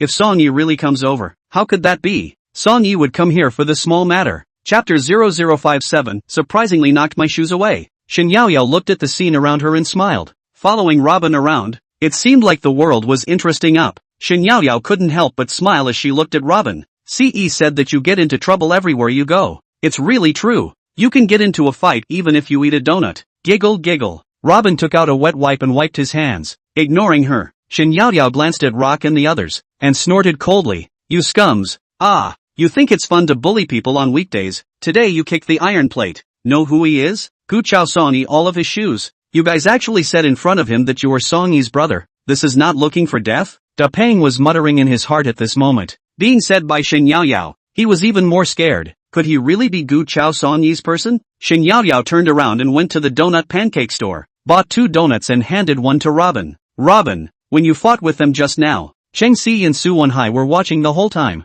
Robin took a bite of the donut. What happened? Shin Yaoyao wanted to tell Robin what Cheng Si said, but thinking about the boredom, she didn't say anything more. Si's grandfather returned to China so soon because his health is very bad. The doctor said he can only live for another half a year. After the Cheng family was informed of this news, the relatives and shareholders in the upper echelons are brewing a fight for the right to run the Cheng Group. During this time, Cheng Si has been eagerly trying to sign an investment and cooperation contract for the city's eastern ecosystem because she wants to get the position of Cheng Group's chairman. If, in the near future, she still can't get Cheng's performance up, it's likely that her aunt and uncle and some of the major shareholders will come together to turn on her. Robin looked at Shin Yaoyao, puzzled. What do you mean by telling me this? Shin Yaoyao paused for a moment. Indeed, there is no meaning. Don't say any more. At this time, from the direction of Zixia Mountain, 2 Hummer off-road vehicles flew over. The body of the vehicles were clearly marked with the logo of the Zixia Security Company. The people coming were none other than Gu Chao and Song Yi.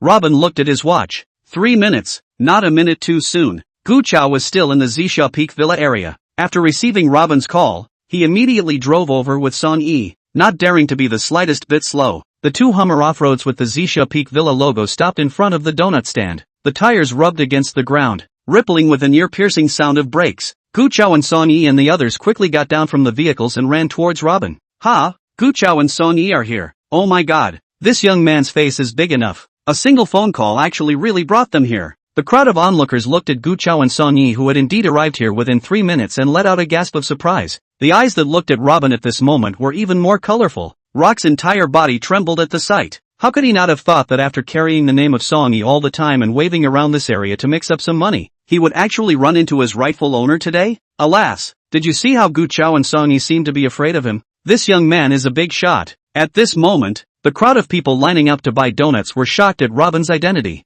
Those who had previously thought about keeping their distance from Robin felt ashamed of themselves at this instant. After Gu Chao and Song Yi got out of the car with 6 burly bodyguards, they quickly ran to Robin and stood neatly and respectfully. Mr. Luo. Everyone looked at this kind of stance, and once again there was a gasp of surprise. In their opinion, the fierce godlike character, in front of Robin, was actually so humble. It was evident that Robin's status was much higher in front of Gu Chao and Song Yi. Today has truly opened my eyes. Gu Chao, such a godly figure, even called him sir. That Rock and 6th son, they're screwed today, bragging about Song Yi being his sworn brother, but he ran into a real god. Ha, interesting, can't you see that bastard is shaking right now? Rock flopped to his knees, unable to speak his words of fear. Of course he knew clearly that the gang of bigwigs under Purple Peak International were no ordinary jungle punks. To come out and use their name for evil, one would be sunk in the sea. Seeing this scene, 6th son was already preparing to bolt, quietly retreating backwards. If Song Yi pursued the cause of this matter, he wouldn't be able to run away.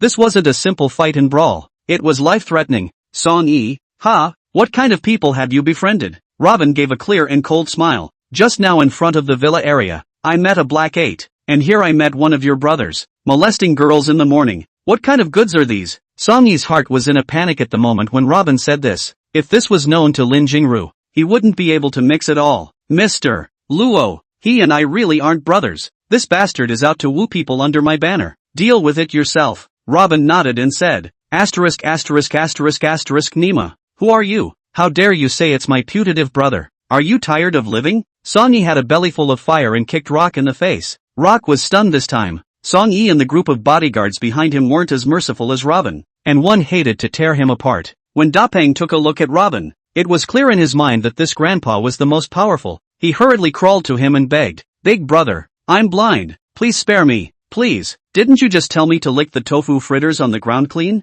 I'll lick it now, lick it now. Saying that, Da Peng got down on the ground like a dog and licked all the tofu fritters and thin salted rice that had been knocked over on the ground earlier into his mouth. After licking the things on the ground, He crawled to the front of Robin and Song Yi and the others. Brother E, please spare me. I don't dare to, anymore, Song Yi said in a cold voice. Do you think you can still be spared after offending Mr. Luo? Spare you, will I, Song Yi, still be able to mix in Ningchun in the future?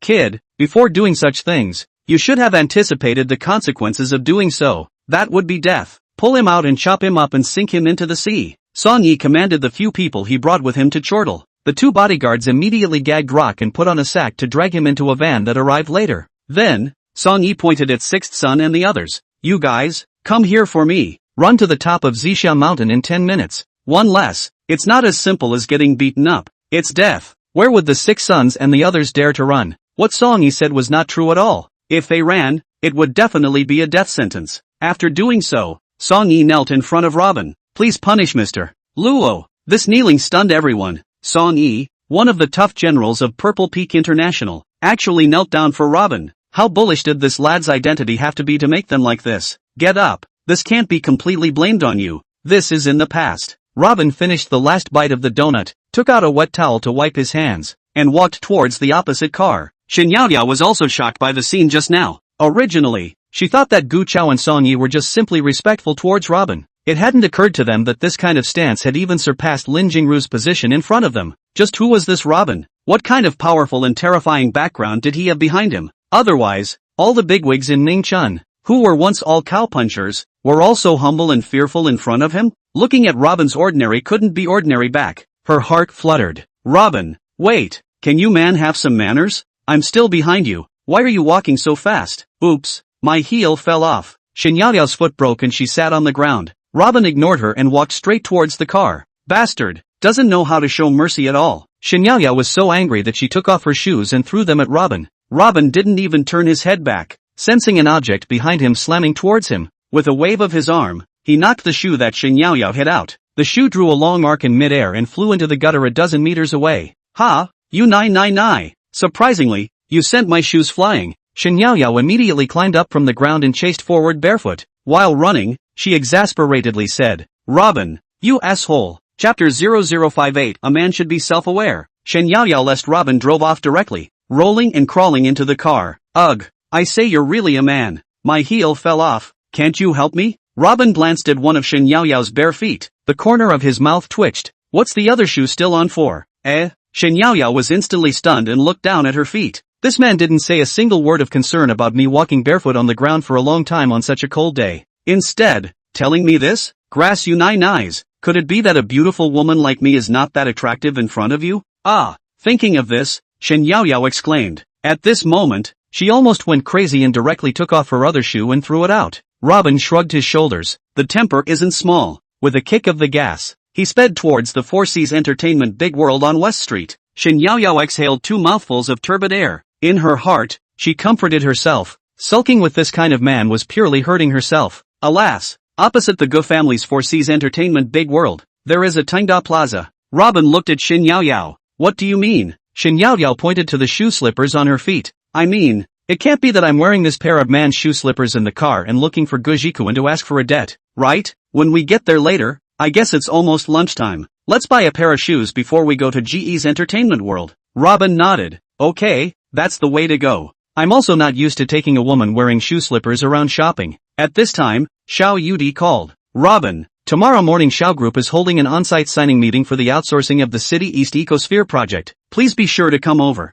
I'm not going to get involved in your Xiao Group business matters. Robin replied directly. Xiao Yudi continued. Xiao Group has set up the City East Project Development Company, and I've already announced to the public that you'll be the company's president. Tomorrow at 9 o'clock in the morning. The members of the board of directors and executives at all levels of the newly established development company will hold their first meeting in Xiao Group's conference hall number 1. How can you not come over, making me the president of the development company? Mr. Xiao, you're joking. I don't understand these things at all. Besides, I don't. It doesn't matter. It's fine if you don't do anything. I'm the vice president of the development company. I'll do the specific things. Just do whatever you want. But, you have to be the president of this. Why? Are you doing this to make me look respectable? It's really not necessary. Robin laughed. No, Robin, I beg you to help me for a while longer, okay? Xiao Yudi on the other end of the phone was almost pleading. Currently, I am under extreme pressure. After my father fell ill, I took over Zhao's business, which can be described as an internal and external problem. Grandfather is getting older and his health is deteriorating. Many people are also seeing this and are eyeing our Xiao clan. I need you to be able to help me for a while. Recently, many of the Chen family's actions are basically targeting our Xiao group. That day, when you publicly sabotaged Chen Shuliang's signing intentions, it was tantamount to kicking off the prelude of the Chen family's frontal confrontation with the Xiao family. You can't just run away by yourself after causing trouble. Robin was momentarily speechless. That's fine. However, I'm not going to sit in the office like a monkey every day, and I'm even less likely to take care of those boring businesses. Xiao Yudi on the other end of the phone sneered. Don't worry, you are unlimitedly free. Just some necessary occasions you will be exempted from showing your face, such as tomorrow's board meeting. You will be able to sit on the spot for a while. Robin hesitated for a moment and replied, alright, since it's so simple, I promise. I'll be there on time tomorrow. Robin, don't be too busy to hang up. I have one more thing. Xiao Yudi on the other end of the phone took a deep breath. Are you free tonight? Come to our house for dinner. My grandfather would like to invite you for a meal at home. Robin had wanted to refuse. However, guessing that Grandpa Zhao's invitation to dinner this time must be for the matter of Xiao Yudi's father, Xiao Zhenting's health, he could only say, alright, it might be a little later. Xiao Yudi on the other end of the phone was obviously very happy. Even her voice and tone of voice changed. Okay, Robin, I'll wait for you at home tonight. Listening to Xiao Yudi's nice voice on the other end of the phone,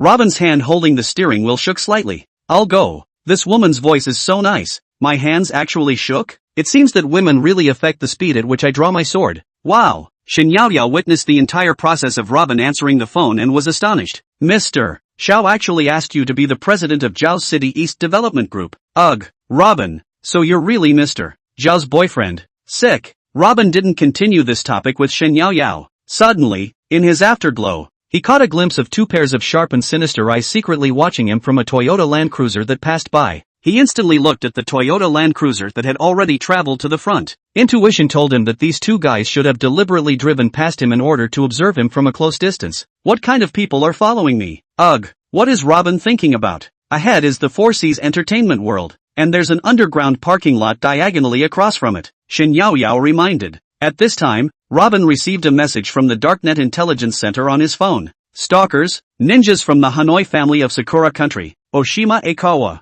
Fujino Junkong, disciples of the North Star One Sword Stream. After entering the country, they have been monitored by the Dragon Kingdom security services. Ninjas from the Hanoi family? It seemed that these two people entered the Dragon Kingdom for the matter of the soul-devouring talisman on Ling Jingru's body. After entering the parking lot and parking the car, Shen Yaoyao wore her shoe slippers and followed Robin into the women's shoe sales area on the first floor of Tengda Commercial Building. Robin was thinking about the matter of the two inbound ninjas of the Hanoi family. Cheng Si came face to face and blocked in front of him, saying in a cold voice, Robin, are you a fun person? Every day like a follower. Wherever I go, you appear. That day, in our Chang Group building, I clearly told you, you and I are not on the same level. We have broken off our engagement. Everyone goes their own way. Robin raised his eyes to look at Cheng Si and Su Wenhai, shook his head and let out a light laugh, didn't bother to take care of them anymore, and directly walked forward. Shen Yaoyao, who then followed, hurriedly explained, "Ce, you really overthink it. Robin is accompanying me here to buy shoes.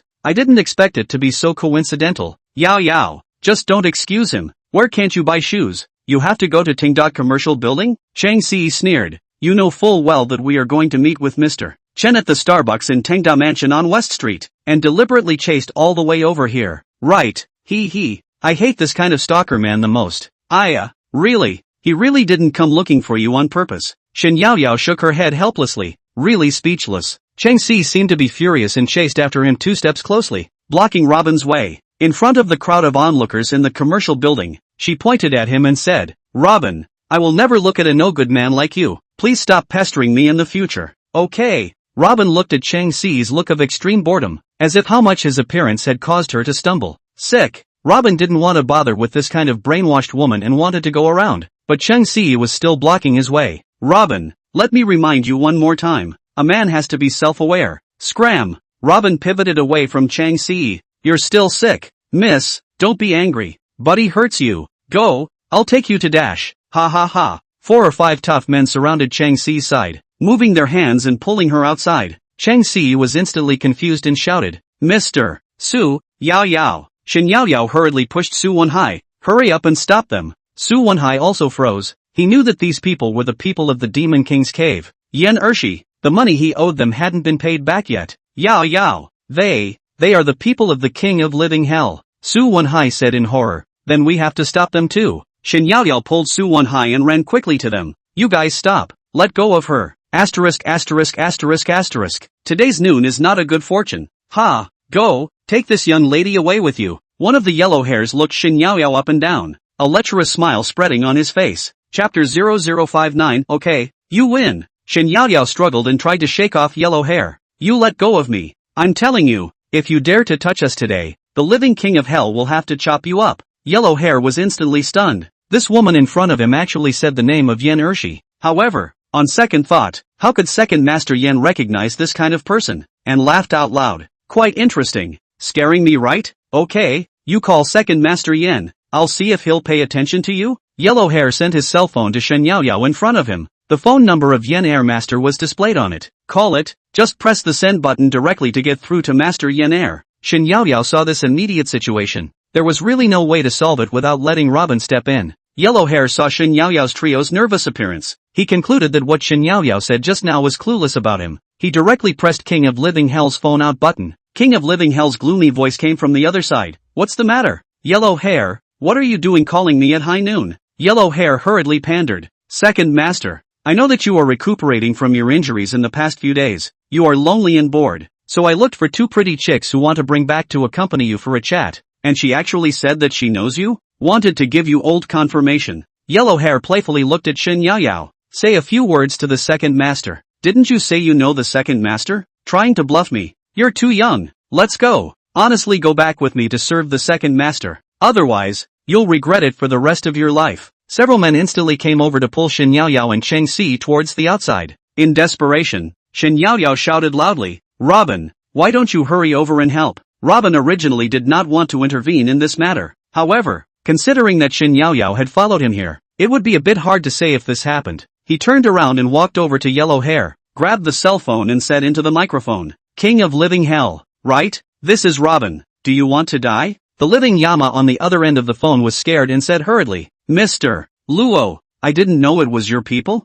Don't worry, I'll handle this matter immediately. Robin directly threw the cell phone into Yellow Hair's arms. Tell King of Living Hell to be at 4C's Entertainment World in an hour. 1 minute late and I'll take his dog's life. After saying that, he turned around and walked towards the hall. Yellow Hair was already scared when he heard Robin's name. His legs were already weak. The hissing voice of the King of Living Hell came from the other end of the phone. Ma Gopis, Yellow Hair, do you want to get old me killed? Release him immediately. At this time, Chen Shulian walked in from outside the door of the hall. Mr. Su, MS, Chang, you guys arrived first. I still have some things to do right now. Wait for me at the second floor cafe in 10 minutes. Saying that, he hurriedly walked inside with a few bodyguards. At this time, Yellow Hair accompanied with a smiling face and said, Sorry, this is a misunderstanding. Two ladies, sorry for the disturbance. After saying that, he spread his legs and ran out of Tengda Plaza. Cheng Si froze for a while, letting out a long breath of relief, looking adoringly at Chen Shulian's back until he walked into the elevator. It's fortunate that Mr. Chen came early, otherwise it would have been really troublesome. Su Wenhai said without pride, That's for sure. Mr. Chen's name represents a big brother on one side in Ningxuan. What the hell is he? King of Living Hell. In front of Mr. Chen. Let's hurry up and go to the cafe. Mr. Chen's time should be very precious. Cheng Si looked at the time and pulled Su Wenhai to turn towards the elevator. You guys wait. Just now it was obviously Robin who saved us. Not a word of thanks? Shen Yaoyao rushed at Cheng Si's back and said unhappily. Cheng Si stopped her steps and looked towards Robin in the distance. She smiled contemptuously. Yao Yao, you're also raising him too much. Do you really think that the King of Living Hell let us go only after hearing Robin's name? If it wasn't for Mr. Chen's timely arrival, do you think that the people of the King of Living Hell could have released us? That's ridiculous. What kind of a thing is he? Robin, Shen Yaoyao was speechless. Alright, as long as you're happy. Cheng Si looked at Shen Yaoyao's wooden expression and shook her head. Yao Yao, you are too deeply poisoned. Hurry up and wake up. Wait until one day. Robin sold you. You don't even know. Alas, you take care of yourself. After saying that, he hated it and looked at Shen Yaoyao, sighed and pulled Su Wenhai to quickly walk towards the elevator. Shen Yaoyao glared at the two of them and muttered, You naya pussy. Blind? Okay, how you are happy you think what you want. After a short period of exasperation, Shen Yaoyao was suddenly in a good mood again. Chang Si, if you are not blind, this young lady is still unable to pick up the slack. Running quickly after Robin's direction. Robin, wait for me. After buying a pair of shoes and seeing that the time was still early, Shen Yaoyao pointed in the direction of upstairs. You treat me to dinner. I know that the food city here has a lot of delicious flavorful snacks. Robin looked at her strangely. I'm not used to treating people to dinner. Shen Yaoyao was stunned for a while. Why does this bastard always ruin the mood? Pissed me off. Shen Yaoyao blankly glanced at Robin, and said in her heart, all of them are already people who live in the know. One villa on the top of purple haze, but they are still so petty. 9 drop. Is this how rich people save their money? Alright, you win. I'll treat you, you big shot. Arrived at the third floor food court. Just as he entered, a girl's voice came from behind him. Ugh, what a coincidence. Meeting you again? I was thinking of having the chance to invite you for dinner one day. Robin turned around to see two young women. One of them was none other than Zhao Yan, the girl in the lattice skirt in front of the donut stand in the morning, who was looking at him with a face full of surprise. A woman beside Zhao Yan, who was about her age, had a wary and contemptuous look in her eyes. Robin smiled and nodded. It's a coincidence. Zhao Yan hurriedly introduced. Big brother, this is my classmate Xia Zishuan. Then, pulling Xia Zishuan, she said, Zishuan, this brother is the one I just told you about, the one I met in the morning. Xia Zishuan sized up Robin without expression, then glanced at the shoe slipper on Shen Yaoyao's foot that had not yet been changed, and nodded perfunctorily. Zhao Yan said enthusiastically, Big brother, let me treat you guys to dinner at noon today. Before Robin could reply, Xia Zishuan stopped her and said, Zhao Yan, are you kidding? Senior Lu Zihui will be here in a while. If he sees so many low-level people eating with us, he will be unhappy. Senior Lu is the leader of a group in the sales department of Shao Development Company. He hates socializing with people who aren't in the circle. Hearing these words, Zhao Yan nervously glanced at Robin and whispered to Xia Zishuan, it can't be. Besides, big brother isn't necessarily what you call. Xia Zishuan hummed contemptuously, wasting so much time lining up all morning just to buy a few dollars of breakfast. Which rich person or white-collar elite would be so unappreciative of time? What's more, how do you know that he didn't act like a hero to save you from getting acquainted with you just because he wanted to get close to me? Maybe that play in the morning was directed by himself. When I was in school in the past, there would often be boys who would all first get acquainted with the female classmates around me in order to try to strike up a conversation with me. I've seen a lot of men like this. Zishuan, you're thinking too much, aren't you? Zhao Yan opened her mouth wide in shock, not knowing what to say. Zhao Yan had long known that Xia Zishuan's ideal was to marry into a wealthy family. Therefore she had also been working very hard. More so, she was deliberately managing her persona. However, it wasn't as bad as imagining everyone else to be so nasty and unpleasant. Robin and Shen Yaoyao were also shocked when they heard these words from Xia Zishuan and looked at her at the same time. It was true that this girl was rather outstanding in terms of her figure and looks, but it wasn't as exaggerated as she said herself. It seemed like men all over the world were racking their brains to create opportunities in order to try and strike up a conversation with her. Shen Yaoyao was even more secretly sighing. The president of Zhao City East Development Company was right in front of you. Yet you were worried that he would affect your senior's mood for dinner? The senior you look up to doesn't even have the qualifications to lift Robin's shoes. You 9 drop. I can't even watch your stupidity anymore. Robin didn't want to nag with them any longer, nodded at Zhao Yan and headed directly inside the food court. Big brother wait. I really want to treat you to dinner. Zhao Yan walked 2 steps tighter wanting to catch up. Xia Zishuan pulled her back. Zhao Yan, he's called trying to catch up, deliberately acting like he doesn't care. This kind of man has a lot on his mind. Zhao Yan looked at Robin's back and muttered, it can't be? Silly look. Just brainless women like you are the easiest to fall for. Xia Zishuan blankly glanced at her and looked up at the faraway Robin with contempt in her eyes. Shen Yaoyao said in her heart, you missed out on a great opportunity already. And you still think you're as smart as if you're so smart. You 9 drop, turned around and ran in the direction of Robin. Chapter 0060, that's my leg. The food city's business at noon was exceptionally hot. Commuters, shoppers and those doing business in this area basically chose to dine here. Shen Yaoyao quickly caught up with Robin. The only few boutique private rooms in each of the food courts were all full. They had to choose a window seat in the food hall. Shen Yaoyao ordered a large table of dishes and looked at Robin who was instantly eating. How is it? Are these dishes arranged by this young lady today still satisfactory? Make do. Robin didn't lift his head and directly returned. You 9 eyes, is it so hard to let you say something nice?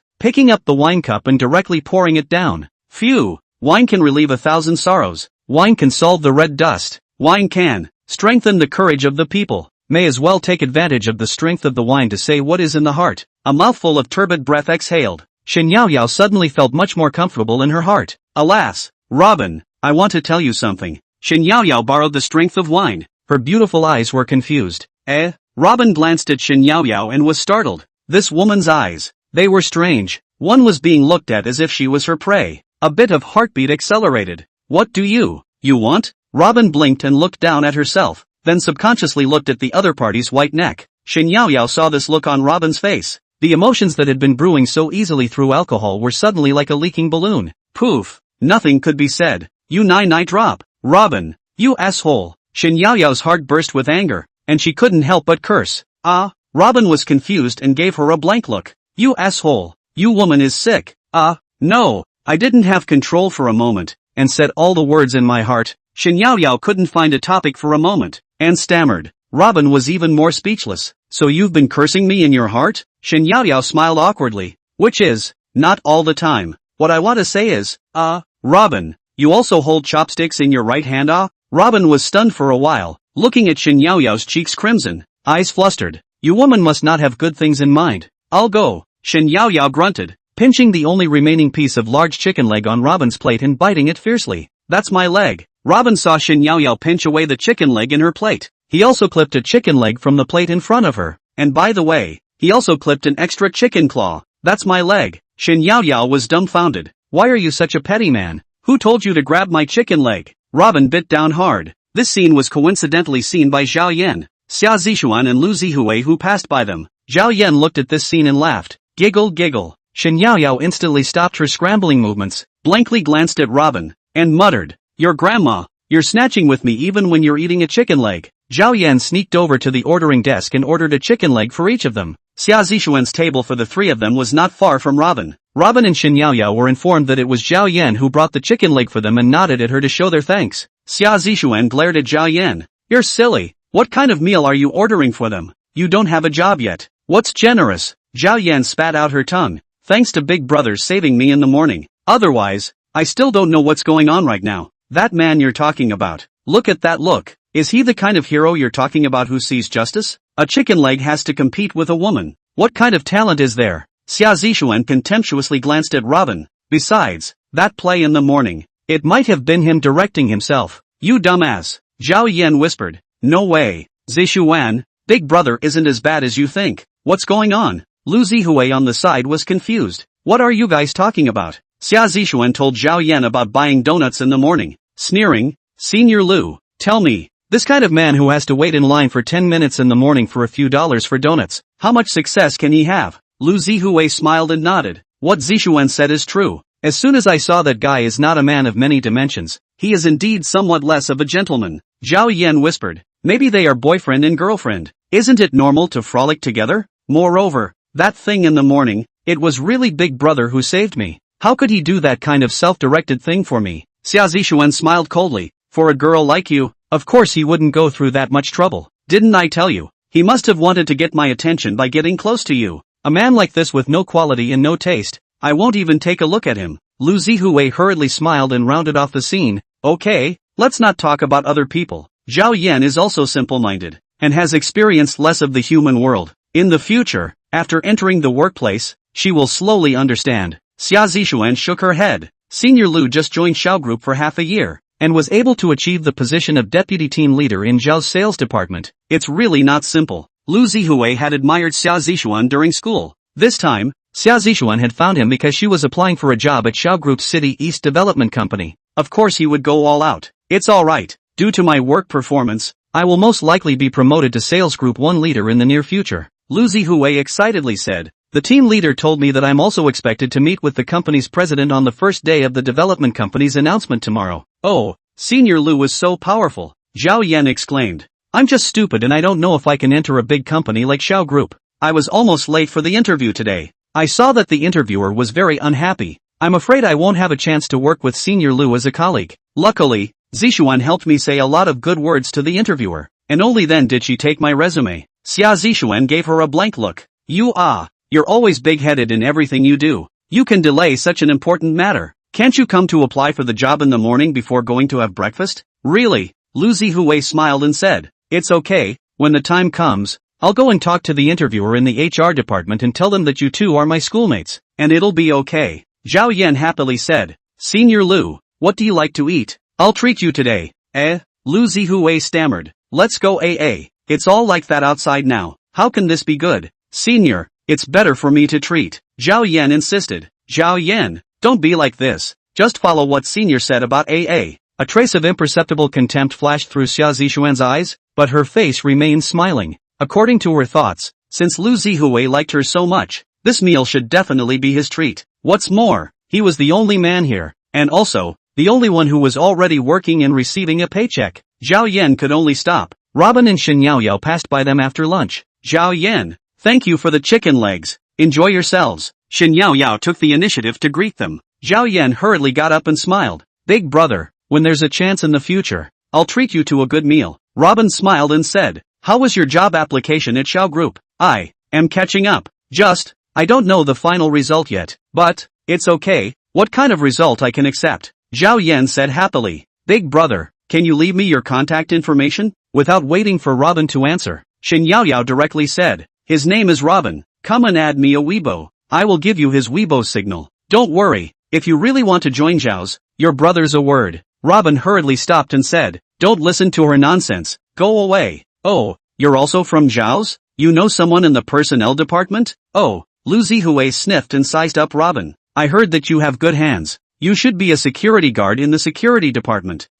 Robin didn't want to answer this question. The look of contempt in Lu Hui and Xia Zishuan's eyes intensified. A tiny security guard also dared to say that he could solve Zhao Yan's entry matter. Alas, I am the deputy of a group of sales department of Xiao Group. Before Lu Zihui finished his words, Robin had already pulled Shen Yaoyao towards the cashier. Lu Zihui shook his head. Oh, the lower class people have a big temper. It is not true to say ah. Oh, Xia Zishuan looked towards Robin's back, shook her head and said contemptuously, he's afraid of saying too much and embarrassing himself in front of me. This kind of person is really funny. Let's not talk about him. Let's order. May I ask which one is MS? Zhao Yan? A waiter, carrying a king crab special set meal asked. I'm. Zhao Yan said nervously. Hello, Miss Zhao Yan. Mr. Robin ordered this lunch for you. The cost has been paid. Please enjoy in peace. The three people were dumbfounded when they looked at this proprietary set menu worth 2,800 renminbi. Chapter 0061 King Crab Set Meal. Zhao Yan looked at this king crab set meal, which was for one person only, and her whole body trembled with nervousness. Miss Sister, are you sure you didn't send the wrong one? This set meal is the most expensive in this store of yours. The young waitress smiled and said, Miss Zhao Yan, you are table 7, right? Yes. Zhao Yan nodded her head and reconfirmed her table number. That's correct then. Mr. Luo has already paid the fee. Please enjoy your meal, the young waitress said respectfully. Then, bowing at Zhao Yan, she sent a VIP card to Zhao Yan's hands. Miss Zhao Yan, this is our store's VIP card. Please accept it. With this VIP card, you can enjoy a free meal once every weekend. At the same time, in our store, exclusive seats are set up for you. That is, no matter when you visit our store, there will be a seat for you at any time. Please enjoy your meal. MS. Zhao. After the waitstaff left, Zhao Yan had yet to wake up from her shock. A 2,800 renminbi king crab set meal. A VIP card that could be enjoyed free of charge every weekend. And moreover, a specially set up exclusive seat. What kind of treatment was this? For Zhao Yan, who came from the commoner class, how had she ever had this kind of honorable treatment? Xia Zishuan and Lu Zihui on the side were also shocked. In a trance, this hand of Robin's was really a bit like the generous doings of a rich and powerful young man. Really can pretend Lu Zihui gave a dry laugh. Looking at the king crab set meal in front of Zhao Yan, his face was on fire. Xia Zishuan was even more furious with her eyes. This kind of man is disgusting. Zhao Yan hurriedly said. Zishuan, don't be angry. Let's eat together. I'm not going to eat this disgusting thing. Xia Zishuan gasped fiercely. Senior, Zhao Yan, can't you guys see that? The reason why that kind of man, Robin, is doing this is because he wants to use this way to stimulate me and make me pay attention to him. Yet he will never understand that I simply won't be impressed by his 4B tycoon style approach either. Shallow, I guess he'll be chewing on instant noodles for a month. Zhao Yan shook her head and said, Zishuan, it can't be. Big brother Robin isn't that kind of person, right? He probably felt that I ordered a chicken leg for them and was overly apologetic. That's why. Xia Zishuan sneered. I count myself convinced. Zhao Yan, think with your pig brain. You ordered a $20-something chicken leg for them, and he would spend $2,800 to order a king crab back to you? Is that possible? This is obviously trying to irritate me and Senior. Just now, Senior Lu revealed his lowly position at Xiao, and he instantly turned away. The way he acted, he clearly has an inferiority complex. Didn't want to disclose his humble position in front of me. Then, gritting his teeth and ordering a king crab set meal to stimulate me to pay attention to him, wanting to leave a good impression on me. Oh, this kind of man is really disgusting. Lu Zihui was slightly stunned. Although he was surprised at what Xia Zixuan said, he still nodded in agreement. Zhao Yan was completely dumbfounded. She couldn't figure out how Xia Zixuan could have such prejudice and hostility towards Robin. Zixuan, aren't you thinking of Mr. Luo as too? To that point, he doesn't seem to know you yet. Xia Zixuan snorted coldly. I've seen this kind of man a lot. Maybe he had premeditated long ago. Zixuan, it seems like the woman with big brother Luo is very pretty and graceful. Zhao Yan wanted to say that Shen Yaoyao was even prettier than you, Xia Zixuan, but, in the end, the words didn't come out. Xia Zixuan shook her head, her eyes overflowing with disdain. That woman? Oh, coming out to go shopping and wearing a pair of such a scruffy pair of shoe slippers. What do you think that woman's status is? A scruffy bottom woman. Also, unless that kind of woman would follow that kind of man around. After Lu Zihui answered a call, Zixuan, Zhao Yan, we're not eating here. I'll take you to the Four Seas Casino bar across the street. By the way, I'll introduce a few friends in my circle to get to know each other. Zhao Yan looked at the king crab set meal in front of her and apologized. Senior, I won't go. I'm not too used to that kind of environment in a bar. During the day, there aren't many people inside the bar. It's fine. Lu Zihui was worried that if Zhao Yan didn't go, Xia Zixuan wouldn't go either. He really wanted to take Xia Zixuan to a bar to have some fun. That kind of atmosphere was good for furthering feelings. At the same time, it could show her connections. Maybe it could make Xia Zixuan feel something. Then, have some wine in the evening, and go along with the flow of raw rice. The next many things will be good. Xia Zixuan also hesitated. She has always been very focused on her own persona. As a result, regardless of life and learning or various behaviors in weekdays, the requirements are particularly high. For those of the lower tiers, one would never say one more word or waste one more minute. However, I heard the senior say that today is the weekend. In the afternoon, the Four Seas Casino would have some middle and high-level executives from the industry gathering there. With any luck, one might also encounter some bigwigs present. Xia Zixuan pondered for a while and nodded. Alright, Zhao Yan, if you don't want to go back first after enjoying your king crab. I'll go with senior to meet up. Zhao Yan originally wanted to persuade her not to go over as well, but an extremely egotistical girl like Xia Zixuan wouldn't listen to her at all. She could only say, alright then, you guys pay attention to safety haha. After Xia Zixuan and Lu Zihui left, Zhao Yan looked at the delicious imperial hairy crab in front of her, and her eyes were filled with Robin's handsome and dashing figure. A mouthful of the deliciously oily hairy crab entered her mouth, and a happy smile raised on Zhao Yan's face. Then cheer up well. Join Zhao's City East Development Company and become a colleague with Big Brother Luo. Lol. Walking out of the food city, Shen Yaoyao pulled Robin back, stared at him for a while, and asked, that little girl Zhao Yan, how is she? Robin nodded. Very good, just graduated not long ago, and she's willing to spend money to treat us to chicken legs. Unlike you, so rich and still robbing me. Shen Yaoyao still stared at Robin's eyes. Are you in love with someone else's little girl? Like? Robin thought about it. Liking can't be talked about. I just like to socialize with frank, simple people. Humph. Gave away 2,800 yuan a set meal to someone in the food court, and still said you can't talk about liking. I asked you to treat me to a 280 yuan buffet. You can't even spare it. Hypocrisy. Oh, I remember. That Xia Zixuan who was with Zhao Yan said it's good. You probably did it to get close to her. Scram. Robin's head was spinning. Can you not mention to me those women who ran out without taking their medication? I don't even know which of their eyes saw me racking my brain to please them. Before Robin could finish his words, Xia Zixuan walked over from behind. Robin chose to ignore it. Xia Zixuan took 2 steps, then stopped and turned to Robin. You think I'm going to pay attention to you just because you spent a whole month's salary to deliver a king crab set meal? Oh, I advise you to stop wasting money and energy for me. I will never look at a man like you. Lu Zihui laughed playfully and rushed at Robin. Zixuan is telling you so bluntly for your own good. You can't afford to play with that little income of yours. He. Asterisk.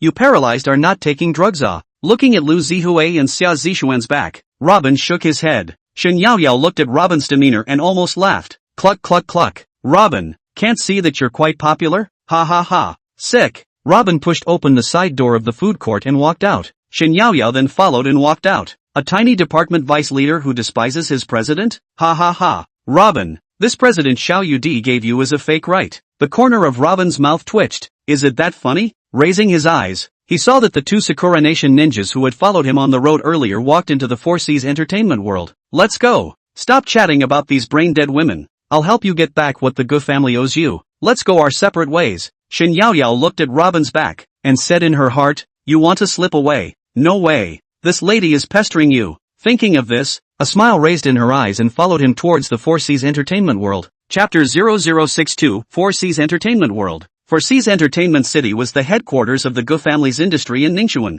10 years ago, Gu Jikuan and Gu Zhihai's father, Gu Changsheng, founded the Four Seas Bar here. Later, Gu Changsheng befriended Yan Laoer of the Devil King's Cave. With the connections of the second in command of the Devil King's Cave, Gu Changsheng's Four Seas Bar operated with great success. In just 3 years, the Four Seas Bar quickly expanded into the Four Seas Casino. The Four Seas Casino went through pruning and trimming, growing in size year after year, evolved into today's Four Seas entertainment world. Currently the main business projects are bars, dance halls and small movie screening halls. Because of the Four Seas Casino business projects mainly tend to low-end consumption level, popularity has been very strong. This kind of grade of casino, in Ningxuan, there is no comparable to the Four Seas. Today's weekend, even though it was daytime, the Four Seas Casino was still as crowded and lively as it was after midnight. Lu Zihue brought Xia Zishuan into the Four Seas Casino. The surrounding noisy and impetuous environment instantly infected it. Looking at a group of men and women who entered the midnight carnival state in advance, Lu Zihue is also exceptionally excited.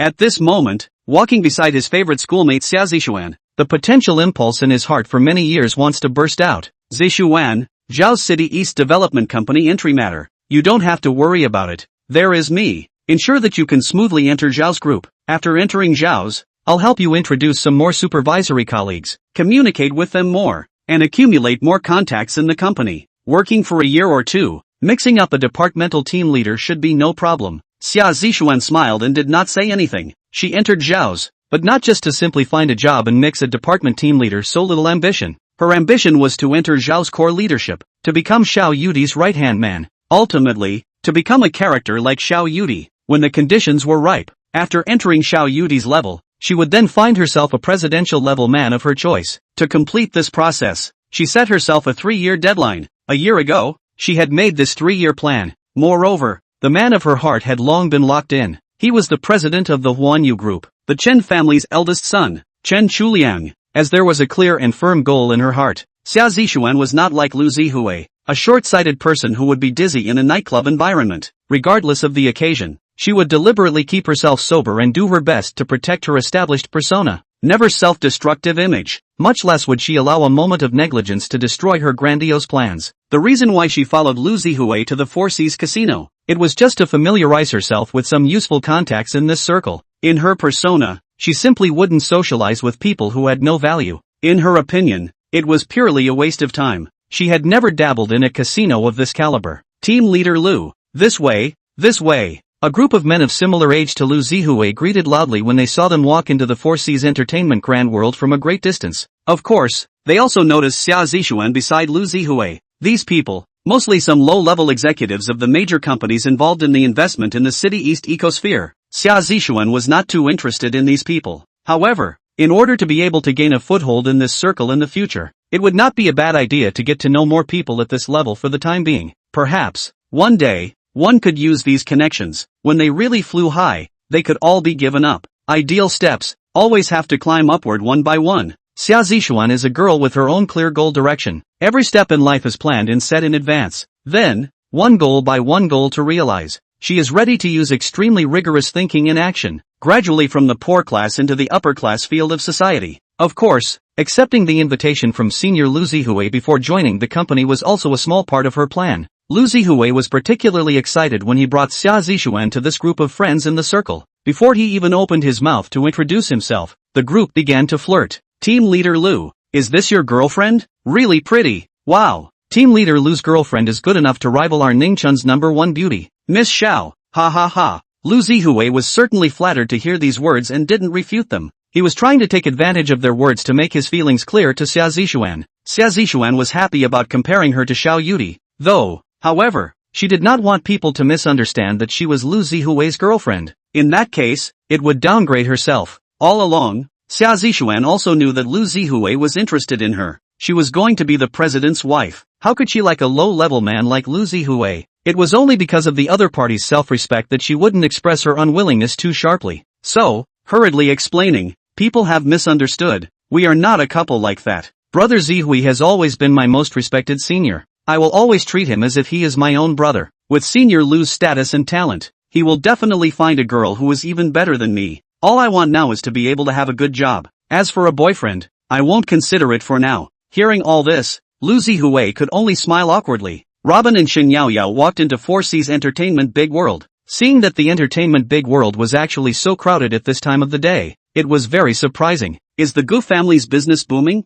I was worried that they couldn't afford to pay it back when I came here. Talking about this topic, the expression on Shen Yaoyao's face turned serious. Robin, the Gu family's water is very deep. Behind them is the background of the Jiangnan Martial Arts Alliance, and the living Yen of the Devil King's Cave. Yen Laoer doesn't dare to meddle in this matter. However, the Jiangnan Martial Alliance won't just sit back and do nothing. Gujikuan is a person from the Martial League. Robin let out a light laugh. The liaison between me and the Jiangnan Martial Alliance was already formed from the moment I scrapped Butcher. He glanced around the bustling 4C's casino. Finally, his eyes focused on Xia Zixuan. Looks like someone is in trouble. Shen Yaoyao saw that Robin didn't answer her question, but instead looked at Xia Zixuan in the middle of a group of noisy men. Robin, you can't really be interested in that Xia Zixuan, right? I didn't expect you to have such special tastes. Robin laughed. In the eyes of this kind of girl, I'm just a nasty man who can't get on the stage. Even if I like her, it's useless. Cluck cluck cluck cluck. You can tell her that you are the president of the City East Development Company and that you live in Villa No. 1 at the top of the purple haze, and I guarantee that she will instantly fall into your embrace.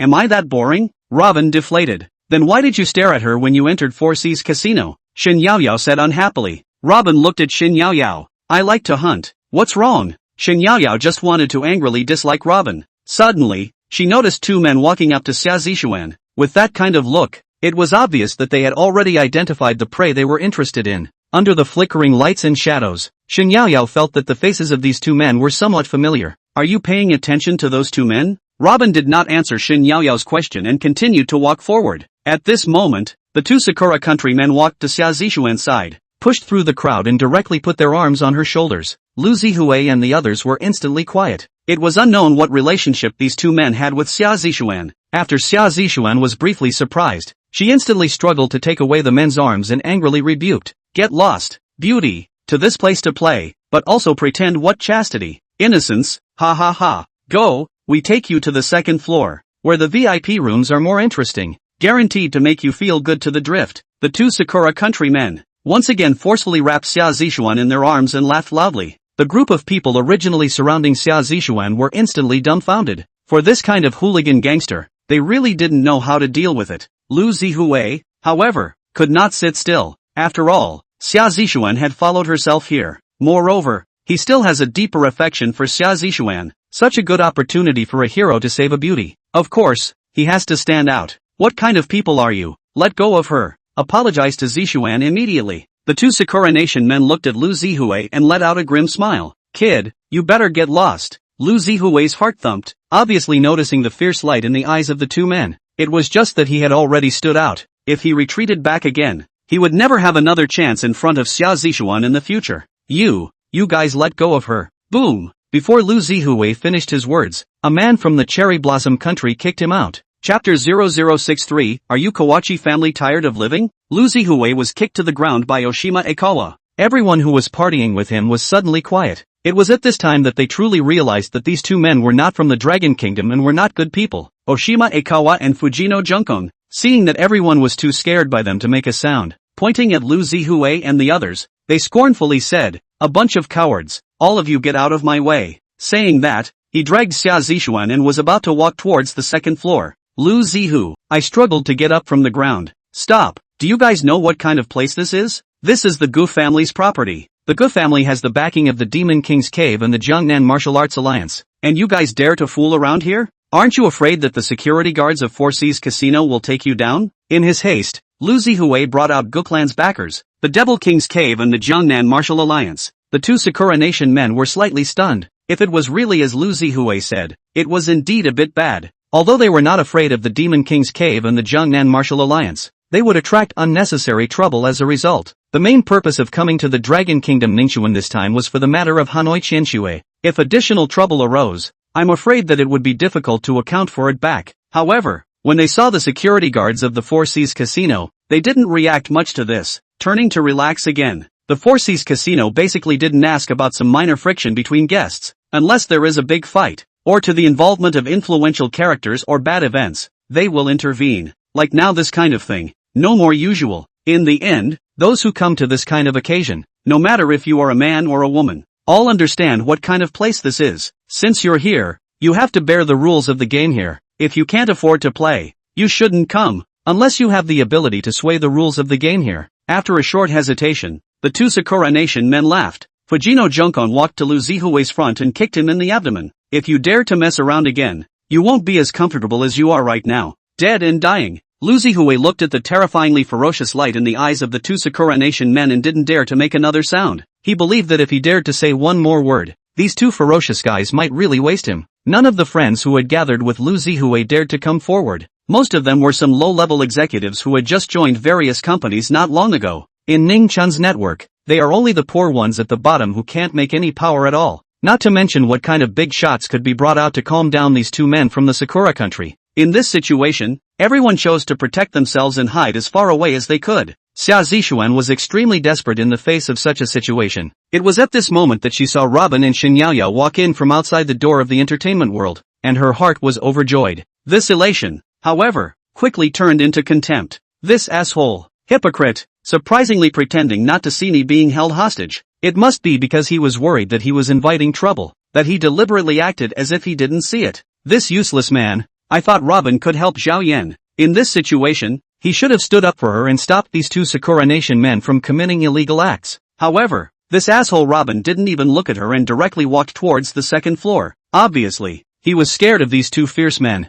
I don't know what kind of vision Zhao Yan had. How could she think that a wimpy man like Robin was a brave and good man? From Robin's current behavior, Xia Zishuan even more confirmed that the morning Robin to help Zhao Yan must be his self-directed show of heroes to save the beauty. In desperation, Xia Zishuan had to call out to the security guards of Four Seas Casino for help. However, the security guards did not come over quickly. Instead, after Xia Zishuan called for help, they chose to stay away from this area. They didn't want to interfere too much with the customers who were spending money here. This was because the people who came to this kind of place were basically here to seek excitement. Too much interference would only cause unnecessary losses for the casino. If one were to inadvertently provoke a party of bigwigs, then there would be even more trouble. Xia Zishuan's hue and cry was useless here. Instead, it attracted more ridicule. Come here is to play. Can't afford to play? What are you doing in the casino? Sick. Robin arrived at the reserved private room on the second floor. Yan Laoer had been waiting here for a long time. After seeing Robin, he hurriedly got up and saluted.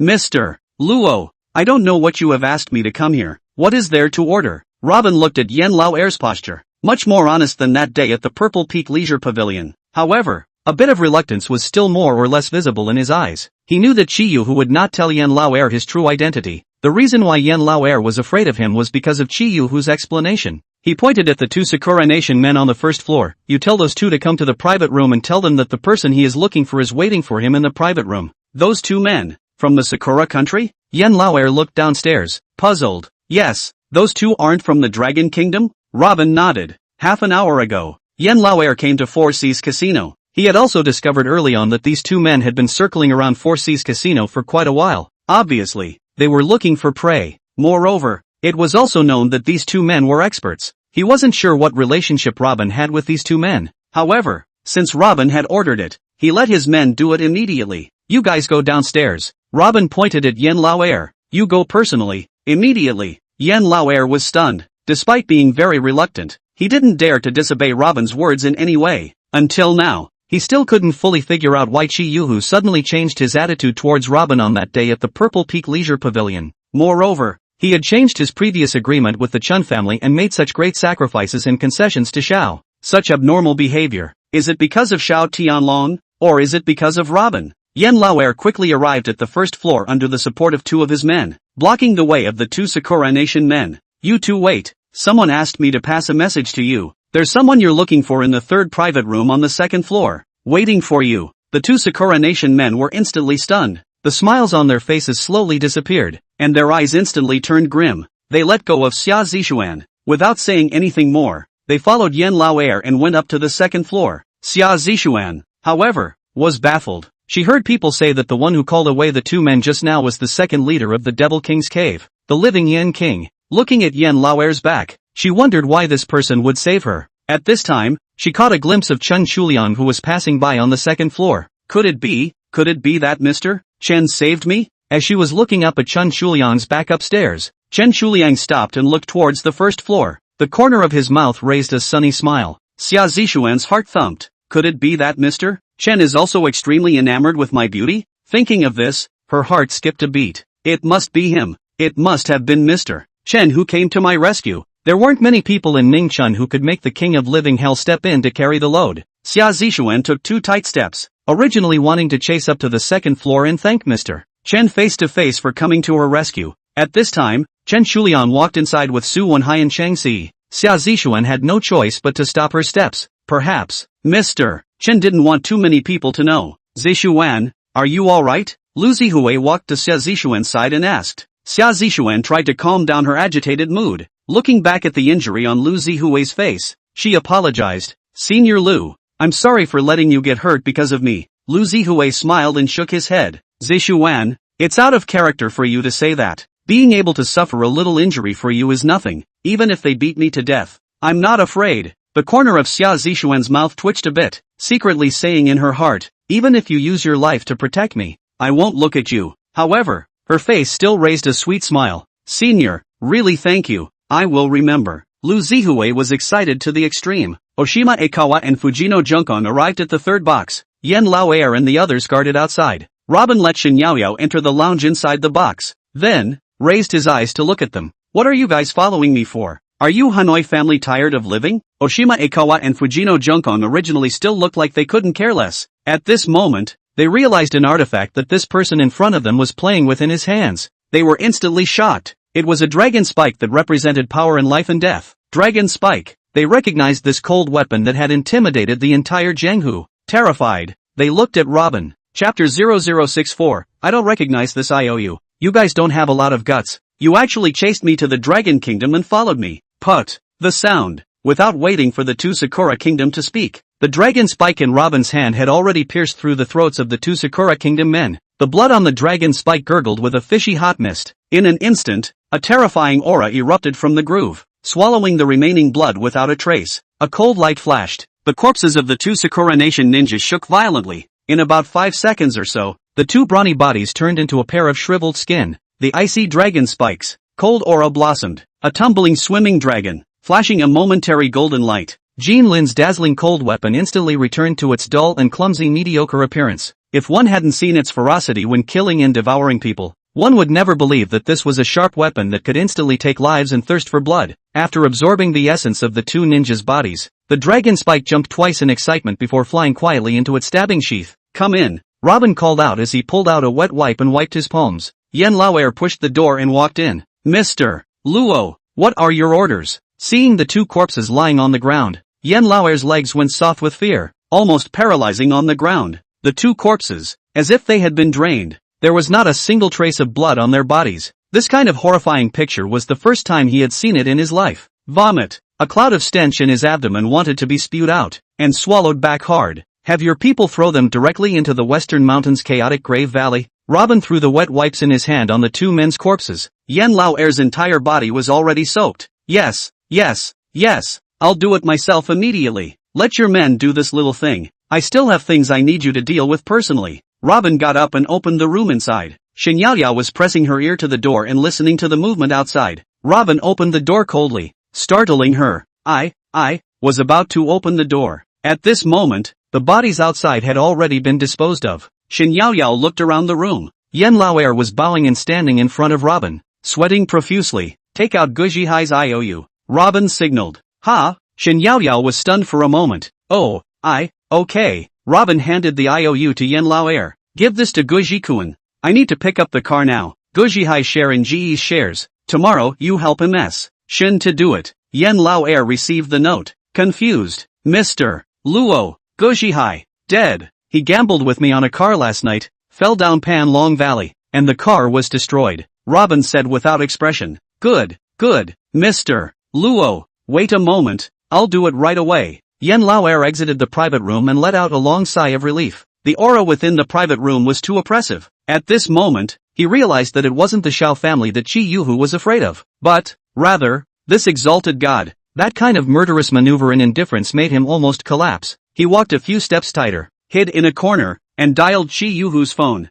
Master Tiger, I want to inquire about something. What exactly is that, Mr. Luo's origin? After a short pause, Qi Yuhu stormed. Yen Laoer, you want to die, right? If you dare to mess with Mr. Luo, I'll kill you first. Where are you now? Yen Laoer whispered. I'm at the Four Seas Entertainment World. Mr. Luo told me to come over. Just now he killed 2 Sakura Nation assassins. What? Qi Yuhu sucked in a mouthful of cold air. Yen Laoer, if you want to live well, don't mention a word about Mr. Luo. I know, Master Tiger. Yen Laoer continued. Ge Chongqing's son, Ge Zhihai, for some unknown reason, raced with Mr. Luo in Pan Long Peak last night, and fell into Pan Long Valley where his car was destroyed. A life and death contract was written before the drag race, and the stakes were a top-of-the-line Porsche Supercar 918, and all of Ge Zhihai's shares in the Ge Group. The person who signed the contract was Miss Shin Yaoyaoshin of the Shin family, and Mr. Luo asked me to claim this bet for him. Qi Yuhu paused for a moment. Tell Ge Changqing to honor it immediately, or else my Demon King Cave will step in and directly take over Ge Clan.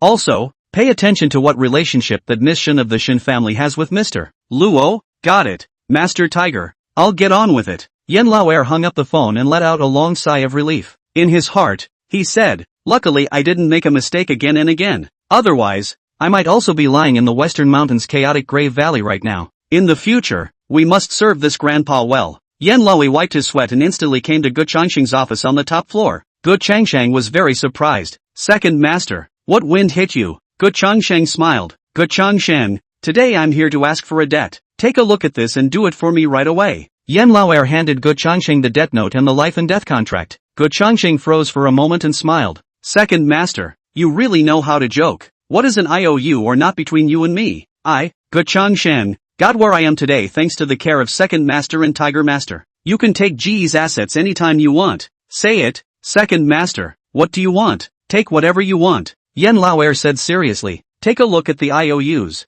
I'm not joking with you. Your son has offended someone he shouldn't have. Ge Changqing saw that Yen Laoer wasn't joking with him, and only then did he look down at the IOU and the life and death contract in his hands. Suddenly, his hands trembled. Zhihai is dead? Who did this? I'll exterminate his entire family. When he raised his eyes and saw the cold look on Yen Laoer's face, he sucked in a breath of cold air. Zhihai, he offended Master Tiger? The Shin family's eldest lady is Master Tiger's. Yen Laoer shook his head. It's not offending Master Tiger. It's offending Mr. Luo. Mr. Luo? Which Mr. Luo? Ge Changqing suppressed the anger and grief in his heart and asked through gritted teeth. Second Master, what is his origin? Yen Laoer shook his head. I don't know. In any case, you shouldn't ask either. Second Master, you and I have been friends for so many years. You have to let me know exactly who this Mr. Luo is, right? I can't just die my son for no reason and have to compensate him for a car and 20% of GE's shares. Yen Laoer looked at Ge Changqing's sad and angry expression.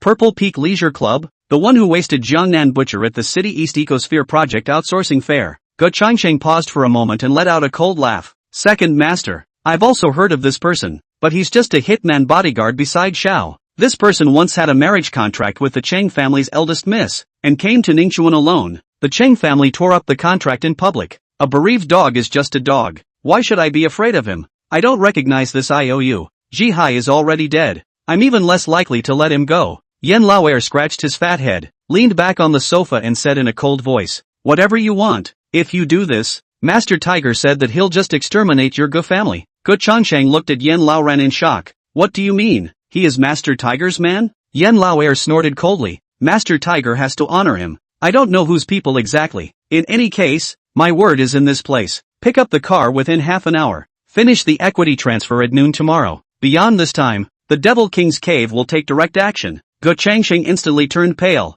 Is this really what Master Tiger said? Yen Laoer stood up and looked at the time. Mr. Luo gave me half an hour. Now 10 minutes have passed. Do it or suffer the consequences if you don't. Saying this, he turned around and walked out. Go Changchang was instantly confused. Wait a minute. Second master. I'll have someone send the car. Jihai has this type of car within his garage. Yan Lao nodded. Alright, tomorrow at noon I will come over on time to get the equity transfer. Go Changchang looked at Yan Lao's back. A skyrocketing rage erupted from his eyes. He instantly arranged for someone to send the car to the front of the lobby of the Four Seas Casino, and then made a phone call. Ji Kuan, when can you come back? Something has happened to your brother. This person's name is Robin. Last night with Jihai gambling car. Go Ji Kuan's grim voice came from the other end of the phone. You deal with it first. I will rush back to Four Seas Casino tomorrow morning. Go Changcheng hung up the phone and fell on the sofa. 10 minutes later, a Porsche Supercar 918 Spider was parked in front of the Four Seas Casino, attracting a crowd of onlookers.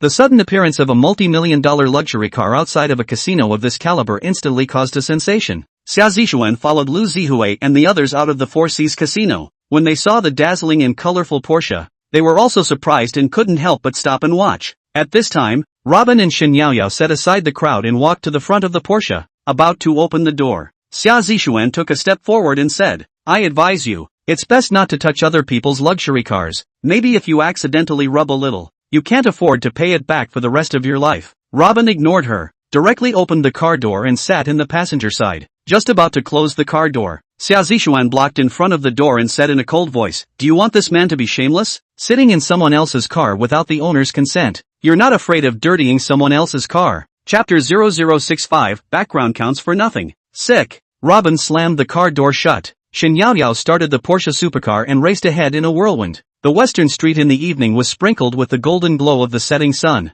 The dazzlingly colored Porsche supercar 918, in a roar of motors, cut through a beautiful scenic line, drawing envious exclamations from a crowd of onlookers. This sports car is so handsome. When will I be able to own a supercar like this? I'd rather just eat one meal a day. You can't afford it even if you don't eat. Don't even think about it. Think about the handsome guy on that supercar just now. Ha ha ha. Can't afford it. Can't you think about it? The handsome man on the sports car is even more handsome. I wonder what kind of male. Just now he seemed to smile at me. Several young women looked at the distant back of the sports car and joked foolishly. Does he mean something to me? Xia Zixuan, who was standing on the side, sneered. A hangman is just a hangman. Is that enough to make you guys so surprised? One of the women glared at her. A person who can ride in this kind of sports car is a hanger-on? Then you drive one for me to see? Xia Zixuan said disdainfully. You think they own it? Such a beautiful supercar. Rented it. It's just a prop for a studio. You still think it's really a Porsche Supercar 918 Spider? This kind of hangdog guy's favorite thing to do is to show off in front of people. Today, he has already flaunted it in front of me 2 or 3 times, disgusting me to death. I saw through his ghostly tricks a long time ago, and you still really think of him as a rich and powerful man? The woman was unconvinced. How do you know he's just a hangdog guy? Just now it was clearly you who were messing around in front of him. Where did he show off in front of you? Xia Zixuan snorted coldly. It was only just now that I found out his information. This hangdog man is a liar who was withdrawn from marriage by the Chang family. Do you think he can afford to ride in this car? Another woman said. It seems like the one driving the car is the Shen family's eldest lady. Although the Shen family is not a superbly powerful family, but the Shen family should have the strength to afford this kind of luxury car, right? Xia Zixuan gave a clear and cold laugh. This kind of man with his good skin, specializing in cheating rich and brainless women. You also believe? Oh, Xia Zixuan said this. The surrounding crowd of onlookers discussed. Oh, no wonder that man just now looks so familiar. It turns out to be the hangman who was withdrawn from marriage by the Cheng family. This has been rumored all over the Ningchun network lately. There's also a video of the withdrawal scene.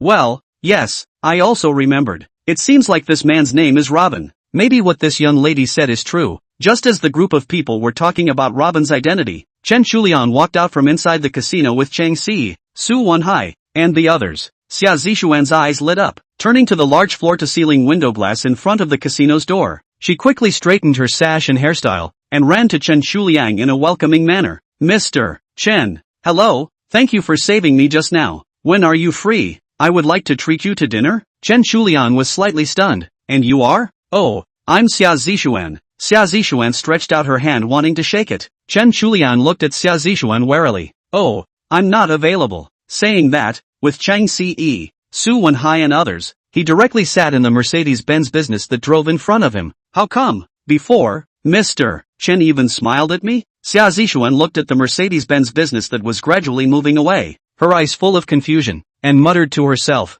"Oh, I might have been a bit too impulsive to forget that Mr. Chen is a public figure. He must not want people to know about my relationship with him? Otherwise, it would become the handle of those paparazzi's boring words, worrying about affecting my future. Really, why did I forget about that? I will never make such a low-level mistake next time." Xia Zishuan smiled as she thought of this. At this moment, Chen Shuliang's sunny smile was all before her eyes. "Zishuan, you know Chen Dishao?" Lu Zihui walked over from behind. Xia Zishuan shyly nodded. Then, approaching Lu Zihui, she whispered, "Senior Lu, this matter must not be said out. It will have a bad influence." The woman from earlier skimmed her mouth and said, "You're overthinking it. Just now I heard Mr. Chen say that people don't know you at all." Xia Zishuan gave the woman a contemptuous glance. A bottom feeder is a bottom feeder. How could a person of Mr. Chen's kind of pedestal freely express his feelings in public? How ignorant! The woman was instantly displeased. "Who are you calling a bottom feeder? If I'm a bottom feeder, which tier are you? Making it seem like you're in the same circle as someone else's rich and powerful son."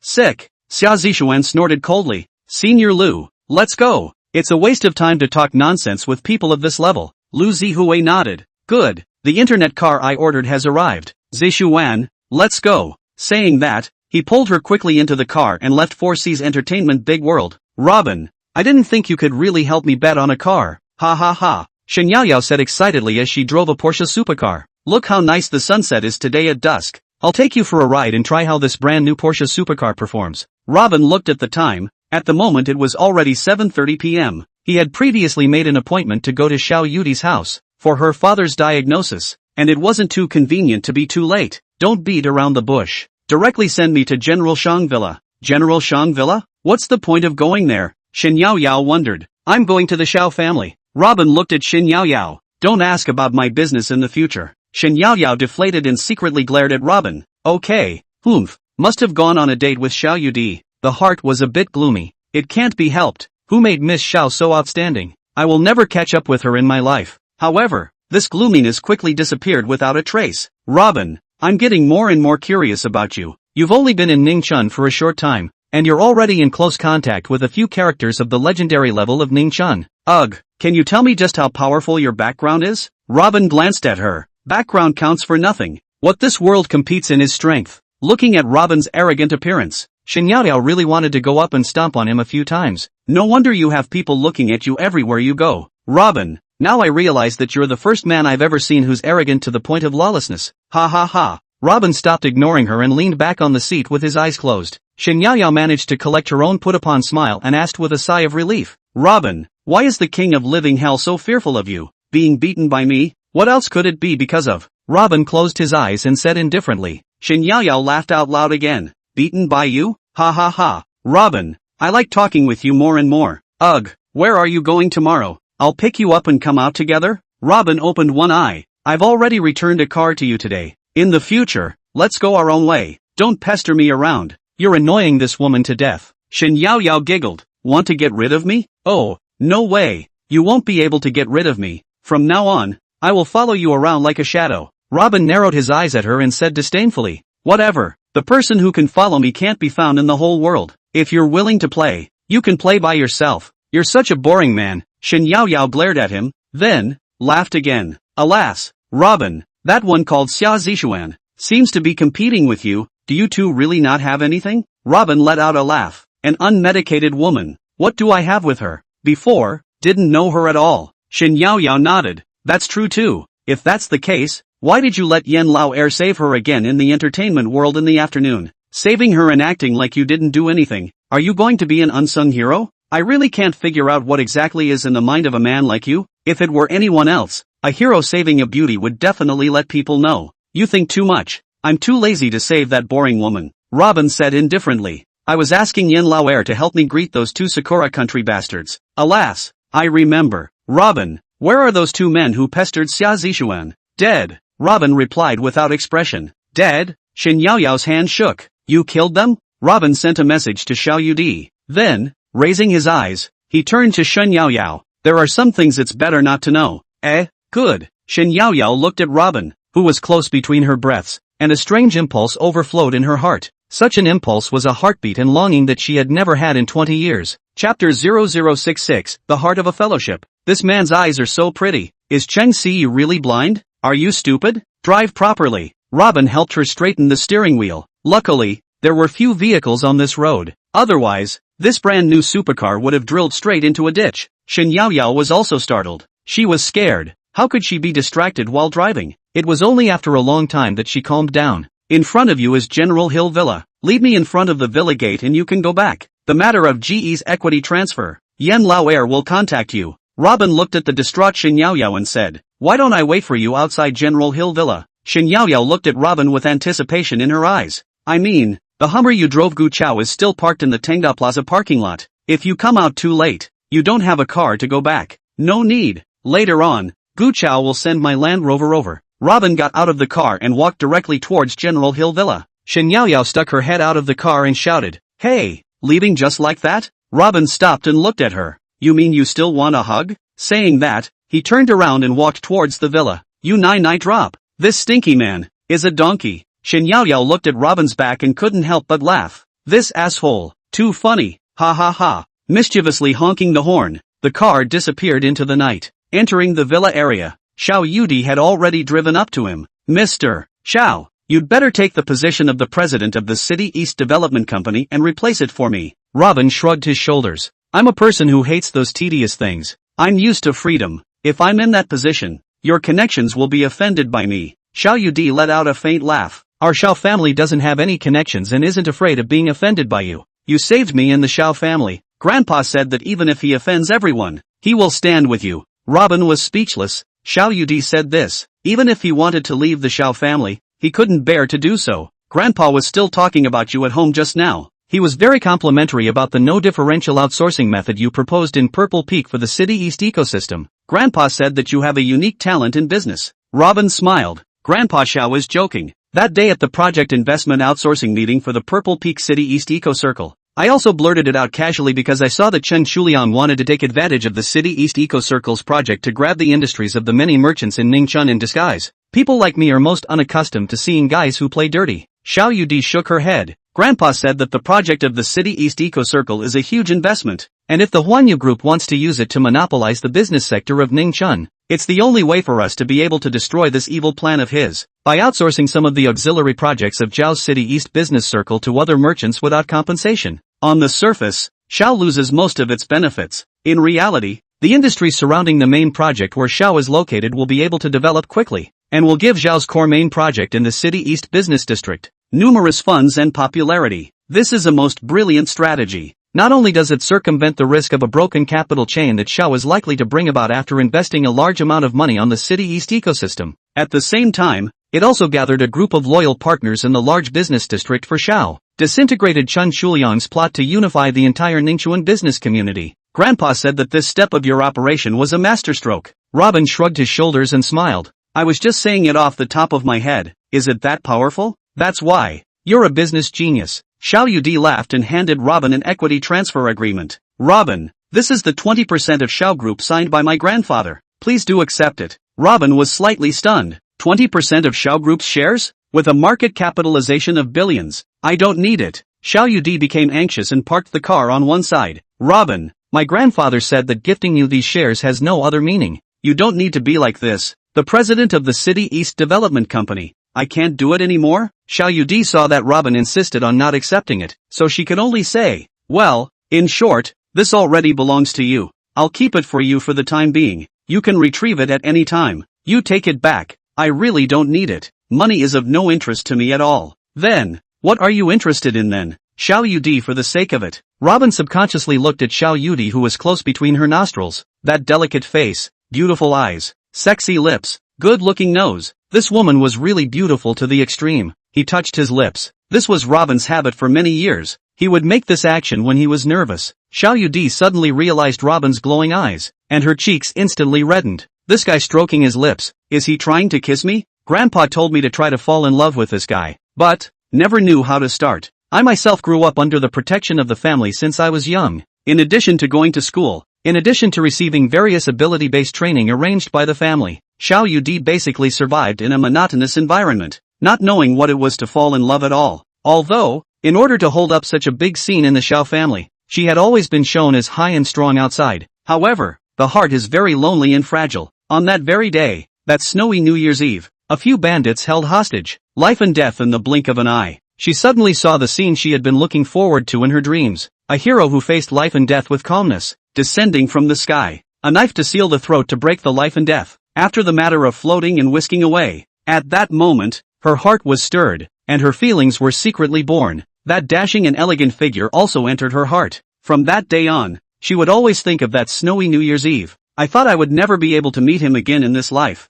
Unexpectedly, this person is close to breathing. Why is her face red? What's wrong with this woman? Robin, who was admiring the beauty, abruptly noticed Xiao Yudi's shy face and wondered what had happened. The car slowly drove forward for a while and stopped in the shade of a tree halfway up the mountain. This place was dark. What are you doing stopping here? Robin didn't understand what Xiao Yudi was going to do. Inside the dimly lit car, Robin felt the fiery temperature from the other party. Xiao Yudi did not answer, hesitated for a while, and her eyes turned hotly toward Robin. Closing her eyes, she brought her warm and delicate lips, little by little, closer to Robin.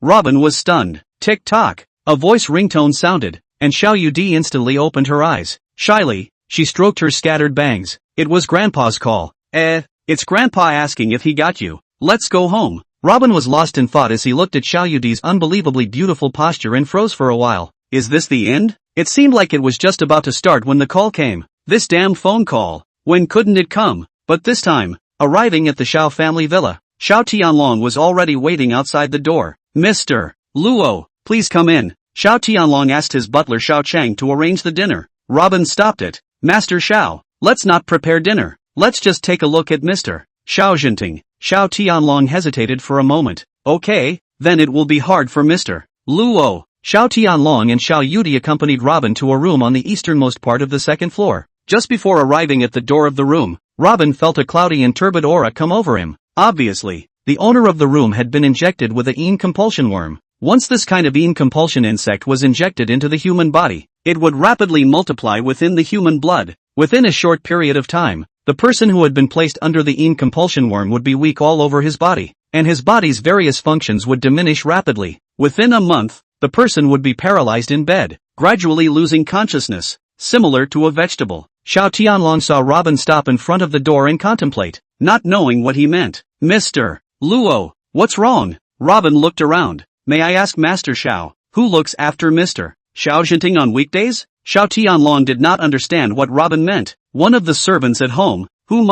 What's the problem? Mrs. Who has been in our Xiao family for over 10 years. Robin didn't wait for Xiao Tianlong to finish, pointed to the door of the room and said, we'd better go in and take a look before we say anything. Mr. Xiao was put under a compulsion to become like this. Put under compulsion? Xiao Tianlong was very shocked. What kind of person would put a compulsion on Jinting? Chapter 0067, Zhoujiang Liar. Robin's words shocked both Xiao Tianlong and Xiao Yudi. Such a thing as placing parasites was only a legend in their knowledge. How could it happen to their Xiao family? Xiao Tianlong had no doubt about Robin's skill. He had once witnessed it with his own eyes. It could be said that in his eyes, it was an invincible existence. However, to say that Robin was highly skilled in medicine, he had only learned about it from Xiao Yudi and Lin Jiwei's words. That day, after Xiao Yudi returned from the city hall, he told Xiao Tianlong about the wonderful process of Robin pulling General Li Tingkai back from the ghost gate at the Li mansion. Lin Ji apology was again telling him the legend of Robin's soul chasing 18 needles in a colorful manner. He was even more confused as if he was listening to a heavenly book.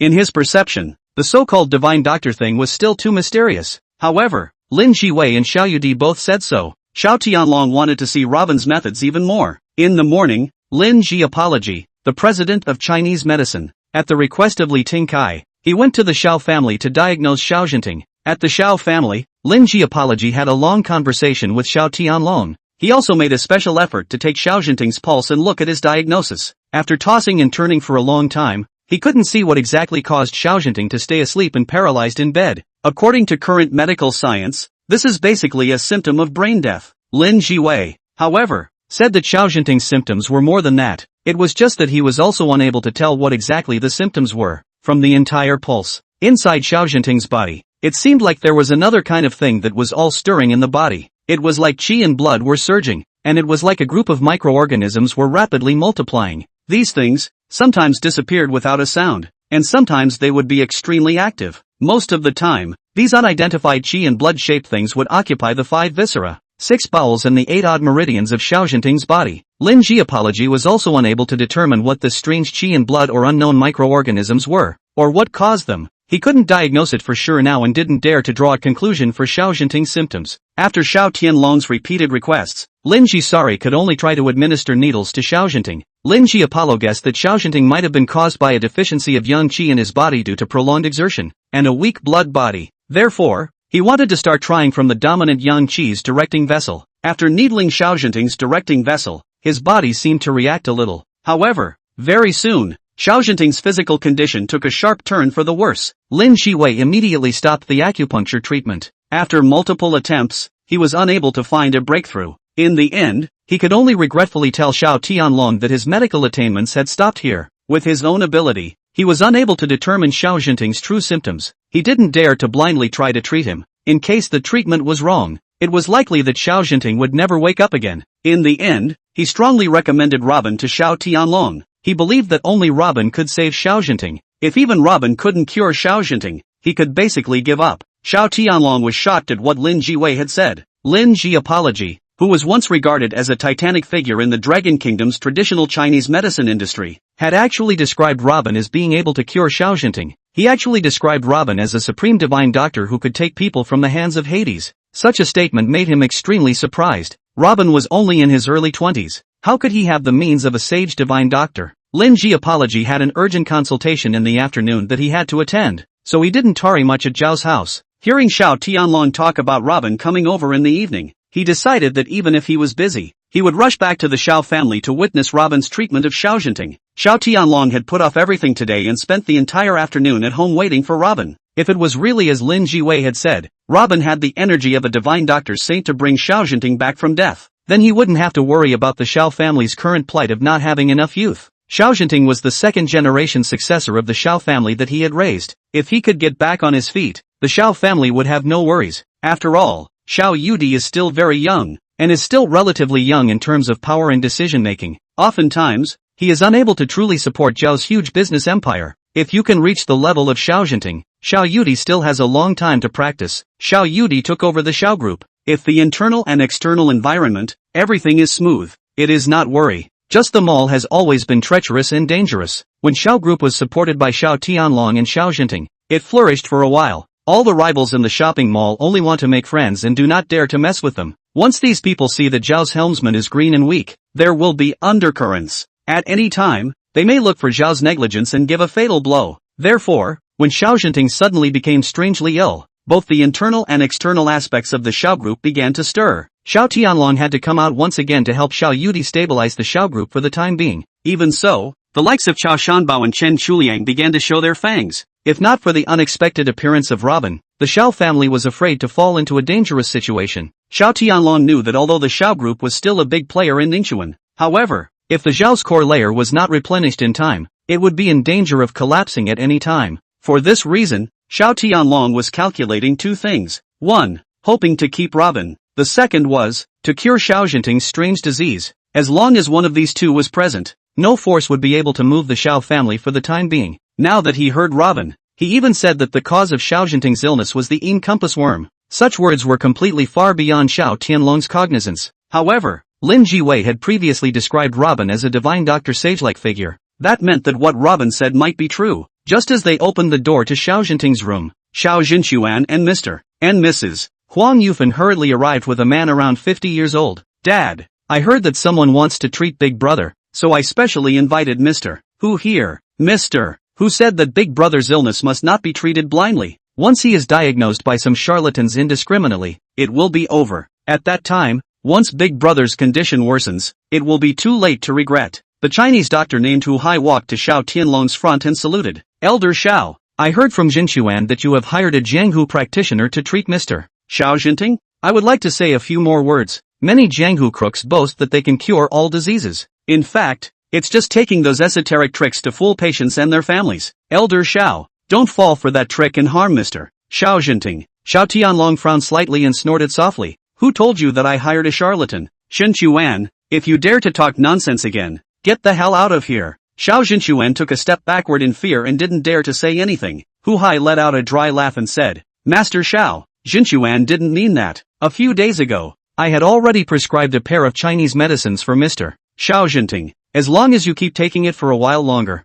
Mr. Xiao Zhenting's body will definitely improve. I can guarantee that after taking it for another 2 months, Mr. Xiao Zhenting will at least be able to open his eyes and, in addition, be able to speak. Xiao Zhenxuan concurred. Dad, Mr. Who is right? You mustn't listen to the nonsense of those liars and delay your big brother's treatment. I recently heard that this one, surnamed Luo, is a charlatan. At his age, what does he know about traditional Chinese medicine? What Mr. Who means is that he should never be allowed to treat big brother indiscriminately. Robin raised his eyes and looked at Xiao Zhenxuan. You mean, I'm a liar? Xiao Zhenxuan pointed at Robin. Everyone in Ningxuan knows that you're just a hanger-on who got bounced from the Cheng family. And you dare to say that you know how to heal? Humph. If you can cure diseases, then look at me first. What's wrong with me? Robin smiled. You really want me to say it? Xiao Zhenxuan let out a cold smile. If you can tell what disease I have, then I will agree to you helping my big brother heal. You have infertility, and it's congenital, Robin casually said without even thinking about it. Xiao Zhenxuan was instantly annoyed. You are talking nonsense. Everything is normal for me. How dare you say that I'm infertile and, moreover, congenital? Simply a bunch of nonsense. My child is 16 or 17. Robin laughed. In that case, that child is not yours either. The child you've raised for more than 10 years is someone else's. Chapter 0068. A cadre of mediocre people. Shut up. Robin's words startled everyone in this room. Xiao Yudi glanced at Robin and hid her mouth as she snickered. Robin shook his head inside. Many people die of their own stupidity. Xiao Zhenxuan almost went mad with anger, pointing at Robin and yelling, Your bull ting me. Robin shrugged his shoulders. It doesn't matter if what I said is true or false. What matters is that this matter has been happening for so many years and you're still in the dark. Think about it yourself. Does your child look like you? Oh. Xiao Zhenxuan's face went white for a while and red for a while as he exasperatedly said, Dad, this kid is simply too unbridled. Throw him out. Robin let out a light laugh. If you don't believe me, tomorrow you can go and do a paternity test. Expedited appraisal. An hour to get the results. Xiao Zhenxuan was dumbfounded. He looked at Huang Yufan and grabbed her by the collar. Is this true? Huang Yufan roared. You asshole, you believe what a charlatan says? Then, turning to Robin, she hissed, I'm telling you, if you dare to talk nonsense again, the Xiao family will not let you go. Xiao Yudi said in a cold voice. Robin is an honored guest invited by Grandpa. You're not qualified to say such things. Robin laughed and looked at Huang Yufan. It's useless to say anything. Tomorrow you guys go for an appraisal and everything will be revealed. Do you dare,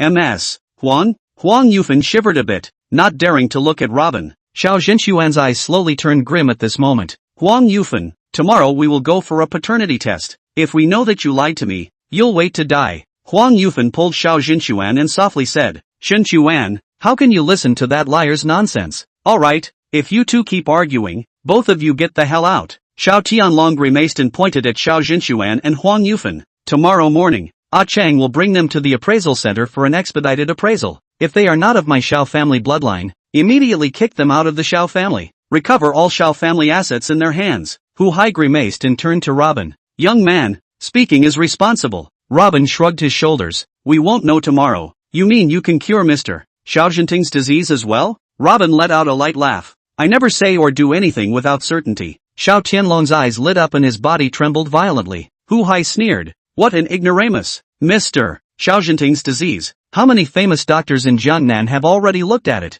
None of them dared to say that it can definitely be cured. They can only maintain it palliatively to see what happens. Even Mr. Lin Ji Apology, the leading medical expert of the Dragon Kingdom, just diagnosed it in the morning, and there's nothing he can do. When it comes to curing a disease, there's no room for falsehood. I've been practicing medicine for 30 years. What kind of symptoms haven't I seen? I wouldn't dare to say such big words. You're so young. That's because you haven't learned yet. Robin let out a sigh, not wanting to hear him continue. For a quack like you, learning for a lifetime is only at this level. You are simply arrogant to the extreme. Hu Hai blew out his beard in anger. Robin disdainfully said, This isn't called arrogance on my part. This is called strength. Understand? I'm too lazy to talk nonsense with you anymore. He didn't want to pay any more attention to Hu Hai and turned to Xiao Tianlong. Elder Xiao, do you still need me to continue? If it's not necessary, I'll leave. Xiao Tianlong saw that Robin was getting impatient and instantly said, Of course. Robin looked around the circle. If you let me diagnose and treat you, a bunch of mediocre people will shut up. You, Hu Hai was instantly annoyed. Xiao Tianlong hurriedly responded. Ah Chang, whoever dares to talk nonsense and interfere with Mr. Luo again, directly throw them out. Yes, Ah Chang responded. Xiao Tianlong pushed open the door of the room and said humbly, Mr. Luo, please enter the room to see how Jinting is doing. Xiao Jinchuan and Hu Hai, among others, had wanted to continue stopping. However, Xiao Tianlong had already opened his mouth, so no one dared to make a move. Entering Xiao Jinting's room, the cloudy and turbid aura that he had felt in front of the door before, once again came crashing down on his face. At this time, Robin caught a glimpse of panic flashing in Hu Hai's eyes. Elder Xiao, can I take a look at the prescription that Mr. Xiao Jinting used before? Xiao Tianlong nodded. Of course you can. The prescription was prescribed by this Dr. Hu Hai, Dr. who previously diagnosed that my son Jinting was suffering from a vascular disease of the brain. It's also known as severe Alzheimer's disease in Western medicine. Robin let out a light laugh. Show me the prescription. Robin took the prescription and Hu Haiqing grunted. The prescriptions that old man prescribes are the most top secret and top of the line prescriptions. If it wasn't for Elder Zhao's consent, I definitely wouldn't show it to you. Robin ignored him and looked at the Chinese herbs listed on the prescription. Pig heart, angelica, wolfberry, ginseng, astragalus. Looking at the prescription, Robin shook his head and raised his eyes to turn to Hu Hai. This is what you said, the top of the line prescription? A bunch of great tonic herbs, brought together. Do you want to cause the patient to hemorrhage? Hu Hai said contemptuously. This prescription is full of Chinese medicine's great tonic herbs brought together right. According to my diagnosis, Mr. Xiao Jinting's body. It's because of blood deficiency and weakness caused by insufficient kidney yang and overwork. This, coupled with years of excessive stress, has resulted in the accumulation of blood lipids within the small and large blood vessels throughout the body. If you truly understand Chinese medicine, you should know that this prescription is able to improve the blood circulation within Mr.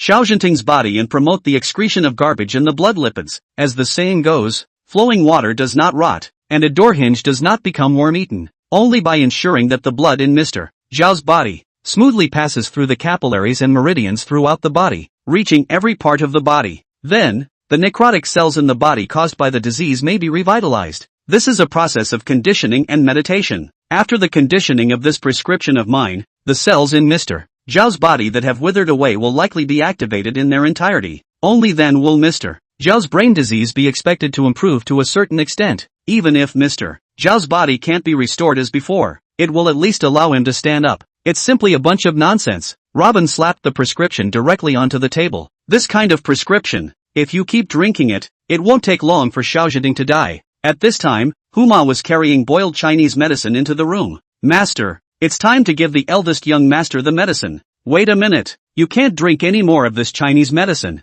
Robin said as she blocked Huma. Xiao Tianlong was puzzled. Can't drink it again? During the morning, President Lin Jiwei also read the prescription for this pair of Chinese medicines. He believes that taking this prescription can cure Jinting's illness, although he is not certain that it can. However, the herbs on this prescription are able to revitalize the body's strange meridians. At least it allows his half-dead body to always have fresh blood running through it. Robin looked at Xiao Jinting who was lying on the bed. The aorta in his neck was pulsing. It was obviously due to the encompass worms being active in the bloodstream and reproducing in large quantities. Elder Xiao Jinting is precisely because he drank this Chinese medicine, which made his physical condition worse and worse. You're talking nonsense. Hu Hai was instantly annoyed. Xiao Jinchuan also came forward and pointed at Robin, surname Luo. Don't you dare to stir up trouble in our family. Dr. Hu Hai, but I specifically invited him to treat my big brother. In Ningchuan, Mr. whose medical skills are unmatched. And now, you're slandering him and giving my big brother a prescription that harmed my big brother?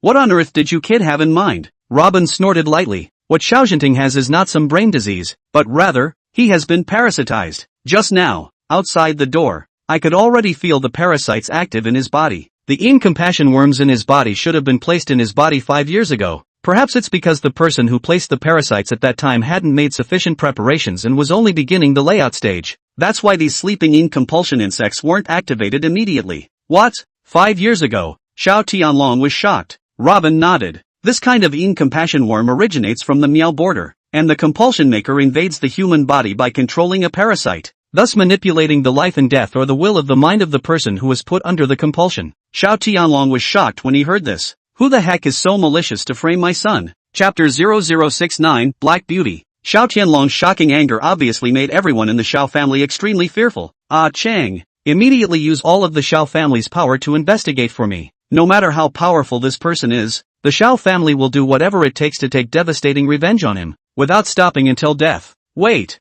Robin stopped. Elder Xiao, please remain calm, so as not to frighten the snakes and provoke the person manipulating the Yin compass worm to go to extremes, which will instead kill Xiao Jinting. Xiao Tianlong took a deep breath to calm the anger in his heart and signaled Xiao Chang to hold off on the execution of the inquiry and revenge plan. Mr. Luo, what should be done at the moment? Please show me. Sir, Robin looked at the bowl of soup. The one who can place this Yin compass worm on Xiao Jinting's body must be someone closer to him. Moreover, Xiao Jinting should have great trust in this person. Otherwise, it would be impossible to place this kind of thing on him. This kind of Yin compulsion worm lurks in Xiao Jinting's body for 5 years. Every once in a while, someone must add nutrients for him. Otherwise, these Yin compulsion bugs will go out of control within Xiao Jinting's body. The consequences, either the Yin compulsion insects will naturally wither away, or Xiao Jinting will be devoured by these Yin compulsion insects and die. Xiao Tianlong heard Robin's explanation, and the anger in his chest instantly wanted to explode out. Mr. Luo, do you mean that this person doesn't want to immediately kill my son,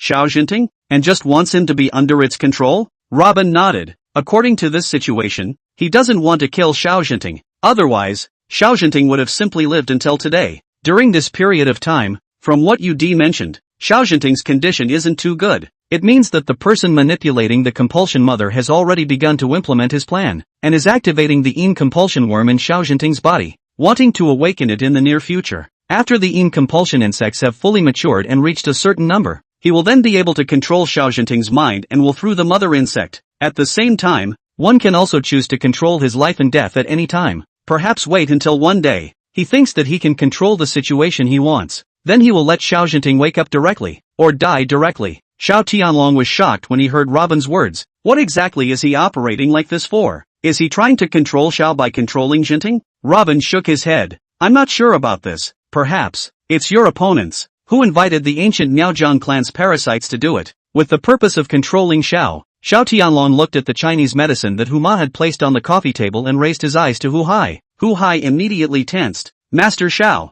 you must not listen to his nonsense. I have no grievances with Mr. Xiao Jinting. Why would I harm him? What's more, I've never heard of this kind of Yin compulsion bug. How could I possibly do such a thing? Xiao Tianlong ignored him, but Xiao Chang walked behind Hu Hai. When Hu Hai saw this, his forehead was drenched in cold sweat. Xiao Jinchuan hesitated for a moment and pulled Huang Yufan to quietly move towards the door, wanting to slip away. Stop, Xiao Tianlong said in a cold voice. Tonight, no one is allowed to leave this place. Everyone's cell phones are all handed over. Xiao Chang instantly followed the order and mobilized 2 bodyguards to guard the entrance and seized everyone's cell phones. Robin picked up the bowl of Chinese medicine and took a sniff. Elder Xiao, this matter indeed has nothing to do with this prescription. Hu Hai was stunned. He hadn't expected that Robin would excuse himself in this matter. Originally, the prescription that this Dr. Who had prescribed was also only for blood nourishment and qi nourishing effects. For the incompulsive insect in Xiao Jinting's body, it doesn't have much stimulation. However, in this bowl of soup medicine, a deadly herb was added, purple yang ginseng. The purple yang ginseng is the real reason why Xiao Jinting's condition worsened. Purple yang ginseng? Hu Hai frowned tightly and said, why have I ever added this herb to the prescription? How could it be in the soup? Robin pointed at the bowl of Chinese medicine. You can smell it and you'll know whether there is purple yang ginseng here or not. Hu Hai picked up the bowl of tonics and carefully analyzed the herbs in it. It was true. There was a dose of purple yang ginseng in this bowl of medicine. Who is this person who added this herb in my formula? Hu Hai inquired as he looked at the few people in the room. After a slight pause for a moment, he continued. However, even if purple yang ginseng was added to my formula, it wouldn't do any great harm, and it doesn't seem to be as serious as you say. Robin shook his head. Dr. Who? The first thing I'll tell you is that what Xiao Jinting he's suffering from isn't a brain disease, but rather, he's been poisoned with a parasitic poison. 5 years ago, the Yin compassion worm entered Xiao Jinting's body and has been dormant. However, when you added purple yang ginseng to this dose of Chinese medicine, it instantly sped up the flow of blood.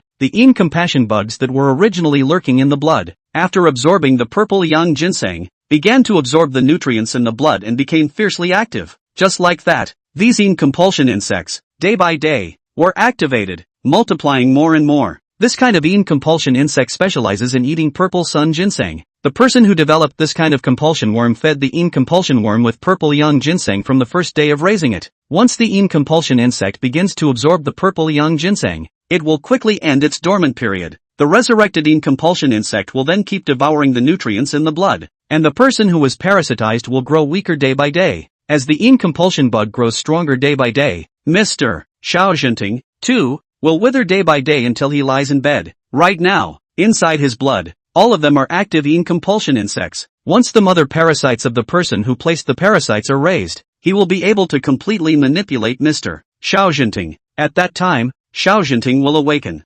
However, at that time, Xiaojinting would be like a walking corpse, and all of his thoughts would be completely controlled by the person who placed the parasites. The southern section of Zixia Mountain, Panlong Valley, an exquisite courtyard set up as a landscape. A bewitching woman, fully dressed in black with a dark complexion, sat in the middle of the hall. Come in, since you've been here for so long, why are you still standing outside the courtyard? The woman exhaled a long column of black qi and opened her eyes, letting out a sinister smile. Chen Shuliang pushed open the door and walked into the hall. Black Beauty, you have been in seclusion here for almost half a year. When will the plan you promised me be implemented? Black Beauty's face was chilly as she said, Mr. Chen, you are too eager. You should have full confidence in me. By the day my Encompass Mother Worm is refined, you will be able to implement your plan to annex the Xiao clan. Right now you are so impatient, you can't help your heart. How can you accomplish great things in the future? Chen Shuliang sighed. Black Beauty, it's not that I can't be patient and calm. The situation at hand is really not what I want. Recently, Ning Chun's power pattern is a bit weird. I'm worried that the plan I've painstakingly designed for 5 years will be ruined because of the appearance of a certain person. You know, from the day I went on a study tour abroad, I vowed to build the Chun clan into the #1 powerful family in the Dragon Kingdom. Now it's been almost 5 years since I returned home after my studies, but I've accomplished nothing. Even in Ning Chun, I couldn't even unify the country. It's so hard to take the first step. How long will I have to wait for my grandiose plans? The Black Beauty suddenly laughed out loud. Mr. Chen, in order to achieve greatness, your heart still needs to be honed again. You can rest assured that my plan is foolproof. Your current state is pure mediocrity. The yin compulsion worm is my unique skill. In order to refine the yin compulsion worm, I have studied and researched for nearly 20 years before I developed this unique soul-regenerating compulsion that can control a person's mind. This kind of yin compulsion larva requires a 3-year cultivation period, while it takes 5 years for my mother compulsion to be refined into a mother-child bond. Now that there are less than 3 months to go before 5 years, why are you in such a hurry? Once my mother compulsion is refined and matured, even the most skillful compulsion-breaking expert will be helpless. As long as I'm willing, I can control everyone in the world at any time. At that time, I'll gift you one of the cultivated yin compulsion mother compulsions. With it, you can control anyone at will. The Xiao clan, Purple Peak International, and Shiyu whose stream that are blocking you from realizing your grand plan will all become slaves that you can drive at will. At that time, what else can you worry about? Ha ha ha.